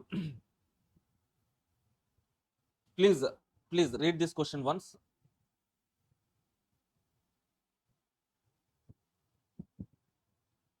Please read this question once. Yes, guys, read this question number 1B. Question number 1B.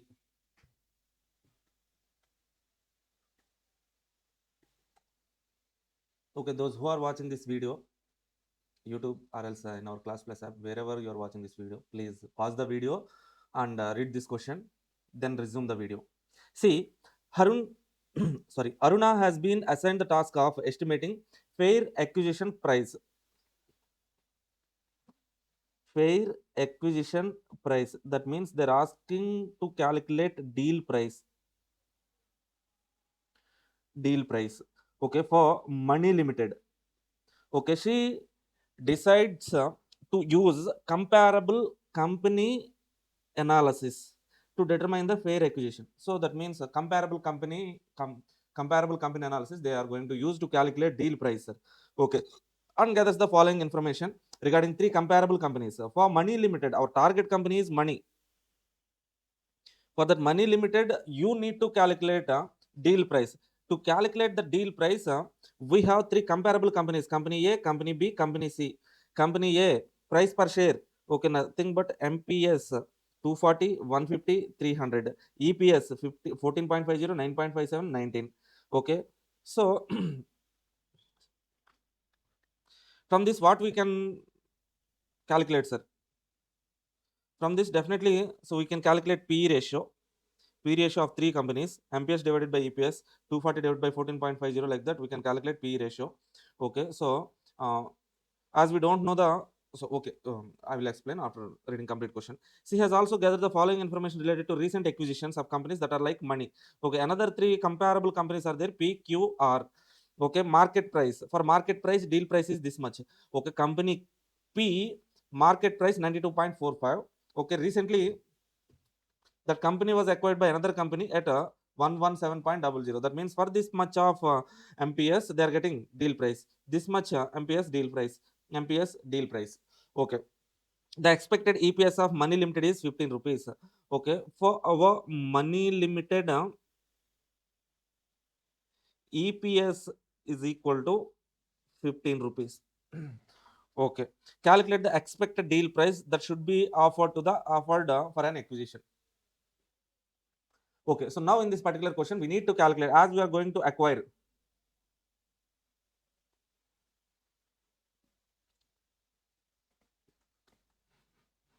As we are going to acquire money limited, we have to calculate deal price of money limited, sir. So how to calculate deal price means, deal price is equal to MPS plus some premium, acquisition premium. Okay, so for money limited, if I know MPS, market price per share, to that market price per share, I can calculate acquisition premium. Sir, how to calculate this MPS, sir? For this calculation of MPS, we know what the information we know is EPS only. From EPS, how can we calculate MPS, sir? If I know PE, EPS into PE, I will get MPS. EPS into PE, I will get MPS. Okay. So now for money limited, I know EPS only, but how to calculate this PE ratio, sir? PE ratio, comparable company PE ratio. Okay, here we have three comparable companies. From these three comparable companies, we can calculate PE ratio. Okay, calculate three PE ratios. Out of these three PE ratio, which PE ratio we have to take, sir? Okay, average, simple average. Calculate simple average, take a PE ratio. Okay, we will get PE ratio. Now multiply this PE ratio with EPS of money limited. Money limited EPS is there. To that money limited EPS, we need a P. If I know P, I can calculate MPS. For that, how can we calculate the P? Sir, comparable companies. From comparable companies, calculate average PE. Take that P and calculate MPS of money. Okay. To that money limited MPS, we need to add some premium. Acquisition premium. Sir, how to calculate that acquisition premium, sir? For that acquisition premium, they have given again comparable companies. Okay. So premium percentage, calculate premium percentage. Take average percentage. Okay, so apply that percentage on MPS of money limited. So you will get a deal price. Simple, sir. Simple two formulas we can use. What are the two formulas means? Deal price is equal to MPS plus acquisition premium. This is not a separate formula, sir. This is somewhat some kind of common sense. Okay, if your company's market value is, let's say, 1 lakh rupees. Okay, so if you want to acquire that company, you have to pay something addition. No? That addition is nothing but acquisition premium. How can I get this MPS means EPS into PE. This PE we have to calculate from comparable companies. This acquisition premium also we need to calculate from comparable companies. Let's calculate PE. From comparable companies ABC, company A, company calculation of average PE A, B, C. Okay, so MPS is there. MPS divided by EPS will be getting PE. 240 divided by 14.50, 16.55. Okay, 15.67, 15.79. This is what, sir? P ratio, average PE. So 16.55 plus 15.67 plus 15.73 divided by 3. You will be getting what? Average PE. Average P. Now we got average P. This average P multiplied with EPS of money limited. What is expected EPS? 15 into average PE 16. That means money limited MPS is 240. Now we got what, sir? Money limited MPS 240. To the 240 add acquisition premium. Sir, what is that acquisition premium, sir? For that acquisition premium, three companies P, Q, R is given now. From that calculate acquisition premium percentage point of view calculate. 1 minute.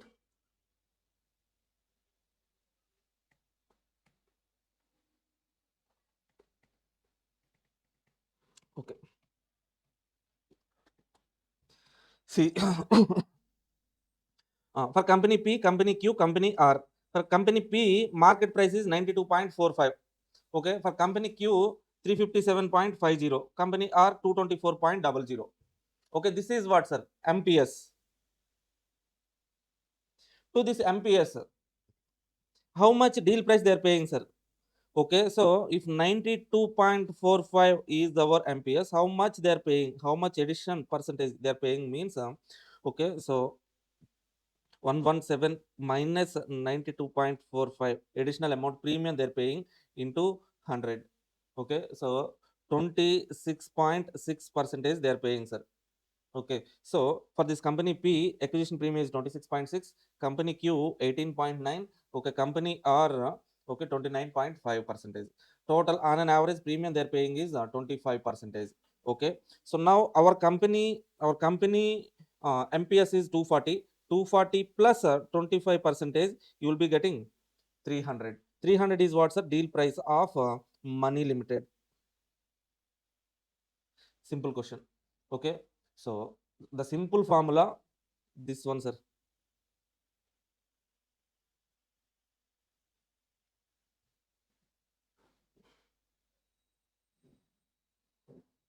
Okay, next question.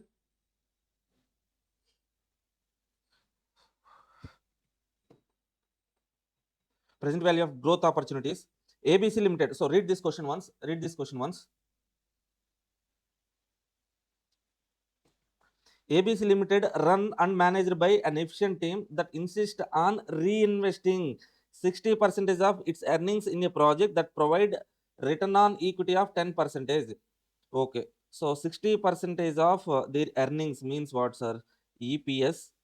Out of that EPS, they want to reinvest 60% of earnings. That means the 60% is nothing but retained earnings. Retained earnings only they can reinvest now.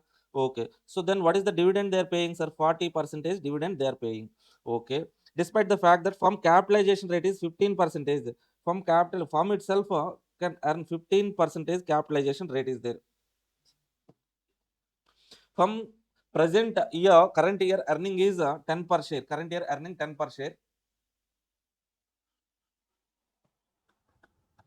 Okay, for that, see, for that particular firm, what they are giving, sir?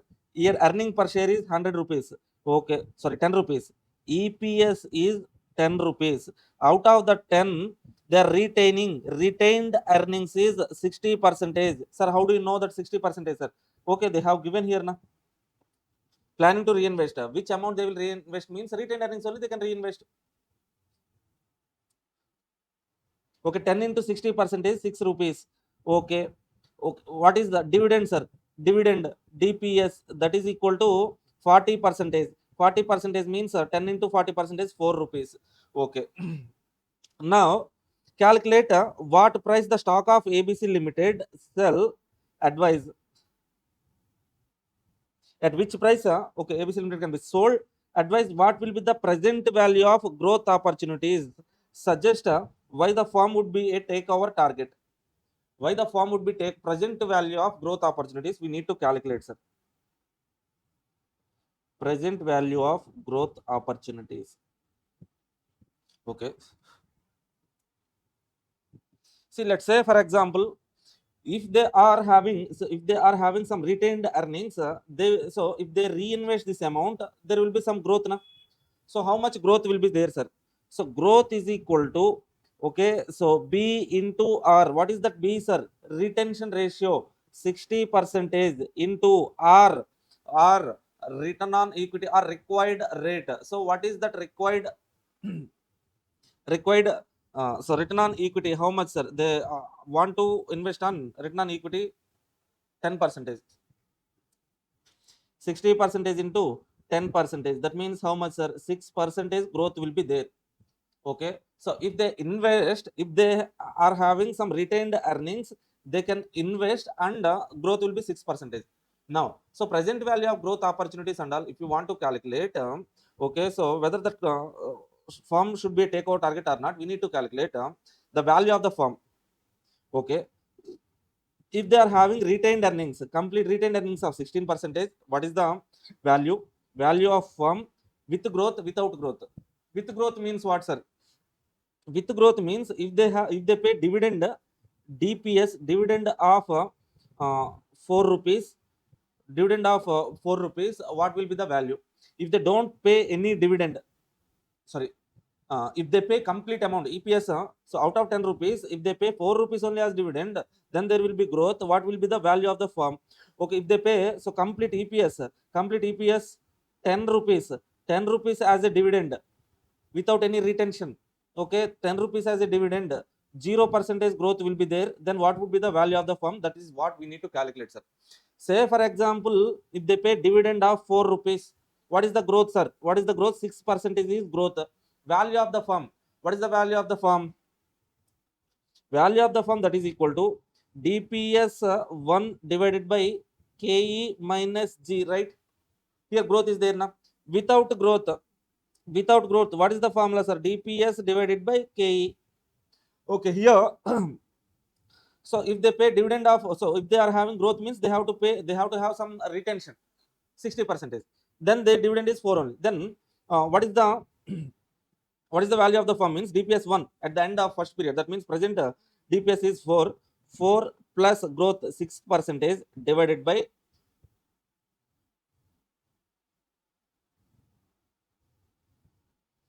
okay, sorry, let us assume this dividend is at the end of first period and dividend only. Then let us assume this dividend is at the end of first period only. Okay, for that only let's calculate.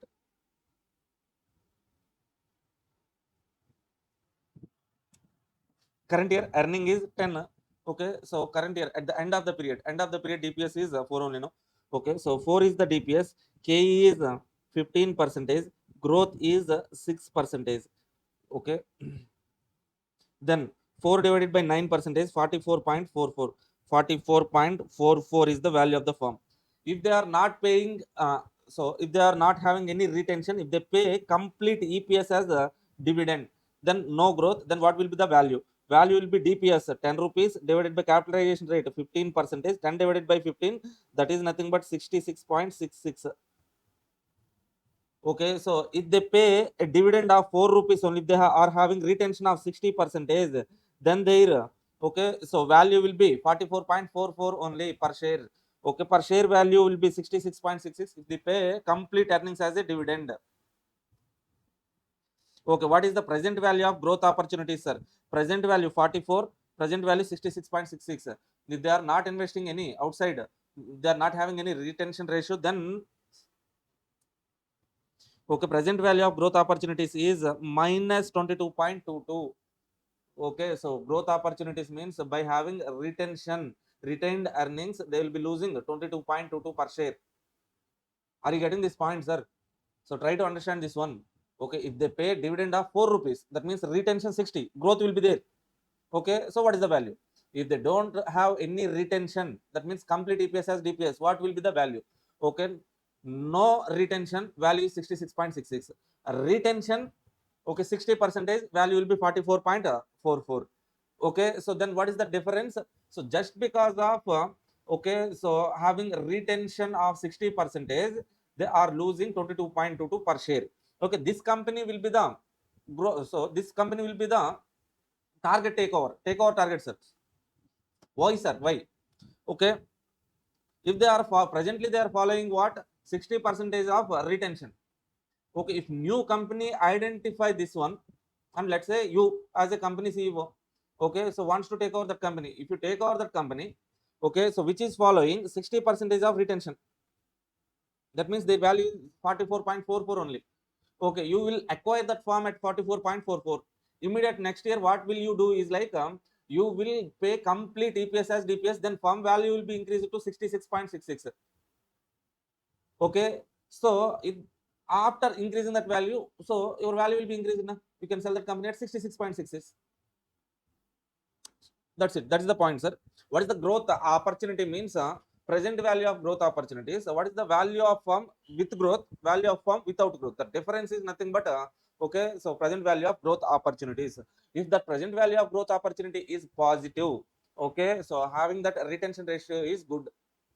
Okay, if present value of growth opportunity is negative, okay, retention ratio is not good. Okay, so whatever the earnings you are retaining, okay, whatever the earnings you are retaining, so you are reinvesting at a lower return rate. So simply company capitalization is 15, they're investing retained earnings at 10%, sir. Lower return they are reinvesting now. So that's why reinvesting growth reinvesting alternative is not correct. Okay, next one, question number 3. Read this question. Two company merger evaluation. Okay, so here they will be giving two companies. Okay, we have to suggest which company could be takeover, which company it's better to take over. It's better to take over which company and all we need to calculate.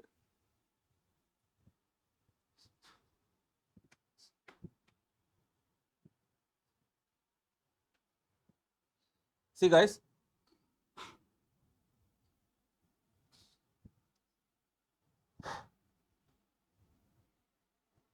question number 3.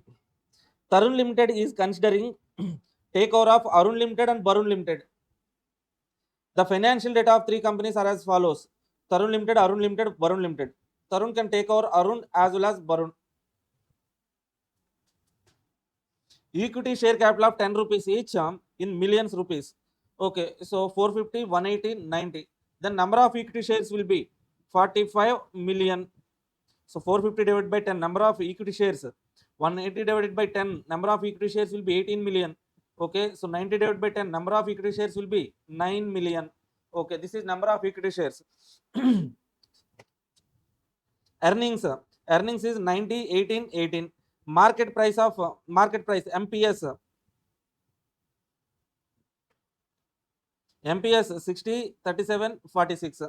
Okay, critically assess the situation and advise. Will you recommend the merger of either of both companies? Evaluate individually and justify your answer. Okay, we have to evaluate. So, how can we evaluate whether the merger is beneficial or not, sir? Simply one thing, we have to calculate MPS.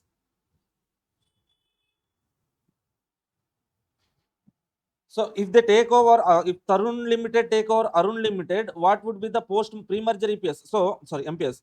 Pre-merger MPS is 60. We need to calculate post-merger MPS if they take over Tarun plus Arun. If Tarun plus Barun. If Tarun take over Arun, post-merger MPS is what? If Tarun take over Barun, what would be the post-merger MPS? That so after post-merger, if MPS is more than 60, that merger or acquisition is better. Fine. Okay.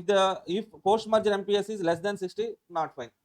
Okay. Based on this, we can calculate MPS. Okay. Sorry. Based on this, we can decide whether the acquisition is okay, favorable or good or beneficial or not. We can calculate, sir. Okay. So first of all, we need to calculate MPS. So how to calculate MPS means EPS into PE.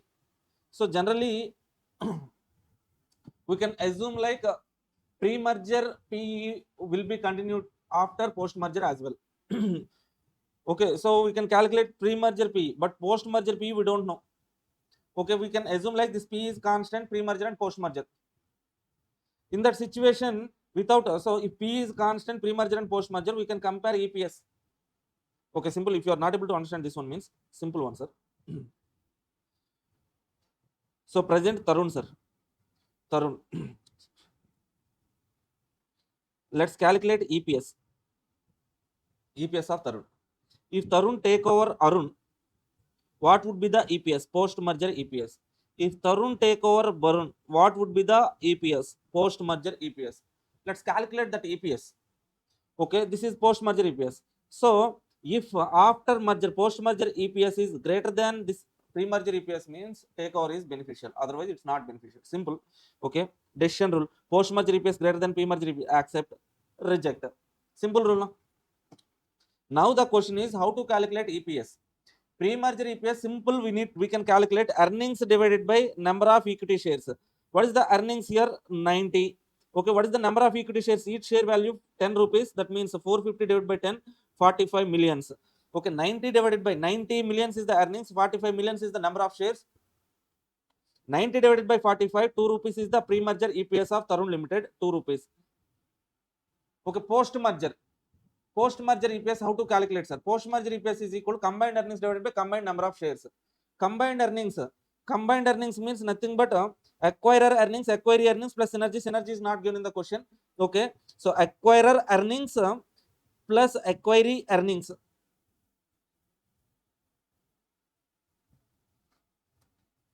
Okay, so combined number of shares means what, sir? Already, so Tarun company, so acquirer, purchasing company number of shares is 45 million. Okay, we need to calculate how many new shares to be issued. How to calculate that new shares, sir?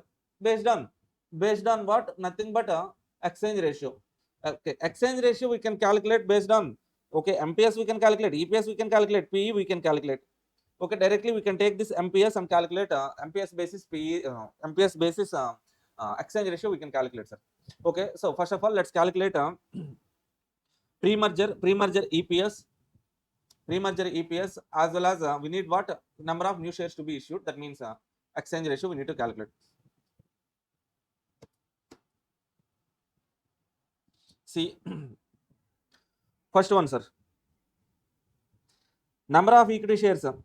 Number of 450 by 10, 45, 180 by 10, 18.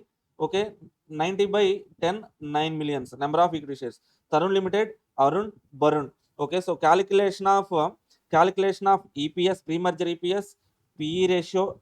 Okay, as we have MPS, we can calculate PE ratio as well. Okay, let's calculate. Number of shares are there, earnings are also there in the question. Okay, EPS is nothing but earnings divided by number of equity shares. Okay, 2, 1, 1. Okay, so MPS is given in the question. MPS 60, 37, 46 is given in the question. PE ratio 30, 37, 23. Okay, this PE ratio is also not needed. But if you want to calculate exchange ratio based on PE, you can calculate. Okay, this is also not needed. Okay, let's calculate exchange ratio and new shares to be issued. Okay, so analysis directly single statement to analyze the to calculate post-merger EPS. Okay, post-merger EPS, we need what, sir? Number of new shares. Number of new shares. So to calculate number of new shares, we need exchange ratio. Okay, let's do one thing, sir. Here they have calculated exchange ratio based on PE, but they haven't used this exchange ratio based on PE. Okay, what they have used is like they have used exchange ratio based on MPS. Let's calculate exchange ratio based on MPS. How to calculate exchange ratio based on MPS, sir?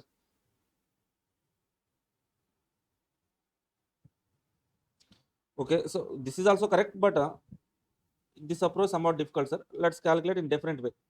Let's calculate in different ways. Exchange ratio based on MPS. Exchange ratio based on MPS for Arun Limited. Arun Limited exchange ratio would be MPS. That is selling company MPS divided by, what is the selling company MPS? Selling company MPS 37 divided by 60. Barun Limited 46 divided by 60. 37 divided by 60. Selling company EPS, MPS, purchasing company MPS. Here selling company MPS 46 divided by, or Barun 46 MPS. Okay, take on purchasing company Tarun 60 is the MPS. This is the exchange ratio. Exchange ratio based on MPS. Okay, now what is the new shares to be issued? Number of new shares. New shares is equal to selling company shares, existing shares into exchange ratio. What is the selling company number of shares? Already number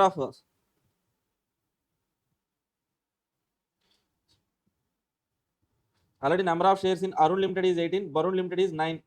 18 into 37 by 60.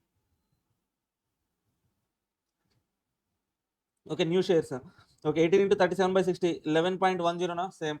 Okay, so here number of shares of Barun Limited 9 millions. 9 millions into 46 divided by 60, 66.9 millions. Okay, this is new shares to be issued, sir. Okay, now to calculate post merger EPS.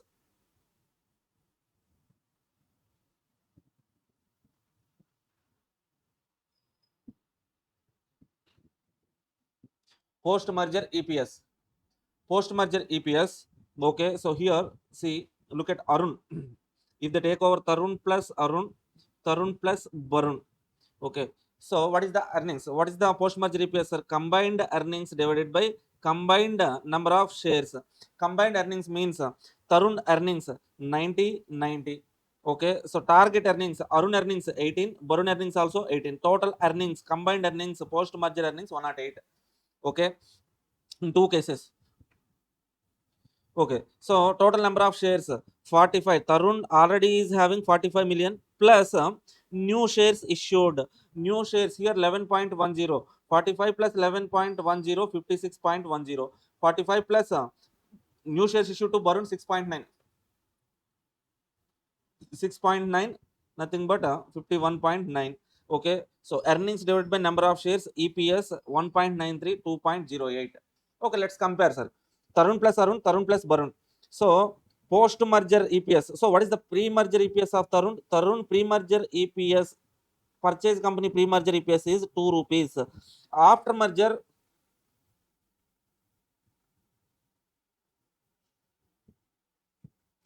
after merger, okay, so post merger EPS, if they take over, if Tarun take over Arun, post merger EPS 1.93. If Tarun take over Barun, post merger EPS 2.08. That means in first, if the Tarun take over Arun, their EPS is getting declined from 2 to 1.93. If Tarun take over Barun, their EPS is getting increased from 2 to 2.08. Okay, so if post merger EPS is greater than pre merger EPS, this is the beneficial. Okay, recommendation: accept merger with Barun, reject merger with Arun. Simple. Okay, so here calculation, some different calculation is given. So the thing is like so this much calculation is also not needed. Here P ratio is given now. Okay, so if you want to calculate MPS as well, then P is needed, otherwise P is also not needed. Okay, P is pre-merger P, pre-merger P is 30 now. So if assume post-merger P also 30 only. Okay, you can calculate MPS now. Okay, definitely the alternative which is having higher EPS is will have higher MPS, right? Okay, so that's why we are calculating here based on EPS only. This one is not needed. This calculation is also not needed. Exchange ratio, new shares. That's it. These two steps are okay enough. This calculation, this comparison. Okay, this change and all. This is also not okay. If you want to write this one. This is also not needed. PE basis, EPS basis enough. Okay, now this is June 25 question, sir. The question which we have discussed now is June 25 attempt question only. Okay, let's discuss next question. Question number 5A. Read this question once. Read this question. All the data is there. Just you need to read the question and try to do the calculations. Okay, so go through that question once. Yes, guys. Now read this question number 5A. What is this question? Market price and exchange ratio, P based approach. Okay. A Limited is considering acquisition of B Limited. A Limited is considering acquisition of B Limited with the stock and relevant particulars information is given below. One of the easiest and easiest question, concept question. A Limited, B Limited. Present earnings 7.5 lakhs, 2.5 lakhs. Equity, number of equity shares 4 lakhs, 2 lakhs. EPS, earning per share 1.875, 1.25 is given in the question. PE 10, 5. Now answer the following questions. Calculate market price of each company. MPS we need to calculate, sir. How to calculate MPS? Okay, EPS is there, P ratio is there. Most of the problems we calculate. So okay, so nothing but there is to calculate MPS, EPS into P, multiple approach, PE multiples. EPS into 10, 1.875 into 10, 18.75, 1.25 into 5.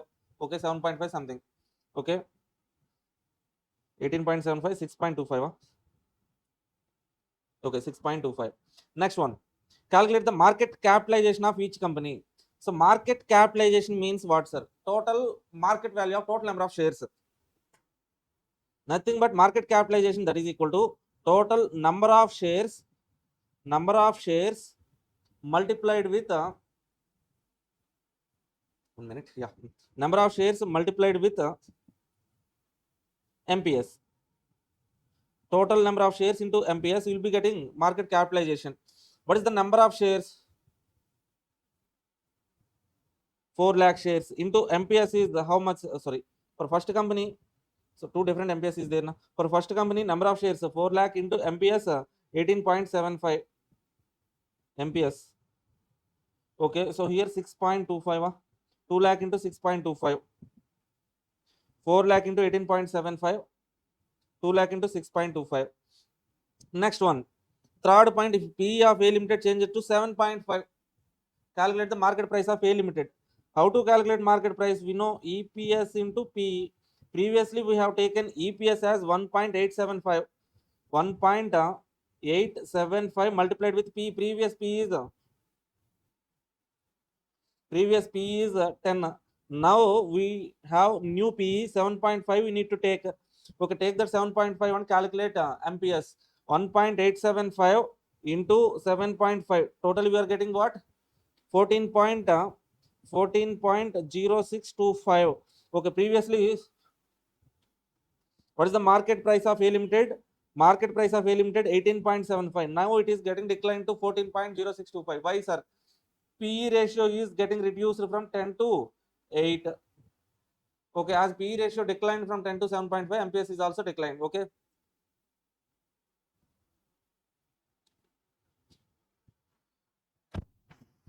Next one, fourth point. Does market value of A limited changes? Market value of A limited changed from market value of A limited. So per share value getting declined means total market value of total A limited will decline. 4 lakh shares into 14.0625, 56.25. Previously total market capitalization is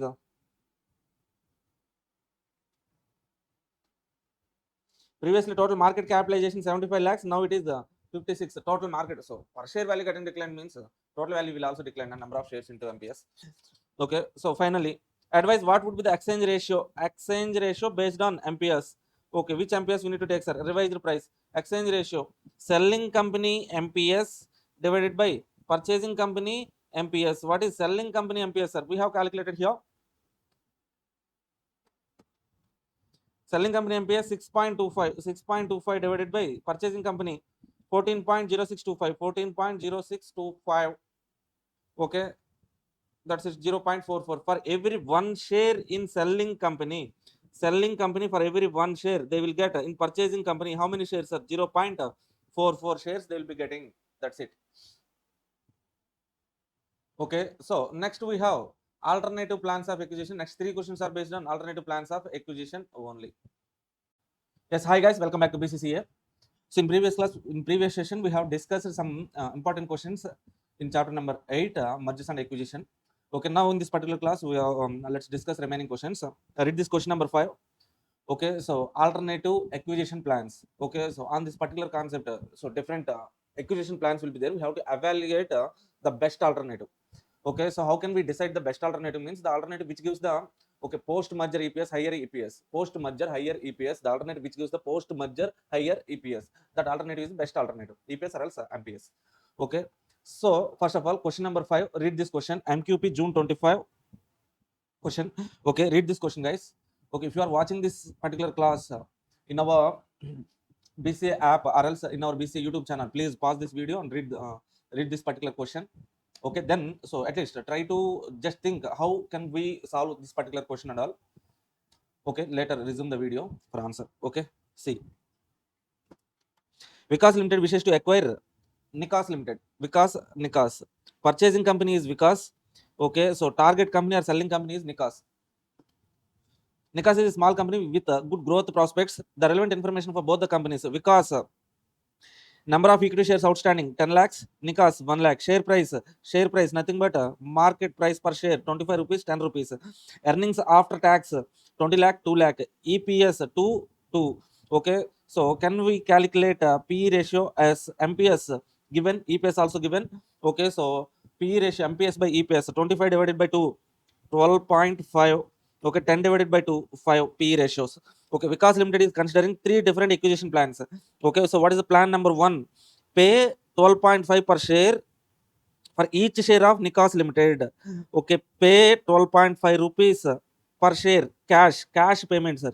Complete consideration, purchase consideration they're paying in, okay, complete cash, per share they're paying 12.5 rupees. Okay, so Nikas Limited, how many shares are there, sir? 1 lakh shares into 12.5 into 1 lakh. Okay, so 12 lakh 50,000 rupees, right? Second exchange 25 cash, 25 rupees cash, and 1 share of Vikas Limited for every 4 shares of Nikas Limited. Okay, for every 4 shares of Nikas Limited, they will be giving 1 share in Vikas Limited. That means 1 lakh into 1 by 4.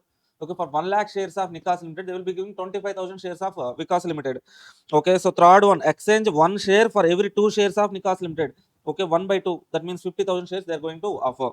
Okay, so first one, calculate Vikas EPS under each 3 alternative plans. Okay, in 3 alternatives, we need to calculate post-merger EPS. Post-merger EPS, how to calculate post-merger EPS, sir?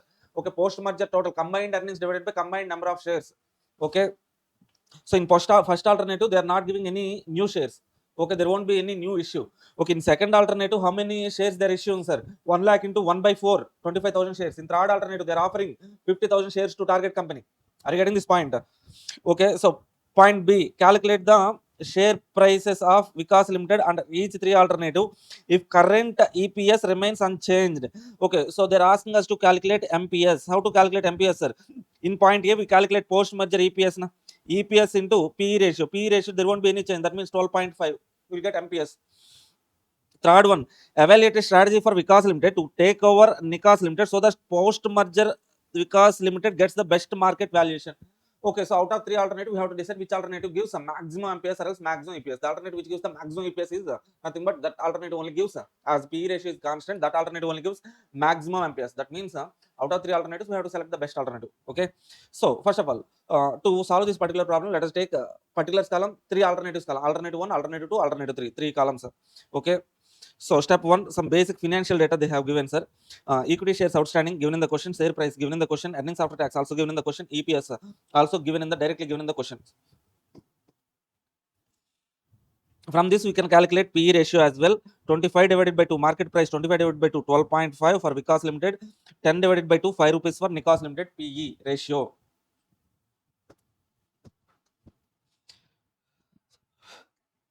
Okay, now we need to evaluate 3 alternatives. Under these 3 alternatives, we need to calculate what, sir? What EPS and MPS, earnings per share, market price per share. How to calculate EPS, sir? EPS, post-merger EPS, combined earnings divided by combined number of shares. Post-merger MPS is equal to, okay, post-merger EPS into PE ratio. Okay, so now first of all, let's calculate post-merger EPS. How to calculate that EPS? Post-merger combined earnings. Synergy effect is not given in the question. Any synergy gains are not given in the question. No. So total of pre-merger earnings divided by combined earnings. Total of combined earnings divided by total number of shares. See, plan number 1, plan 2, plan 3. Okay, Vikas earnings 20, 20, 20. Yes. Nikas earnings 2, 2, 2. Total earnings are 22 lakhs, 22 lakhs, 22 lakhs under 3 alternatives. Okay, so combined earnings divided by combined number of shares we need. Okay, shares issued to Nikas Limited. How many shares are issued, sir? In plan 1, 0 shares, cash payment, no. In plan 2, 25,000 shares, sir. How means 1 lakh into for every 4 shares they are issuing 1 share. Okay, so plan 3, 1 lakh shares of selling company into for every 2 shares they are issuing 1 share, 50,000 shares. Okay, so already existing shares, total shares, already existing shares of Vikas Limited are 10,000 shares already exist. Sorry, 10 lakh shares already existing shares are 10 lakh shares are there. Okay, so total combined shares 10 lakh plus 0, 10 lakh plus 25, 10 lakh 25, 10 lakh plus 50, 10 lakh 50,000. Okay, now let's calculate EPS, post merger EPS. How to calculate this post merger EPS? Total earnings divided by total number of shares. Okay, EPS. Okay, to calculate MPS, P ratio is 12.5, 12.5, 12.5, constant. There won't be any change in P ratio. Then MPS is equal to EPS into PE. Okay, this EPS into P ratio, EPS into P ratio, EPS into P ratio, we are getting 27.5, 26.83, 26.19. Okay, if you observe, okay, see guys, if you observe what analysis we have to do is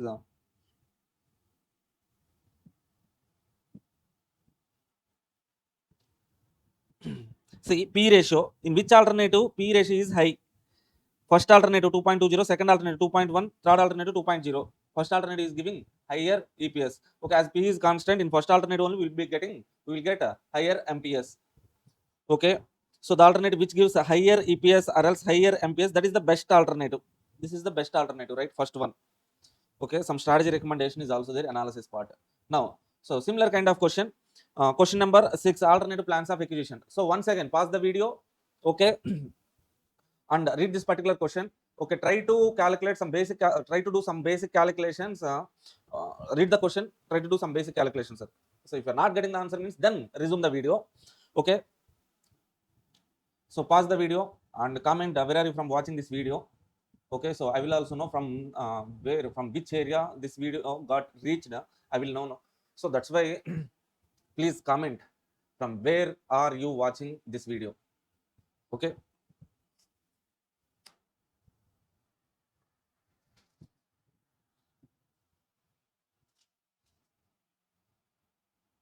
Read this particular question, guys.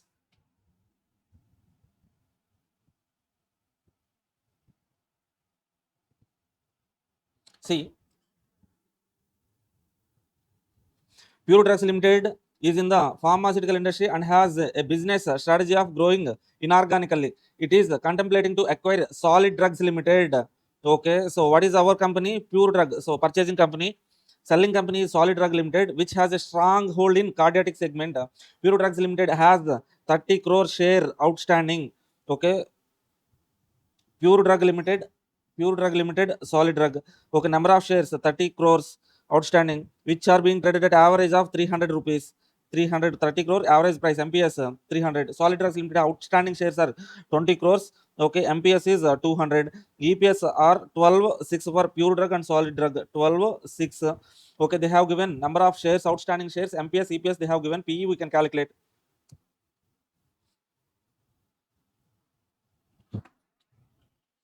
Recently, the management, Recently, the management of both the companies had meeting wherein the number of alternative proposals was considered for exchange of shares. They are, okay, three exchange ratios plans are given, sir. Exchange ratio should be in the proportion of relative EPS. Exchange ratio based on EPS. Exchange ratio in the proportion of relative share prices. MPS based exchange ratio. Third one, exchange ratio should be 3 shares of Pure Drug Limited for every 5 shares. Okay, that means 3/5 is the exchange ratio.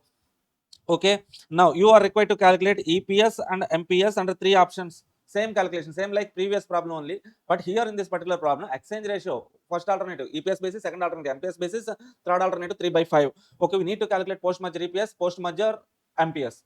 Okay, 3 options. Assuming P is constant after the merger as well. No synergy gain. So clearly they are giving us to calculate post merger EPS and MPS. Okay, how to calculate post merger EPS, sir? Total earnings, no synergy gain, total earnings. How to get total earnings, sir? Number of shares into EPS. Number of shares are given in the question and EPS is given in the question. We can calculate total earnings. Okay, combined total earnings we can calculate. Number of shares, already existing shares of purchasing company, 30 crores plus new issue. So 3 alternatives, 3 different issues will be there. Okay, so note 1, EPS is given in the question 12.6. Number of outstanding shares 30 crores, 20 crores.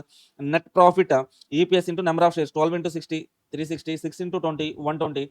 Earnings. Next one, net profit after acquisition, total earnings after acquisition 360 plus 120, no synergy gain, no 480. Okay, price per share, MPS is given in the question 300, 200. P ratio we can calculate. How to calculate P ratio, sir? 300 divided by 12, 25. 200 divided by 6, 33.33. Okay, now 3 alternatives, sir. First alternative EPS basis exchange ratio, second alternative MPS basis exchange ratio, third alternative exchange ratio is 3/5. For every 5 shares of selling company, they will be offering 3 shares in purchasing company. Okay, so exchange ratio, EPS basis exchange ratio. How to calculate exchange ratio, sir? EPS basis selling company EPS divided by purchasing company EPS. What is the EPS? selling company 6 divided by 12, 0.5. MPS basis, what is the MPS? MPS 200 divided by 300. They have given in the question in itself, they have given that information. No, 200 divided by 300. Okay, so that is 0.67. Now, so third alternative 3 by 5, 3 by 5, 0.60 na. Okay, now new shares to be issued. Already existing shares of Solid Drug Limited, 20 crores shares are there. Okay, so this 20 into exchange ratio 0.50, 10 crores. Okay, this 20 into 0.67 exchange ratio 13.40, 20 crore shares, existing shares into 0.60 is exchange ratio 12 crores. Okay, so now post merger total number of shares we can calculate. Total number of shares, how many shares are already purchasing company shares 30 crores plus new shares issued. Okay, so 30 plus 10, 40. Okay, 30 plus 13.40, 43.40, 30 plus 12, 42. See here clearly we got what, sir? Total number of shares post acquisition, post merger, total number of shares we got. Okay, post merger earnings 480, we know 480 divided by this new number of shares, we'll be getting what, sir? Okay, EPS, post merger EPS 480 divided by 40, 12, 480 divided by 43.40, 11. Okay, divided by, so 480 divided by 42, number of shares 11.43.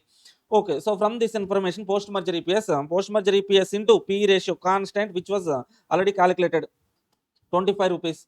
Okay, there won't be any in the question itself, they have given there won't be any change in P ratio even after post merger. Okay, that's why take the 25 and multiply with post merger EPS, we'll be getting what? MPS, post merger MPS. That's it, basic question only. Next one, sir.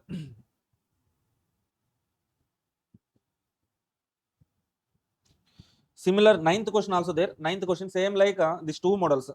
Fifth question and sixth question same like this one. Ninth question is also there. Ninth question. Okay, here also they have given exchange ratios. Two plans. In two plans we need to calculate okay, EPS, impact of EPS on shareholders. We need to calculate. Okay, so we will do that question. Okay, so let's read this question number 9. Read this question number 9. Same as question number 6 and 5. Okay, read this question once.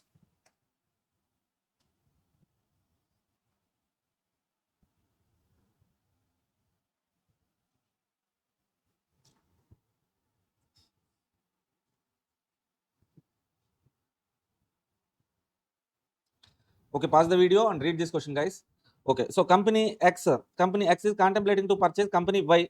X wants to purchase Y. Okay, so company X has 3 lakh shares having a market price of so 3 lakh shares are there. Market price of share is 30 rupees. Company Y, 2 lakh shares are there. 2 lakh shares, selling price, market price is 20 rupees. EPS 4 rupees and 2.25 rupees. 2.25 rupees EPS. This data was given, sir. Number of shares, MPS, EPS is given in the question. We can calculate P ratio. Okay, so number of shares, EPS is given. Earnings we can calculate.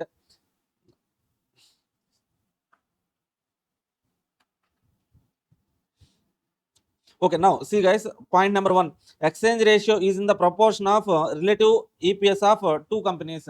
Exchange ratio, alternative 1, two alternative proposals are given. First alternative is the exchange ratio based on EPS. What is the EPS? Selling company EPS 2.25, purchasing company EPS 4, 2.25 divided by 4. Okay, in this ratio they are issuing new shares.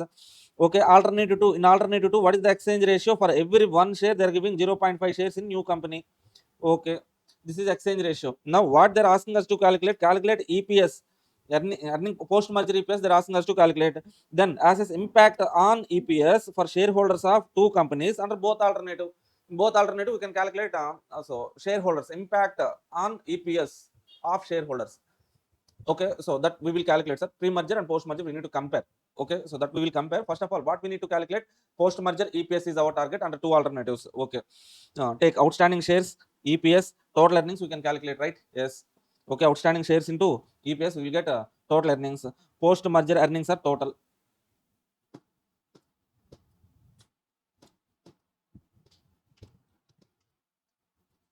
Okay, this earnings. So first alternative is exchange ratio based on EPS. EPS when exchange ratio based on EPS of two companies. What is the exchange ratio? Company X already existing shares 3 lakh shares. Okay, company Y new shares to be issued is 2 lakh shares into exchange ratio is what, sir? 2.25 divided by 4. Okay, so total number of shares 3 lakh plus 1,12,000 total shares. Okay, total earnings divided by combined shares, combined earnings divided by combined number of shares. Okay, existing shares are purchasing company, this is selling company. New shares issued to selling company during the merger, 1,12,000. How we got this 1,12,000, sir? Shares of selling company 10,000. What is the ratio? Exchange ratio is 2.25 shares of selling company for every 4, sorry, purchasing company for every 4 shares in selling company. Okay, we got 1,12,500 total shares. Okay, so how to get this post before merger? 4 rupees is EPS. Okay, given in the question. Post merger EPS 16,50,000 divided by 4,12,500, 4 rupees. That means if the exchange ratio is based on EPS, there won't be any change in EPS. Second point answer we can write. Okay, impact on merger, impact of merger on EPS of shareholders. If the exchange ratio is based on EPS, there won't be any change in EPS. Pre-merger EPS, post-merger EPS will be same if the exchange ratio is based on EPS. Okay, second point. In second point, what is the exchange ratio? 0.5 shares for every 1 share. This is the exchange ratio. Now we need to calculate what, sir? Post-merger EPS. What is the post-merger EPS? Combined earnings divided by combined number of shares. Combined earnings, there is no synergy gain. Pre-merger earnings of X, pre-merger earnings of Y. Total earnings is combined earnings 16,50,000. 16,50,000 is combined earnings. Okay, what is the new shares?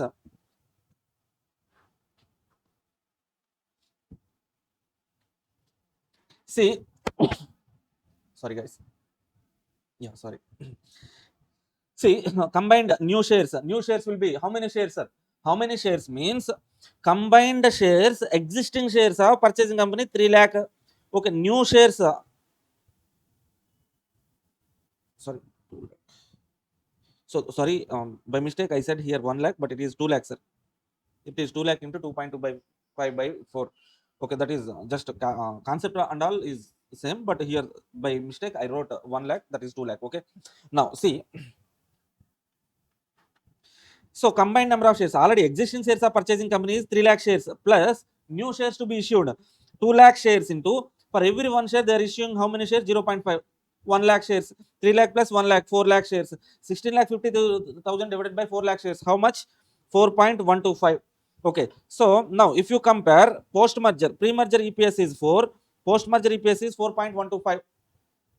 In second alternative, post merger EPS is 4.125, pre-merger EPS is 4. Okay, how much EPS is getting increased? 0.125 EPS is getting increased. Okay, so effect, impact on shareholders of X comp. In alternative B, so what is the impact on shareholders of X? Shareholders of X, pre-merger EPS is 4, post-merger EPS is 4.125, increase in EPS 0.125. Coming to purchasing company, sorry, selling company. Selling company pre-merger EPS is before merger 2.25. So post-merger EPS, how to calculate, sir? Post-merger combined form post-merger EPS is 4.125. Out of this 4.125, okay, so what is the share of EPS of so pre-merger Y Limited? Okay, now see, selling company, sir. Selling company. Pre-merger 1 share became 0.5 shares in 0.5 shares in post-merger. Okay, that means this is post-merger, this is pre-merger.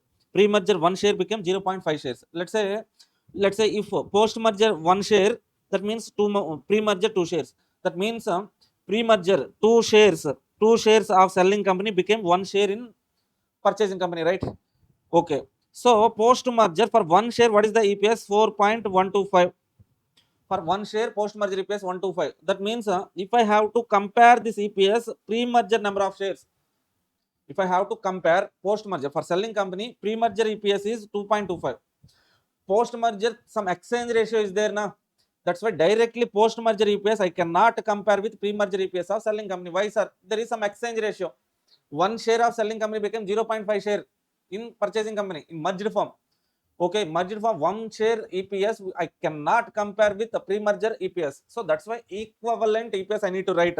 How to calculate that equivalent EPS, sir? Okay, post merger for 1 share EPS is 4.125. How I get this one share means by sacrificing 2 shares. For 2 shares in selling company, I got 1 share. For 2 shares, 4.125, sir. That means for 1 share, if I compare with a pre-merger, are you getting this point? Sir, see, this 2.25 is what, sir? 2.25 is pre-merger EPS of selling company. For 1 share, 2.25. Okay, this 1 share post-merger became, pre-merger 1 share, post-merger this became how many shares in merger form? 0.5 shares only. Okay, so now post-merger for 1 share we got 4.125. Now I cannot compare pre-merger EPS 2.25 with 4.125. Why, sir? Here 1 share became 0.5 shares only. Okay, now so I have to take 0.5 share EPS. Okay, so for 1 share pre-merger, so post-merger EPS is 4.125, means for 0.5 share, what is the EPS? Okay, 4.125 into 0.5. For 1 share of pre-merger, post-merger, I'm getting 2.0625. Are you getting this point? Equivalent EPS I'm calculating here. Okay, so for that we need to apply post-merger EPS into exchange ratio. I have to apply. Okay, here 2.0625. Okay, if I compare with this one pre-merger EPS, there is a decreasing in EPS. What is the decrease in EPS means? 0.1875.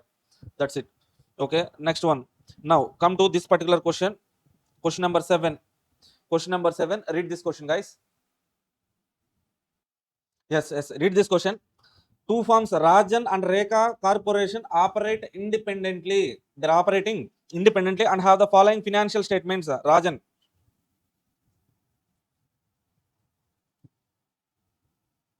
Okay, recent June 25 attempt question, December 24 MQP question. See, Rajan, Rekha, two companies are there, sir. Revenue 8 lakh, 4 lakh. Cost of goods sold 6, 2 lakh 40. EBIT, earning before interest and tax 2, 1 lakh 60. Expected growth rate 6, 8. Cost of capital 10, 12. Okay. Both the firms are in steady state with the capital spending offset by depreciation. No working capital is required. Both the firms face tax rate of 40%. Why this information is given, sir? Okay, so from EBIT, with this information is given means they're expecting us to calculate cash flows after tax. Okay, so we can calculate with this information free cash flows to the firm directly. Okay, so if you adjust EBIT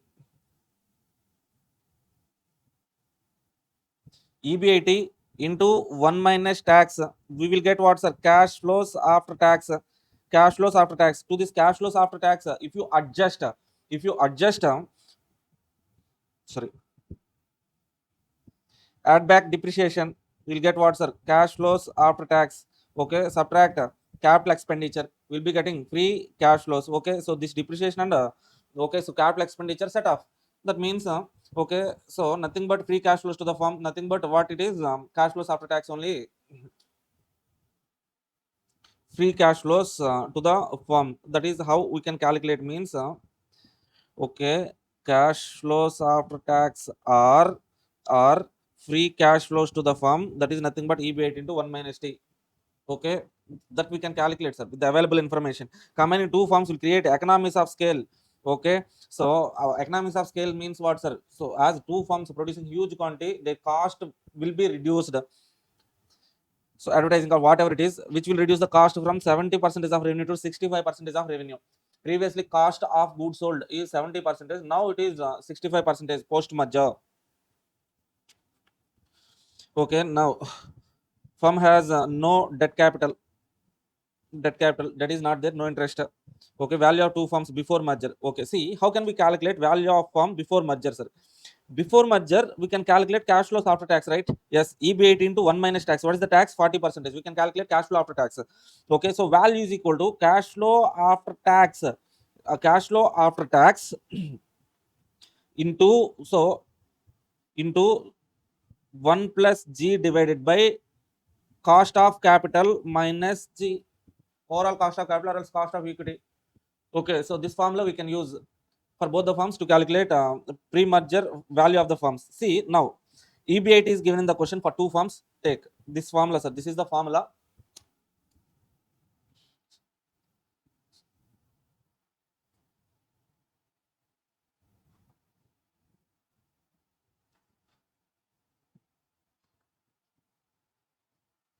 Okay, so as they have given some actual data, we are standing at the end of the period to calculate the value next period. Next first at the end of first period cash flows after tax, we need to calculate. For that, we need to take growth value.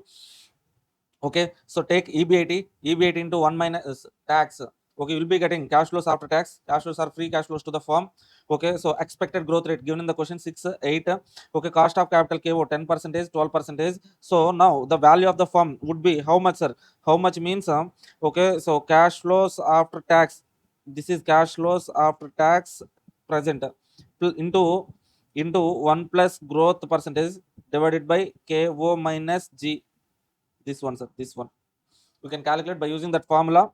The value of firm will be 3 lakh 31 lakh 80,000, 25 lakh 92,000. Combining two firms value is 57 lakh 72,000 pre-merger combined value. Okay, this is how we can calculate.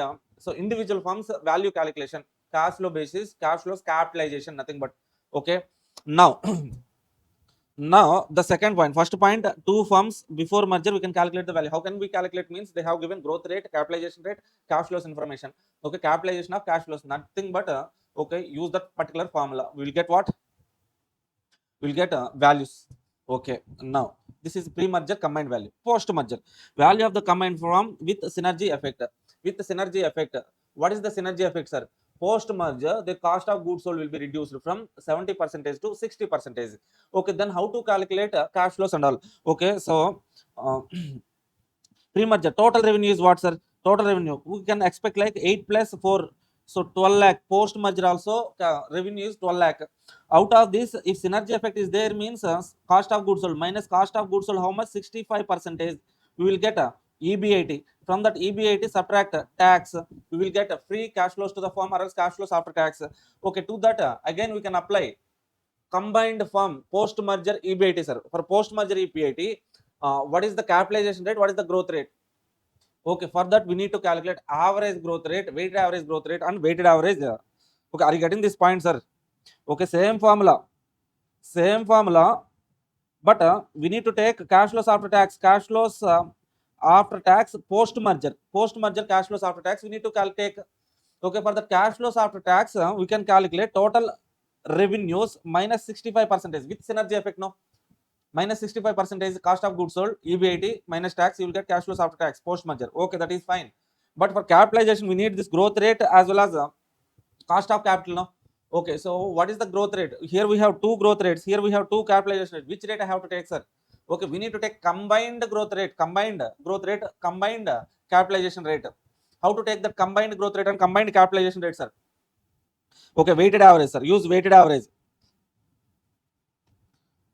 Use weighted average. So what are the weights we can take, sir? Combined firm value, combined total value is 57. So not this combined. Okay, before merger, pre-merger value, so total is 57 lakhs. Okay, so out of that 31 is Rajan value, 25 lakhs is Reka value. Okay, now let's apply the weights. What is the weights? 10% is the cost of capital of Rajan into 31 lakh 80,000 divided by 57 lakh 72,000 weight. Okay, so 12% is the cost of capital of Reka. What is the weight? 25 lakh 92,000 divided by weights. We need to take what weights we need to take means value weights. Value weights we need to take, sir. The cost of capital into value weights. You will be getting weighted average. Weighted average cost of capital approximately 11%. Like that growth percentage as well, 7% approximately we are getting. Okay, now take 11 and 7. Okay, so here in the question they haven't asked to calculate a synergy, sir. But if you want to calculate what is the synergy value, what we have to do is like, so if in the question, let's say if in the question, if they are asking us to calculate post merger value with synergy, without synergy, what is the synergy value? Then we can calculate like this. Firm with no synergy, What is the synergy effect? Means cost of goods sold will be reduced from 70 to 65. No, okay. Total revenue 12 lakhs, 12 lakhs. Why? How these 12 lakhs, sir? Pre-merger revenues total 8 plus 4, 12. Cost of goods sold with no synergy means 70% of revenue. With synergy means 65% of revenue. Okay, cost of goods sold subtract we will be getting EBIT. EBIT minus tax 40%. Okay, you will get free cash flows to the firm. Okay, so from this free cash flows, what is the weighted average growth rate? 7%, 7%, 11%, 11%. Same formula, value of the firm would be how much? Okay, so cash flows after tax into growth rate 1 plus G divided by KO minus G. Okay, that's it, sir. That is the value. Okay, as these, okay, if these forms are combined now, this is the current value. Okay, we need at the first period end value now, so that's why we have taken what? Okay, 2,16,000 into 1.07 growth. Also, we have added. Okay, synergy. What is the synergy, sir? Synergy value with synergy 67,41,000. Mine without synergy 57,78,000. The difference is nothing but synergy gain. That's it. Next question. Okay, are you guys okay with this question?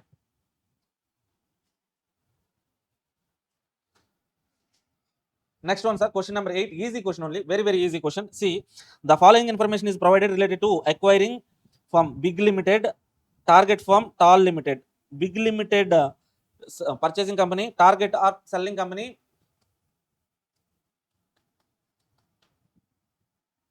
Tall Limited is selling company, sir. Target company. Okay, now Big Limited, Tall Limited. Profit after tax 2,000 lakhs, 400 lakhs. Number of shares outstanding 200, 100. P ratio 10, 5. From this, can we calculate EPS? What is the EPS? Can we calculate EPS? Yes. Profit after tax 2 lakh, 2,000 divided by 200. EPS is equal to profit after tax divided by number of shares outstanding 2,000 divided by 200. 10 rupees here. Okay, here 400 divided by 100, 4 rupees here. Okay, now we have P ratio as well as EPS. P into EPS 10 into 10, 100 is the market price. 5 into 4, 20 is the market price per share, MPS. Okay, now what is the swap ratio based on current market price? Swap ratio based on current market price 20 divided by 100. Okay, see here, first one, EPS and MPS before acquisition, profit after tax, number of shares, P ratio. EPS is equal to profit after tax divided by number of equity shares, 10, 4. So P 10 into 10, 100, 5 into 4, 20.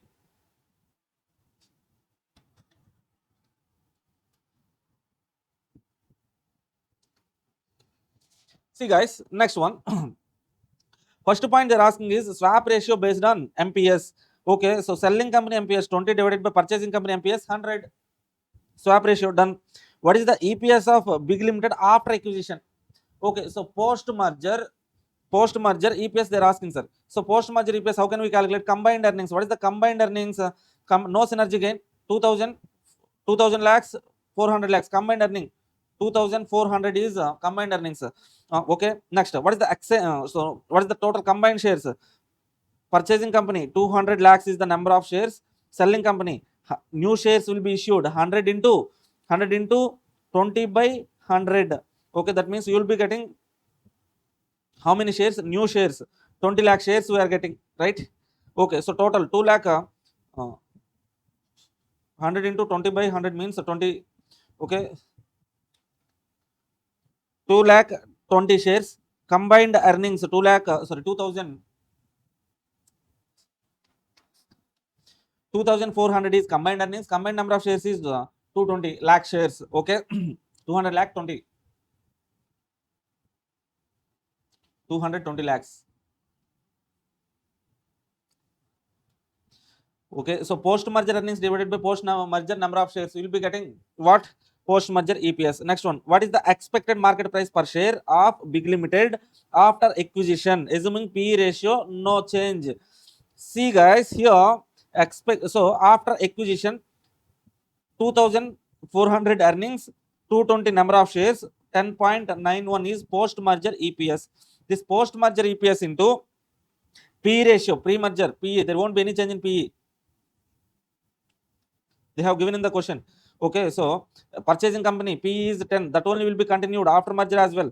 Okay, EPS is 10.91 into P ratio 10 given in the question. Okay, 109.10. Next point, market value of merged firm. Merged firm market value. Market value means post merger combined number of shares 220 into post merger MPS 10.91, 199.10. 109.10 post merger MPS into 220 lakh shares, 240 240.02 crores value, total value. Now, finally, gain or loss to the shareholders of two independent companies after acquisition. Gain or loss, how can we calculate, sir? How can we calculate means we know the pre-merger value.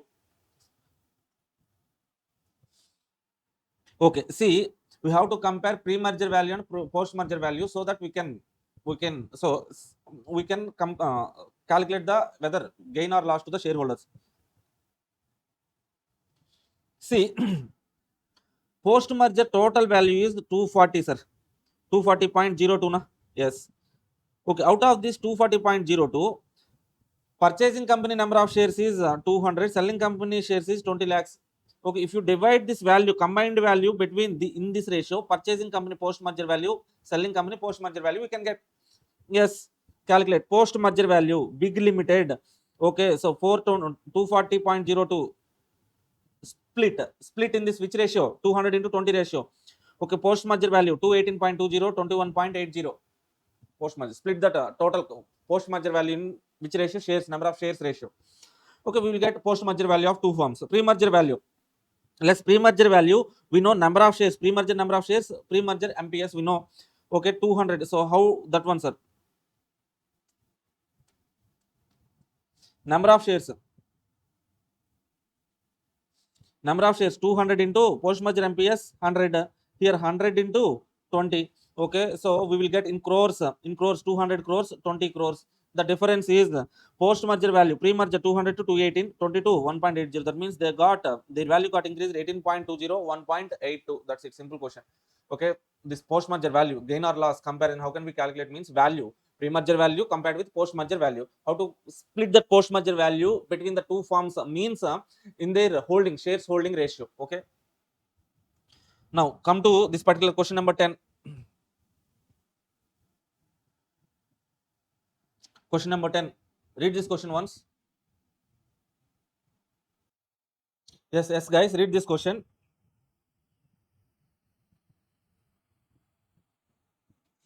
Okay, question number 10. The shareholders of A Company Limited have voted for in favor of buyout offer from B Company Limited.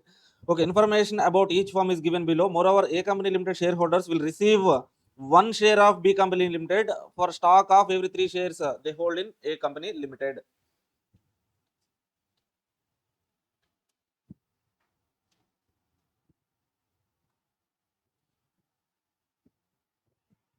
See what they are saying, sir, in the question. Okay, so B Company purchasing A Company Limited. What is the exchange ratio means? For every 3 shares of A Limited, they will get 1 share in B Limited. For every, what is the exchange ratio? 1/3. For every 3 shares in A Limited, they will get 1 share in B Limited. 1/3 is the exchange ratio. Okay, so particulars they have given: B Company Limited, A Company Limited, present earnings, EPS, number of shares, P ratio they have given. Okay, we can calculate what? EPS into PE ratio. We can get MPS. MPS is equal to 20 into 3.79. We can calculate 5 into 5, 25 MPS, 3 into, so something 70 point something we will get, sir. Okay, MPS we can calculate. Pre-merger EPS, pre-merger PE, pre-merger MPS was given. Calculate EPS of B Company Limited after merger. So post-merger EPS, how can we calculate post-merger EPS? They have given present earnings in lakhs. This was not given in lakhs. That means 6,75,000, 3 lakhs.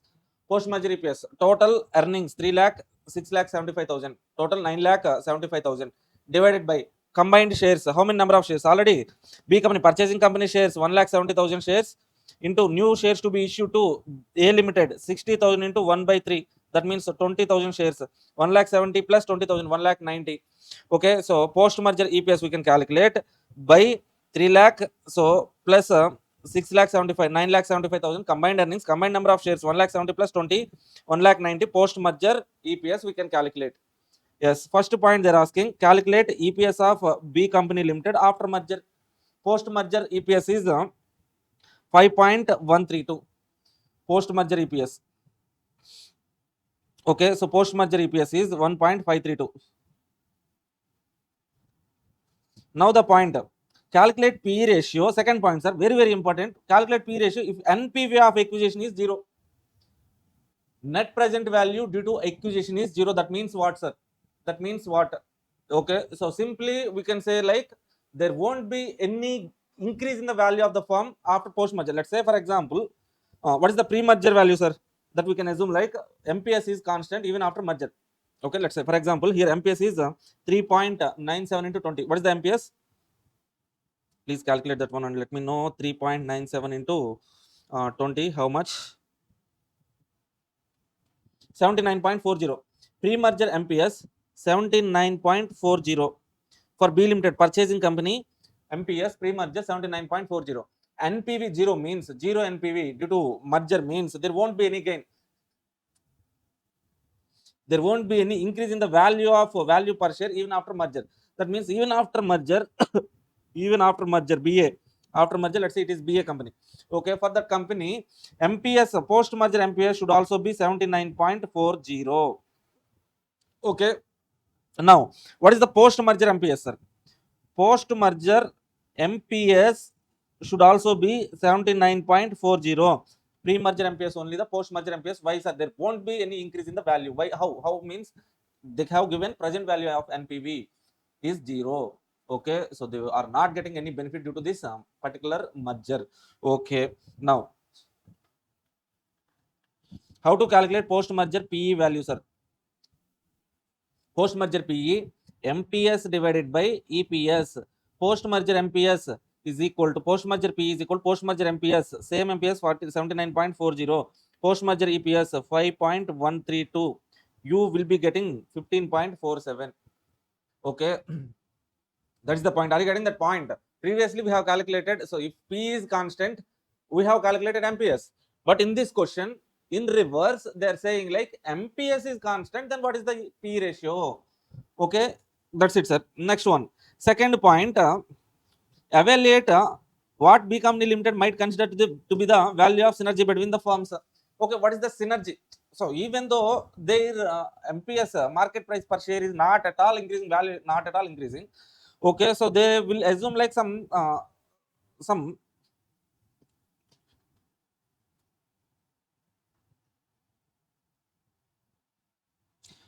okay, 1 minute. Hi. Okay, so they will assume like what, sir? Definitely they will assume like some synergy will be there, na? Okay, so through earnings or valuation point of whatever it is, they will assume some synergy, but in reality they are not getting. So MPS value is not getting increased. MPS point of view, they are not getting any additional benefit. That's why their NPV is 0 NPV through the merger. Okay, but the point is some synergy will be there. How that synergy, sir? So see, what is the total value of company A? Total value of company A is 1 minute. Yes.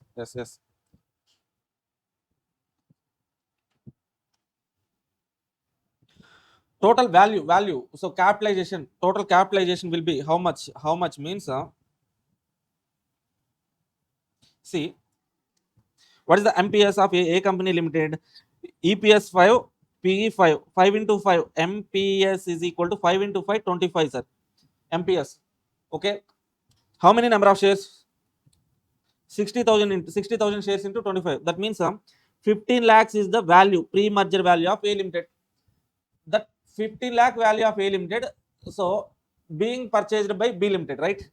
Okay, through the merger, so pre-merger total value is 15 lakh. Okay, through the merger, how many shares they are issuing? 60,000 into 1 by 3, that means 20,000 shares they are issuing, sir. Okay, so post merger MPS, there won't be any change in MPS, na? Yes, MPS, no change in MPS. Pre-merger, so company B, pre-merger MPS, post-merger MPS, same. What is the MPS? Post-merger MPS is, okay, so 79.15 something we have calculated here. 79.40. Okay, so through the merger, we are issuing how many shares to A Limited? A Limited 20,000 shares. This 20,000 shares into 79.40. Okay, that is the value, no? Okay, so that value is value is 15 lakh 88,000. Okay, so 15 lakh value of A Limited post merger, that value became how much? 15 lakh 88,000. The difference is 88,000 is the synergy from B point of view, but that is actually that is what nothing but gain to the selling company shareholders gain.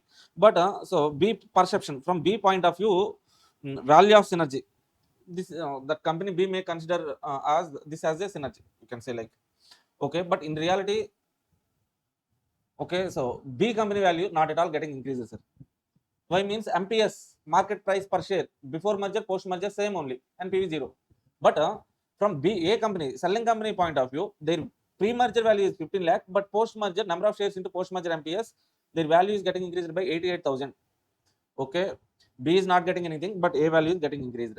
Okay, that's it. So that increasing value will be there, now that B company can assume it as synergy. That's it. Actually, that is a gain to the selling company shareholders. Next one, 11th question, easy question only. Q Limited wants to acquire R Limited. The offered swap ratio.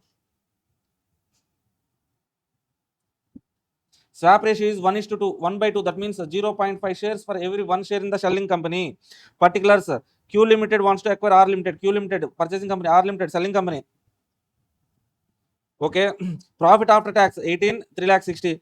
Equity shares outstanding 6, 1,80,000. EPS given 3, 2.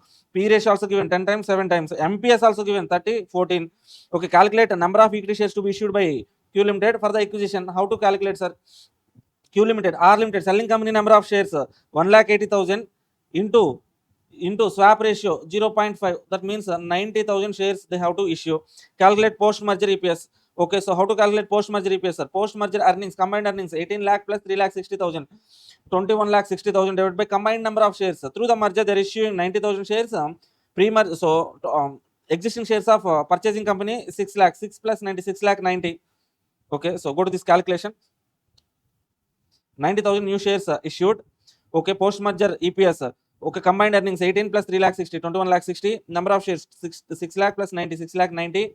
EPS, post merger EPS is 3.13. Now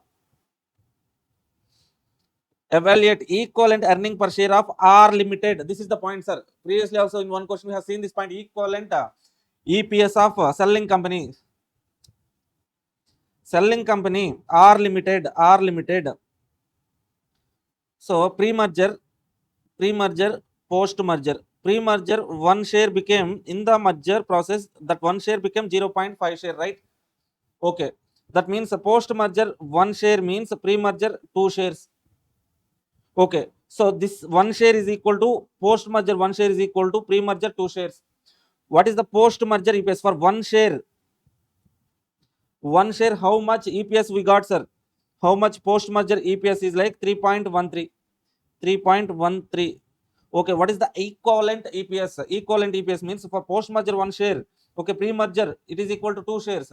Okay, so pre-merger 2 shares means per share. This is 3.13. For how many shares? 2 shares. We are getting 3.13. Per share means 3.13 into 0.5 or else divided by 2. We'll be getting what? That means nothing but multiply with swap ratio. Swap ratio. To calculate equivalent EPS of selling company, post merger EPS into swap ratio. Equivalent EPS, post merger EPS into swap ratio. Next point, fourth point, calculate the expected MPS of Q Limited after acquisition. If PE remain constant, what is the PE, sir? Pre-merger PE.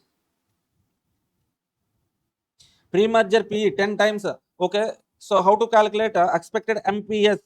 MPS, that is equal to post merger EPS into post merger PE. Post merger PE constant 10 only. 10. 10. What is the post merger EPS? 3 point something. Post merger EPS 3.13. PE will be continued even after merger 31.30. Okay, so finally market value of merged firm. Total market values. What is the total number of shares? Okay, 6 lakh plus 90,000. Combined firm total number of shares 60 lakh 90, 6 lakh 90,000. Okay. Post merger MPS is 3.13.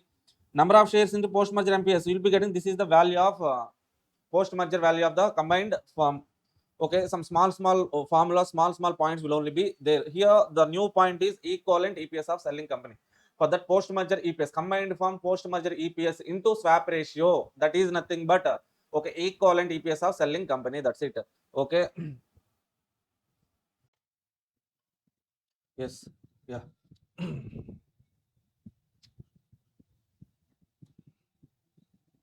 Yeah, hi, hello everyone. Welcome back to BCCA. See, guys, in previous class we have discussed till 11th question itself. Okay, now we are going to discuss 12th question onwards. Okay, see, read this particular question, question number 12.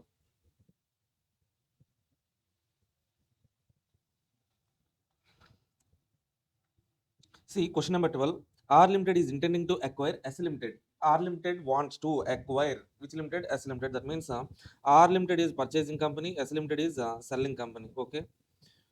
Now, the following information is available in respect of both the companies for R Limited, S Limited. What they have given in the question? The question total current earnings. They have given current earnings 2 lakh 50 90. Number of outstanding shares. Earnings are there, outstanding shares are there. What we can calculate? Okay, so earnings divided by number of shares. We can calculate directly, we can calculate EPS. And also what they have given market price per share 21.14. Okay, what they're expecting us to calculate? Okay, what they're expecting us to calculate means calculate present EPS of both the companies. For both the companies, present EPS. How to calculate, sir? 2 lakh 50,000 divided by 50. That means 5. Okay, 90 divided by 30. That means 3. Present EPS. Okay, next one. If proposed EPS takes place. Okay, so here, so for first point, how you have to present in the examination means how we have to present in the examination means. See, guys, I will show you.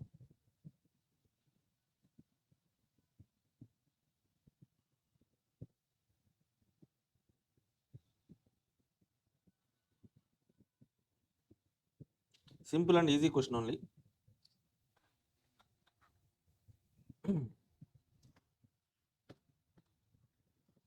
See, so first point. So how you have to present it in the examination means answer for the first point. Take side heading. Side heading. What is the side heading means? Present EPS of both the companies. Present EPS of both the companies.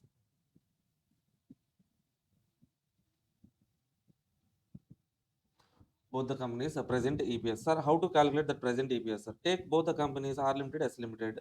Okay, R Limited, S Limited. Okay, so earnings are given. Earnings are given. So what are the earnings? 2 lakh 50, 90. 2 lakh 50,000, 90,000. Okay, so next one, number of outstanding shares. Outstanding shares. Number of outstanding shares are 50,000, 30,000. Okay, so outstanding shares 50,000, 30,000. Okay, now earnings divided by outstanding shares, we will get EPS, earning per share, EPS, that is equal to 2,50,000 divided by 50, 5 here. Okay, what is the amount here? 5 here. It is 9 by 90 by 30, 3 here. Okay, like that in the tabular format, we have to calculate. For every calculation, you need to give some side heading. Whatever the calculation you will do, for that give one side heading. Okay, don't forget to give that particular side heading. Okay, so next one. So what is our second point here? If the proposed merger takes place,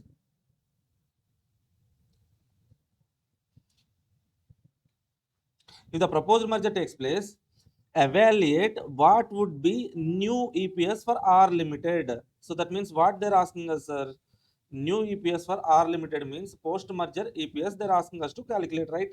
Okay, assuming that merger takes place by exchange of equity shares and exchange ratio based on current market prices. Okay, so for second point, we need to calculate post-merger EPS. Post-merger EPS. How to calculate post-merger EPS? Post-merger EPS is equal to combined earnings divided by combined number of shares. Okay, combined earnings means post-merger earnings, total earnings. Okay, generally, how can we calculate the total earnings means, okay, so purchasing company earnings plus selling company earnings plus any synergy gain. In this particular question, they are not giving any information related to synergy gain, no. So that's why total combined earnings are 2 lakh 50,000 plus 90,000, 3 lakh 40,000 divided by number of shares. How many number of shares are there, sir? 50,000 already existing. Purchasing company original shares 50,000. Okay, so in merger, they are giving, they are issuing how many shares? Exchange ratio is based on what ratio? Market MPS basis ratio. That means okay, selling company MPS 14 divided by purchasing company MPS 21. 14 divided by 21 is our exchange ratio. In this ratio, they are going to issue shares to the as limited. Now let's issue number of shares. Here 30,000 into 14 divided by 21. Okay, New shares. How many new shares will be issued, sir? 50,000 already existing shares plus new shares 30,000 as limited selling company number of shares into exchange ratio. What is the exchange ratio? MPS basis. How to calculate that exchange ratio, sir? MPS basis means selling company factor, selling company MPS divided by purchasing company MPS. Okay, see here. 30,000 into 14 by 21. That means 20,000. Okay, 14 by 21, 2 by 3. Okay, 20,000 shares. The total shares, post merger, total number of shares is 50 already existing shares in R Limited plus 20 new issue 70. Okay, total earnings are 3,40,000. 3,40,000 divided by 70. How much, sir? 4.86 is post merger EPS. Okay, next point, what they're asking in the question, calculate exchange ratio if S Limited wants to ensure that same earnings to the members as before the merger took place. Okay, so S Limited is expecting what, sir? Same earnings. That means S Limited wants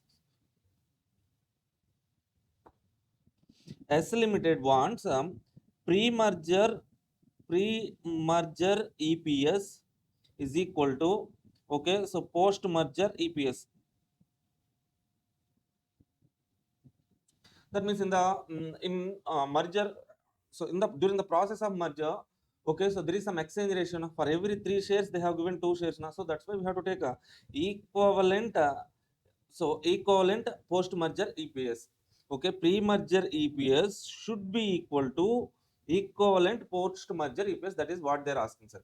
Okay, so this is how we can calculate. Basically this is the concept. From this if you derive, you will get answer. But the easy way is like, whenever a company wants, okay, so their EPS, pre-merger EPS should not be declined or else should not be altered, or that pre-merger EPS should be equal to post-merger EPS, or else post-merger should be equal to at least pre-merger EPS. Means then what is the exchange ratio we have to use? Means see here, exchange ratio should be based on EPS basis exchange ratio. Okay, if you take exchange ratio based on EPS, then pre-merger EPS will be equal to post-merger EPS. Okay, calculate the exchange ratio of S Limited if wants to ensure same earnings to members as before merger took place. Okay, that means pre-merger EPS should be equal to equivalent post-merger EPS. Means the point is like, you have to give an exchange ratio based on what? EPS. Okay,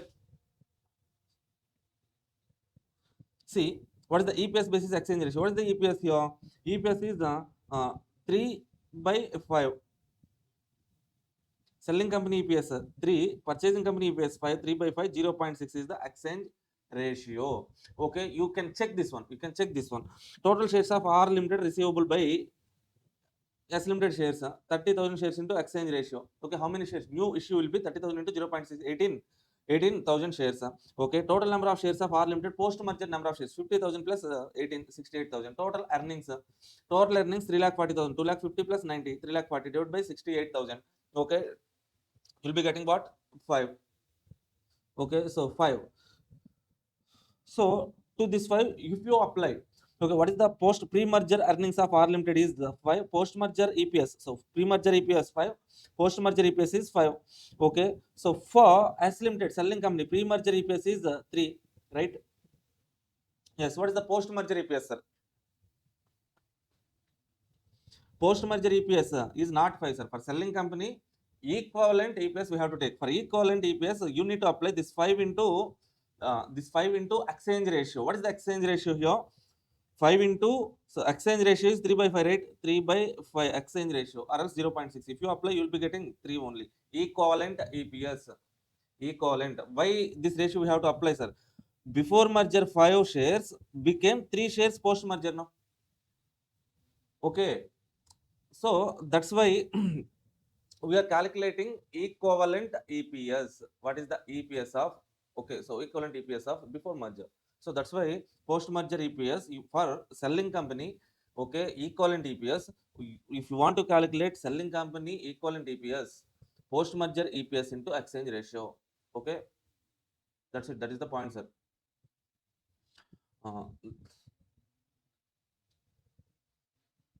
12th question done, right? Now 13th question. Here some small mistake is there, sir. This is not 20,000. Please correct this one. 10,000. Sorry, 10 lakh only, not 20,000. That is 10 lakh profit after tax. Okay. See, December 23 item question and June 25 MQP2. Radha Limited is intending to acquire Krishna Limited by merger, and the following information is available in respect of both the companies. Number of equity shares 6 lakh, 2 lakh. Okay, profit after tax 20 lakh, 10 lakh. Market price per share 20, 15. What they're asking, EPS of both the companies. How to calculate EPS? Earnings divided by number of equity shares 20 divided by 6. 20 lakh divided by 6 lakh. How much? 3.33 something. Here 10 divided by 2 lakh. 5 is the EPS. Both the companies. Pre-merger EPS. Pre-merger EPS, here it is 3.33, here it is 5. Okay, are you guys able to understand or not? See, exchange ratio. Next one, how to calculate this exchange ratio? Exchange ratio, here we have MPS, EPS. Okay, clearly they're not asking on which basis we need to calculate exchange ratio. Whether it is based on MPS, whether it is based on EPS. As we have MPS and EPS, we need to calculate based on PE. Okay, here one thing we can do is like we can do that exchange ratio calculation based on 3 approaches, or else okay, write any approach, take assumption. See, in the answer they have given exchange ratio based on EPS. EPS based exchange ratio, selling company EPS 5, purchasing company EPS 3.33. 5 divided by 3.33, that you will be getting 1.50 something based on EPS. If that is based on MPS, selling company MPS 15 divided by 20, that would be how much, sir? 3 by 4. Okay, if that is based on PE, we need to first of all calculate PE, then take selling company PE by purchasing company PE. That's it. Next one.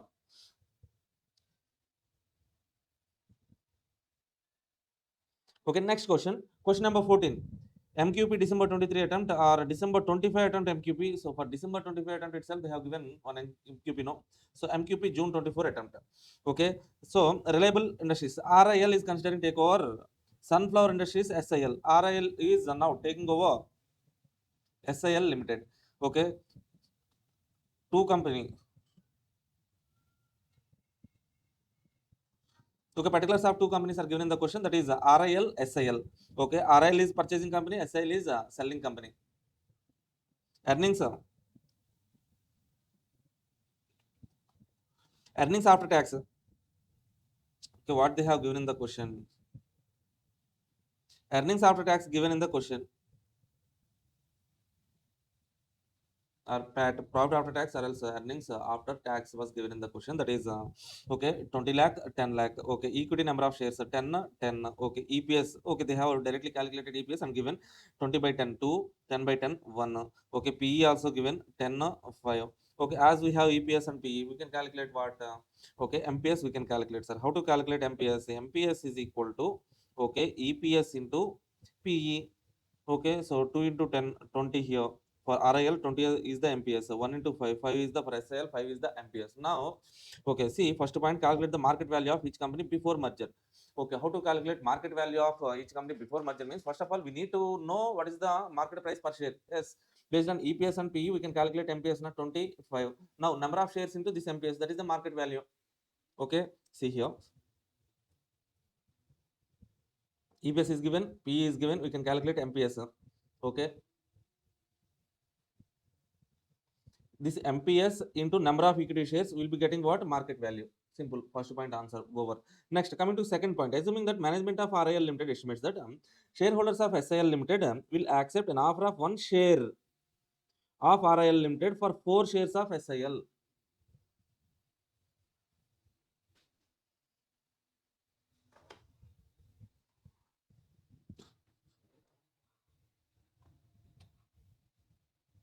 See, sorry guys. Second point, assuming that management of RIL Limited estimates that shareholders of SIL Limited will accept an offer of 1 share for 4 shares of SIL. So directly or indirectly, they are giving what, sir? Exchange ratio. What is that exchange ratio? For every 4 shares of selling company, they are issuing 1 share in purchasing company. Exchange ratio is 1 by 4. Right? Now, if there is no synergy effect, okay, calculate the market value post merger. Market value post merger of RIL Limited. Also calculate new price per share. That means they're asking us to calculate post-merger MPS as well as post-merger total value. Okay, assess whether shareholders of RAL Limited better or worse off than before the merger. Okay, whether the shareholders of RAL Limited is whether they are getting benefit through the merger or else not. That is what we need to calculate, sir. How we can calculate that one, sir? So pre-merger MPS, post-merger MPS, or else pre-merger, yes, we can calculate pre-merger MPS and post-merger MPS, or else pre-merger total value of the company, post-merger total value of the company. We can calculate RAL and SAL so that we can decide whether the shareholders are better or worse off than before. We can decide, sir. Now, let's see here. What we need to calculate? First one, exchange ratio is given. We need to calculate post-merger MPS. So for post-merger MPS, how can we calculate the post-merger MPS? Post-merger MPS we need, sir. MPS post-merger. How can we calculate? Means PE multiple. Okay, EPS post-merger EPS into post-merger PE. What we can assume is like PE is constant. Pre-merger PE, post-merger PE is same or constant. We can assume. Okay, so generally that will be given in the question.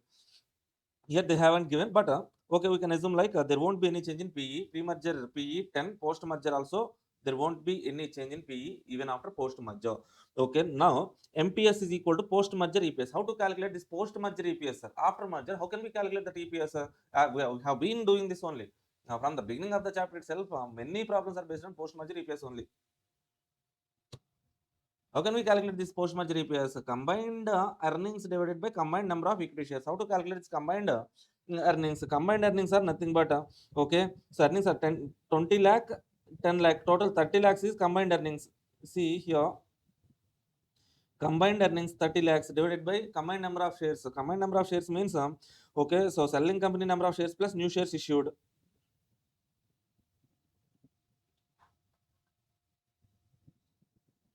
Okay, selling company equity shares 10,000 plus new shares issued. For every 4 shares, they're issuing 1 share, no? 1 divided by 4. Okay, 10 lakh RIL Limited shares, new shares issued to SIL Limited is, okay, 10 lakh into 1 by 4, that means 2 lakh 50,000. Total 12 lakh 50,000 shares.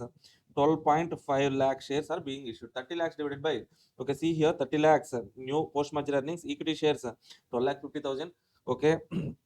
Exchange ratio 1:4. Post-merger EPS we can calculate. Post-merger EPS that is equal to, okay, 30 lakhs divided by 12.5, 2.4. Okay, what is the PE ratio? We are assuming like same EPS, same PE ratio as pre-merger. 2.4 into 10, 24 is the MPS, post-merger MPS. Okay, so now what is the market price? Pre-merger market price is 20 rupees. Pre-merger market price is 20 rupees. Post-merger it is becoming 24. That means we can clearly decide that okay, shareholders of RIL Limited. RIL Limited pre-merger number of shares 10 lakh, post-merger 10 lakh. Okay, so pre-merger 10 lakh into 20, post-merger 10 lakh into 24. That means per each share they are getting how many rupees? 4 rupees additional they are getting. So that means they are better off. Simple. Okay, now we can also compare the same with okay, same with selling company, sir. Selling company pre-merger number of shares.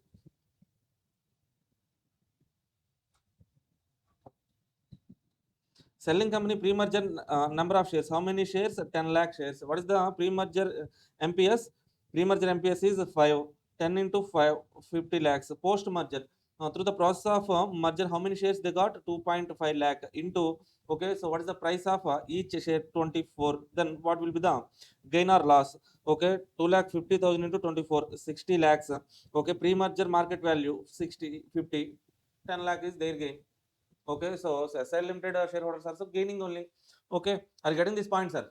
Clear, compare. So whether the shareholders are gaining or losing, for that we need to compare MPS or else market value, pre-merger value, post-merger value. Simple. Okay. Now, third point they're asking, due to synergy effects, the management of RIL Limited estimates that earnings will be increased by 20%. Earnings will be increased by how much percentage? Earnings will be increased by 20%. That means what, sir? What is the total pre-merger earnings? 20 lakh plus 10 lakh, 30 lakhs. Now 30 lakhs is getting increased by 20%. 30 lakh plus 20%. How much? 36 lakh. Okay, so computer new post-merger EPS price per share. Okay, same number of shares will not change, sir. Okay, combined earnings will be 30 lakhs into 120% or else okay, so 30 lakh into 120% or else plus 20%. Okay, 36 lakh. Number of equity shares, combined number of equity shares, there won't be any change in combined number of equity shares. 10 lakh plus 2.5 lakh, total 12.5 lakh. We can calculate a post merger EPS 2.88. Okay, see now multiply with PE ratio 10 only now. Okay, so RL Limited pre-merger PE, post-merger PE, we are assuming like there won't be any change in PE. Okay, 2.88 into 10. Okay, MPS, post-merger MPS is 28, pre-merger MPS 20. Okay, if the earnings are increased by 20%, their market value increased by 8 rupees per share. Okay, now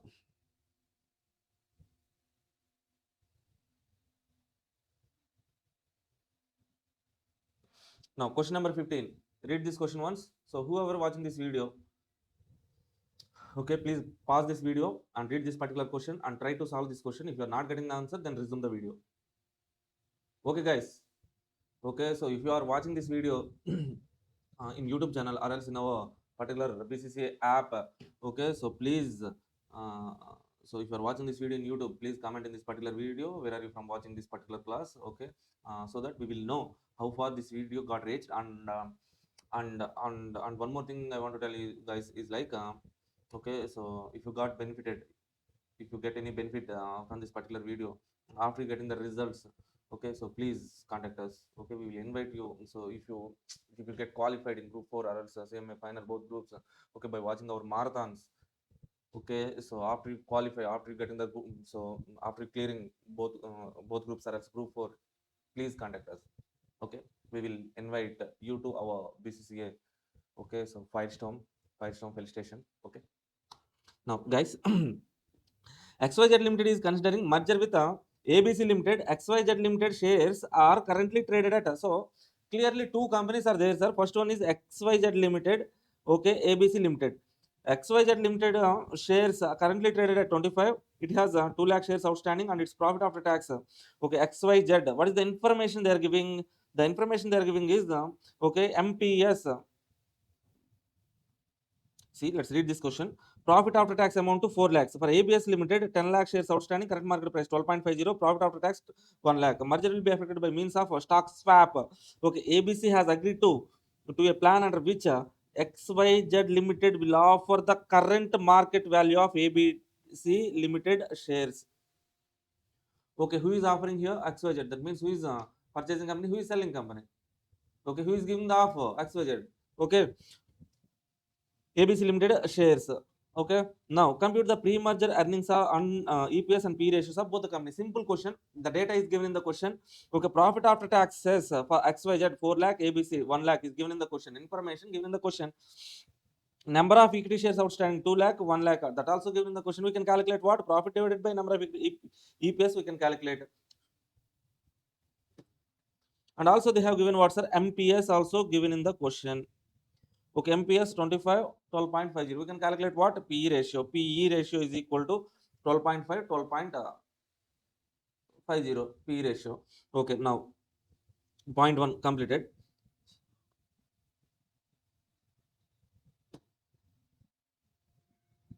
Point 2, sir. If ABC Limited PE ratio is 8, okay, ABC Limited PE ratio is 8. If PE ratio is 8, current market price, what is the EPS, sir? Current EPS is 1 into PE ratio 8. What is the MPS? 8 rupees. Compute down. Oh, sorry. Current, okay, calculate it. Current market price, okay, 8 rupees. Compute exchange ratio. What will XY Limited post merger EPS? Okay, we need to calculate exchange ratio as well as post merger EPS. We need to calculate, sir. What is the exchange ratio based on? Exchange ratio based on what we need to take, sir? Based on so we can take, clearly they are not giving any information. We can take PE as well as EPS as well as MPS. For that we need to give, so if you are choosing whether PE or EPS or MPS, we have to write what we have to calculate, we have to give, we have to write uh, one note point. Okay, so as the question is not giving clearly on which basis we need to calculate exchange ratio, here we have three alternatives. We can calculate exchange ratio based on MPS, EPS, PE. Okay, so let's hear what they have done is like, if ABC PE is 8, market price will be 8 only. Why is how, sir? EPS is 1, PE is 8. Okay, exchange ratio. Okay, so here they have taken the exchange ratio based on what? Exchange ratio based on MPS. Okay, in the question they're asking us to calculate MPS. No, okay, we can calculate exchange ratio based on MPS. Okay, selling company MPS divided by purchasing company MPS. Selling company MPS is okay. So what is the selling company MPS? 8. Purchasing company MPS is okay. So 25. Let's do that calculation.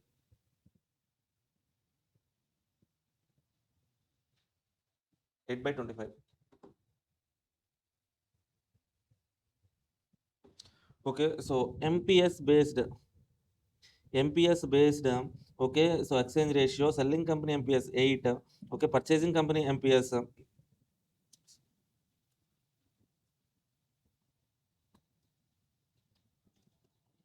How much? Sorry. Yeah, 25. 8 by 25, 32. So here the question here in this particular point we can take MPS basis exchange ratio. Why means they're asking us to calculate MPS as well as immediately they're asking us to calculate exchange ratio. Now we can calculate exchange ratio based on MPS or else. Okay, if you want to calculate exchange ratio based on PE or else CPS, write one note point. Okay, now okay, so we have done with market price MPS we have calculated, exchange ratio we have calculated. What is our target, sir? Our target is to calculate post merger MPS. How to calculate post merger MPS? Post merger MPS is current combined earnings okay, divided by combined number of equity shares. What is the combined earnings? Post merger combined earnings means total earnings plus any synergy gain. Okay, pre-merger earnings are 4 lakh, 1 lakh. Post-merger, the total earnings will be 5 lakhs divided by what is the total number of shares? So pre-merger for purchasing company 2 lakh, selling company 1 lakh into 1 lakh into exchange ratio how much? 0.32. Okay, apply that 0.32 1 lakh into 0.32 32,000. Okay, new shares to be issued is 1 lakh into 0.32 32,000. Okay, total 2 lakh plus 32,000, 2 lakh 32,000 number of shares. Okay, total earnings of 5 lakhs. 5 lakhs divided by 2 lakh 32,000, you will be getting 2.16 only. Okay, now, so in third point clearly they're asking as is the exchange ratio must be for XYZ Limited so that the pre and post merger EPS should be same. Okay, so if you want your pre-merger EPS should be equal to post-merger EPS, your exchange ratio should be based on EPS only. EPS only, that is the point. What is the EPS basis exchange ratio? EPS, selling company EPS 1, purchasing company EPS 2, 1 by 2, 0.5 is the exchange ratio.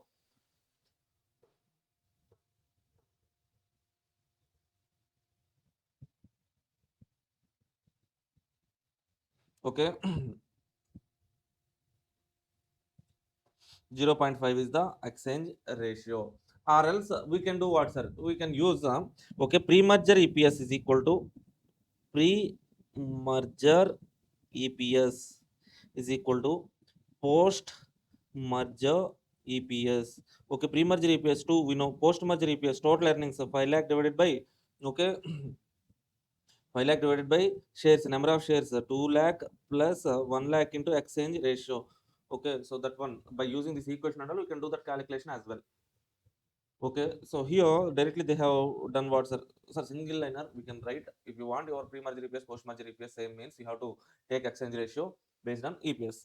Right, single liner, do this calculation.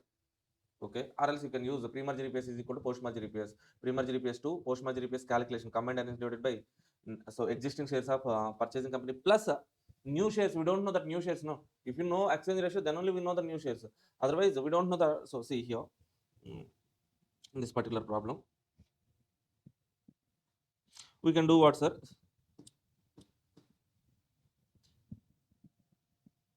Pre-merger EPS is equal to should be equal to post-merger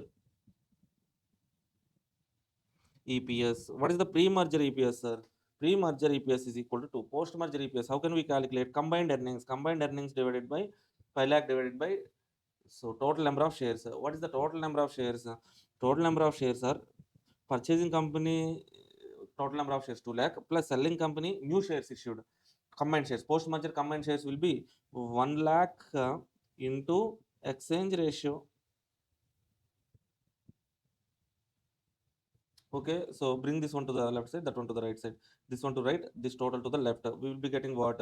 Okay, so 2 lakh plus 1 lakh into exchange ratio, that is equal to 5 lakh divided by 2 lakh 50,000. Okay, so do some simplification, we will be getting, so this is 2 lakhs plus 1 lakh into exchange ratio.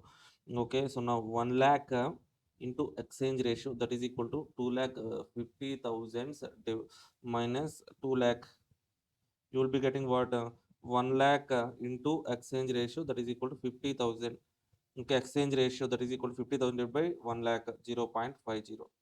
Exchange ratio is 0.50. That is nothing but EPS basis exchange ratio. Okay, now,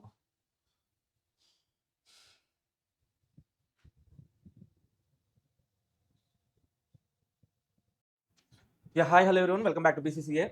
See guys,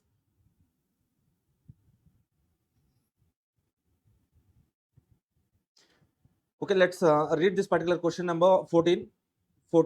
Okay, June 2024 attempt question. Okay, Hypothetical Limited is acquiring the outstanding equity shares of Target Limited. So here the purchasing company is Hypothetical Limited and selling company is Target Limited, right? Okay, by exchange. So before watching this particular video, please pause the video and read this particular question, then resume the video. Okay, see, by exchanging one share of its own equity shares for each share of Target Limited. So what is the exchange ratio, sir? For one share of purchasing company, they will be giving for each one share of Target company. Okay, so that means as it is one share for one share, one is to one ratio they're exchanging means okay, see here, for every one share in the selling company, they will be getting one share in purchasing company, same as it is they are incorporating, they are taking, so incorporating selling company into the okay, so purchasing company. Okay, 1 minute. See guys, okay, in this particular question, for one share, they will be getting, selling company is getting one share in purchasing company, right? Okay, now hypothetical company is having the policy of 50% of its capital structure in debt. Okay, so that means hypothetical company policy is out of total 100 capital, its policy is to have 50% of capital as debt, remaining is as the equity. Okay, so now let's calculate how much capital they are having in their capital structure, hypothetical company. The capital structure of both these firms, hypothetical purchasing, target selling company, are given. Equity shares of 100 rupees each, 20 lakhs. Okay, equity capital 20 lakhs, retained earnings 25, preference 5, debt 50. Total how much, sir? Calculate the total. 20 plus 25, 45 plus 5, 50 plus 50, total 100. Out of total 100, they are having 50 as debt. That means 50% of debt right now they are having. So now coming to Target Limited, 5, 25. Okay, so now if I incorporate or else merge, if purchasing company acquires selling company, 1:1 ratio means, then after merger, post merger, what will happen, sir? Post merger, see, post merger, what would be the total capital, sir? Total capital 1:1 there. So incorporating now, that means okay, so in selling company, so how much capital they're having? 5 lakh. Okay, so that means divided by 100, 50,000 shares. 50,000 shares will be issued in a hypothetical company. That means each share value is 100 rupees. 50,000 into, so again, sorry, 5 lakh divided by 100, 5,000. Okay, so uh, selling company price per share value, okay, 100. Okay, book value per share 100. Hypothetical company is also 100 only. Okay, for existing shares, 1:1 ratio, now same capital will be incorporated. That means post merger the capital would be 20 plus 5, 25. Retained earnings 25 plus 25, 50. Okay, so preference shares 5, debt 50. How much would be the total? 100 plus 30, 130 is the total capital post merger. Okay, now, so what will be the capital structure of merged firm? So merged firm capital structure is 25, 55, 50, 130. So this is the capital structure of merged firm. Okay, now second point, determine the percentage of debt in merged firm. What is the percentage of debt? Okay, debt is 50, total capital is 130. See here, debt, existing debt is 50, total capital is 130 into 100. That means how much percentage? How much percentage means, look at this particular calculation, 1 minute.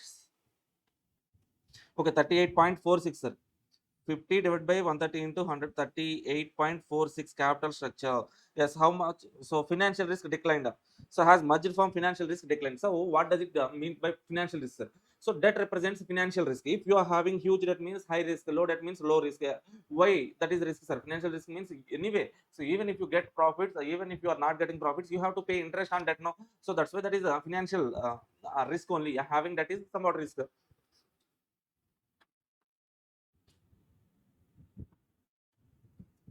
See now, okay, so pre-merger 50% of debt ratio, hypothetical limited. Post-merger that becoming, okay, so 38.46. That means financial risk is getting declined.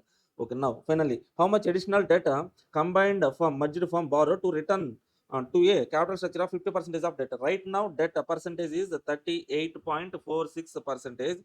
Okay, if you want to increase this debt ratio to 50%, how much additional capital we have to bring into the merged firm? Already we are having how much debt? 50. Additional debt, how much you have to additional debt? Let's say the additional debt is X.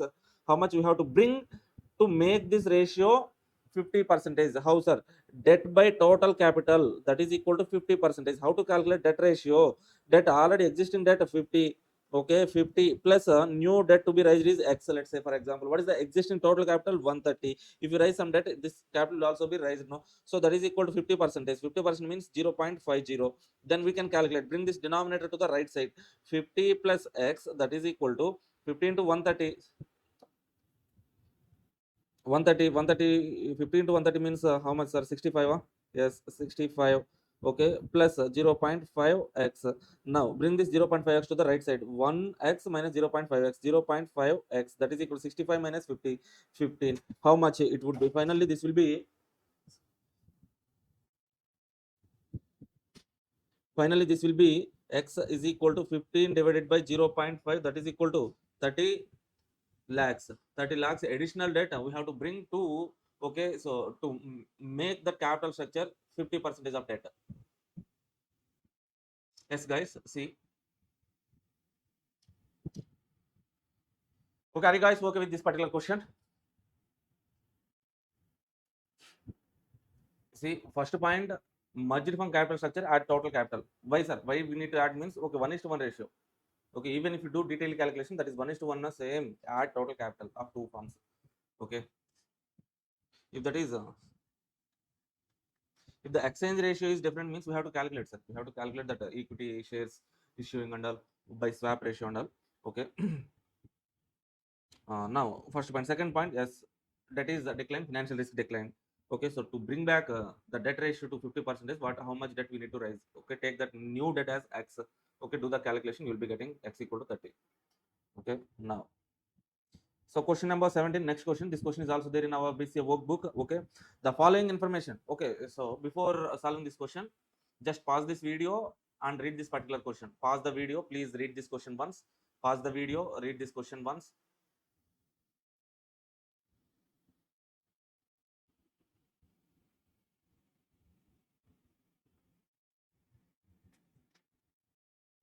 This is somewhat lengthy question, but okay, good question.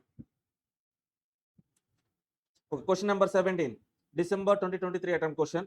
The following information is provided relating to the acquiring company X Limited and the target company Y Limited. Okay, so who is the purchasing company, sir? Who is the purchasing company here? Acquiring company, purchasing company X Limited, and target company is Y Limited. Okay. Next one, number of shares. Okay, so face value 10 rupees each. Number of shares 100 lakhs, 7.5 lakhs. Okay. Next one, market capitalization. Total market value is 500, 750 lakhs. Okay, so now guys, if you want to calculate number of shares information is there, market capitalization is there. Market capitalization means what's the number of total number of shares into MPS. Okay, so now we know the number of shares, 10 lakhs, total value 500 lakhs. What is the market price per share? 10 lakh shares value is 500 lakhs, means per share value is how much? Okay, so 500 divided by 10, that means 50 rupees is MPS for X Limited. Okay, for this particular company, 750 divided by 7.5, 7.5, how much? How much? 100. 100 rupees. Okay, we can calculate MPS with the available information. P ratio is also given. From P ratio 10, 5 is there. Okay, we know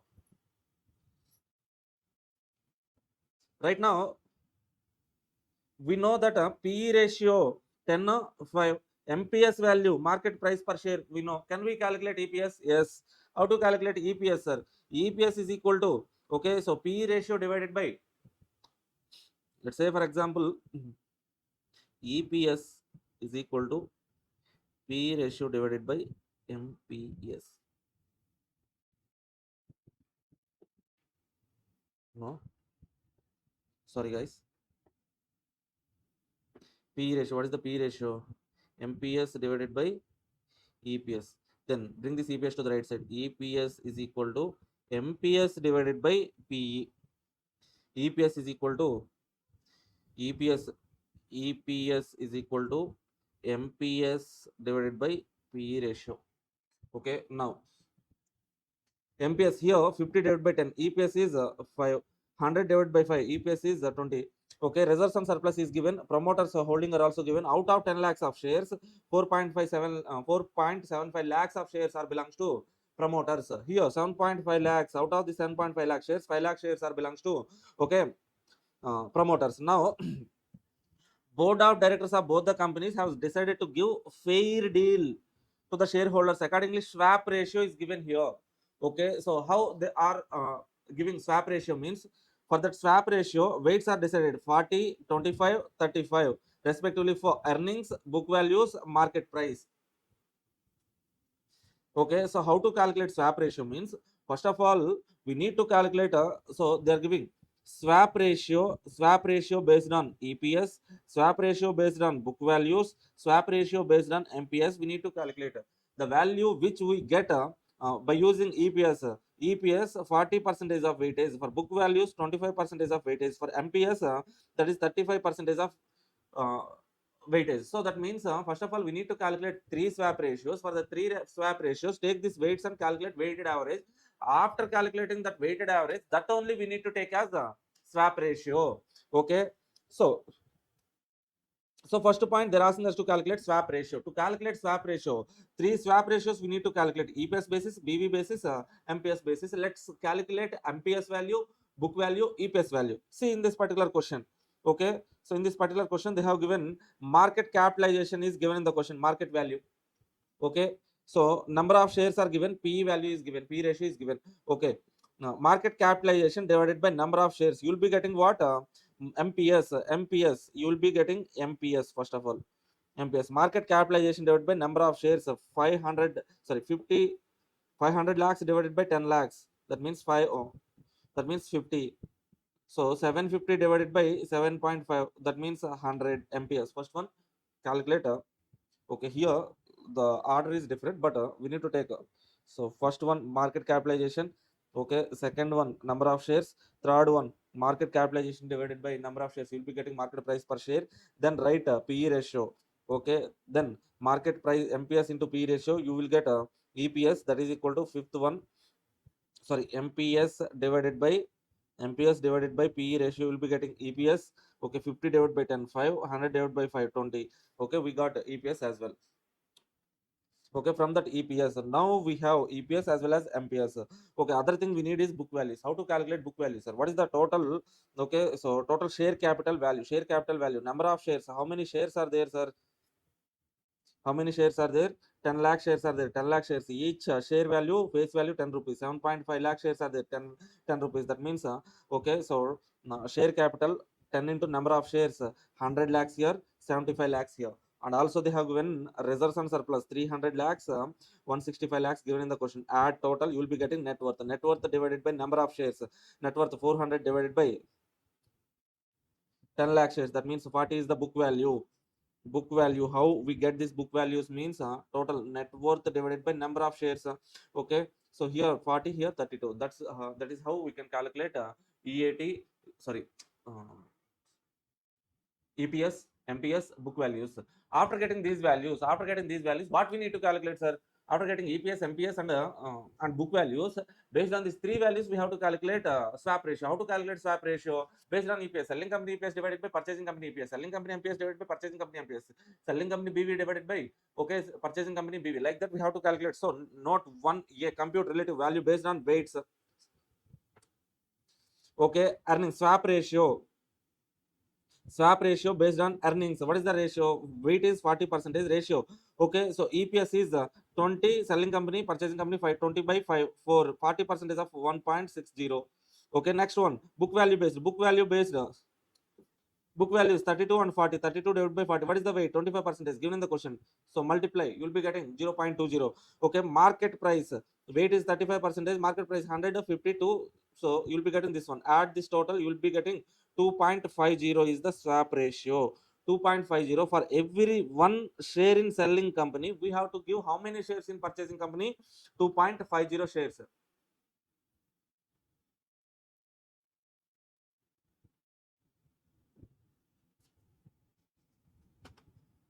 1 minute, guys. Yes, sorry, guys. See, what is our first point? Calculation of swap ratio. 3 swap ratios and weighted average. Done. Next one, calculate promoters holding percentage after acquisition. Promoters holding percentage. So first of all, to calculate promoters holding percentage, we need to calculate total new issue. How much is the new issue, sir? So selling company number of shares, Y company number of shares is 7,50,000 into 2.5. How many shares? New shares were issuing 18,75,000. New shares being issued are 18,75,000. Already selling company purchasing company Excel Limited number of shares are 10 lakhs plus 18 lakh, 28,75,000. Combined shares post merger combined number of shares is 28,75,000, right? Now we need to calculate what's our promoters percentage. Already promoters number of shares are how many shares in Excel Limited? 4,75,000, Y Limited 5. Total number of already purchasing company 4,75,000 are there. Selling company existing promoter shares 5 lakh. For this 5 lakh shares we are issuing 2.50 na. Already that was calculated. That promoter shares are also included in this particular 28.75. But how many? So pre-merger 5 lakh shares are there in selling company, sir. Promoter shares 5 lakh in selling company. For that, how many shares were new shares being issued in particular purchasing company means for this 5 lakhs, for each share we are issuing 2.50 shares na. Now multiply how many new shares are issued to promoters of selling company. 12.50 lakhs. Now total promoter shares are how many? New shares issued to selling company promoters 12,50,000. Already existing promoter shareholdings of purchasing company 4,75 plus 12,50, total 17,25,000. 17,25,000 combined from post merger promoters holding 17,25. What is the total shareholding combined number of total shares post merger? 28,75,000. Out of this 28,75,000, 17,25,000 are promoters holding, total holding. What is the promoters holding percentage? 17,25,000 divided by 28,75,000 into 100, 60%. Are you getting this point, sir? So if I'm discussing even very fast means you can reduce the speed in YouTube. So in YouTube or else in our particular app, we can reduce the speed, no? Play speed we can reduce. So if I'm talking too much fast means reduce the play speed, or else if you feel like I'm speaking slowly, increase the speed. We have done with first point, sir. Promoters holding also we have calculated. Point 2, what is the EPS after acquisition, post merger EPS? For that, what we need to calculate? Total earnings, combined earnings divided by combined number of shares. Already we have calculated combined number of shares. Now we need to calculate what is so combined earnings we need to calculate. Already EPS we have calculated na. How to calculate combined earnings, sir? We know EPS. EPS is how much, sir? 520. EPS into number of shares, we can get EAT. Or else total earnings we can get, right? Let's calculate the total earnings. So pre-merger earnings are 5 rupees EPS into 10 lakh shares. Pre-merger earnings, EPS how much, sir? EPS is 20 into 7.5 lakh shares. Okay, that means total 1 crore 50 lakhs, 50 lakhs. Total earnings are 2 crores. Okay, 200 lakhs. Okay, total earnings post merger earnings, total number of shares post merger 28,75,000. Then post merger earnings divided by post merger number of shares, we can get how much? 6.96. Okay, next point, they're asking market price per share and market capitalization post merger. If PE is constant 10, before merger PE 10. Okay, if you assume like that PE is only being continued even after merger, means then how to calculate? See, post merger MPS, market price per share. How to calculate that post merger MPS, sir? MPS is equal to post merger EPS into PE ratio. If I assume this PE ratio as constant as like pre merger, okay, then EPS post merger EPS 6.96 into PE 10, so total 69.6. Okay, market price and market capitalization post merger, total number of shares are 28,75,000 into 69.6. Market capitalization around approximately 2,000 lakhs. Okay, next point, point 3b, free float market capitalization. Sir, what is free float? Free float capitalization means what, sir? Okay, shares which are being traded freely, okay, except the promoters holding, remaining shareholdings can be traded in the, okay, so market freely, no, so that's why that only we need to calculate now. Okay, what is the percentage of promoters holding is 60%, we have already calculated here, sir. Remaining 40% is freely, so public holding, or else free float number of shares 40% of shares. Okay, now, okay, so what is the total market capitalization? Around 2,000 lakhs into 40%. 40%, how much, sir? This is 800 lakhs is okay, free float market capitalization. That's it, simple. Okay, just go to this question once again. Okay, now read this question number 18, sir. Question number 18.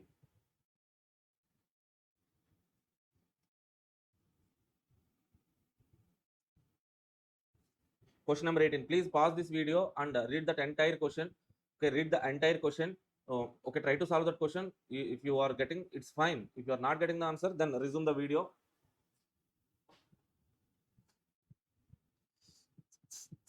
Okay, Pinnacle Venture PE,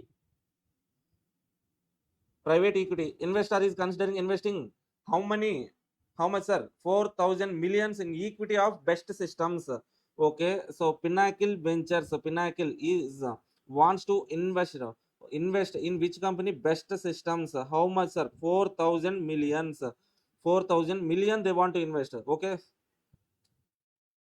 okay, this Pinnacle Venture required rate of return is 40. Investment is 40%. Required rate of return 40% they are expecting. Okay, it is planned holding period is how many years? 5 years of holding. Okay, projected EBITDA. Okay, so how much? EBITDA after 5 years, 5,000 millions after 5 years. After 5 years, best systems EBITDA will be 5,000 millions after 5 years. Okay, and EBITDA multiple 6 for 5th year. So for valuation purpose, to calculate the value of that particular best system after 5 years, we need to take EV multiple, EBITDA multiple 6. Okay, 5,000 into 6, total how much value it would be? Okay, 30,000, right? At the end of 5th year, the best systems are likely to have a debt of 2,000 million and cash balance of 600. Okay, what ownership shares best system should Pinnacle, okay, in best systems, Pinnacle Venture should ask for. Okay, so right now they are investing 4,000 millions in the future value. So right now Pinnacle Venture is investing 4,000 value. In the future, okay, future to calculate their value, EBITDA and EBITDA multiple is given. Okay, so this 4,000 is in present value. Current value is 4,000. Okay, the value of target company or else okay, so best systems is given in the future. Okay, to compare or else to calculate shareholding and all, so we need to we need to bring this 4,000 million to the future or else future value to the present. Okay, let's do one thing, sir. Okay, so right now Pinnacle Venture is investing how much? 4,000 million. Okay, so after 5 years, that value calculation and all they have given in the question. Let's bring this 4,000 to the future after 5 years. 5 years future value. Let's calculate that 5 years future value, sir. Okay. See,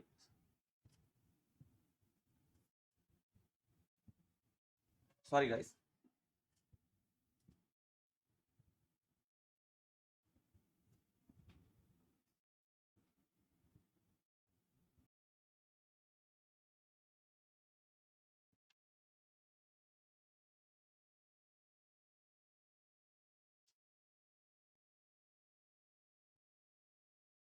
See now.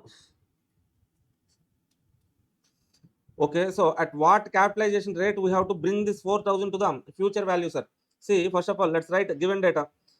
So investment 4,000 millions.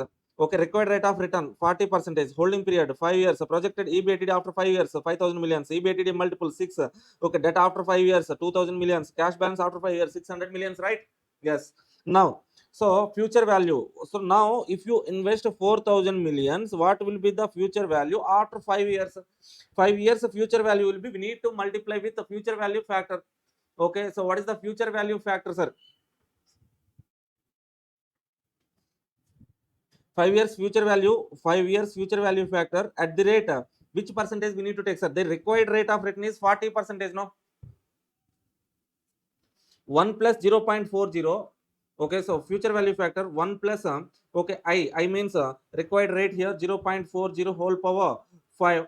Okay, if you multiply with this particular future value factor, you will be getting future value 4,000 into future value factor 21,513 millions. Okay, let's calculate. Okay, this is the after 5 years future value of present investment. Future value of present investment. Okay, to compare, okay, how much holding they have to get means in future this 4,000 becomes 21,513. Okay, now what will be the value of best systems after 5 years? For that they have given enterprise value calculation and all. Okay, see, best systems value after 5 years, EV is equal to enterprise value is equal to how much, sir? How much means EBITDA into EBITDA multiple 6. That means 5,000 into 6. That is equal to how much, sir? 30,000, right? Okay, this 30,000 is enterprise value, not equity value, but they're investing. We need to calculate what is the total equity value. Enterprise value means what, sir? Enterprise value means okay, value of equity plus value of preference is not there here in this question. Value of debt minus cash. Okay, we have already discussed this formula, sir. We have already discussed this particular formula. Enterprise value will be enterprise value, sir. What is that enterprise value, sir? Okay, so now let's see how to calculate that enterprise value and all. See this particular formula. Say for example, one X limited is there, sir. For that X limited, let's say market capitalization, market value of equity, that is equal to 400 lakhs. Let's say for example, I'm explaining. Okay, 400 lakhs. Okay, debt, total value of debt they're having is 100. Okay, so the cash balance is 50. Let's say 50 lakhs they're having as cash. Now let's say this X limited, if you want to purchase this X limited, okay, their shares are being traded in the share market. Okay, total their market value is 400. So if you invest on 400, if you have 400, you can purchase that X company. Okay, let's say I have that 400 rupees, I have purchased that X limited, sir. Now as you have purchased X limited, okay, so along with that you have to assume this debt, you'll be having debt also. That means okay, what is the cost I'm incurring means 400 plus value of debt 100 rupees. Okay, this is the cost I will incur to purchase. But as I have okay 50 cash, I can subtract this immediately. If I okay, so purchase with 400, if I purchase equity, I have to pay debt as well. Okay, right now I paid 400 for equity, 100 debt. Okay, so to pay the debt, or else I'm having right now to use, I have 50. So for this 500 I have paid for operations. So to acquire the operations of that particular company, I have how much here? Cash 50. Okay, I can use that to pay particular debt repayment, or else whatever. I can use that cash now immediately. So this is the benefit. So net, in net, how much you are paying? Okay, 400 plus 100, 500 minus 50, 450. This 450 is there now. This is enterprise value. If you want to acquire, if you want to so acquire that company, particular company, in net you will be incurring 450. This is called EV enterprise value, sir. Okay. Okay, now what is the enterprise value? Enterprise value, that is equal to value of equity plus value of debt minus cash. Okay, now if I want to calculate value of equity, what would be the formula, sir? Bring this value of debt and cash to the right side. EV minus debt plus cash minus value of debt and cash, that is equal to value of equity. Now see, future EV value, enterprise value is 30,000. This 30,000 included value of equity, value of debt is there. Okay, so cash value also be considered, right? Okay, now to calculate this value of equity, okay, why we need to calculate value of equity only, sir? Here we are investing 4,000 in equity shares, equity of best systems. Okay. So that's why let's calculate equity value. Equity value is equal to enterprise value plus cash minus debt. Okay, plus cash, how much? 600 minus debt 2,000. Total 28 million 600 is what, sir? 28 million, sorry, 28,600 millions. 28,600 millions is what? Future equity value. Now, so in best systems, right now, so after 5 years, sir, after 5 years, okay, so the equity value of best systems will be 28,600 millions equity value. Okay, so if I invest right now 4,000 millions, in future it becomes how much? 21,000 something, 513 millions. Okay, 21,513 millions. Okay, so this is the after 5 years value. This is after 5 years value. Right now, the value I'm investing 4,000 becomes okay, after 5 years this much. After 5 years, the value of equity is this much. Okay, now if I am investing 21,513 in a particular company, the total value of the particular company is 28,600. Okay, so how much percentage of share I can ask for? That means okay, how much we should ask for means calculate ownership share required, that is equal to ownership share required is equal to future value of PE investment 21,513 divided by estimated equity value. So in future estimated equity value 28,600, what is the percentage means okay, so 75.23 percentage. Okay, so if I invest something, that future value will be 28,600. Out of this 28,600, our current investment becomes 21,513. Okay, so in total value, what is this present investment future value? Total value 28,600. This value is 75%, 0.23 percentage of value we can ask for. Okay, next point. Next point, step 4, post money, pre money valuation. Okay, post money, after investing that 4,000, what is the value? Before investing that 4,000, what is the value? Okay, let's consider, sir.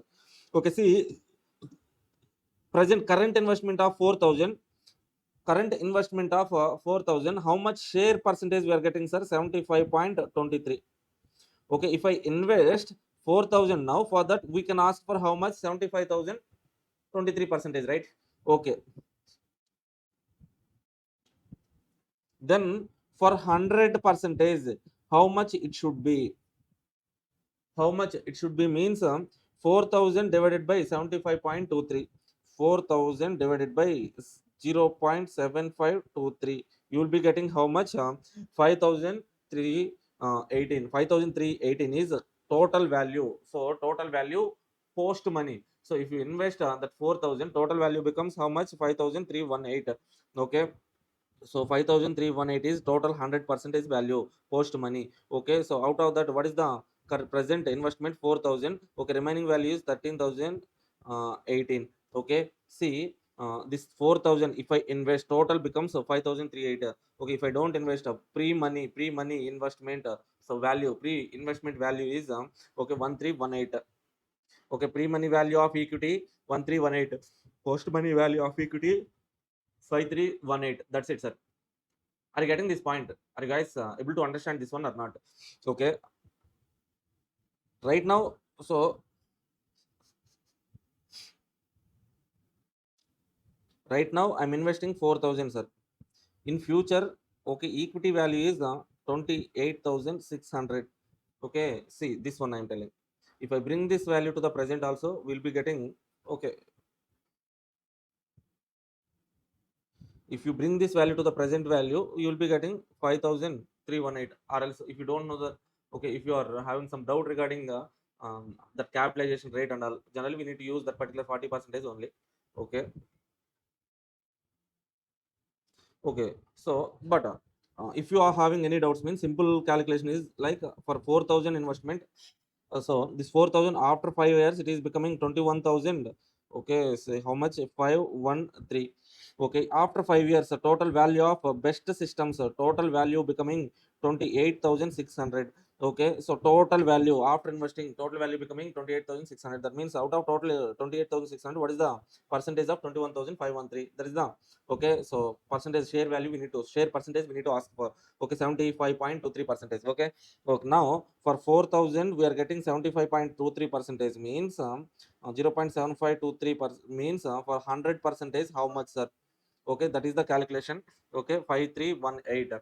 Out of this 5318 present value, so we are investing 4,000, remaining 1318 is pre-money value of equity of best system. So 1318, post money value 5318.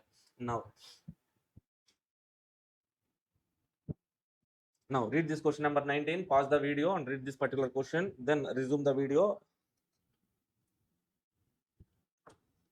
Sandy company is contemplating the acquisition of Windy company. Sandy company is purchasing company, Windy company is selling company. The values of two companies are, okay, Sandy company, Windy company. Okay, value of Sandy company and Windy company. Value of Sandy company is 20 lakhs. Value of Windy company is 10 lakhs. Estimates that by combining two firms, it will be, Sandy company estimates that by combining two companies, it can reduce what? Marketing and other administration cost by 5,000 per year in perpetuity. Okay, till the perpetuity. So just because of merger, they will be gaining some synergy benefit. What is that benefit? Means 50,000 that they will be getting till the perpetuity. Sandy company can either pay 14 lakhs cash offer or else 50% of holding in Sandy. Opportunity cost of capital is 10%. Okay, cost of capital is 10%. First point, what is the gain from the merger? Okay, what is the gain from the merger, sir? They could able to save 50,000 per year till the perpetuity. Oh, this is not the benefit, not just benefits, sir. Not only 1 year they are getting the benefit, till the perpetuity they are gaining. Okay, so if you are getting a cash flows for infinite period of time, what is the present value of future infinite period of cash flows? Means 50,000 divided by what is the rate? What is the rate here given in the question? 0.10. Total 5 lakhs. 5 lakhs is the present value of future benefits. Okay, that means total value gain from the merger is 5 lakhs only. Second one, what is the cost of cash offer? Okay, cash offer. Cash offer is how much, sir? 14 lakh. 14 lakh cash offer. Okay, so the cost is how much? Okay, the value of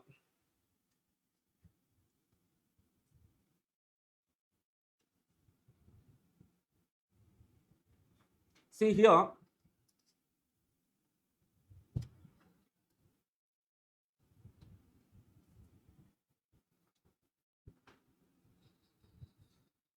So right now here we have two alternatives, sir. Cash offer 14 lakh, 50% of shareholding in purchasing company. So 50% holding in purchasing company means purchasing company, what is the value? Value of purchasing company is 20 lakhs. 20 lakhs into 50%, that means 10 lakhs. One side through share offer, they are offering how much? 10 lakhs. One side they are giving 10 lakhs. Okay, another side they are giving cash offer of 14. What is the cost of cash offer?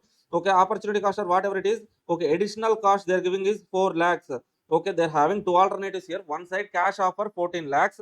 Okay, another side 50% of shareholding in purchasing company. That means present value of purchasing company is 20 lakhs. 50% means 10 lakhs only. Okay, so 10 lakhs or 14 lakhs. Okay, definitely they will go for 14 lakhs selling company. Let's say for example. Okay, but maybe different alternatives will be there. This shareholding may become huge value in the future. Okay, whatever it is. Right now, cash offer, how much additional we are paying means what is the cost of cash offer? Means 4 lakhs additional amount we are paying. Cost of cash offer 4 lakh rupees. What is the cost of stock alternative? Okay, so if you are paying cash, right now, so selling company, so here what we have compared, sir, present position only we have compared. Why, sir? Why present position only compared? Why not future position? Means if I pay cash, selling company will not get any shareholding in the purchasing company, right? That means we are paying selling company, we are so getting that company. Shareholders are getting paid. Shareholders of selling company are getting paid. Okay, so they will not become the shareholders of purchasing company. Okay, that's why current position only we are comparing. Current cash value or else okay, current value, present value compared. Okay, now to calculate stock alternative offer, stock alternative offer, if we pay the stock, if we pay the stock, the shareholders of selling company become our company shareholders, right? Okay, 50 percentage we are paying, sir. Okay, so 50 percentage of purchasing company shareholding they are giving. Okay, so let's say the present value is 10 lakhs only. Purchasing company total value is 10 lakhs. That means the present value of okay, 50 percentage purchasing company present value 50 percentage means 10 lakhs only. But see, we should not directly compare that one, sir. What is the stock value means here? Selling company value, selling company value is 10 lakhs, sir. Selling company value 10 lakhs. For the 10 lakhs, what is the, so if we pay shares, if we pay shares, selling company shareholders become our company shareholders. Okay, so then what is the total value? Merged firm value will be merged firm value, value that is equal to selling company purchasing company value 20 lakhs plus selling company value 10 lakhs. Due to this merger, additional benefit they are getting is 5 lakhs. 5 lakhs total, 35 lakhs. Out of this 35 lakhs, okay, so what is the 50 percentage? 50 percentage means 17.5 lakhs. Now, okay, in purchasing company they are giving 50 percentage of shareholding means okay, through shareholding they will be part of future benefits as well. The future benefit is synergy gain only, as well as this benefit will also be there. Now present value of future synergy gain is 5 lakhs. Okay, total value they will be part of total value, no? So what is the total value, sir? Why we haven't compared in cash alternative, sir? Cash alternative, selling company shareholders will not become the shareholders of purchasing company. That's why this cash alternative we have compared with what? Present value of purchasing company. Or else simply we can say like selling company current value is 10 lakhs. 10 lakhs, for that we are paying 14 lakhs. That means how much, sir? 4 lakhs is 4 lakhs is additional cost of capital we are paying. Sorry, additional cost of cash offer we are paying. Okay, so are you able to get this point, sir? Or else simply see here.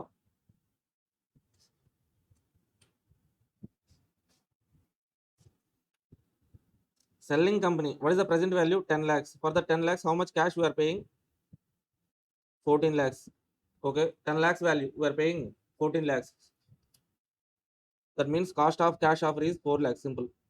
But so if you want to so calculate opportunity cost and all, we will be comparing with okay, so purchasing company 50 percentage. Okay, that is also same calculation we are getting here. Okay, so in this particular question they have clearly given cost now. Selling company 10, cash offer 14, 4 lakhs cost of cash offer. Okay, another way, shareholding, sir. Okay, if you give shareholding, they will be part of our future. So total combined form 50 percentage. So purchasing company 50% shareholding giving means combined form also they will get 50 percentage now. So that means what is the total value after post merger means 20 lakhs plus 10 lakhs plus 5 lakhs is synergy, sir. Okay,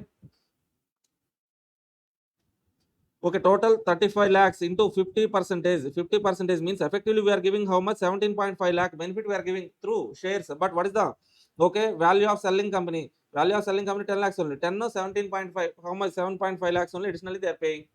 Okay, that is stock alternative.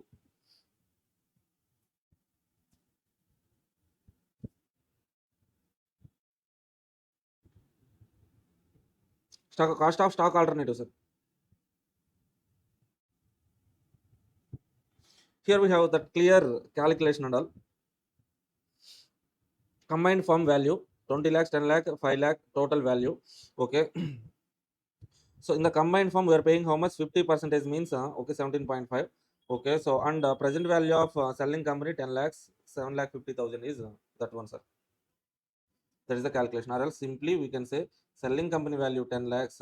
Okay, we are paying. So combined from 50%. So selling purchasing company 50% means in combined form itself you will get 50%. Combined form 20 lakhs plus 10 lakhs plus 5 lakhs into 50% means 17.5 lakhs. Compare 7.5 lakhs is what? Cost. Okay. Next one, 20th question, June 25 attempt question. Somewhat easy question only. Okay. So Preetham Limited is considering acquisition of Soham company which has 3.1 crore shares issued and outstanding. Okay, here Preetham company is what, sir? Okay, purchasing company. Soham Limited is what, sir? Selling company. Okay, Soham Limited is having 3.10 crores of shares issued and outstanding. 3.10 crore, 3.10 crore issued and outstanding. Preetham Limited average cost of capital is 12%. The cash flows of Soham Limited for next 3 years. Okay, year 1, year 2, year 3. You are required to calculate range of valuation. Range of valuation. So,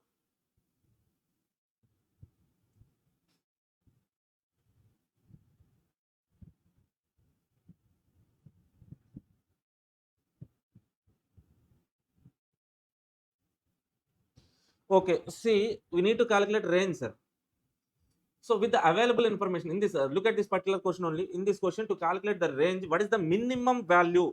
Minimum value from seller point of view. Maximum value from purchasing company point of view. Okay, things are simple. Okay, so present selling company is Soham Limited. So at least minimum value, how much they will accept, sir? Okay, right now market value is 440. At least they will accept, least price they will accept is 440. Okay, so even if they sell in the external market, they will get 414. That is the minimum price, minimum range. What is the maximum value? The maximum value purchasing company will offer is okay. Here in this question, cash flows are given. Okay, present value of future cash flows. Let's calculate the present value of future cash flows. Okay, year 1, year 2, year 3. 460 into present value factor at the rate 12%. Second year present value factor. Third year present value factor. Multiply and calculate present value of cash flows, discounted cash flows simply. Okay, so this total. So as per purchasing company, the maximum. So present value of future cash flows is 1415.86. Okay, maximum purchasing company can pay how much? 14.15. 1415.86 crores. Okay, so what is the purchase range? Purchase range means minimum price 450, maximum present value of future cash flows 1415.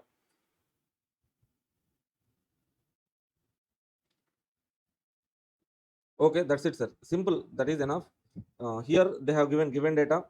Here they have calculated present value of future cash flows. Calculate the value per share. Okay, present value per share. Oh, sorry. I have done some mistakes, sir. 440 is market price per share. Yes. Some small clerical mistake I have done. Okay, so this 440 is MPS. Okay, present value, total value is 1415 divided by how many number of shares? So this is total value, sir. This is per share value only. MPS only. MPS. This is total value divided by how many number of shares?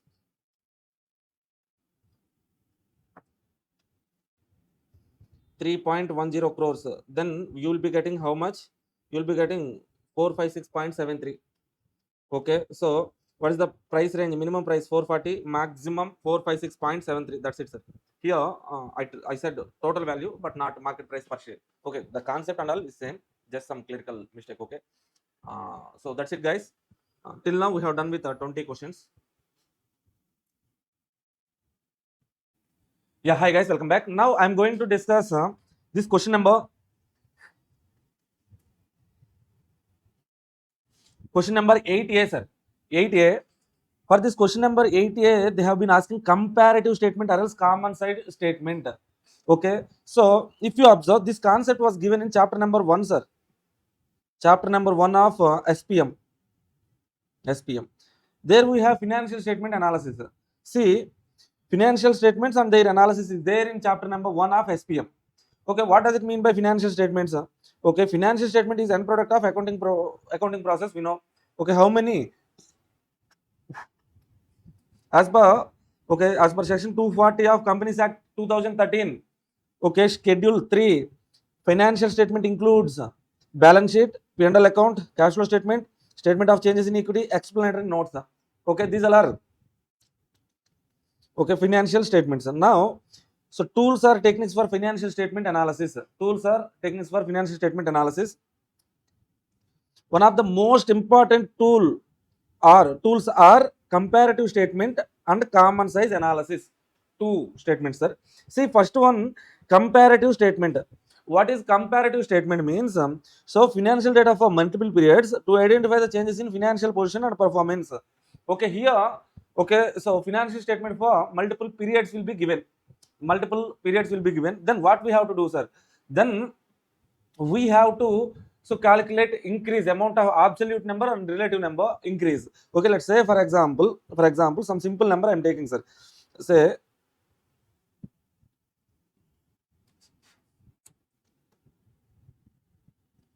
so 2024 2025. Let's say in the question they have given balance sheet and share capital. Share capital is 100 in 2024. In 2025 it is 120. So what is the increase or decrease? Increase or decrease in absolute number is like okay, so 20 rupees increase share capital when you compare with previous period. What is the percentage of increase? 20 percentage. Okay, 20 divided by 100 into 100, 20 percentage increase. Likewise, in comparative statement analysis, what we do is like comparing 2 years financial statements. Okay, each and every item increase. This is also called as horizontal analysis. Horizontal analysis means time period, previous year, next year. Okay, how much increase? What is the percentage of increase? That increase and percentage increase we write there. Okay, then we write the so this analysis for 2 periods, that is called comparative statement. When we write this analysis for more than 2 years, that is called trend analysis. Okay, so next one, common size analysis, vertical analysis. Common size analysis is vertical analysis. In this vertical analysis, what we do is like okay, in income statement or balance sheet, each item is expressed as a percentage of net sales.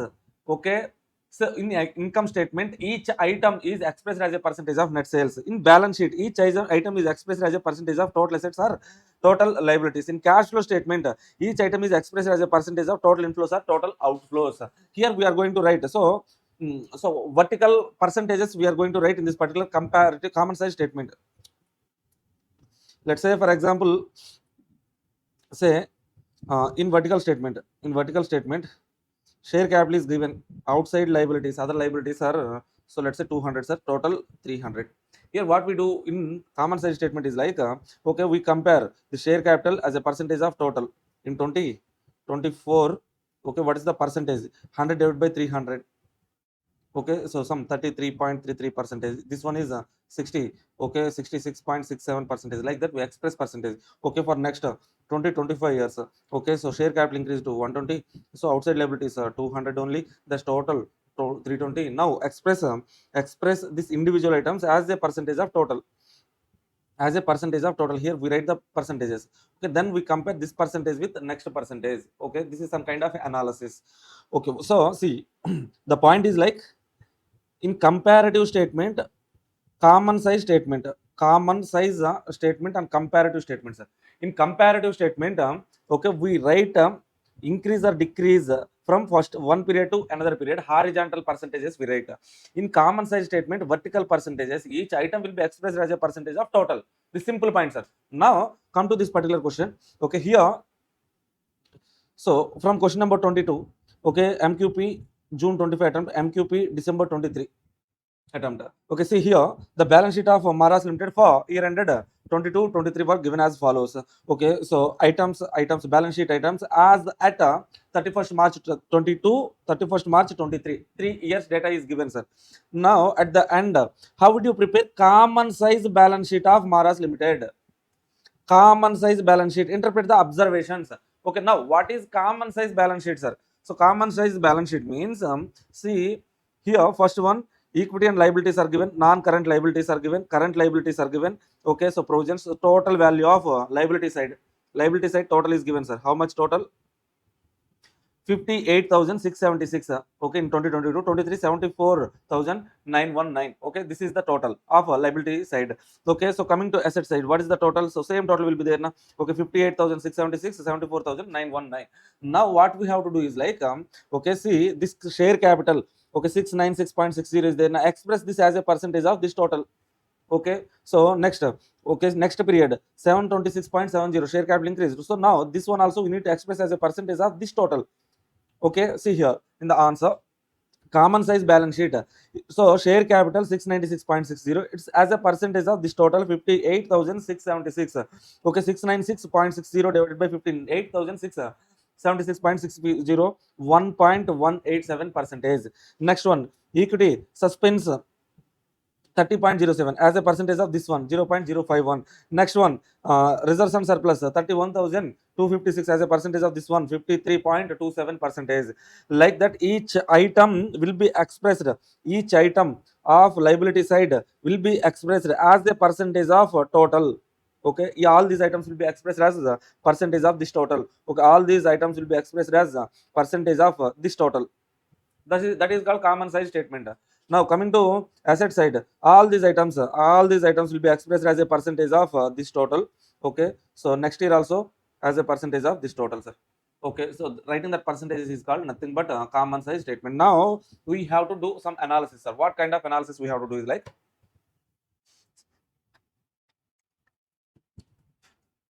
see, so first one, share capital 1.187, next reduced to 0.097. Okay, so equity share suspense account became 0. Okay, equity share warrants increased. Okay, next one, secured loans, this ones are very very important one. Secured loans 8.1542, okay, 4.405, drastic increase. Okay, reduced. Next one, unsecured loans increased, this one is increased, sir. Next, deferred tax liability, that much change is not there, but slight change. Other current liabilities 14, okay, some slight change. So what is the major impact means, secured loans reduced, unsecured loans increased, sir.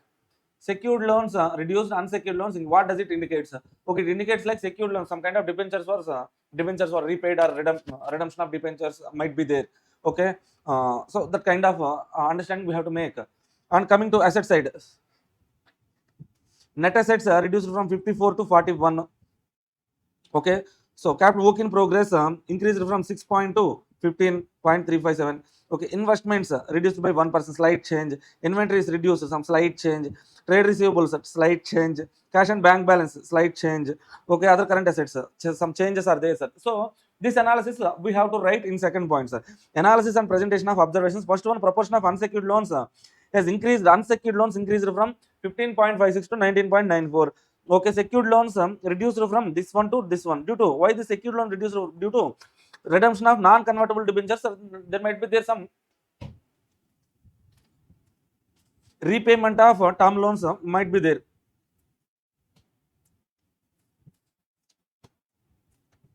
See, 1 minute. Third point, resistance surplus. Okay, so stay nearly flat.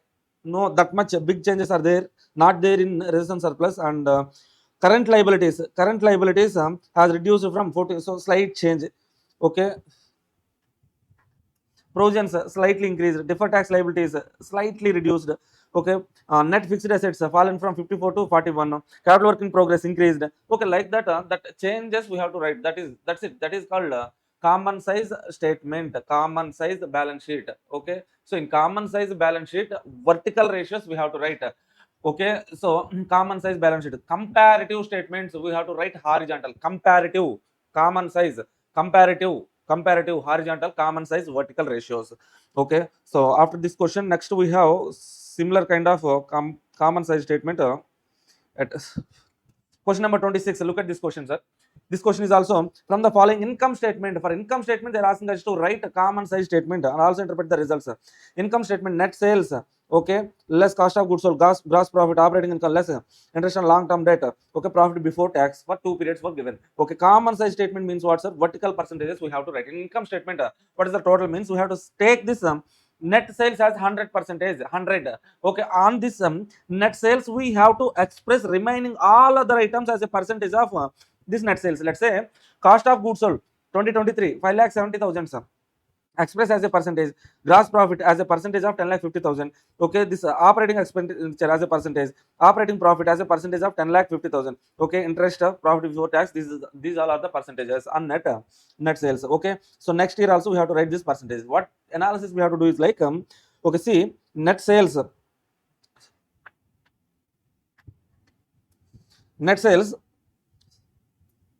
cost of goods sold increased or reduced sir? Reduced.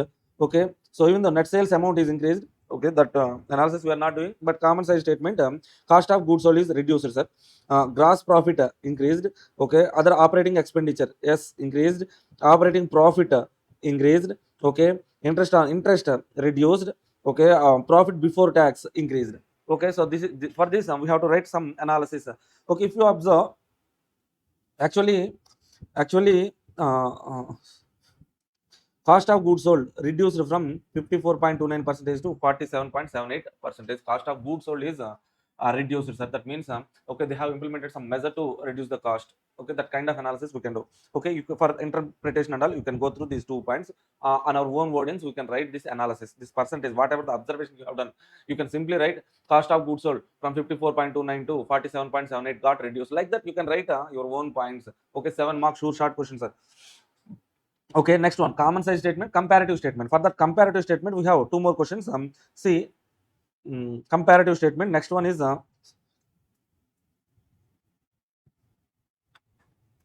question number 23, income statement, June 25 attempt. June 25 attempt question only, direct question. The same question was given in December 25 MQP as well.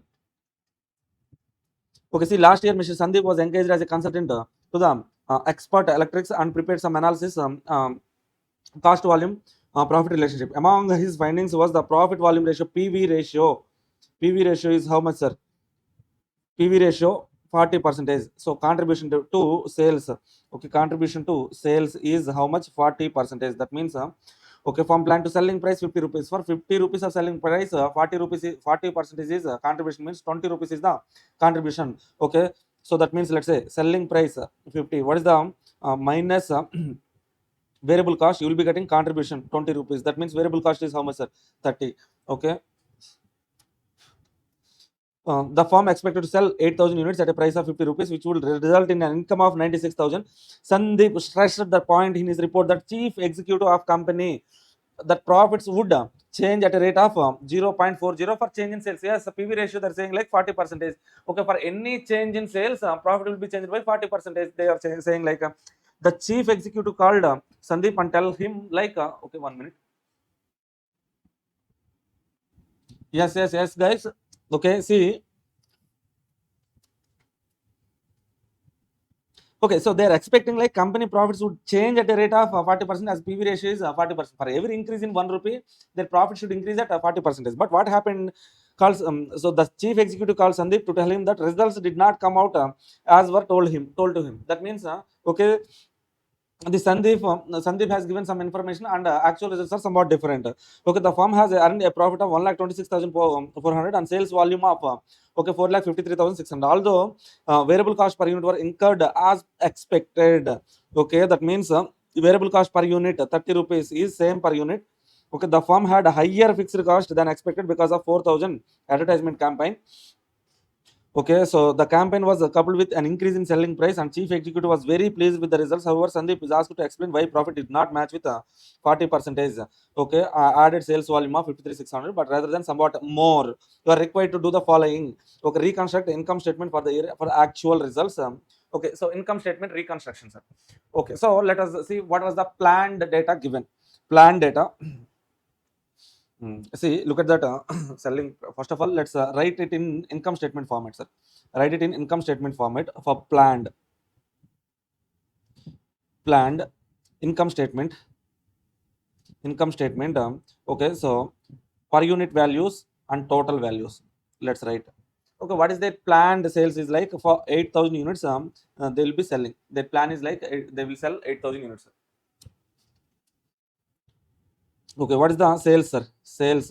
Selling price is 50 rupees. 50 into 8,000. How much? 4 lakh rupees. 4 lakh rupees is total sales. Okay, so minus variable cost. Okay, so you will be getting contribution. As contribution is 40%. Okay, out of 50, 40% means 20 rupees per unit is contribution. That means variable cost is 30 rupees. 30 into 8,000, 2 lakh 40,000. Okay, that means 1 lakh 60,000 is contribution minus fixed cost.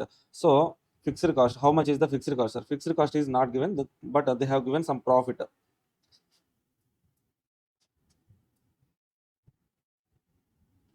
96,000. Their expectation is like they will get 96,000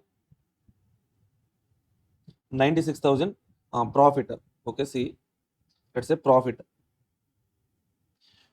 their expectation is like they will get 96,000 profits. That means what is the fixed cost here? This balancing figure 64,000 is fixed cost, right? Okay, this is a planned income statement, planned figures. Okay, now we can get actual data is also given in the question.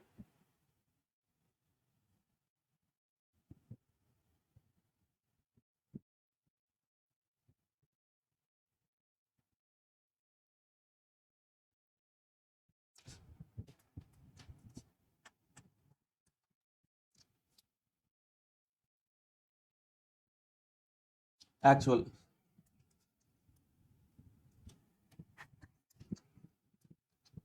So what is the actual unit sum? So all those things we need to find out, sir. Say for example, what is the actual data given? Okay, particulars, per unit values and totals. In total, what is the sales they made? So actual sales made is 4 lakh 53,000. What is the profit they got? 1 lakh 26,400. 4 lakh 53,000 total actual profit, 4 lakh 53,600 minus variable cost. They said like okay, there is no change in variable cost per unit, 30 only. Okay, you will get what's a contribution we don't know, minus fixed cost. Okay, you will be getting what? Profit. Okay, so what is the actual profit they got is like they got actual profit of 1,26,400. 1,26,400 rupees actual profit they got, right? Okay, so what is the fixed cost? Fixed cost was increased by 4,000. That means already previous fixed cost is 64. Now planned fixed cost from planned 4,000 increase. That means fixed cost is 68,000. How 68, sir? Okay, planned fixed cost is 64,000, to that 4,000 increase, you know. So that means 68,000, sir. Okay, so 1,26,400. What is the contribution now? You can calculate a balance in figure. What is the balance in figure now? Okay, so 1,26,400 plus 68,000. 68,000, what is the figure means? We should get 1,96,000, 1,94,400 rupees. This is the balancing figure, 1,94,400 rupees. So 1,26 plus profit plus fixed cost, you will get contribution. Okay, so contribution. Okay, this contribution and sales, this difference is nothing but what, sir? Total variable cost 2,59,200. 2,59,200. This is a balancing figure. Now we know per unit fixed cost is 30. Total variable, sorry, per unit variable cost is 30. Total variable cost is 2,59,200. That means what is the number of units sold? Number of units sold, that is equal to total variable cost divided by variable cost per unit 30. 2,59,200 divided by 30, that is 8,640 units will be sold, right?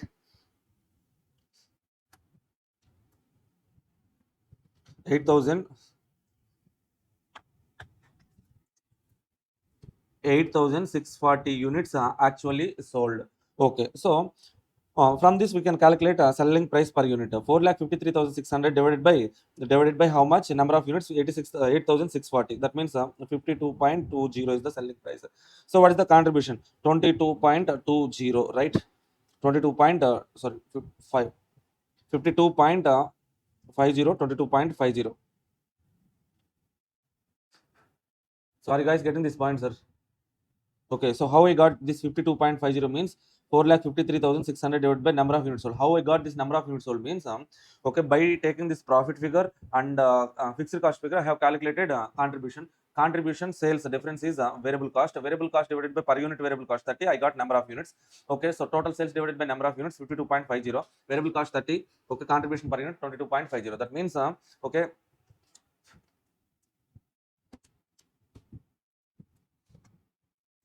what you can observe is like previously selling price is 50, but they have increased selling price from 52.50. Okay, so contribution per unit is 20, but it was increased to 22.50. That means actually contribution PV ratio is 40% only planned, but PV ratio increased. How that was increased means contribution increased 22.50 divided by, okay, 52.50. Okay, some 40 plus percentage we will get PV ratio. Okay, now look at this answer, sir. Okay, you have to write this planned income statement and actual income statement. From this we can write it like okay, planned versus actual, sir. Units 8,640 plus 640 increase, selling price 2.50 increased, sales 53,600 increased, variable cost no change, total variable cost yes increased by 19,200, contribution okay increased 34,400 increased, fixed cost increased by 4,000, profit increased by 30,400. Okay, PV ratio planned 40%, actually is 42.857%, contribution per unit 22.50. Yes. Okay, now okay, so profit 30,400 increase in so profit when compared with planned profit increased by 3,400. How that 30,400 got increased means okay, originally what is our plan is like for 8,000 units, 8,000 units our original contribution is 20 only, our planned contribution 20, but contribution increased by 2.50 na. So 8,000 into 2.50, 20,000 rupees increased just because of increased selling price, contribution increased by 2.50, that is additional. Okay, so and also additional units 640 units increase on this units, so whatever the sales amount we are getting, okay, so whatever the contribution we are getting, the complete contribution was additional only na. Okay, 14,400. So total how much, sir? 34,400 contribution was increased when compared with the planned contribution. Okay, now okay, so out of this increased contribution, what is the increased fixed cost means 4,000, net 30,400 profit got increased. This is the explanation you have to give. So first point is like so first point we have to give is like this.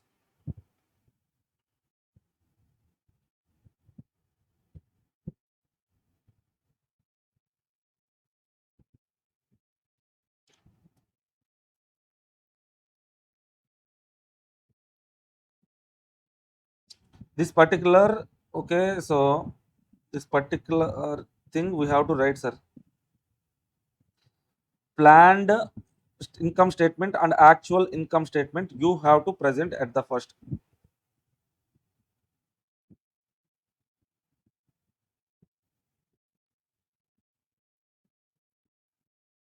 Planned income statement, actual income statement, present this one.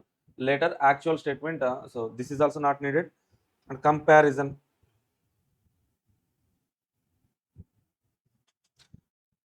okay, then this planned versus actual income statement and okay, key ratios, PV ratios and decomposition, enough. Okay, that's it, sir. Next one, coming to critical success factor question number 24, June 2024 attempt question. Okay, so here they have given some fitness solutions, family owned business related, some kind of case study kind of question was given. In that they're asking us to identify the critical success factors, and for the critical success factors you have to write a balance scorecard. Sir, what is balance scorecard, sir? So reading this particular business and all, to get some success of that particular business, what are the key factors you need to focus? Okay, we have to on our own we can write that critical success factors. Okay, for each critical success factor some okay measurable targets we have to fix that. Okay, identify critical success factors and setting some measurable targets is nothing but a balanced scorecard approach. Okay, we have to set a financial perspective, customer perspective, internal business perspective, innovative and learning perspective targets. Okay, to that particular critical success factors, that is nothing but a balanced scorecard. You go through that theoretical question and then okay, so that answer is enough.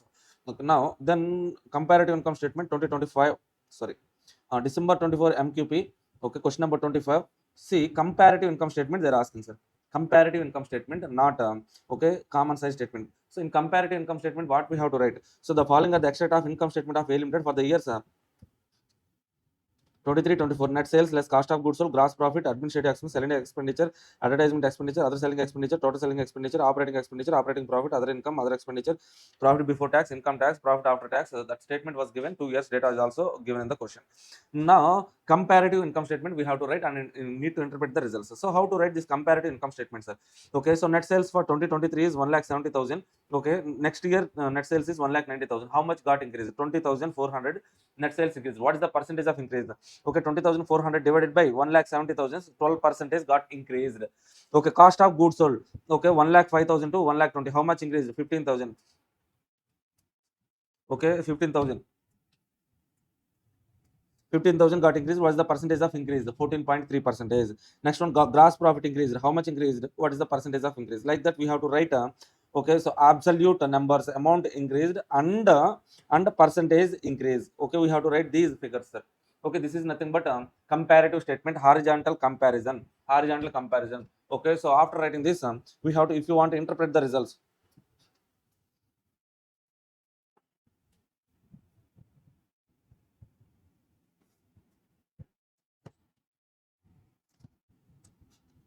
Okay, after writing this one, if you want to interpret the results, okay, see, you can go through this theoretical points, sir.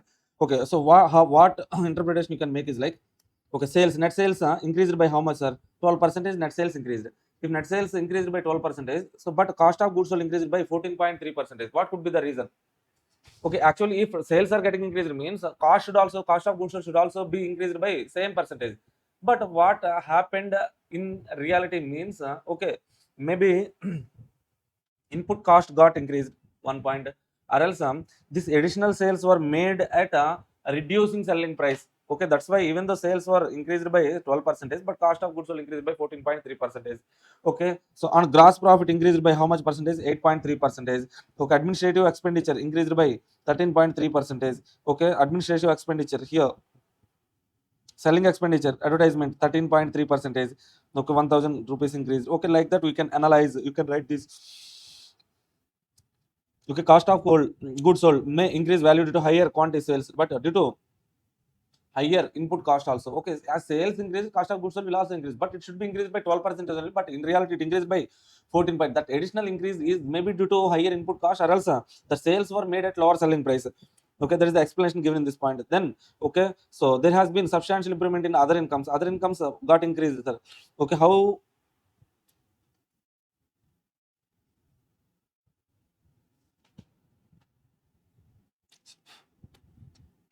Their other incomes increased by 43.8%. Other incomes increased and other expenditure, okay, reduced. Okay, other expenditure, other income increased, other expenditure decreased. Okay, so and the profit before tax, these things, sir. Okay, what we can observe is like they are focusing on other incomes rather than operating income. Okay, so the other incomes increased, other expenditure reduced, means they are focusing on. Okay, see here. Okay, so have been substantial improvement in there has been substantial improvement in other incomes, both in relative terms and absolute term. Okay, so what we can say is like, okay, it has, okay, it implies that more emphasis has been given by the management on earning non-operating profits compared to operating profits. That's it, simple. Okay, here 4 questions only there, sir. 4 questions. One is the comparative statement. 2 questions are common size statement. So one is the reconstruction of income statement. 4 questions. Okay, out of past 11 items, these 4 questions. One question is also there that was discussed in okay, chapter number I think 5 itself, sir. 5 itself. I have discussed one question. Okay, so that is also some kind of income statement or this particular ratios calculation only. Okay, I will show you that question. I have discussed that when I was discussing chapter number 5. I will show you that question. Soda fountain question, sir.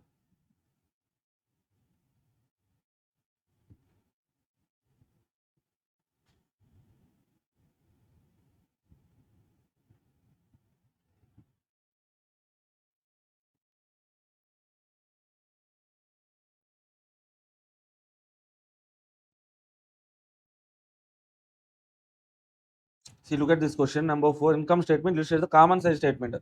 Common size statement they're asking here. Okay, this was MQP June 25, June 23. Same question that was also there, I think.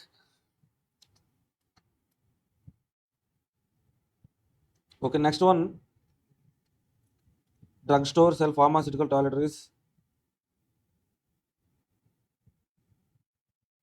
soda fountain. This question was also discussed while discussing chapter number 5. Okay, here it is NPV calculation. NPV calculation is there. Okay, so this is also question number 8A. Okay, just refer along with that 4 questions, refer this question and answer. Okay, from these kind of models, common size statement or else comparative statement or else reconstruction of income statement. Okay, 8A question can be asked. Refer these questions enough. Okay, that's it. Thank you.